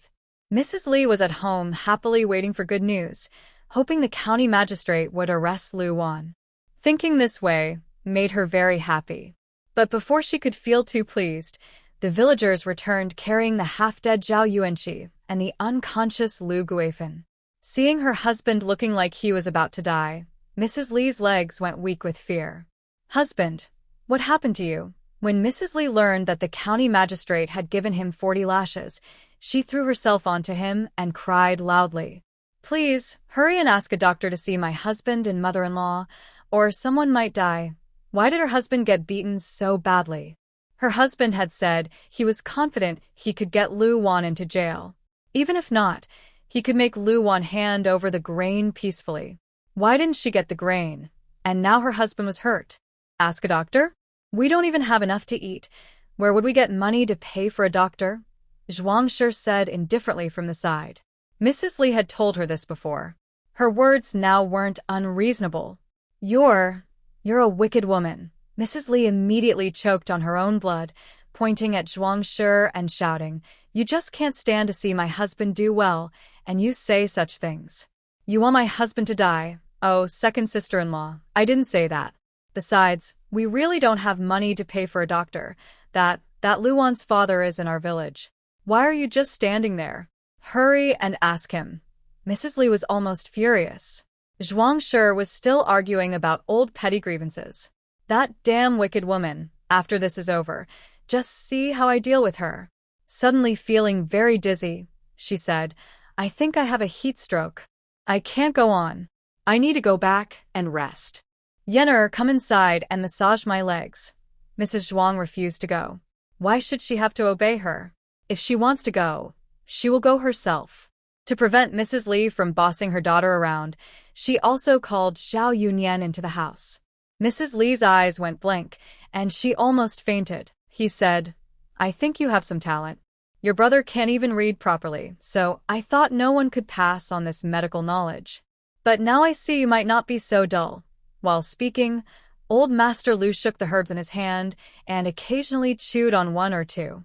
Then he frowned and asked, Girl, where did you find these herbs? He was a doctor, and he could tell the quality of herbs just by tasting them. From the back mountain of our village, with just one taste, he noticed these herbs were different. Compared to others, these herbs were stronger and more effective. But Lu Wan didn't tell him that she picked these herbs from a mountain stream she fell into.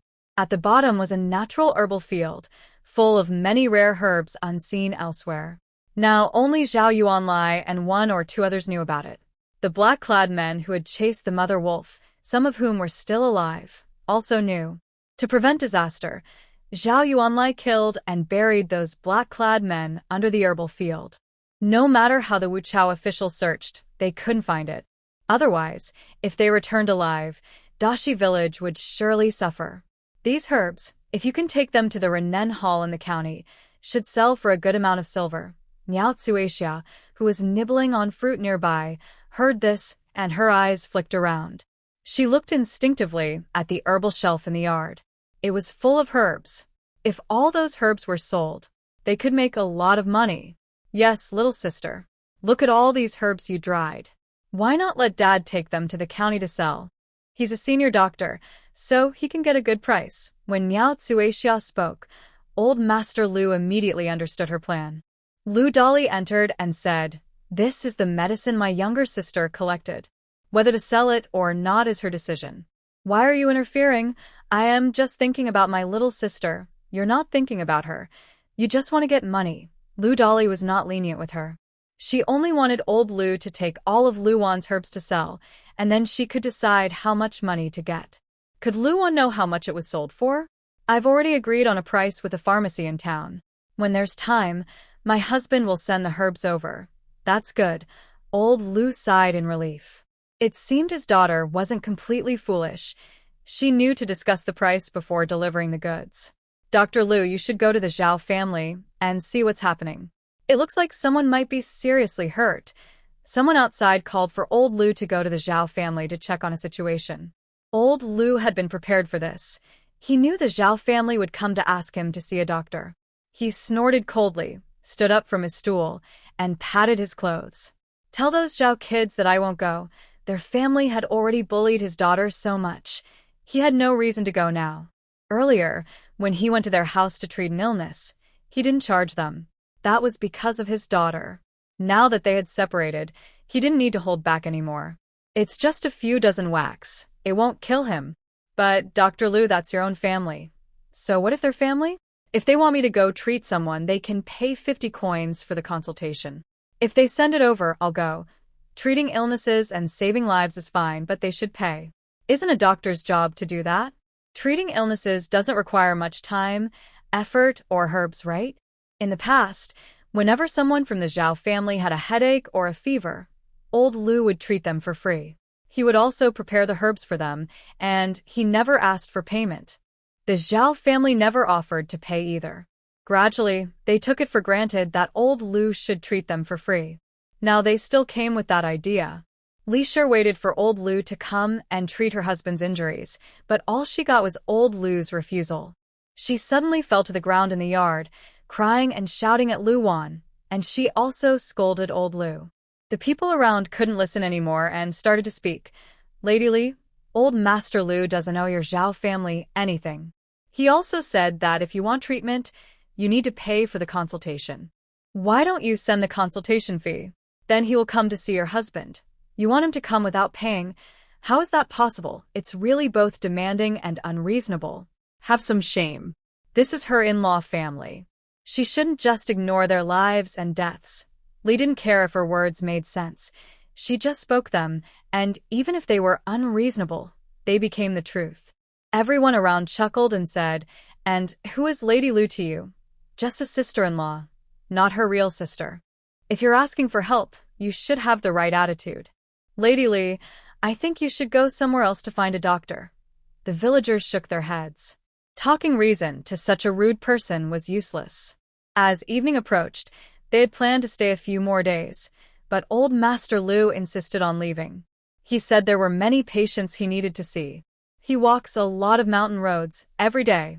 Even though he's a doctor himself, he's old now, and his legs aren't as good as they used to be. He always feels pain at night. "Father, this is the ointment I made myself. If you apply it to your feet at night, it will work wonders."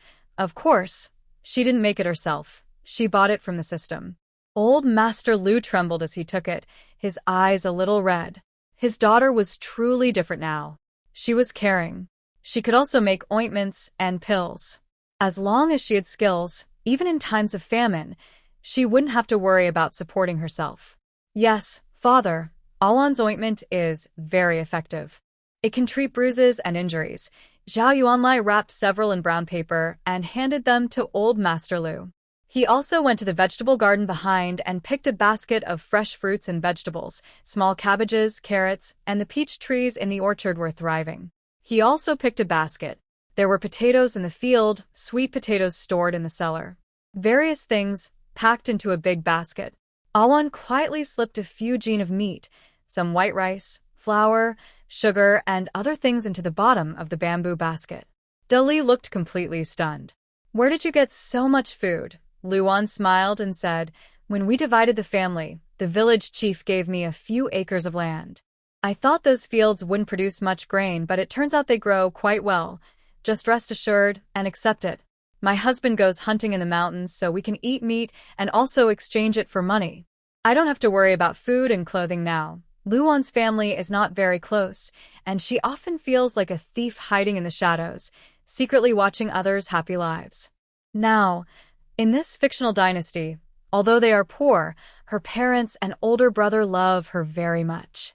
She has taken over her original self and will do what she is supposed to do.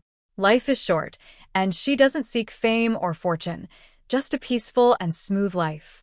People once laughed at Lu Laonyang, saying she was an old clam giving birth to a pearl, having a daughter at her age. Even though her daughter has always been disobedient and unruly, Lu Laonyang still cherishes her. Now, she seems different from before.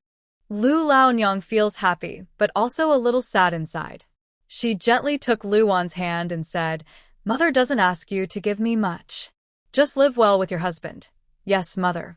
Luan also smiled and looked up, seeing Lu Dali's son, Lu Tianyao. "Tianyao, little aunt." Tianyao looked a bit awkward. "Why does little aunt say different things from mother? Now that you're studying and learning to read and write, do you have any brushes, ink, or paper?" Lu Tianyao looked embarrassed. Their family is poor. He has brushes, ink, and paper, but they are all of the worst quality because they can't afford better ones. Little aunt doesn't have much to give you. Here are some brushes, ink, and paper brought back by your uncle from outside. Your younger brothers and sisters don't need them yet. Lu Tianyao stared at the heavy bundle of brushes, ink, and paper in his hands. When he opened it, his eyes lit up. That brush is made of top-quality wolf hair. And that rice paper. He almost couldn't bear to use it, mostly using bamboo slips instead. Also, I have some sugar I brewed myself. Tianyao-ji, my mother's sugar is really delicious, Jinji said excitedly from beside him. She had never tasted such good sugar before. Lu Tianyao, being older than them, understood how precious these things are. I didn't expect Annie to actually give him. Thank you, Auntie. Tianyao will study hard. Lu Tianyao, who is handsome, looks a bit tanned from the countryside, but his features are still quite nice. He's also tall. Jinji and Siqing should also study hard. When you have free time, come visit me. Lu Tianyao also smiled. He liked these gifts very much. Yes, yes.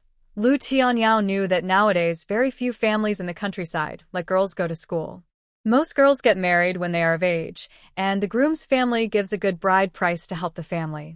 In Qingshui village, he had already seen several girls around 13 or 14 years old get married. All right. Since Auntie gave these, you should accept them properly. Miao Tsuehua quickly pulled him over, with a half-smile on her face, as she looked at Luan. Little sister, you've spent so much. It's really too much. Our father still has patience to see, so we won't bother you anymore. She also wanted to stay here a few more days, but seeing how Luan's family was eating, she didn't want to leave. Moreover, they had built such a nice house and yard. She would be happy to stay here forever.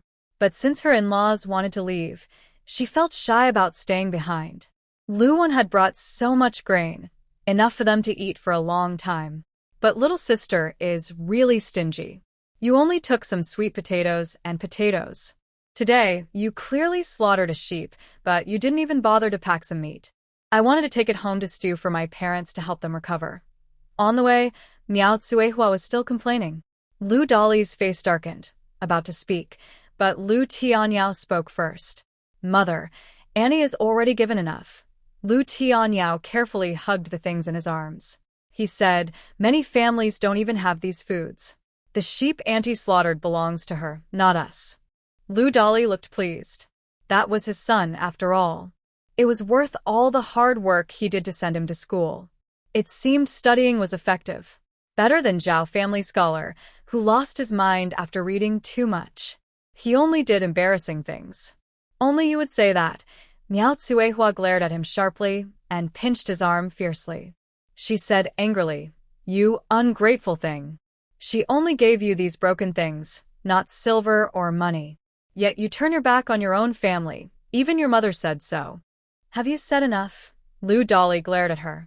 If you're unhappy, just give these things back to your sister. You're just taking what isn't yours and causing trouble. How did he end up marrying such a petty wife? Miao Tsuehua was still afraid of Lu Dali, so she muttered a few words, but didn't dare to say more.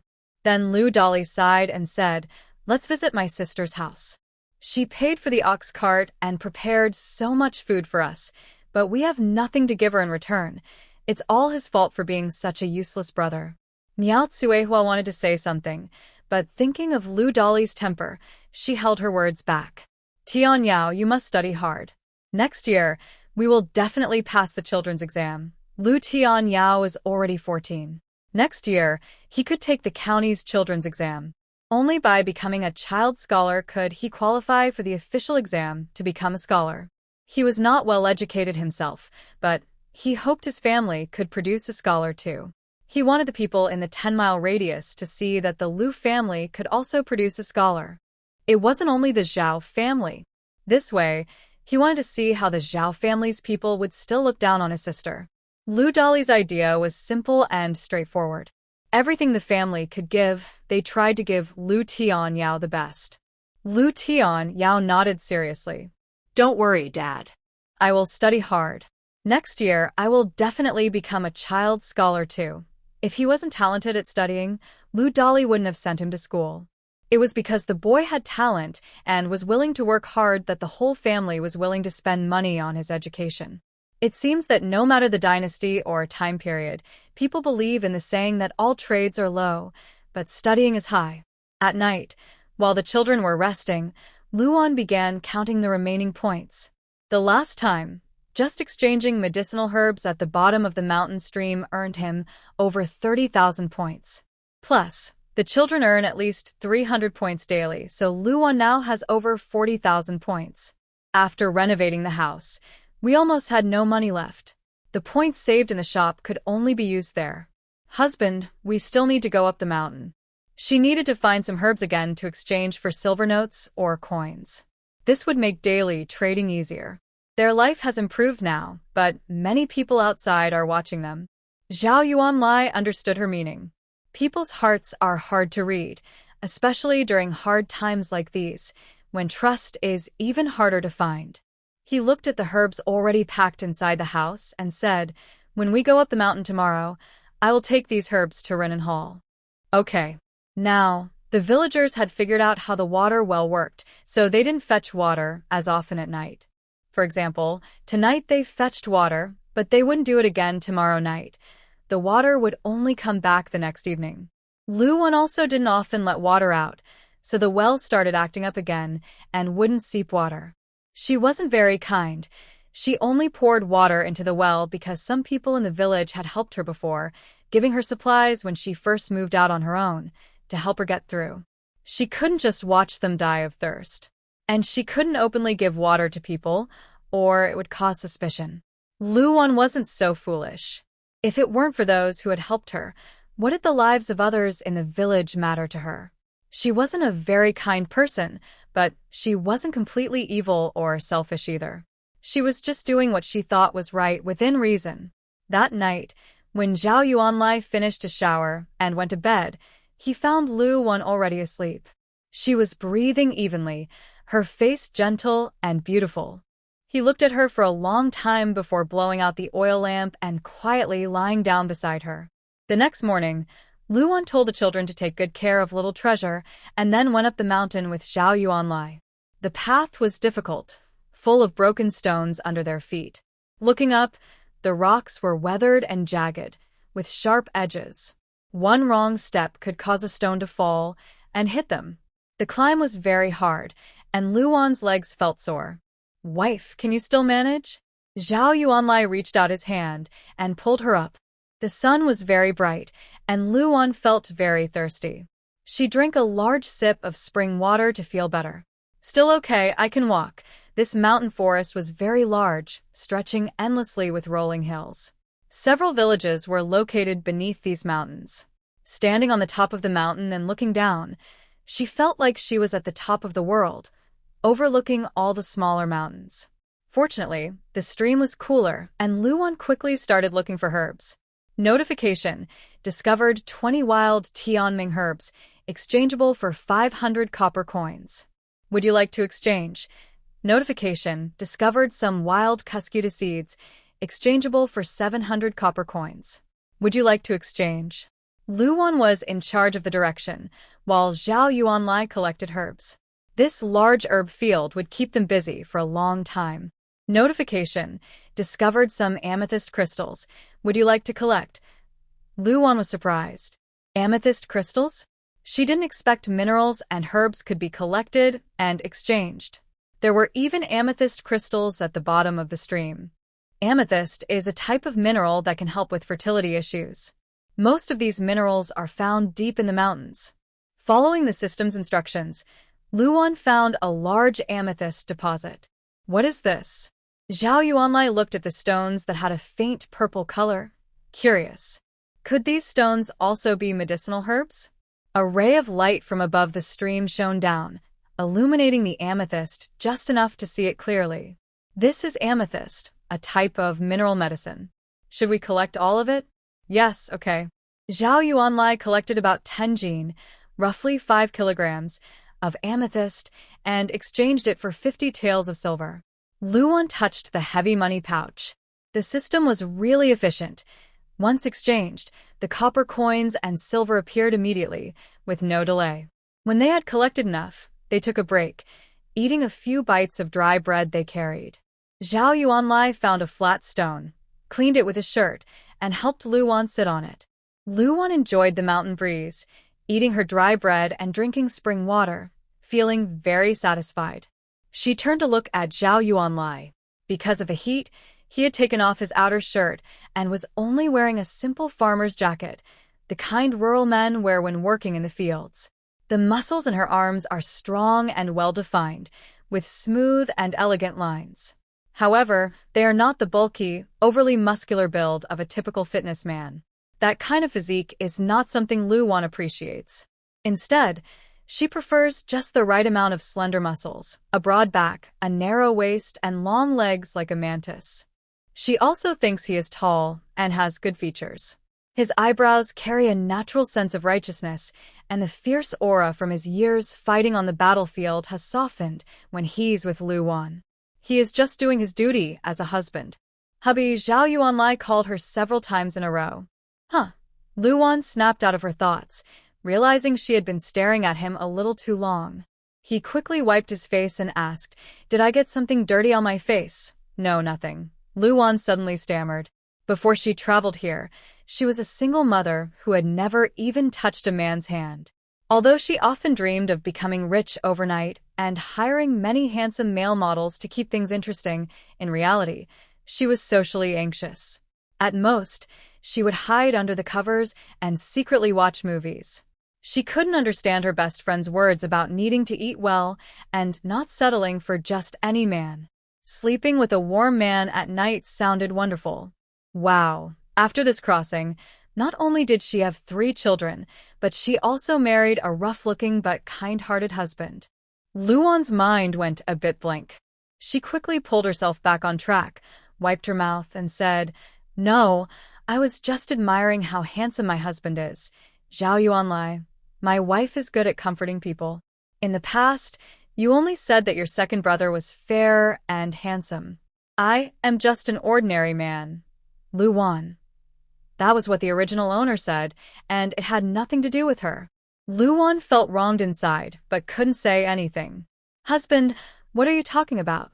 Luan forced a dry smile, took another bite of her dry bread, and politely said, "You're tall and strong and very handsome." Which woman wouldn't like that? A big question mark appeared slowly in her mind. What does that mean? She didn't say he was behaving badly outside. But what she just said made Zhao Yuanlai think that Luan believed he had been away fighting for many years and had lost his original kindness. He said, "There are military easy womens, but I know I have a wife at home. I have never done anything to hurt her." He spoke very seriously, even a little worried.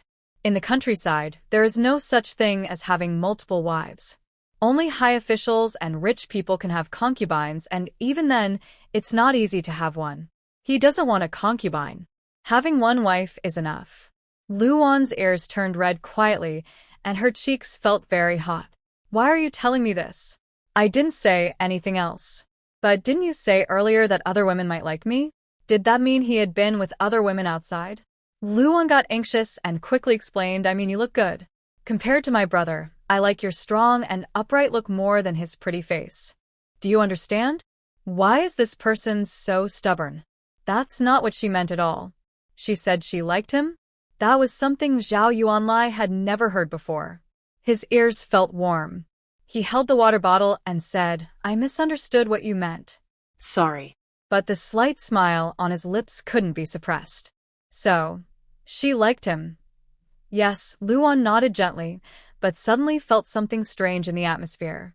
He had been tired from gathering herbs earlier, but now he felt full of energy and not tired at all. "Hubby!"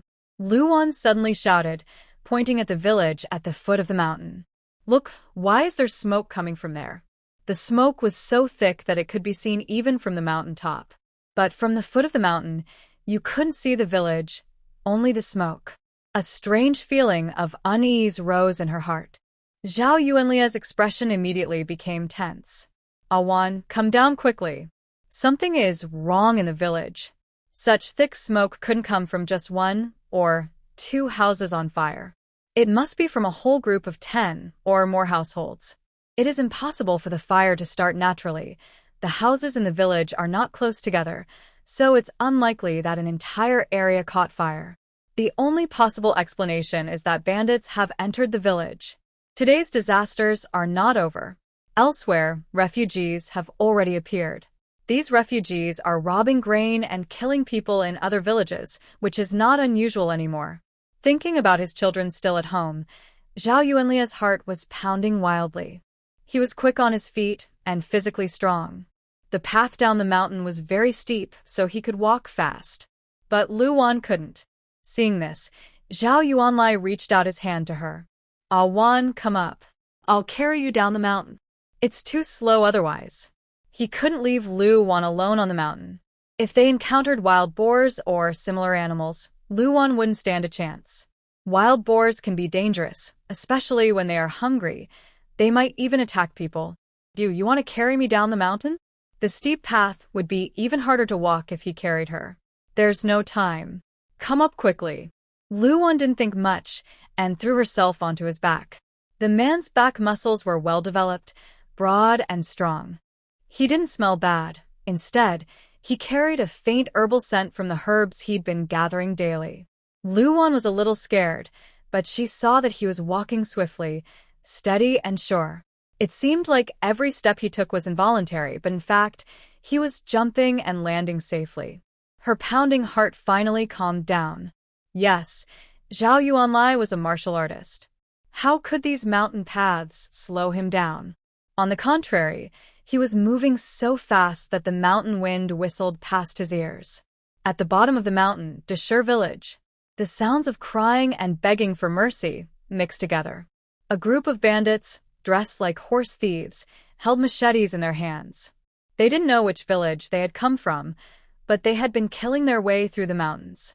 The blood on their blades hadn't dried yet, and the smell of blood filled the air, invading people's noses and intensifying the fear. "Boss, we've searched everywhere, but we couldn't find anything," one of the bandits near the leader said. Couldn't find anything? But the people they sent out clearly died in these mountains. With so many, it couldn't have been just the mother wolf that killed them. And the wolf pups hadn't been weaned yet. Without their mother, they would only have one ending: death.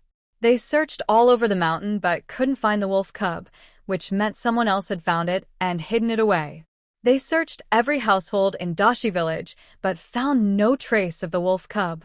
Not only in Dashi village but also in the neighboring village, they searched everywhere. When they couldn't find it, they decided to kill everyone in the village, loot all the supplies, and even kidnap a few women. They disguised themselves as wandering bandits to raid, burn, and kill, so no one would suspect the military forces. "Sir, are you looking for something?" someone suddenly asked weakly from the crowd. It was Li Yulian from the Li family. Everyone's heart was pounding. Li was smart. Since they searched house by house but didn't take any food, she guessed they were looking for something. Suddenly, she had an idea.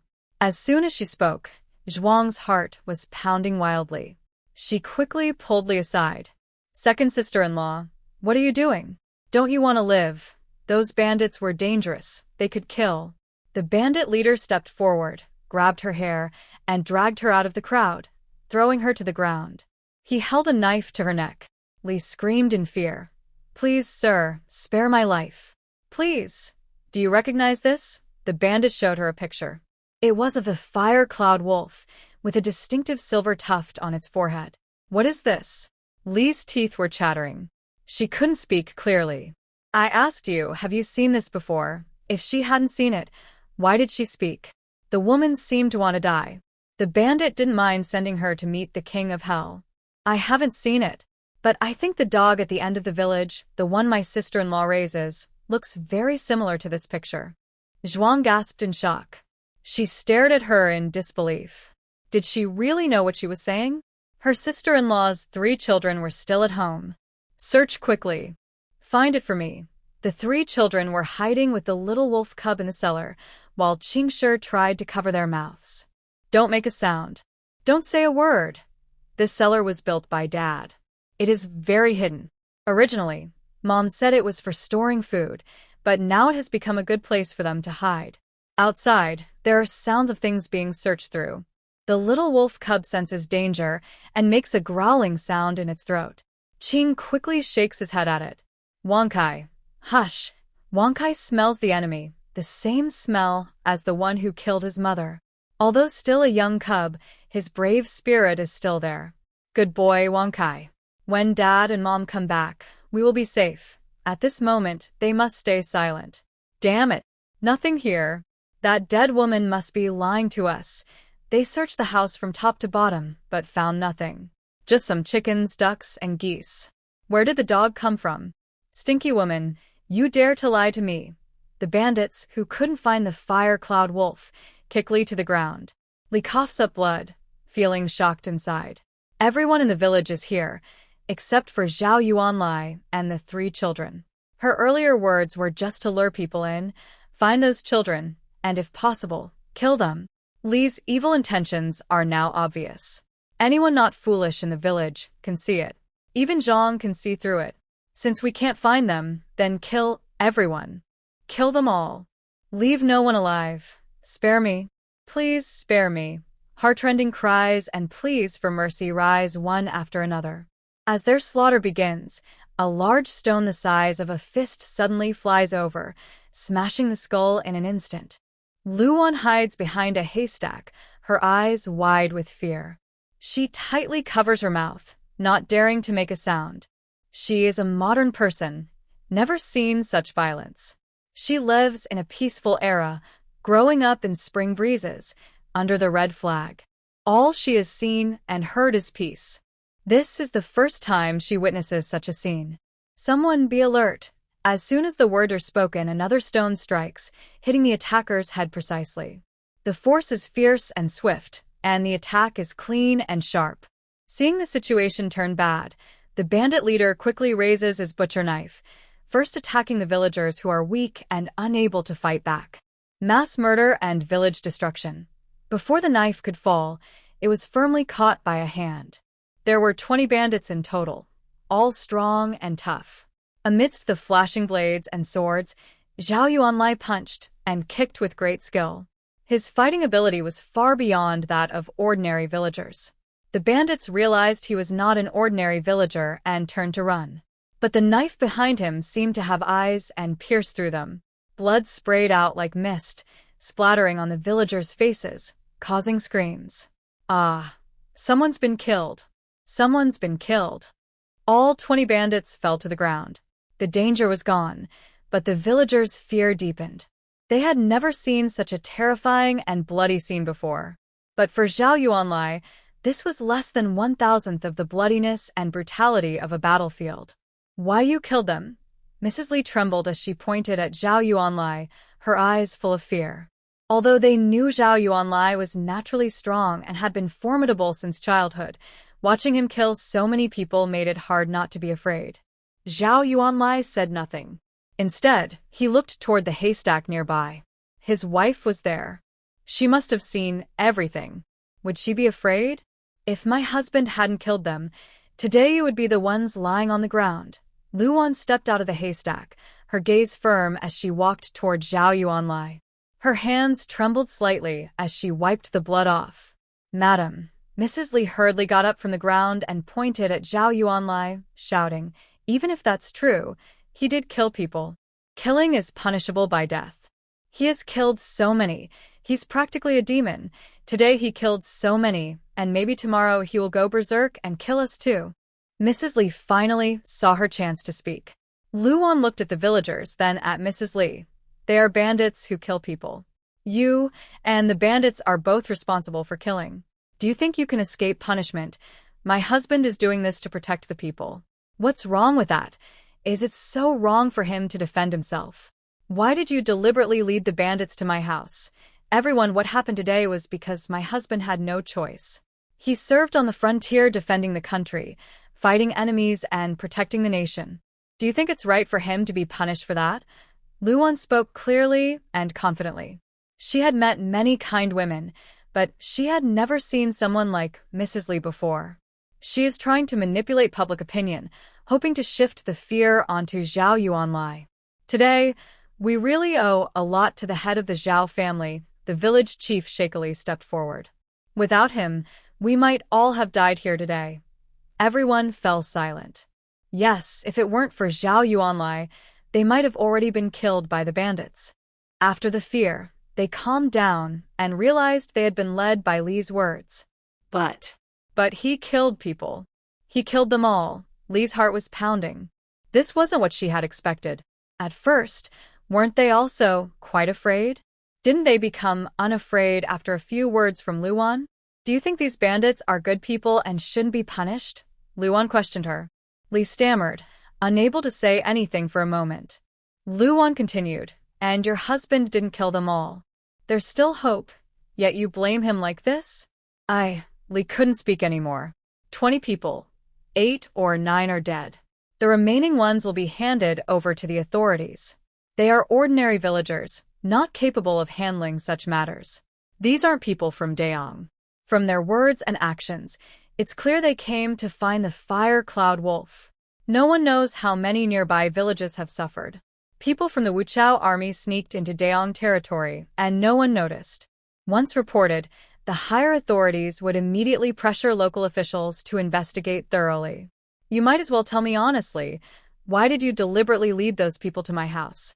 If my 3 children had been harmed, you would be the murderer. Luan looked at her coldly, feeling for the first time how treacherous and malicious human hearts can be. She used to think Li was just selfish, mean, and foolish, but now she saw she was truly evil to the bone. don't slander me. It was them looking for something. I only saw that your dog looked very much like the one in the portrait. I thought if they found it, they would leave, and everyone would be safe. But those words were too far-fetched. Luan had already changed the wolf cubs for color. How could she tell it looked like the one in the portrait? Everyone is not foolish. They all have brains and can think. You, woman, are too cruel. At this moment, Xiqing ran over, eyes red, and said, Mother, my brothers and sisters are all safe. Everyone looked relieved after hearing that the children were safe. However, Li Shi quickly said, You also heard it. Your 3 children are still alive. So, it's not her fault, and she is not wrong either. Smack, Luan, unable to bear it anymore, turned and slapped Li Shi in the face so hard that she was knocked to the ground. Li Yulian, I've tolerated you for a long time. Today, my children are safe because they are lucky and strong. If anything happened to them, I would make you pay. Xiqing was also shocked. Mother. Mother actually hit second aunt. Mother is so fierce. A fiery light appeared in Xiqing's eyes. If it weren't for my husband's sake, I would have beaten you half to death today. Luan was truly angry. Lu family girl, let's just forget about this. The village chief sighed. The mess with the Zhao family was really upsetting. They are all family, yet everyone is so vicious, hoping something bad happens to Lu's family. Luan's slap was fierce, and Li Shi's face swelled up badly. She tasted blood in her mouth, and her cheeks burned painfully. She sobbed and cried, but no one came to comfort her. Only villagers' disgusted looks were seen. Bah! I didn't expect your mind to be so cruel, even harming your own family. Women like you, anyone who marries you is cursed for generations. No wonder Zhao Xiao is still not successful. Maybe it's because of you. The villager's words were sharp and hit the mark. Li Shi's face turned black with anger, and she fainted. When they got home, the children came out of the cellar. The wolf cub sniffed the blood on Zhao Yuanlai and whined, rubbing its furry head against his leg. It's okay now. The bad people are dead. Zhao Yuanlai comforted the children and also gently soothed the wolf cub. Husband, go wash up. Luan brought clean clothes and asked him to wash off the blood. He was washing something on the stone platform while asking, Wife, why are you not afraid today? Most people would feel scared seeing this scene. Why should I be afraid? Luan asked him back. He said, You are protecting the villagers and the children, and they're the ones who deserve to be punished. Actually, when she saw Zhao Yuanlai kill someone, she was still a little scared.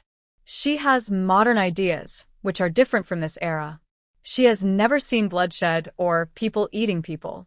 And how many ordinary people wouldn't feel weak in the knees after witnessing a killing?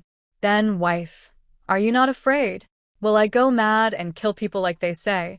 Luan blinked and asked him again. Would you kill me? Wife, why do you say that? You're not a ruthless villain. I see blood on their knives. It seems they've killed quite a few people along the way. Luan sighed. She wouldn't care about others' lives and deaths, but she cared about her own family. Even if she didn't want to be a kind person, she wouldn't want to be a cruel one. Excessive kindness can also be a kind of evil. Those people are the evil ones. But my husband killing to protect the villagers, where's the evil in that? Luan spoke softly, her voice gentle, drifting into his heart like a breeze in the heat. Her husband's wife had never spoken like this before, nor would she normally. Luan, Zhao Laoda, are you at home? Just as Zhao Yuanlai was about to speak, a villager's voice came from outside. Luan opened the door latch and saw several villagers gathered at the door, each holding something. Aunt Foam, what are you all doing? Oh, today we're so grateful your husband killed those bandits. Otherwise, we'd be dead. Your sister-in-law's words are unreasonable. Don't take it to heart. No one in our village sees Zhao Laoda as a monster or a devil. He's really strong. No wonder he's been in the army. After this drought ends, I want to send my kid to learn martial arts from your husband. We'll pay? Yes, yes. Today, we're really thankful. We don't have much, just some coarse rice and sweet potatoes stored at home. If you don't mind, please take them. People with conscience and the ability to tell right from wrong all know that today, Zhao Yuanlai saved their lives. The kindness of saving a life must be repaid. Lu was suddenly stunned at the door, overwhelmed with many feelings. During times of famine, every family tightens their belts, sharing what little they have, never daring to eat more than necessary. Now, they are doing their best to give the last of their food to repay the kindness. Even though these things are small and not worth much money, in today's world, they are very precious. Madam, Zhao Yuanlai came out and saw what they held, also pausing in surprise.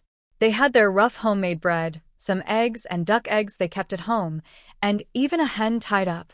Farm hens are usually kept for laying eggs and hatching chicks, so they are rarely killed for food, let alone given as gifts. Lu sighed deeply and looked at them, saying, I absolutely cannot accept these. She had become thinner, and these people probably would go hungry for many meals. She had enough supplies in her system to survive in this era. Madam Lu, if you don't accept, we will feel guilty, they said. They felt ashamed. Zhao Yuanlai had saved their lives, yet they still feared him, almost thinking of him as a ruthless killer. When they realized their mistake, they blushed with shame. No, that's not it. Lu gently shook her head. It's not that I won't accept, but right now, there's a drought, and everyone has little to eat. After this disaster passes, bring some good things, and I will definitely accept them. If you can't fill your stomachs, and bandits come again, you might not even have the strength to fight back. The villagers looked at each other. These were the only valuable things they could offer. Zhao Yuanlai stepped forward and said, My wife is right. I've heard that refugees have started appearing in the north, killing and stealing everywhere. They are so hungry that they even eat people.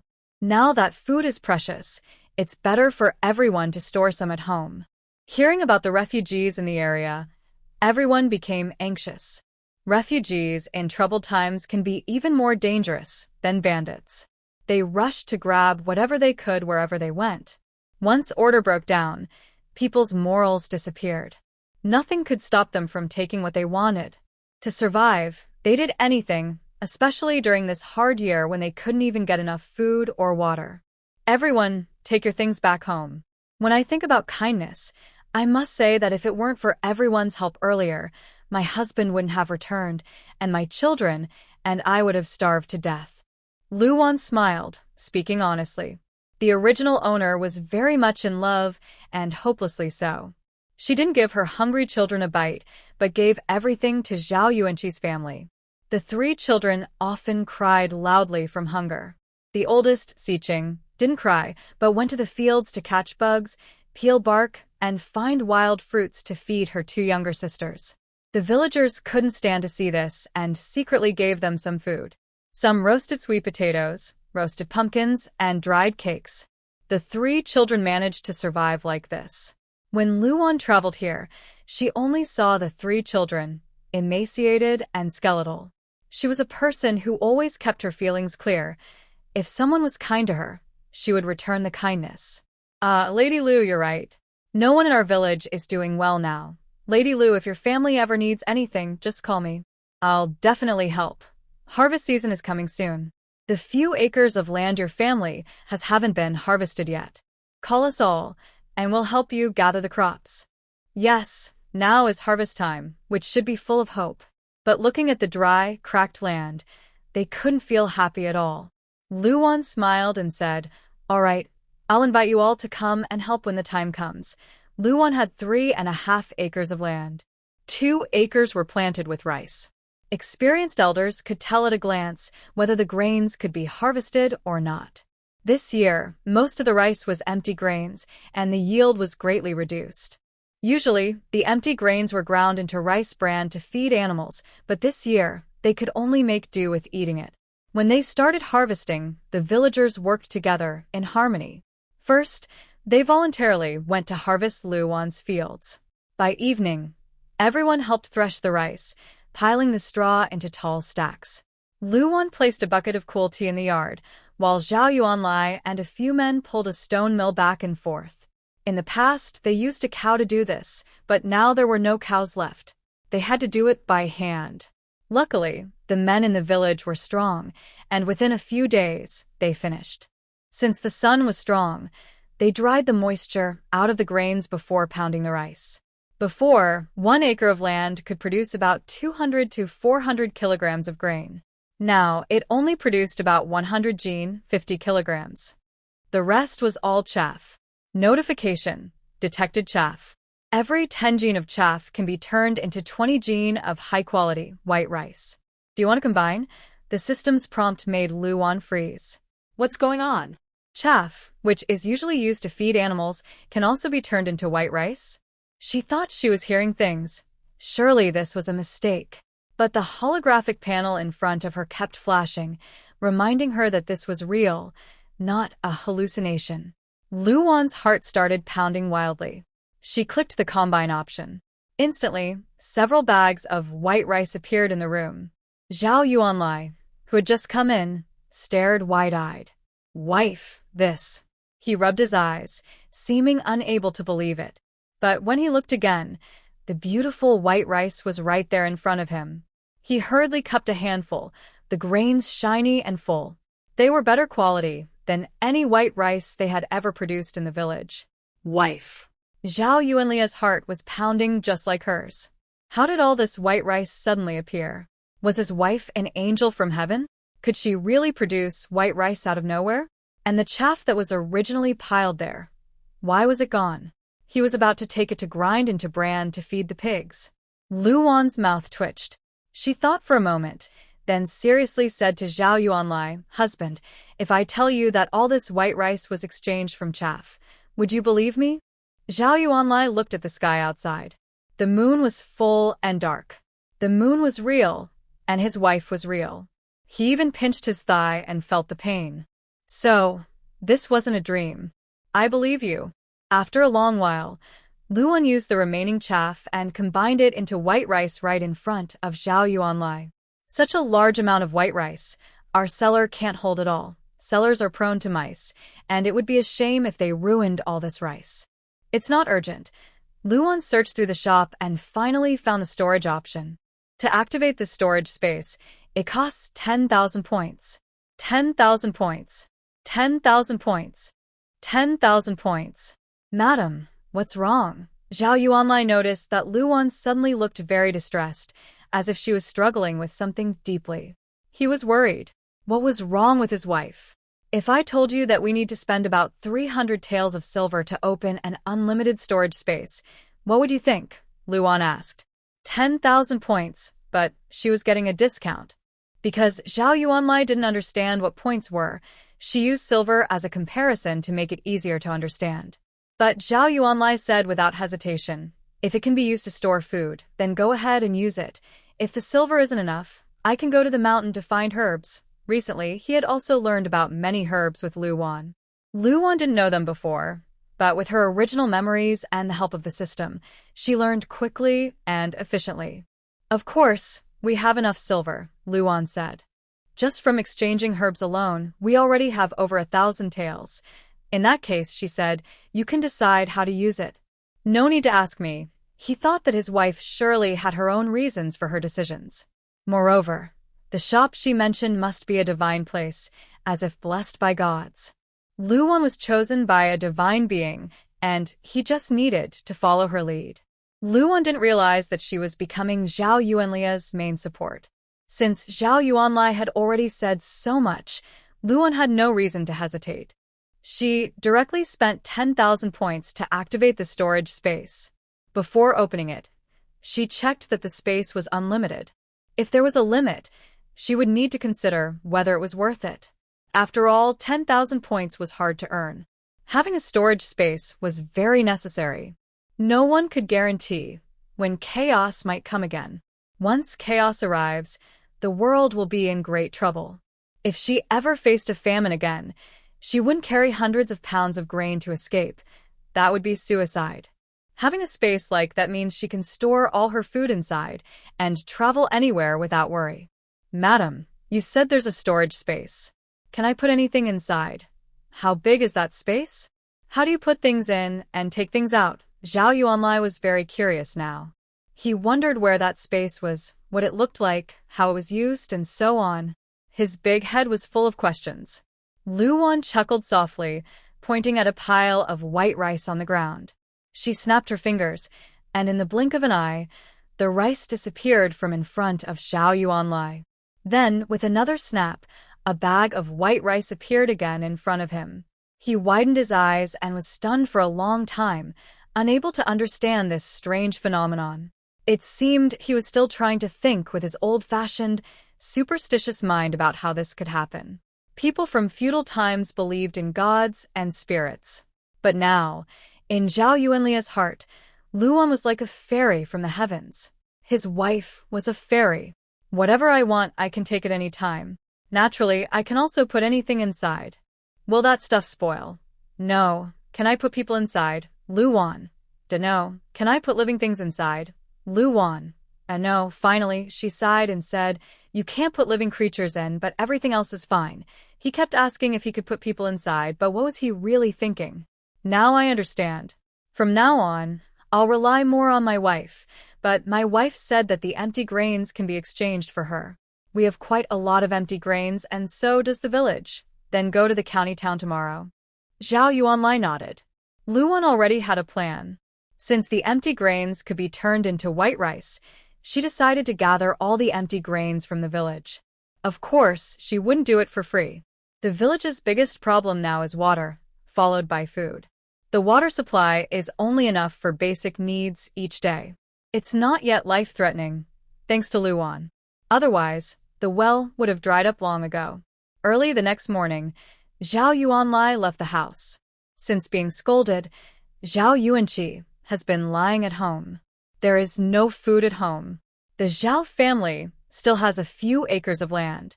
While others are busy harvesting grain, the Zhao family hasn't done anything yet. In the past, Luan usually handled these matters. This year, Luan's family was the first to finish harvesting. Mrs. Li saw that everyone in the village was helping Luan, so she shamelessly went door to door asking for help to harvest their grain. You're asking us to help harvest your grain, but how do you plan to pay us? How much per day? Mrs. Li was stunned. Why do you want to charge us just to help with the harvest? We're all from the same village. Do we really need to be so precise about everything? In the past, everyone had received some favors from old Lu, and when Luan asked them to help harvest, she paid them. The money for the work naturally came from the original owner, who asked her father for it. Old Lu also clenched his teeth and tightened his belt to give the money. He knew that if he didn't give it, the Zhao family would make things difficult for his daughter. Old Lu didn't want his daughter to suffer, so he gave the money. But now that Luan is no longer helping at Zhao's, Mrs. Li has no choice but to go herself. That's when she realized that helping with the harvest requires payment. Oh, so you want everyone to help you harvest for free? There's no such rule in the world. Don't you have 2 men at home? Are they dead or crippled and can't go to harvest? Aunt Feng spoke bluntly. She also didn't like Mrs. Li very much now. Such a mean woman, shamelessly asking for help to harvest and expecting free help. Does that mean everyone's labor isn't worth anything? My husband is a scholar. How can a scholar do rough work in the fields? He's still lying in bed now. There's only his third younger brother at home. He can't finish harvesting so much grain alone, Mrs. Lee said again. Annie, my husband plans to take the imperial exam and become a top scholar. When he becomes a top scholar, he won't forget your kindness. Please help us harvest the grain. Mrs. Lee had no other choice. The proudest things in her life were two. One was marrying Zhao Yuanqi, who is a scholar. The second was giving birth to 3 sons in a row, which no one in 10 or 8 villages could match. Your husband? Taking the imperial exam? Aunt Feng seemed to hear a very funny joke. She burst out laughing and pointed at Li Yulian, saying, if your husband could pass the imperial exam and become a top scholar, he would have done it long ago. But now he's already quite old and still just a poor student. Li Shi took a deep breath. You all helped Luan harvest the grain, so why won't you help my family? Luan's husband saved us from bandits. That was a life-saving kindness. What kindness have you given us? Lady Li, you should go home and take good care of your scholar husband. You can keep your own grain. People who are lazy and greedy are common, but seeing someone so lazy and shameless like this was the first time for everyone. Everyone shut their doors and ignored Li Shi. Her reputation in Dashika village was completely ruined. She used to boast about how good she was at having children, always expecting to have sons. Even the goddess of childbirth couldn't produce as many children as she did. But her children were clearly grown now and able to work in the fields. Li Shi just didn't want them to suffer. She spoiled them all and was very bossy. In this village, children have been helping their families since they could remember. Zhao Yuanqi was lying in bed, unable to move. Without helping harvest the grain, there was no food to eat. Lu Guifan had no choice. For her son's sake, she had to take her third son, Zhao Yuanqing, to the fields.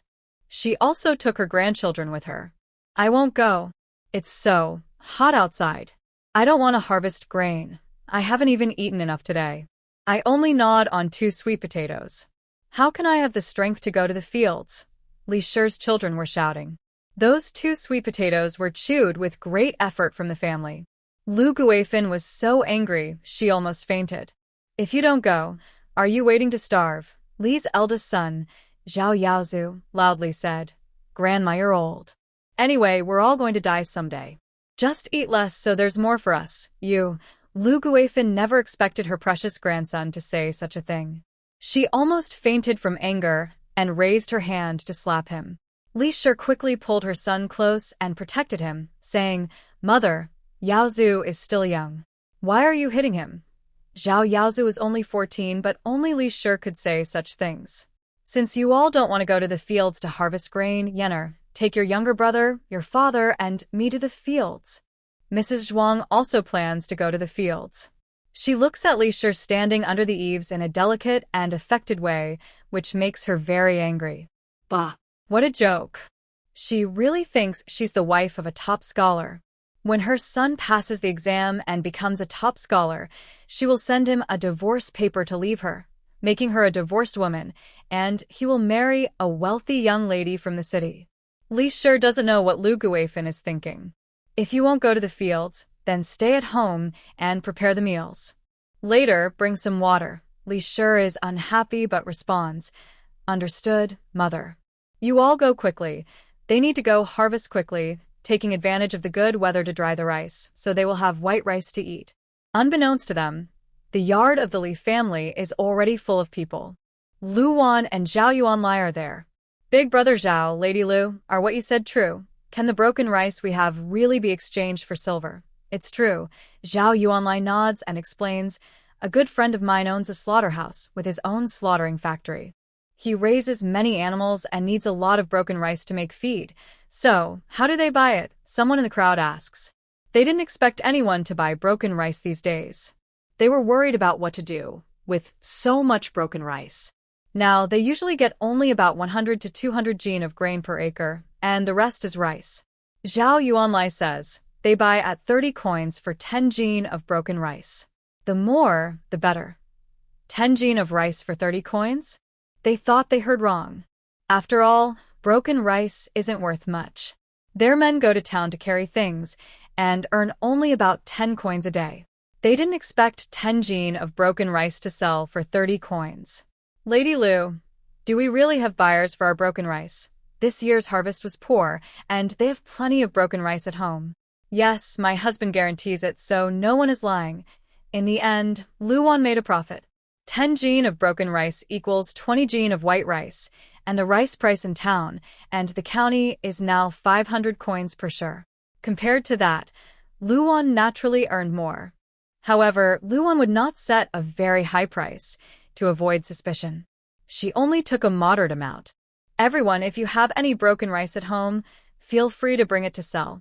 Tomorrow morning, my husband will take the broken rice to the town to sell. Luan didn't say much. She simply placed a pile of silver and copper coins outside, waiting for people to come and sell. The village chief also spoke up. Since old Zhao said so, it must be true. As soon as we get the money, we can buy rice and sell meat to eat. Lu's girl, I'll go first. The village chief was the first to count his broken rice. Luan called in Xiqing to help record and count the money. The village chief's family had 400 jin of broken rice. At a price of 10 jin for 30 coins, 100 jin would be 30 coins. So, 400 jin equals 120 coins. Sir, this is 120 coins for your family, converted into silver. That's 10 taels of silver and 200 copper coins. Luan paid quickly. Once Xiqing finished counting, she immediately handed over the money. Everyone watched as the shiny silver was handed over to the village chief's family, their eyes wide with amazement. Yes, this is real. Broken rice can really be exchanged for silver. In their eyes, everyone might cheat, but only the village chief wouldn't. Since even the village chief was selling broken rice for money, they believed they could do it too. They looked at Luan's money pouch, worried that once she collected enough broken rice, she wouldn't take any more. They hurried to bring their own broken rice to exchange for silver. Lin Annie's family, 500 jin of broken rice, total 1,500 coins. Uncle Gu's family, 400 jin of broken rice, total 1,200 coins. Aunt Feng's family, 300 jin of broken rice, total 900 coins. As more and more broken rice was brought over, the villagers' faces were filled with smiles. By sunset, everyone happily went home holding their silver and copper coins, planning to buy a jin of fatty meat in the town tomorrow to enjoy a good meal and reward themselves. Since the drought began, their lives had been very hard. Some families' livestock had died of thirst or hunger. Today, the broken rice has been collected here. If there's any leftover grain in the village, you can bring it to my house to exchange for silver, Luan said loudly. Anyway, broken rice could be turned into large white rice, so the more, the better. There is rice to eat and water to drink, so they won't die of hunger. All right, I haven't finished harvesting my land yet. I'll go harvest tomorrow. No one knows when the millet will be fully harvested. What if they stop harvesting someday? Right now, they need to quickly gather the grains and take them to Luan to exchange for money. Whenever they have money, they won't feel worried. Today, Luan harvested a lot of millet. She didn't process all of it immediately, but waited until the next day to hire Zhao Yuanlai to bring a bull cart. They transported the grains out of the village, one load after another. They worked from morning until night, making sure everyone saw they were actually selling the grains. In reality, they had exchanged all the grains for food and stored it in their space. Luan looked at the piles of white rice inside her space, feeling satisfied. The villagers received money and also harvested grains. Life finally seemed to have some hope. In the past few days, Luan had been collecting millet. No one in the village helped the Zhao family with the harvest. Lu Guifan and her family had gone to the fields and were exhausted. Li Shi was at home sleeping heavily, sometimes not even going to fetch water. Who would go out in the hot sun to fetch water and walk such a long distance? She wouldn't want to suffer herself. When Lu Guifan finally returned exhausted, she couldn't even drink a sip of water. Then they heard that Luan was harvesting millet, and the villagers had exchanged a lot of silver money. They exchanged small amounts, like 10 taels at a time. She sent Yenner to check, and Yenner came back honestly reporting. Both Zhuangshi and Li Shi each received about a jean of millet. Can this millet really be exchanged for silver? Mother, it really can. 10 jean can be exchanged for 30 coins. Yenner gestured seriously with her fingers as she spoke. The family looked at each other in surprise. Exchanging millet for silver was something they'd never heard of before. Mother, should we also go exchange ours? Yes, Mother, we can go exchange ours too. Zhuangshi also agreed. Mother, look, Lang is lying in bed and can't move. He's developed bed sores from the heat. When she said this, Li Shi started to act pitiful. They used to sleep on Lu Wan's big wooden bed, which was cool. Since Lu Wan took it away, they could only sleep on a bed made of dry grass. It was okay in winter, but in the hot summer it was stuffy. Zhao Yuanqi was lying in bed all day and couldn't move. Bed sores are something that will happen sooner or later. Right now, because the weather is hot, the bed sores have started to rot and ooze pus, and a strong bad smell is coming from her body. Li's been taking care of her for 2 days, but she is starting to feel disgusted by her. Especially the pus, which at night makes her afraid to sleep in the same bed as Zhao Yuanqi. He's your man. If he got a bed sore, it's because you didn't take good care of him. If you had been washing him with water every day, how could he have developed such a bed sore? Looking at you now, it seems you don't really want to take care of him. Lu Guifan snorted coldly. Li's face looked bad. Mother, it's not that I don't want to take care of him, but we don't have medicine. If I had medicine to help Yuanqi, his bed sore would have healed long ago. Mother, I heard that the eldest sister-in-law is now making ointments and herbal teas. Maybe you can go ask her for some? She is quite clever, so she wants Lu Guifan to go, not herself. If she goes, she probably won't get any. Me? Go. Lu Guifan understood her little plan immediately. She straightforwardly said, you take your own man and go. Don't you still have the bride price money you were given? Use it to buy some yourself. Unless she no longer wants to be the wife of a top scholar, then she might as well stay home and not go. Mother, what about the rice husks? 10 jean of rice husks can sell for 30 coins. Their family also has a lot of rice husks, which can be sold too. Lu Guifan didn't say anything because she knew Lu Wan definitely wouldn't accept rice husks from her. I understand this matter. Yuanqi's bed sore is serious. If it gets worse, he could die. Lu Guifan naturally cares about her son, but she doesn't want to go herself. She just wants to force Li to go. Then I'll go to the eldest sister-in-law's house to see if she's willing to sell me some ointment. That would be perfect. She even carried some copper coins on her, which she had asked her family for. In recent years, their grain supplies haven't been good. The Zhao family had nothing to eat, so she and Zhuangshi had to go back to their parents' house and be shameless enough to borrow some food to survive. Otherwise, they would have starved to death. Li was really shameless this time. Since the last time bandits entered the village, everyone knew she deliberately led the bandits to Zhao Lao's house, intending to harm Lu Wan's 3 children. Although they are family, they harbor such cruel thoughts. Even if adults have conflicts, it shouldn't harm young children. They even want to hurt the kids. What kind of people are they? Bandi. No, Baozhu, where are your parents? After Li Shi left, she realized only little Baozhu was home in the yard. Xiqing and Jinji usually go to the mountains to find mushrooms and herbs after finishing their lessons, and Luan teaches them about medicinal plants. The children know that mushrooms can be eaten and herbs can be sold or used to make tea. They all want to help their mother in some way. Only the youngest Bao Zhu stays at home because her leg isn't fully healed yet. After Ma Jinhua was chased out, they also lost some money. They couldn't pay, so they gave some grain and eggs instead. Lu Wan also helps take care of things. She has no reason not to help. If she refused, everyone would think she's easy to bully. Besides, Ma Jinhua deserved it. When Bao Zhu saw her coming, she immediately became alert. Second auntie, what are you here for? My parents went to harvest corn and will be back soon. Bao Zhu is small but very cautious. Because second auntie used to hit her often.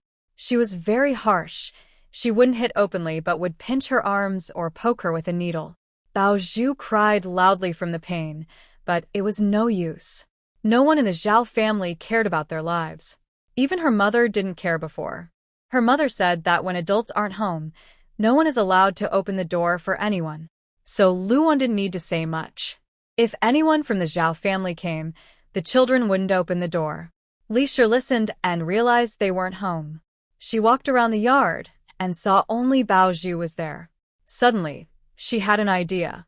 She smiled and said to Bao Zhu, "Be good, Bao Zhu. Today I bought some sugar in town. Come and open the door, and I'll give you some sugar."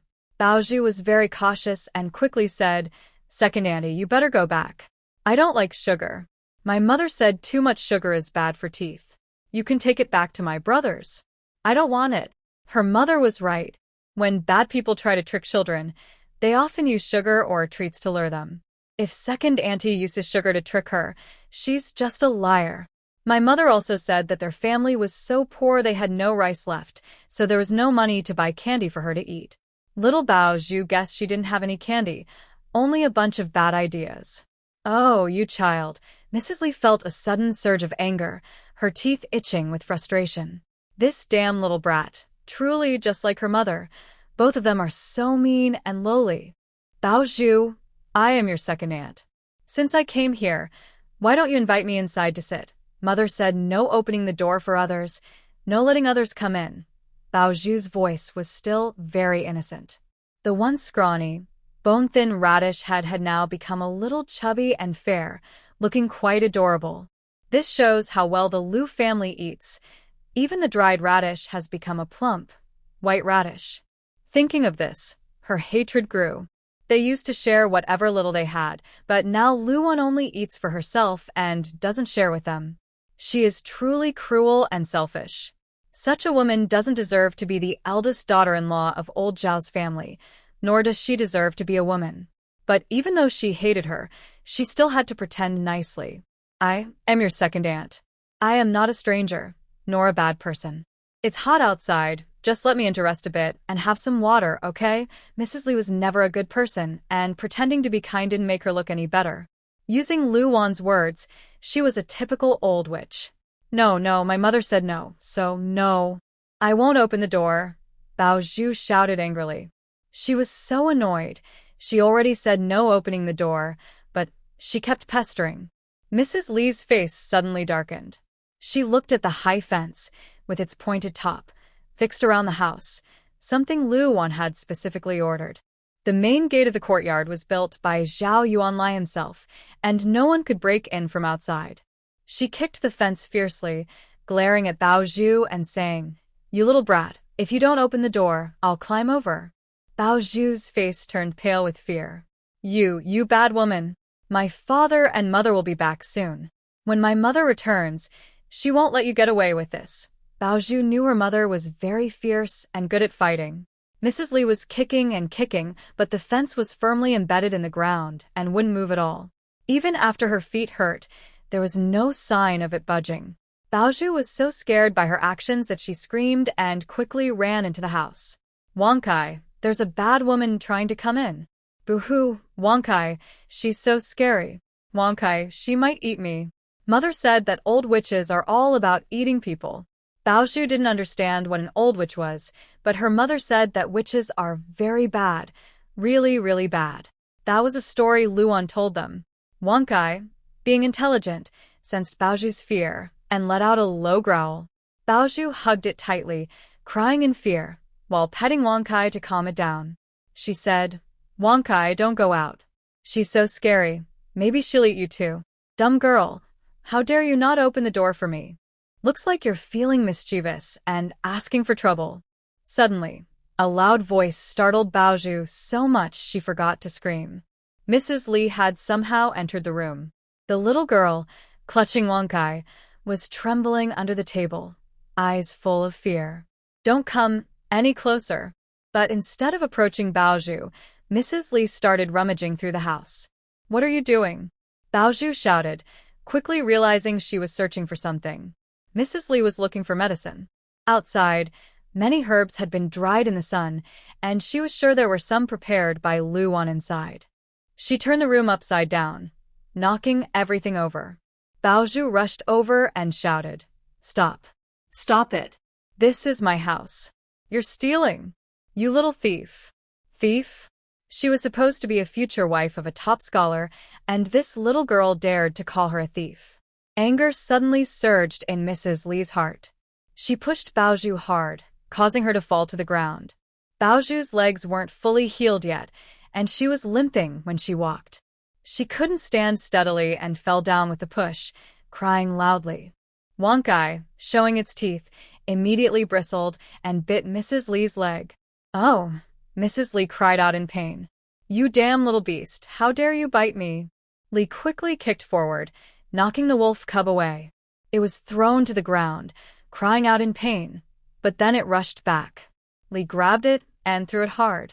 This time, the wolf cub didn't get up. "Good boy." Baozhu was very scared. She hurried over, hugged the wolf cub, and tears filled her eyes. Luan borrowed a ox cart from the village, used to carry goods and people, to transport the ripe corn she had just picked. Other women in the field were helping to pick corn too. Lady Lu! Lady Lu! While Luan was watering her plants, she heard someone calling her quickly. At the village entrance, Anyo ran over, panting heavily. "Someone broke into your house and stole things. They also hurt Baozhu." "What?" Hearing this, the couple left the corn behind and hurried home as fast as the wind. "Mother! Mother! Please look at Wankai. Wankai isn't moving." "Boo-hoo!"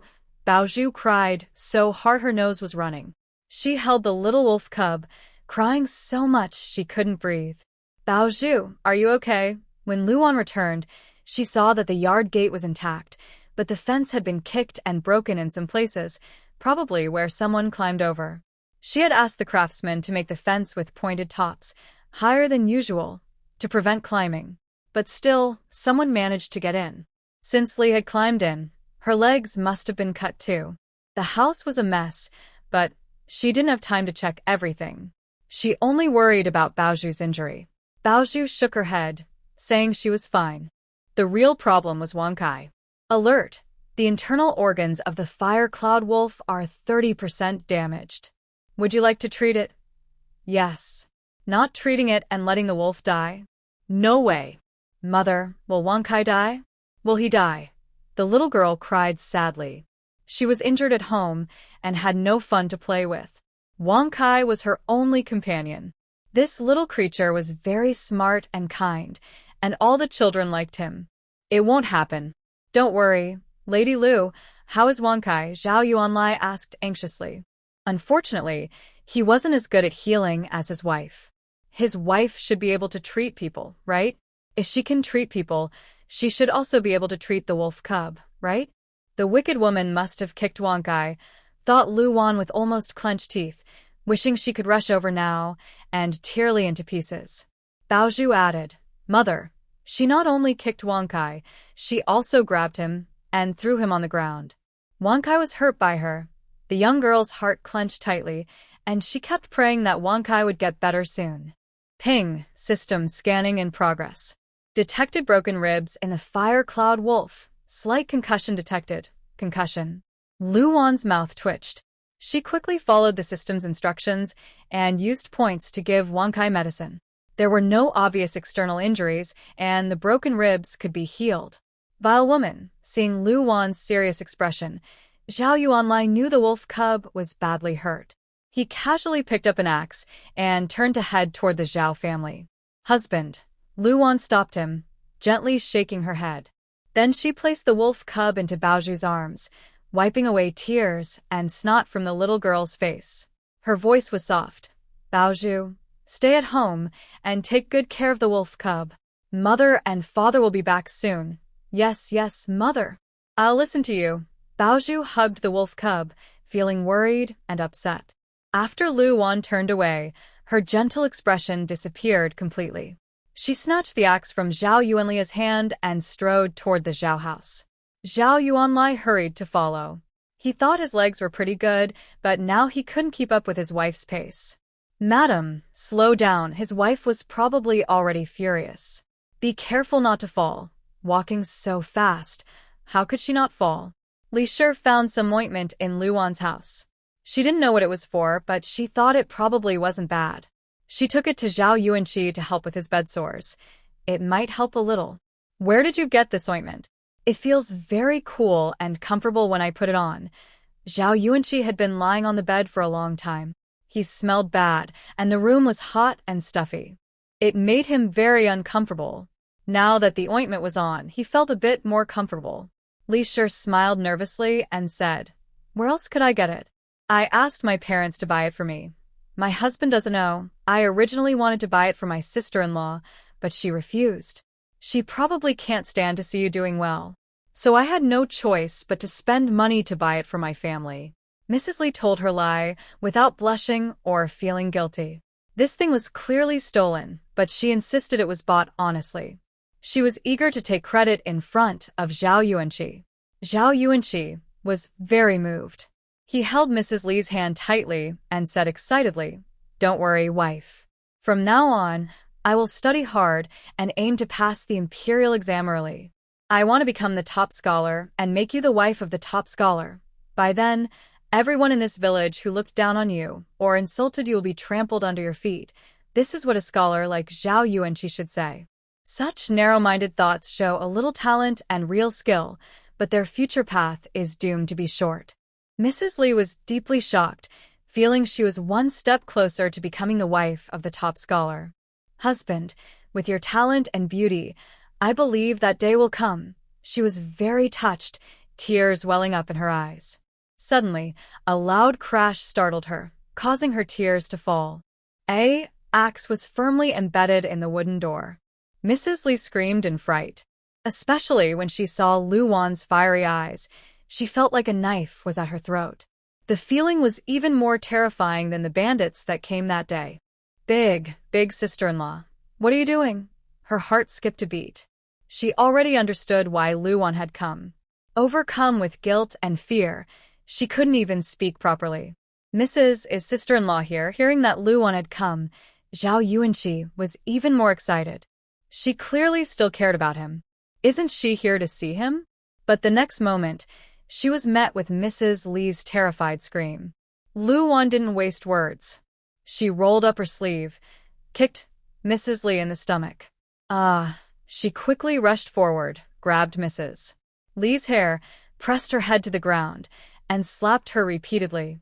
"This slap is for you sneaking into my house to steal things. This slap is because my dog Wankai was hurt. This slap is because you pushed to protect yourself." Smack, smack, smack. After several slaps, Li was unable to fight back. She had thought about breaking in and stealing, but she never expected Lu to act so fiercely.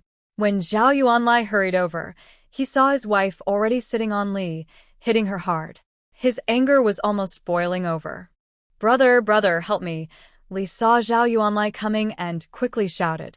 She begged Zhao to stop her, hoping to avoid more punishment. Everyone inside the house heard the noise and came out to see what was happening, their eyes wide with shock. Li's 3 sons saw their mother being beaten and rushed over. Everyone stopped right there. Lu, furious, lifted her up, holding an axe close to Li's neck. Li was so scared she almost fainted. "Big sister-in-law, let's talk nicely. Please, let's talk nicely." She was truly frightened now. Zhao Yuanlai watched from nearby, his brow tight, but then relaxing. He had worried too much, afraid his wife couldn't handle it. Now he saw she was quite skilled. It was clear her training in martial arts over the past days had paid off. Lu was not idle either. She knew the world was dangerous, with people preying on others everywhere. Learning some self-defense was very necessary. Their home already had a good start, no reason not to learn. "Oh, big sister-in-law, what are you doing? Stop, please stop. If someone gets hurt, what will happen?" Zhuang, always eager to watch a good show, shouted loudly, worried no one would see the excitement. Since his sister-in-law and sister-in-law were fighting and even using knives, it was quite a spectacle. Lu Guifin was just as frightened, nearly fainting when she saw the knife. Their third brother, Zhao Yuanqing, wanted to say something but was scared off by his older brother's stern look. Big brother was so scary. He decided to stay silent. Talking nicely? Today, I, Lu, am not here to reason with you. You, this wicked woman, sneaked into my house to steal ointments and food, and that's bad enough. But you also hurt my dog Wankai. My daughter Baoju is still recovering from her injuries, and you won't let up. How did I, Lu Wan, offend you so much that you treat an 8-year-old child this way and even steal from my family? If you wanted something, you could have asked me kindly. I, Lu Wan, am not a person who refuses to show kindness, but you insisted on stealing and robbing. Lu Wan explained everything clearly, word by word. Finally, Zhao Yuanqi, who was still lying inside the house, felt completely relieved. Stealing. His wife actually went to her older sister-in-law's house to steal things and even hit the children? But didn't she say that the ointments and grains were brought by her family? Older sister-in-law, we are all one family. We only took a little from that place. How can that be called stealing? Li Shi still refused to admit she stole anything. But since she said she took it without informing the family, that counts as stealing. Taking without asking is stealing. Uncle, you are a learned man. Surely you have taught her this simple truth. I've already asked Siqing to tell the village chief. The village chief will decide what to do. Lu Wan suddenly pushed her to the ground, her eyes cold and full of disgust. She looked around at everyone in the yard, young and old. Holding an axe, she loudly declared, from now on, if anyone dares to come to my house to cause trouble, steal, or rob, don't blame me for being ruthless. I, your sister-in-law, will fight back. I, Lu Wan, am not afraid of death. If you want to cause trouble with me, then we all might as well die together. No one will survive. Zhao's wife and Li Shi were both frightened by her wild behavior, especially the crack left on the door by the axe, which was shocking to see. This is chaos. It's going too far. Look at the good wife you married. This is how she treats us.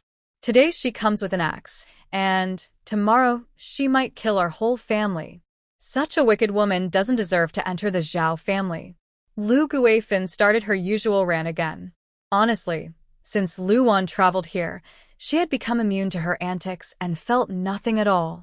If mother thinks Awan doesn't deserve to join the Zhao family, then from today, I will cut all ties with the Zhao family.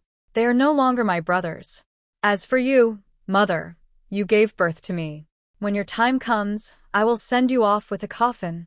Zhao Yuanlai looked expressionless, as if what he said was not a joke. You unfilial son. Unfilial son. Lu Guifan was so angry she pounded her chest and stomped her feet, glaring fiercely at Zhao Yuanlai, almost ready to rush forward and strangle him. My wife is reasonable, kind to friends and neighbors, gentle and forgiving, and treats everyone around her with kindness. Why is it that only when she comes here, she causes such a big fuss? Although Zhao Yuanlai was rough in nature, he spoke politely. In fact, he was clearer and more logical than the scholar Zhao Yuanqi. He pointed to Li, who had been beaten, and said, if my wife reports someone who broke into another's house and stole things to the county office, that person would be punished by amputation. But my wife only gave her a beating to prevent her from suffering that punishment. You should thank my wife for her kindness. Zhao Yuanli's voice was cold, and his eyes colder. Today, since his wife had moved her hand, he would not fight back. When he saw Lu Wan attacking earlier, he understood why she wanted to take the axe from him. Probably she thought that as a man, he shouldn't hit a woman. She was worried about being scolded, so Lu Wan decided to do the hitting herself. Li covered her swollen face and stared wide-eyed. She hit me, and now I have to thank her. She couldn't believe her ears. Was this something a person could say? Then why not report it to the authorities? My wife hit you because you hurt our child first. She only acted to protect her daughter. Stealing from my house is a crime. I suppose your second brother is lying in bed right now and knows what theft is. Amputation meant cutting off hands and feet. But what's the difference between that and death? He is your brother, she is your sister-in-law, and I am your mother. If you dare cut ties with us, I tell you, it's impossible. Never in this lifetime. Even if Lu Guifan was confused, she would never truly let Zhao Yuanlai cut ties with her. She was hoping to get some money from Zhao Yuanlai someday. She didn't need him for her old age. Her several grandsons were enough. Zhao Yuanlia's eyes were very cold, with a commanding presence that was frightening. Lu Guifan was so scared her face turned pale. You all are family. Why make things so embarrassing? The village chief arrived at this moment. I really can't believe it. Is it easy for him, this old man? He spends all day running around over such small matters. If Luan didn't bring him cold tea now and then, his bones might have fallen apart long ago. Honorable village chief, please help me. Look at my injuries. They were caused by that wicked woman. She even tried to chop me with an axe. Li Shi started crying first, beginning her complaint. The village chief was angry. You deserve it. Our village has never had theft like this before. It's so shameful, so shameful. The village chief sighed heavily. Li Shi couldn't hold back anymore and started crying loudly. Go and bring out everything that Zhao Li Shi stole from Zhao Lao's house today. If it's used up, exchange it for chickens, ducks, or geese from the chicken coop. Or trade it for land. Luan stood quietly aside, waiting for the village chief to decide. The village chief had the authority to speak, and no one dared to argue.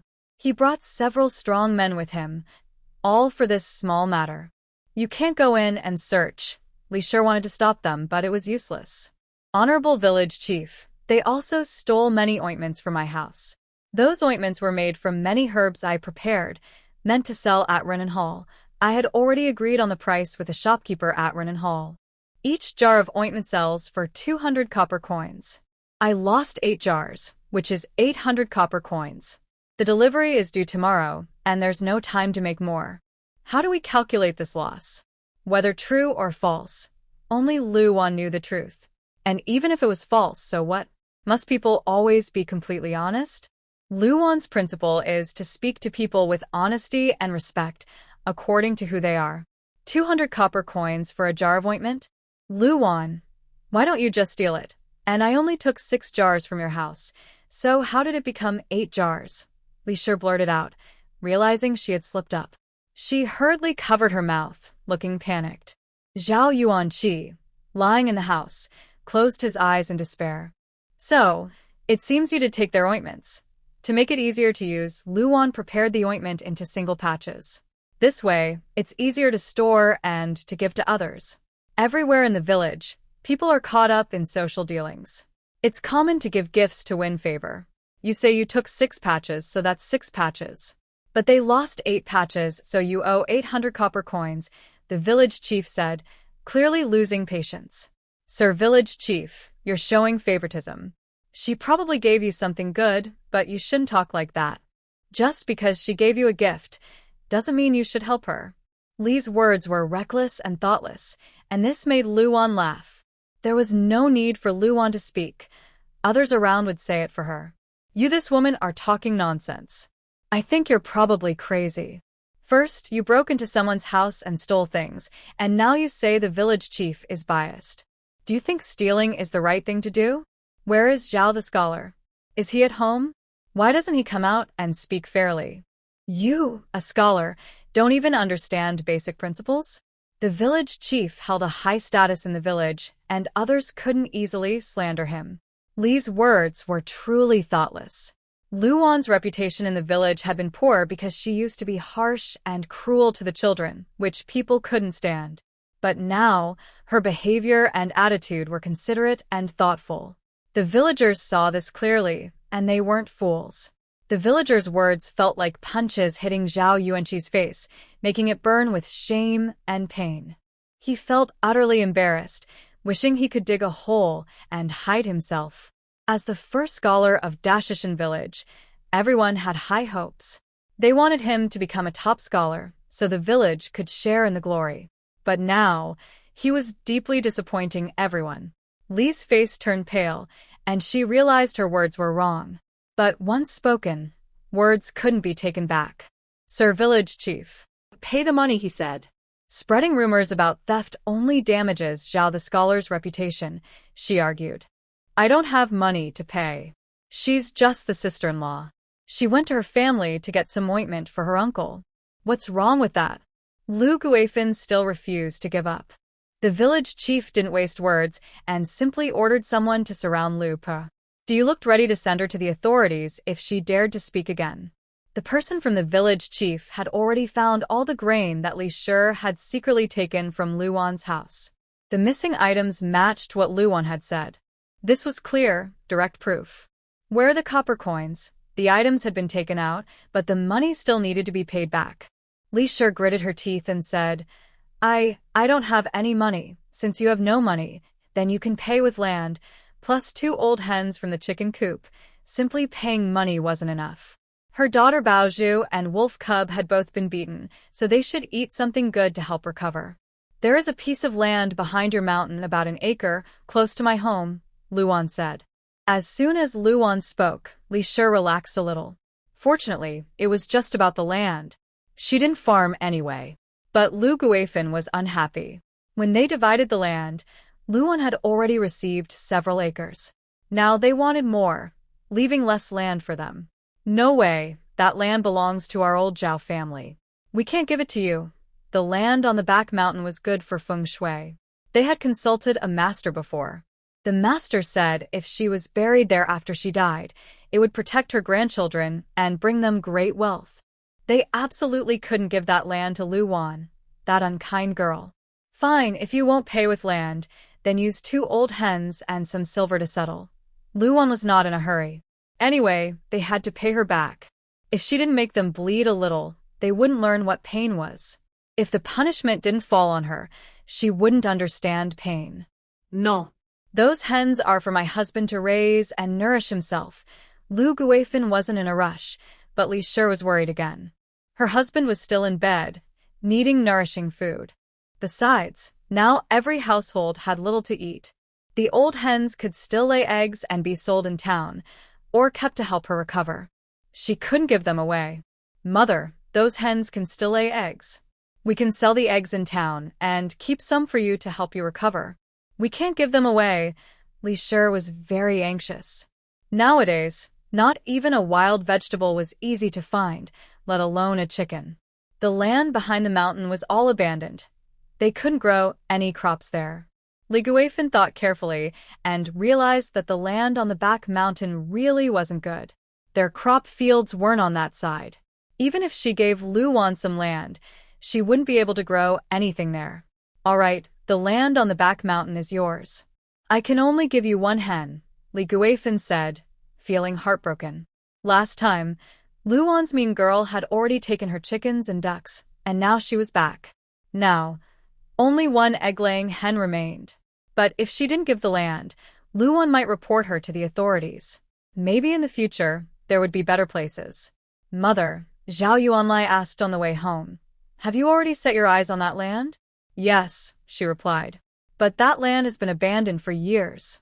The soil isn't good and it's hard to grow crops. Just because they can't grow crops doesn't mean I can't. Luan had her own plan.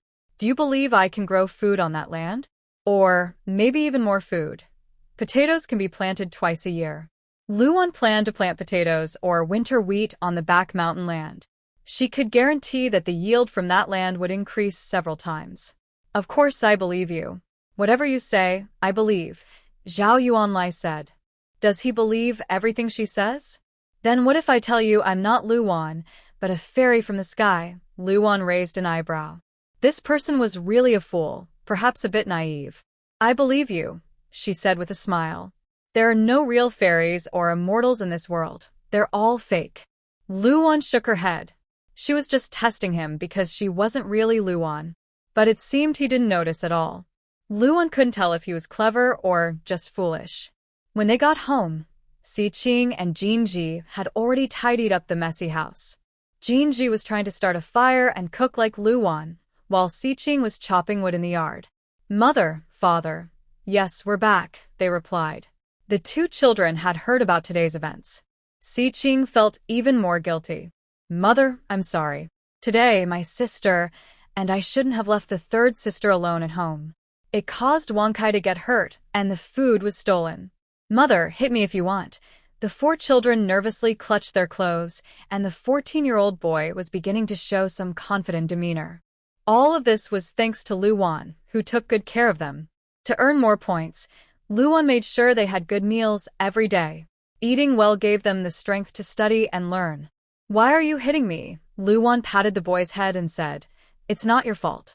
It's those dishonest people who are to blame. She saw Si Qing chopping a pile of firewood under the eaves and thought he was probably afraid of being scolded, so he kept working to feel better. Lu Wan sighed silently. It seemed the shadows from the past still affected the children. Si Qing, your mother isn't angry with you. We got back what was stolen, she said. Not only that, but Li's face was still sore from the dozen or so slaps she had received. Really? The young boy's eyes lit up. A few children, practicing martial arts with Zhao Yuanlai, looked healthier. Their arms showed muscles, showing strength. They seemed reborn, shining with a new kind of brightness. Yes, look. Zhao Yuanlai pointed to a pile of things on the ground. Li was really greedy. She, as a woman, had taken so many things all at once. She even emptied the rice from the rice jar. And that wasn't all.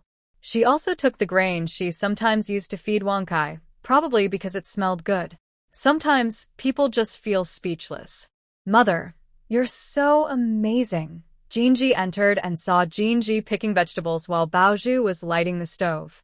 The little wolf cub was lying listlessly in the bamboo basket Zhao Yuanlai had made. If it weren't for its breathing, one might think it was about to die. Mother, Jinji looked a bit shy, wiped her hands, and smiled. Dinner will be ready soon. Just wait a little longer. Jinji and Baozhu both knew how to cook because when they were at Zhao's house, they often cooked for the family. Cooking for everyone was not a problem. Do you want to learn how to cook for Mother? Yes. Jinji nodded eagerly, her eyes shining. Mother's cooking was really delicious. These days, there aren't many seasonings available.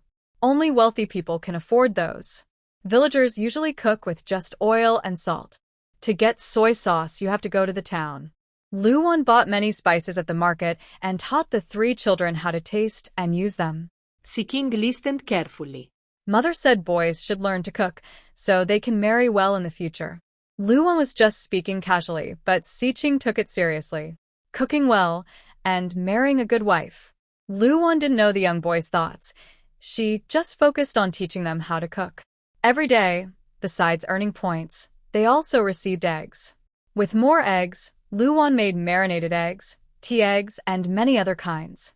The children were surprised to learn that eggs could be prepared in so many ways, especially the soy sauce eggs Mother made, which had a soft yolk. The aroma of eggs and sauce filled their mouths, tasting so good that even Si Qing didn't want to swallow, savoring the flavor over and over. Mother, can I have 2 more? Si Qing asked carefully. Of course. For eggs, do you think that's enough? Lu Wan asked. Si Qing nodded repeatedly. Lu Wan wrapped 6 eggs in oil paper and handed them to him, saying, Go ahead, have fun. Lu Wan smiled gently and kindly. She knew Si Qing's little thoughts. Even if he tried to hide it well in front of her, she could see through. He probably wanted to give the eggs to little Haiding, so Lu Wan gave him 2 extra. That night, a gentle breeze blew through the bamboo forest, making the leaves rustle. The moonlight shone through the gaps in the bamboo, casting beams of light. Village children loved to play house and have fun after dinner. During the day, they helped their parents with chores, but at night, they let loose and played with their friends. A large stone in the bamboo grove was the secret spot for Si Qing and little Haiding. When Si Qing handed all his eggs to little Haiding, she was stunned. Si Qing, why do you have so many eggs? She counted. There were 6. Si Qing scratched the back of his head shyly and said, Mother made a lot today and even taught me how to make them. I asked her for a few. Begonia, hurry and eat. Don't let others see. In the past, when he had no food, little Begonia would secretly hide her bread to give to him. Now that they have food at home, he also wants to secretly give her some, as a way to repay her kindness from before. Si Qing doesn't dare tell their mother, afraid she will be angry. Does Aunt Lu know? Little Begonia is a bit scared of Lu Wan. Lu Wan used to be mean to Si Qing. If she found out Si Qing was hiding food for her, would she get angry? Don't worry, my mother is a kind person. She won't be angry. Si Qing grins happily, simple and honest. Little Begonia takes a small bite. The soft egg tastes salty and fragrant. It's so delicious it makes her cry. Si Qing, thank you. While eating, little Begonia starts to cry. Before, she only had some coarse bread, and corn cakes. Those weren't as valuable or as tasty as eggs. She has never eaten such delicious eggs in her life. Don't cry, Begonia. Eat more. Fill your stomach. Maybe if she eats enough, her grandmother won't hit her so hard. Siqing naively believes that as long as she's full, the pain from the hits won't hurt as much. Little Begonia often gets hit, and her body is covered with scars. She eats 2 pieces and then stops, reluctant to eat more. Siqing, I want to take the rest home for my mother. Okay, Siqing nods. Begonia, don't be afraid. When you grow up, they won't dare to hit you. My father taught me martial arts. If anyone dares to hurt you, I will fight back. Siqing doesn't understand how important these promises are to Begonia now or in the future. He doesn't realize what it really means. Maybe he just feels that after getting soaked in the rain himself, he doesn't want others to be wet too. Children from poor rural families, especially girls, have a very hard life. Being able to avoid being sold by their family is already a good outcome. Thank you, Siqing. I don't have much to repay you. Little Begonia lowers her head in shame because her grandmother no longer even gives her coarse bread. She's very hungry and sometimes digs up food from mouse holes to eat. No need to thank me. You used to secretly give me food too. Begonia, you better go back now. The village was buzzing with gossip. He said, I need to go help my mother grind medicine now. Be quiet and don't let anyone see. If little Haitong's grandmother and father found out about the egg, they would surely punish her harshly. Yes, Brother Siqing, she replied quietly. Little Haitong was very clever and always sneaked around. She often shared her leftover food with her mother. Her mother was now resting after giving birth. Mr. Su had brought some old pumpkins, but her grandmother wouldn't let her mother eat them. Those pumpkins were clearly meant for her mother to eat while resting. After the 2 children left, a small, hunched figure quietly slipped out from behind the bamboo grove. What? No way. How is that possible? Last night, Lai Motzi saw it with his own eyes. He said those 2 kids were hugging in the bamboo forest. TSK. The village was in an uproar. Everyone was talking about how little Haitong was seen hugging a boy in the bamboo grove last night. No one knew whose boy he was. Little Haitong was made to kneel in the yard, right in the blazing sun. Shameless girl. Little easy woman. She's so young and already trying to flirt with boys, sneaking off to meet someone in the bamboo forest. Disgraceful little fox. Why don't you just die, Grandma? I didn't do anything. Little Haitong's lips were cracked from the sun, and her weak body was trembling. Mrs. Su, with a cruel look, kept hitting her with a bamboo stick. Little Haitong didn't cry out once. Her father, Su Dashun, stood silently nearby. Dad, I didn't do anything. Haitong looked up at him, hoping he would say something. But all she got was a harsh slap from him, knocking her to the ground. She couldn't get up for a long time. Su Dashun kicked her hard. Disgraceful girl. Who is that boy? And where did you get that egg? His kick was so strong it hit her in the chest. Then he said, You're so young and already trying to flirt with boys. You're shameless. Your father, I'm ashamed too. Tell me, are you going to say it or not? Su Dashun, angry and desperate, grabbed the bamboo stick and started hitting her hard. She rolled on the ground in pain, and people passing by couldn't bear to watch. He advised, Dashun, what are you doing? Stop hitting her. If you keep going, someone might get seriously hurt, he replied. She is my daughter. Even if I kill her, no one will dare to stop me. He cursed, You shameless little easy woman. You should have been strangled at birth to save my family's face. Mrs. Su looked like she was about to faint from anger. Little Haitong was beaten so badly, she could barely breathe. Inside the house, Li Yunxiang held her crying baby and listened quietly. Lai Motzi was still watching the scene and jokingly said, Dashun, do you want to know who that boy in the bamboo grove is? Do you know? Of course I do. Lai Motzi grinned, squeezing the pus-filled bump on his face, which looked like it might burst at any moment. Lai Motzi cleared his throat, and everyone nearby listened carefully. This was a rare event in Dashi village. The daughter of the Su family, only 13 years old, was already with a man outside. TSK. From now on, no one would dare to marry her. Old Zhao, do you know Old Zhao's family? Dashun shouted in surprise. What? Old Zhao's family? Lai Motzi said. You can't just say anything. Old Zhao's family is honest and obedient. They wouldn't do such things. Yeah, eating food is fine, but you shouldn't spread rumors. The two children, one 13 and the other 14, were at the age of curiosity and innocence. Lai Motzi sneered and looked at them with disdain. I saw it with my own eyes. Is that fake? These two kids aren't new to this. I saw it last time. Siqing gave her a corn cake.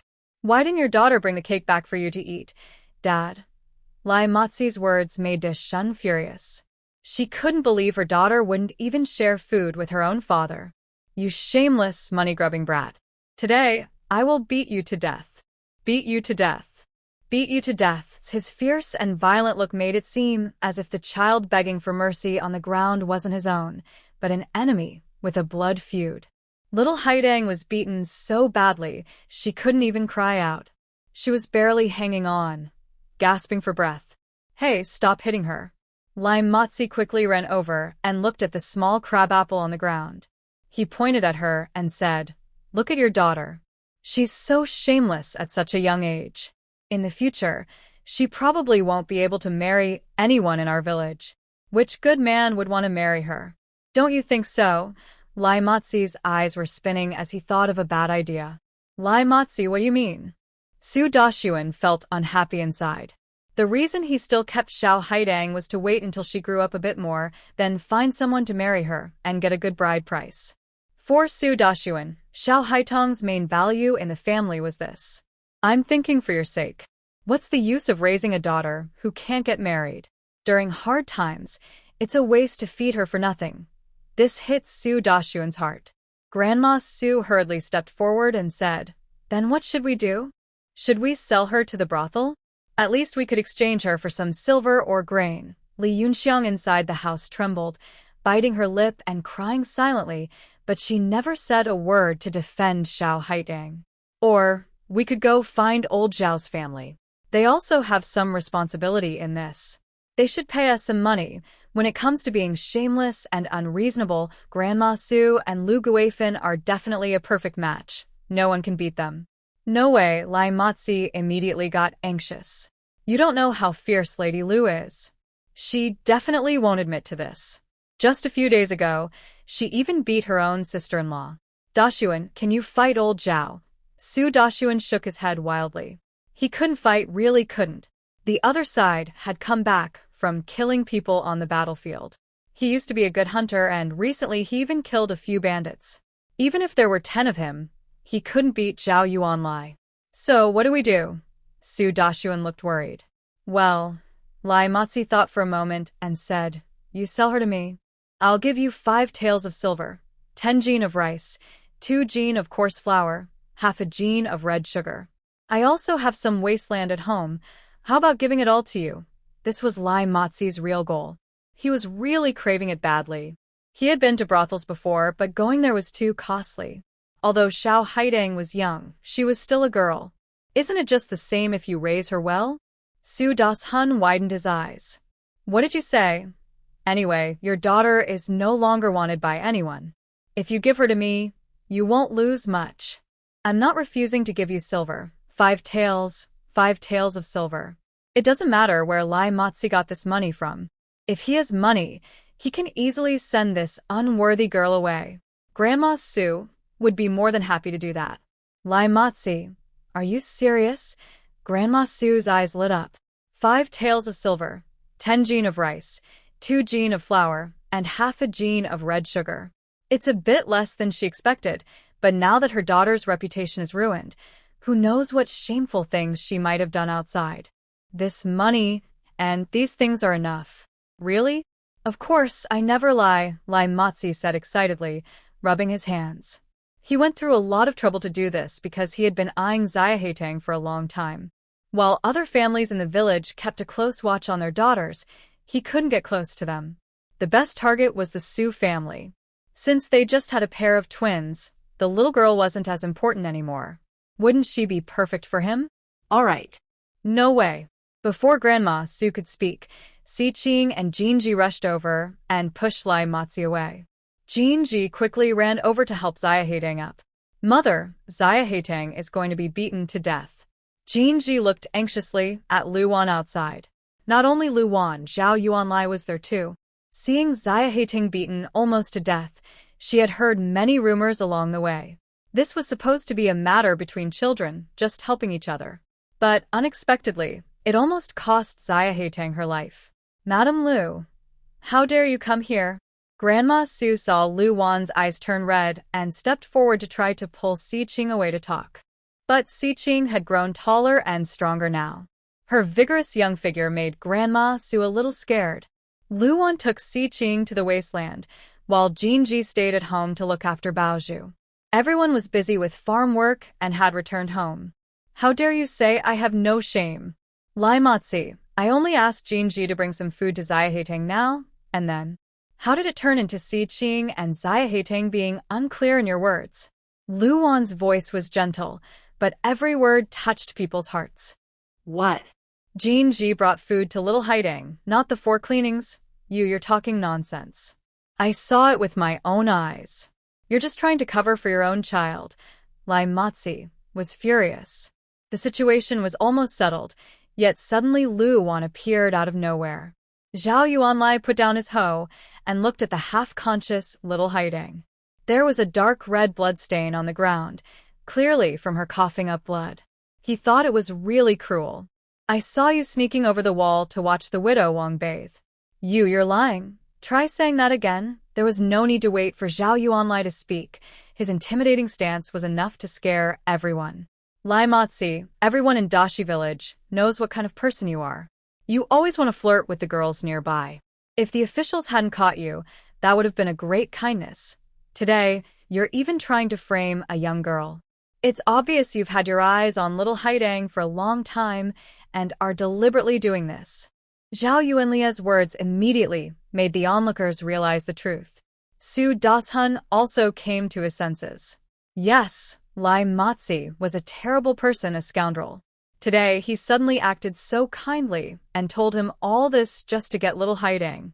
Fine, Lai Motzi, you dare to lie to me. He almost fell for it, nearly selling little Haiding for 5 taels of silver. If he had gone through with it, the loss would have been huge. You, old woman, are truly heartless. To sell your own granddaughter for a few taels of silver and some rice and flour. If little Haiding really falls into Lai Motzi's hands today, she will never forgive you. Even in death, Lu Wan secretly gave little Haiding a pill. No matter when, human blood buns are not tasty. She was just an ordinary person. She didn't have a kind heart, but she wouldn't just watch little Haiding be ruined. How many people in this world could stand by and watch an innocent child die right in front of them? Feudal customs were like a great barrier. She wouldn't think of changing them. That was a fool's dream. Otherwise, people wouldn't criticize or judge just because 2 14-year-old children talked and exchanged small gifts. They would even be beaten badly. Before this, Lu Wan never thought such serious consequences would happen, so she didn't stop Si Qing from giving Zhao Haiding things. Seeing the money slip away, Li Mama felt very upset. Her cornbread and eggs are for Haiding to eat. I play with Haiding, so why can't I give her some food? Jinji said loudly. They are both girls and understand well the difficulties girls face. In this poor and old-fashioned time, boys who work and have strength are very valuable, but girls are different. However, she and her sister now have their mother's and father's love, and life is much better. But Haiding doesn't have that. Many other girls in the world don't either. Since they were born, it seems like their fate has been chained with many restrictions, making it impossible for them to escape. Your family is really like that, just listening to Lai Motzi talking nonsense. Jinji and Haiding used to be good friends. Luckily, Lady Lu and old Zhao came today, or you would have really sold Haiding to Lai Motzi. Lai Motzi's reasons for not getting a wife are clear. He's a bad person, drinks, gambles, and steals. He's also a habitual thief. He often peeks at girls bathing. Su Dashun looked serious, but said nothing, so Haiding was temporarily safe. What about my silver? 5 taels of silver. Su Mama cried loudly, as if losing those 5 taels would cost her life. Lai Motzi shot a poisonous look at Lu Wan, knowing that today's matter was hopeless. If he caused more trouble, He would only embarrass himself, so he quietly slipped away. By the time they realized, Lai Matsi was gone. Siqing, Jinji, let's go. The problem was solved. She had given Haitang medicine. She wouldn't die and she would live. Girls in this time have very little worth. Just having some food is good enough. Luan felt helpless and sad, but she had no choice. After all, Haitang was someone else's child. What could she do? Mother, after returning home, Siqing suddenly knelt in front of Luan, tears in his eyes as he comforted her, saying, "Today's mistake was mine. I gave Haitang some food, and someone saw and talked about it. It caused trouble for Mother and almost sold Haitang to Liar Matsi. Mother, hit me if you want. It might make me feel better." The young boy knelt straight, clenched his teeth, and his eyes turned red. As he left, he looked at little Haitang many times with regret. He knew that after today, Haitang's days would only get harder. In the future, the Su family probably wouldn't let her go out again. They might secretly sell her, or let her starve or drown. Such things weren't rare in the countryside. Everyone knew but didn't speak about it openly. Luan sat quietly, without speaking. Jinji looked on anxiously. Zhao Yuanlai knew that at this moment, he shouldn't speak. What if his wife scolded him too? If Luan scolded him, he probably wouldn't be able to say a word. Mother, I really know I was wrong. He knelt forward, full of guilt. Then tell me, what did you do wrong? Siqing lowered his head in shame, trembling as he said, I was wrong for giving Haitang food, and I shouldn't have let my second sister take the blame today. Siqing understood everything clearly. Luan paused for a moment, then sighed slowly. She said, It's not wrong for you to give Haitang food. Jinji helping you today wasn't wrong either. Your mistake was knowing that if this got out, Haitang's reputation would be ruined. Nowadays, a girl's reputation was more important than life itself. She didn't care about reputation, but people in this era did. But if I didn't give her food, she'd have to scavenge from the water buckets. Mother, when I was hungry before, Haitang was willing to hide her bread and give it to me. I know. Get up. I won't hit you. You didn't do anything wrong. What could Siqing have done wrong? The fault lay with this era, with a world that was unfair to women. Men could have 3 or 4 wives, but women couldn't have multiple lovers. They had to follow the 3 bonds and 5 virtues. Otherwise, they'd be called shameless and immoral. Men expect women to stay within a small space under their skirts, while they are free to travel the world and enjoy themselves. This is truly an unfair time. Mother, do you really not blame your son? Siqing's eyes were red. Just thinking about how Xia Haitang was beaten half to death today made him feel very guilty. He wished he could slap himself. Why should I blame you? Don't cry anymore. You're a boy. Why are you crying and whining? Tomorrow, we'll go to the county town to buy some things. She had never been to the county town of this era. As for Xia Haitang's situation, she felt helpless. Siqing quickly wiped away his tears. Mother, I am going to harvest the corn. Jinji also said, Mother, I will cook. I've learned the dishes you taught me a few days ago. Second sister, I will help with the chores. The 3 children immediately went to find something to do. Luan didn't do everything herself. After all, they were all grown up now, not little children just learning to speak or walk. Some things needed to be done by them. The land Zhao's family compensated them for had been fully planted with crops by Luan and Zhao Yuanlai. That day, Luan got into a fight at Zhao's house. When she returned, she found out that the system had rewarded her with an extra 5,000 points. Well, the system's rewards were quite generous. It often gave small surprises now and then, which Luan really liked.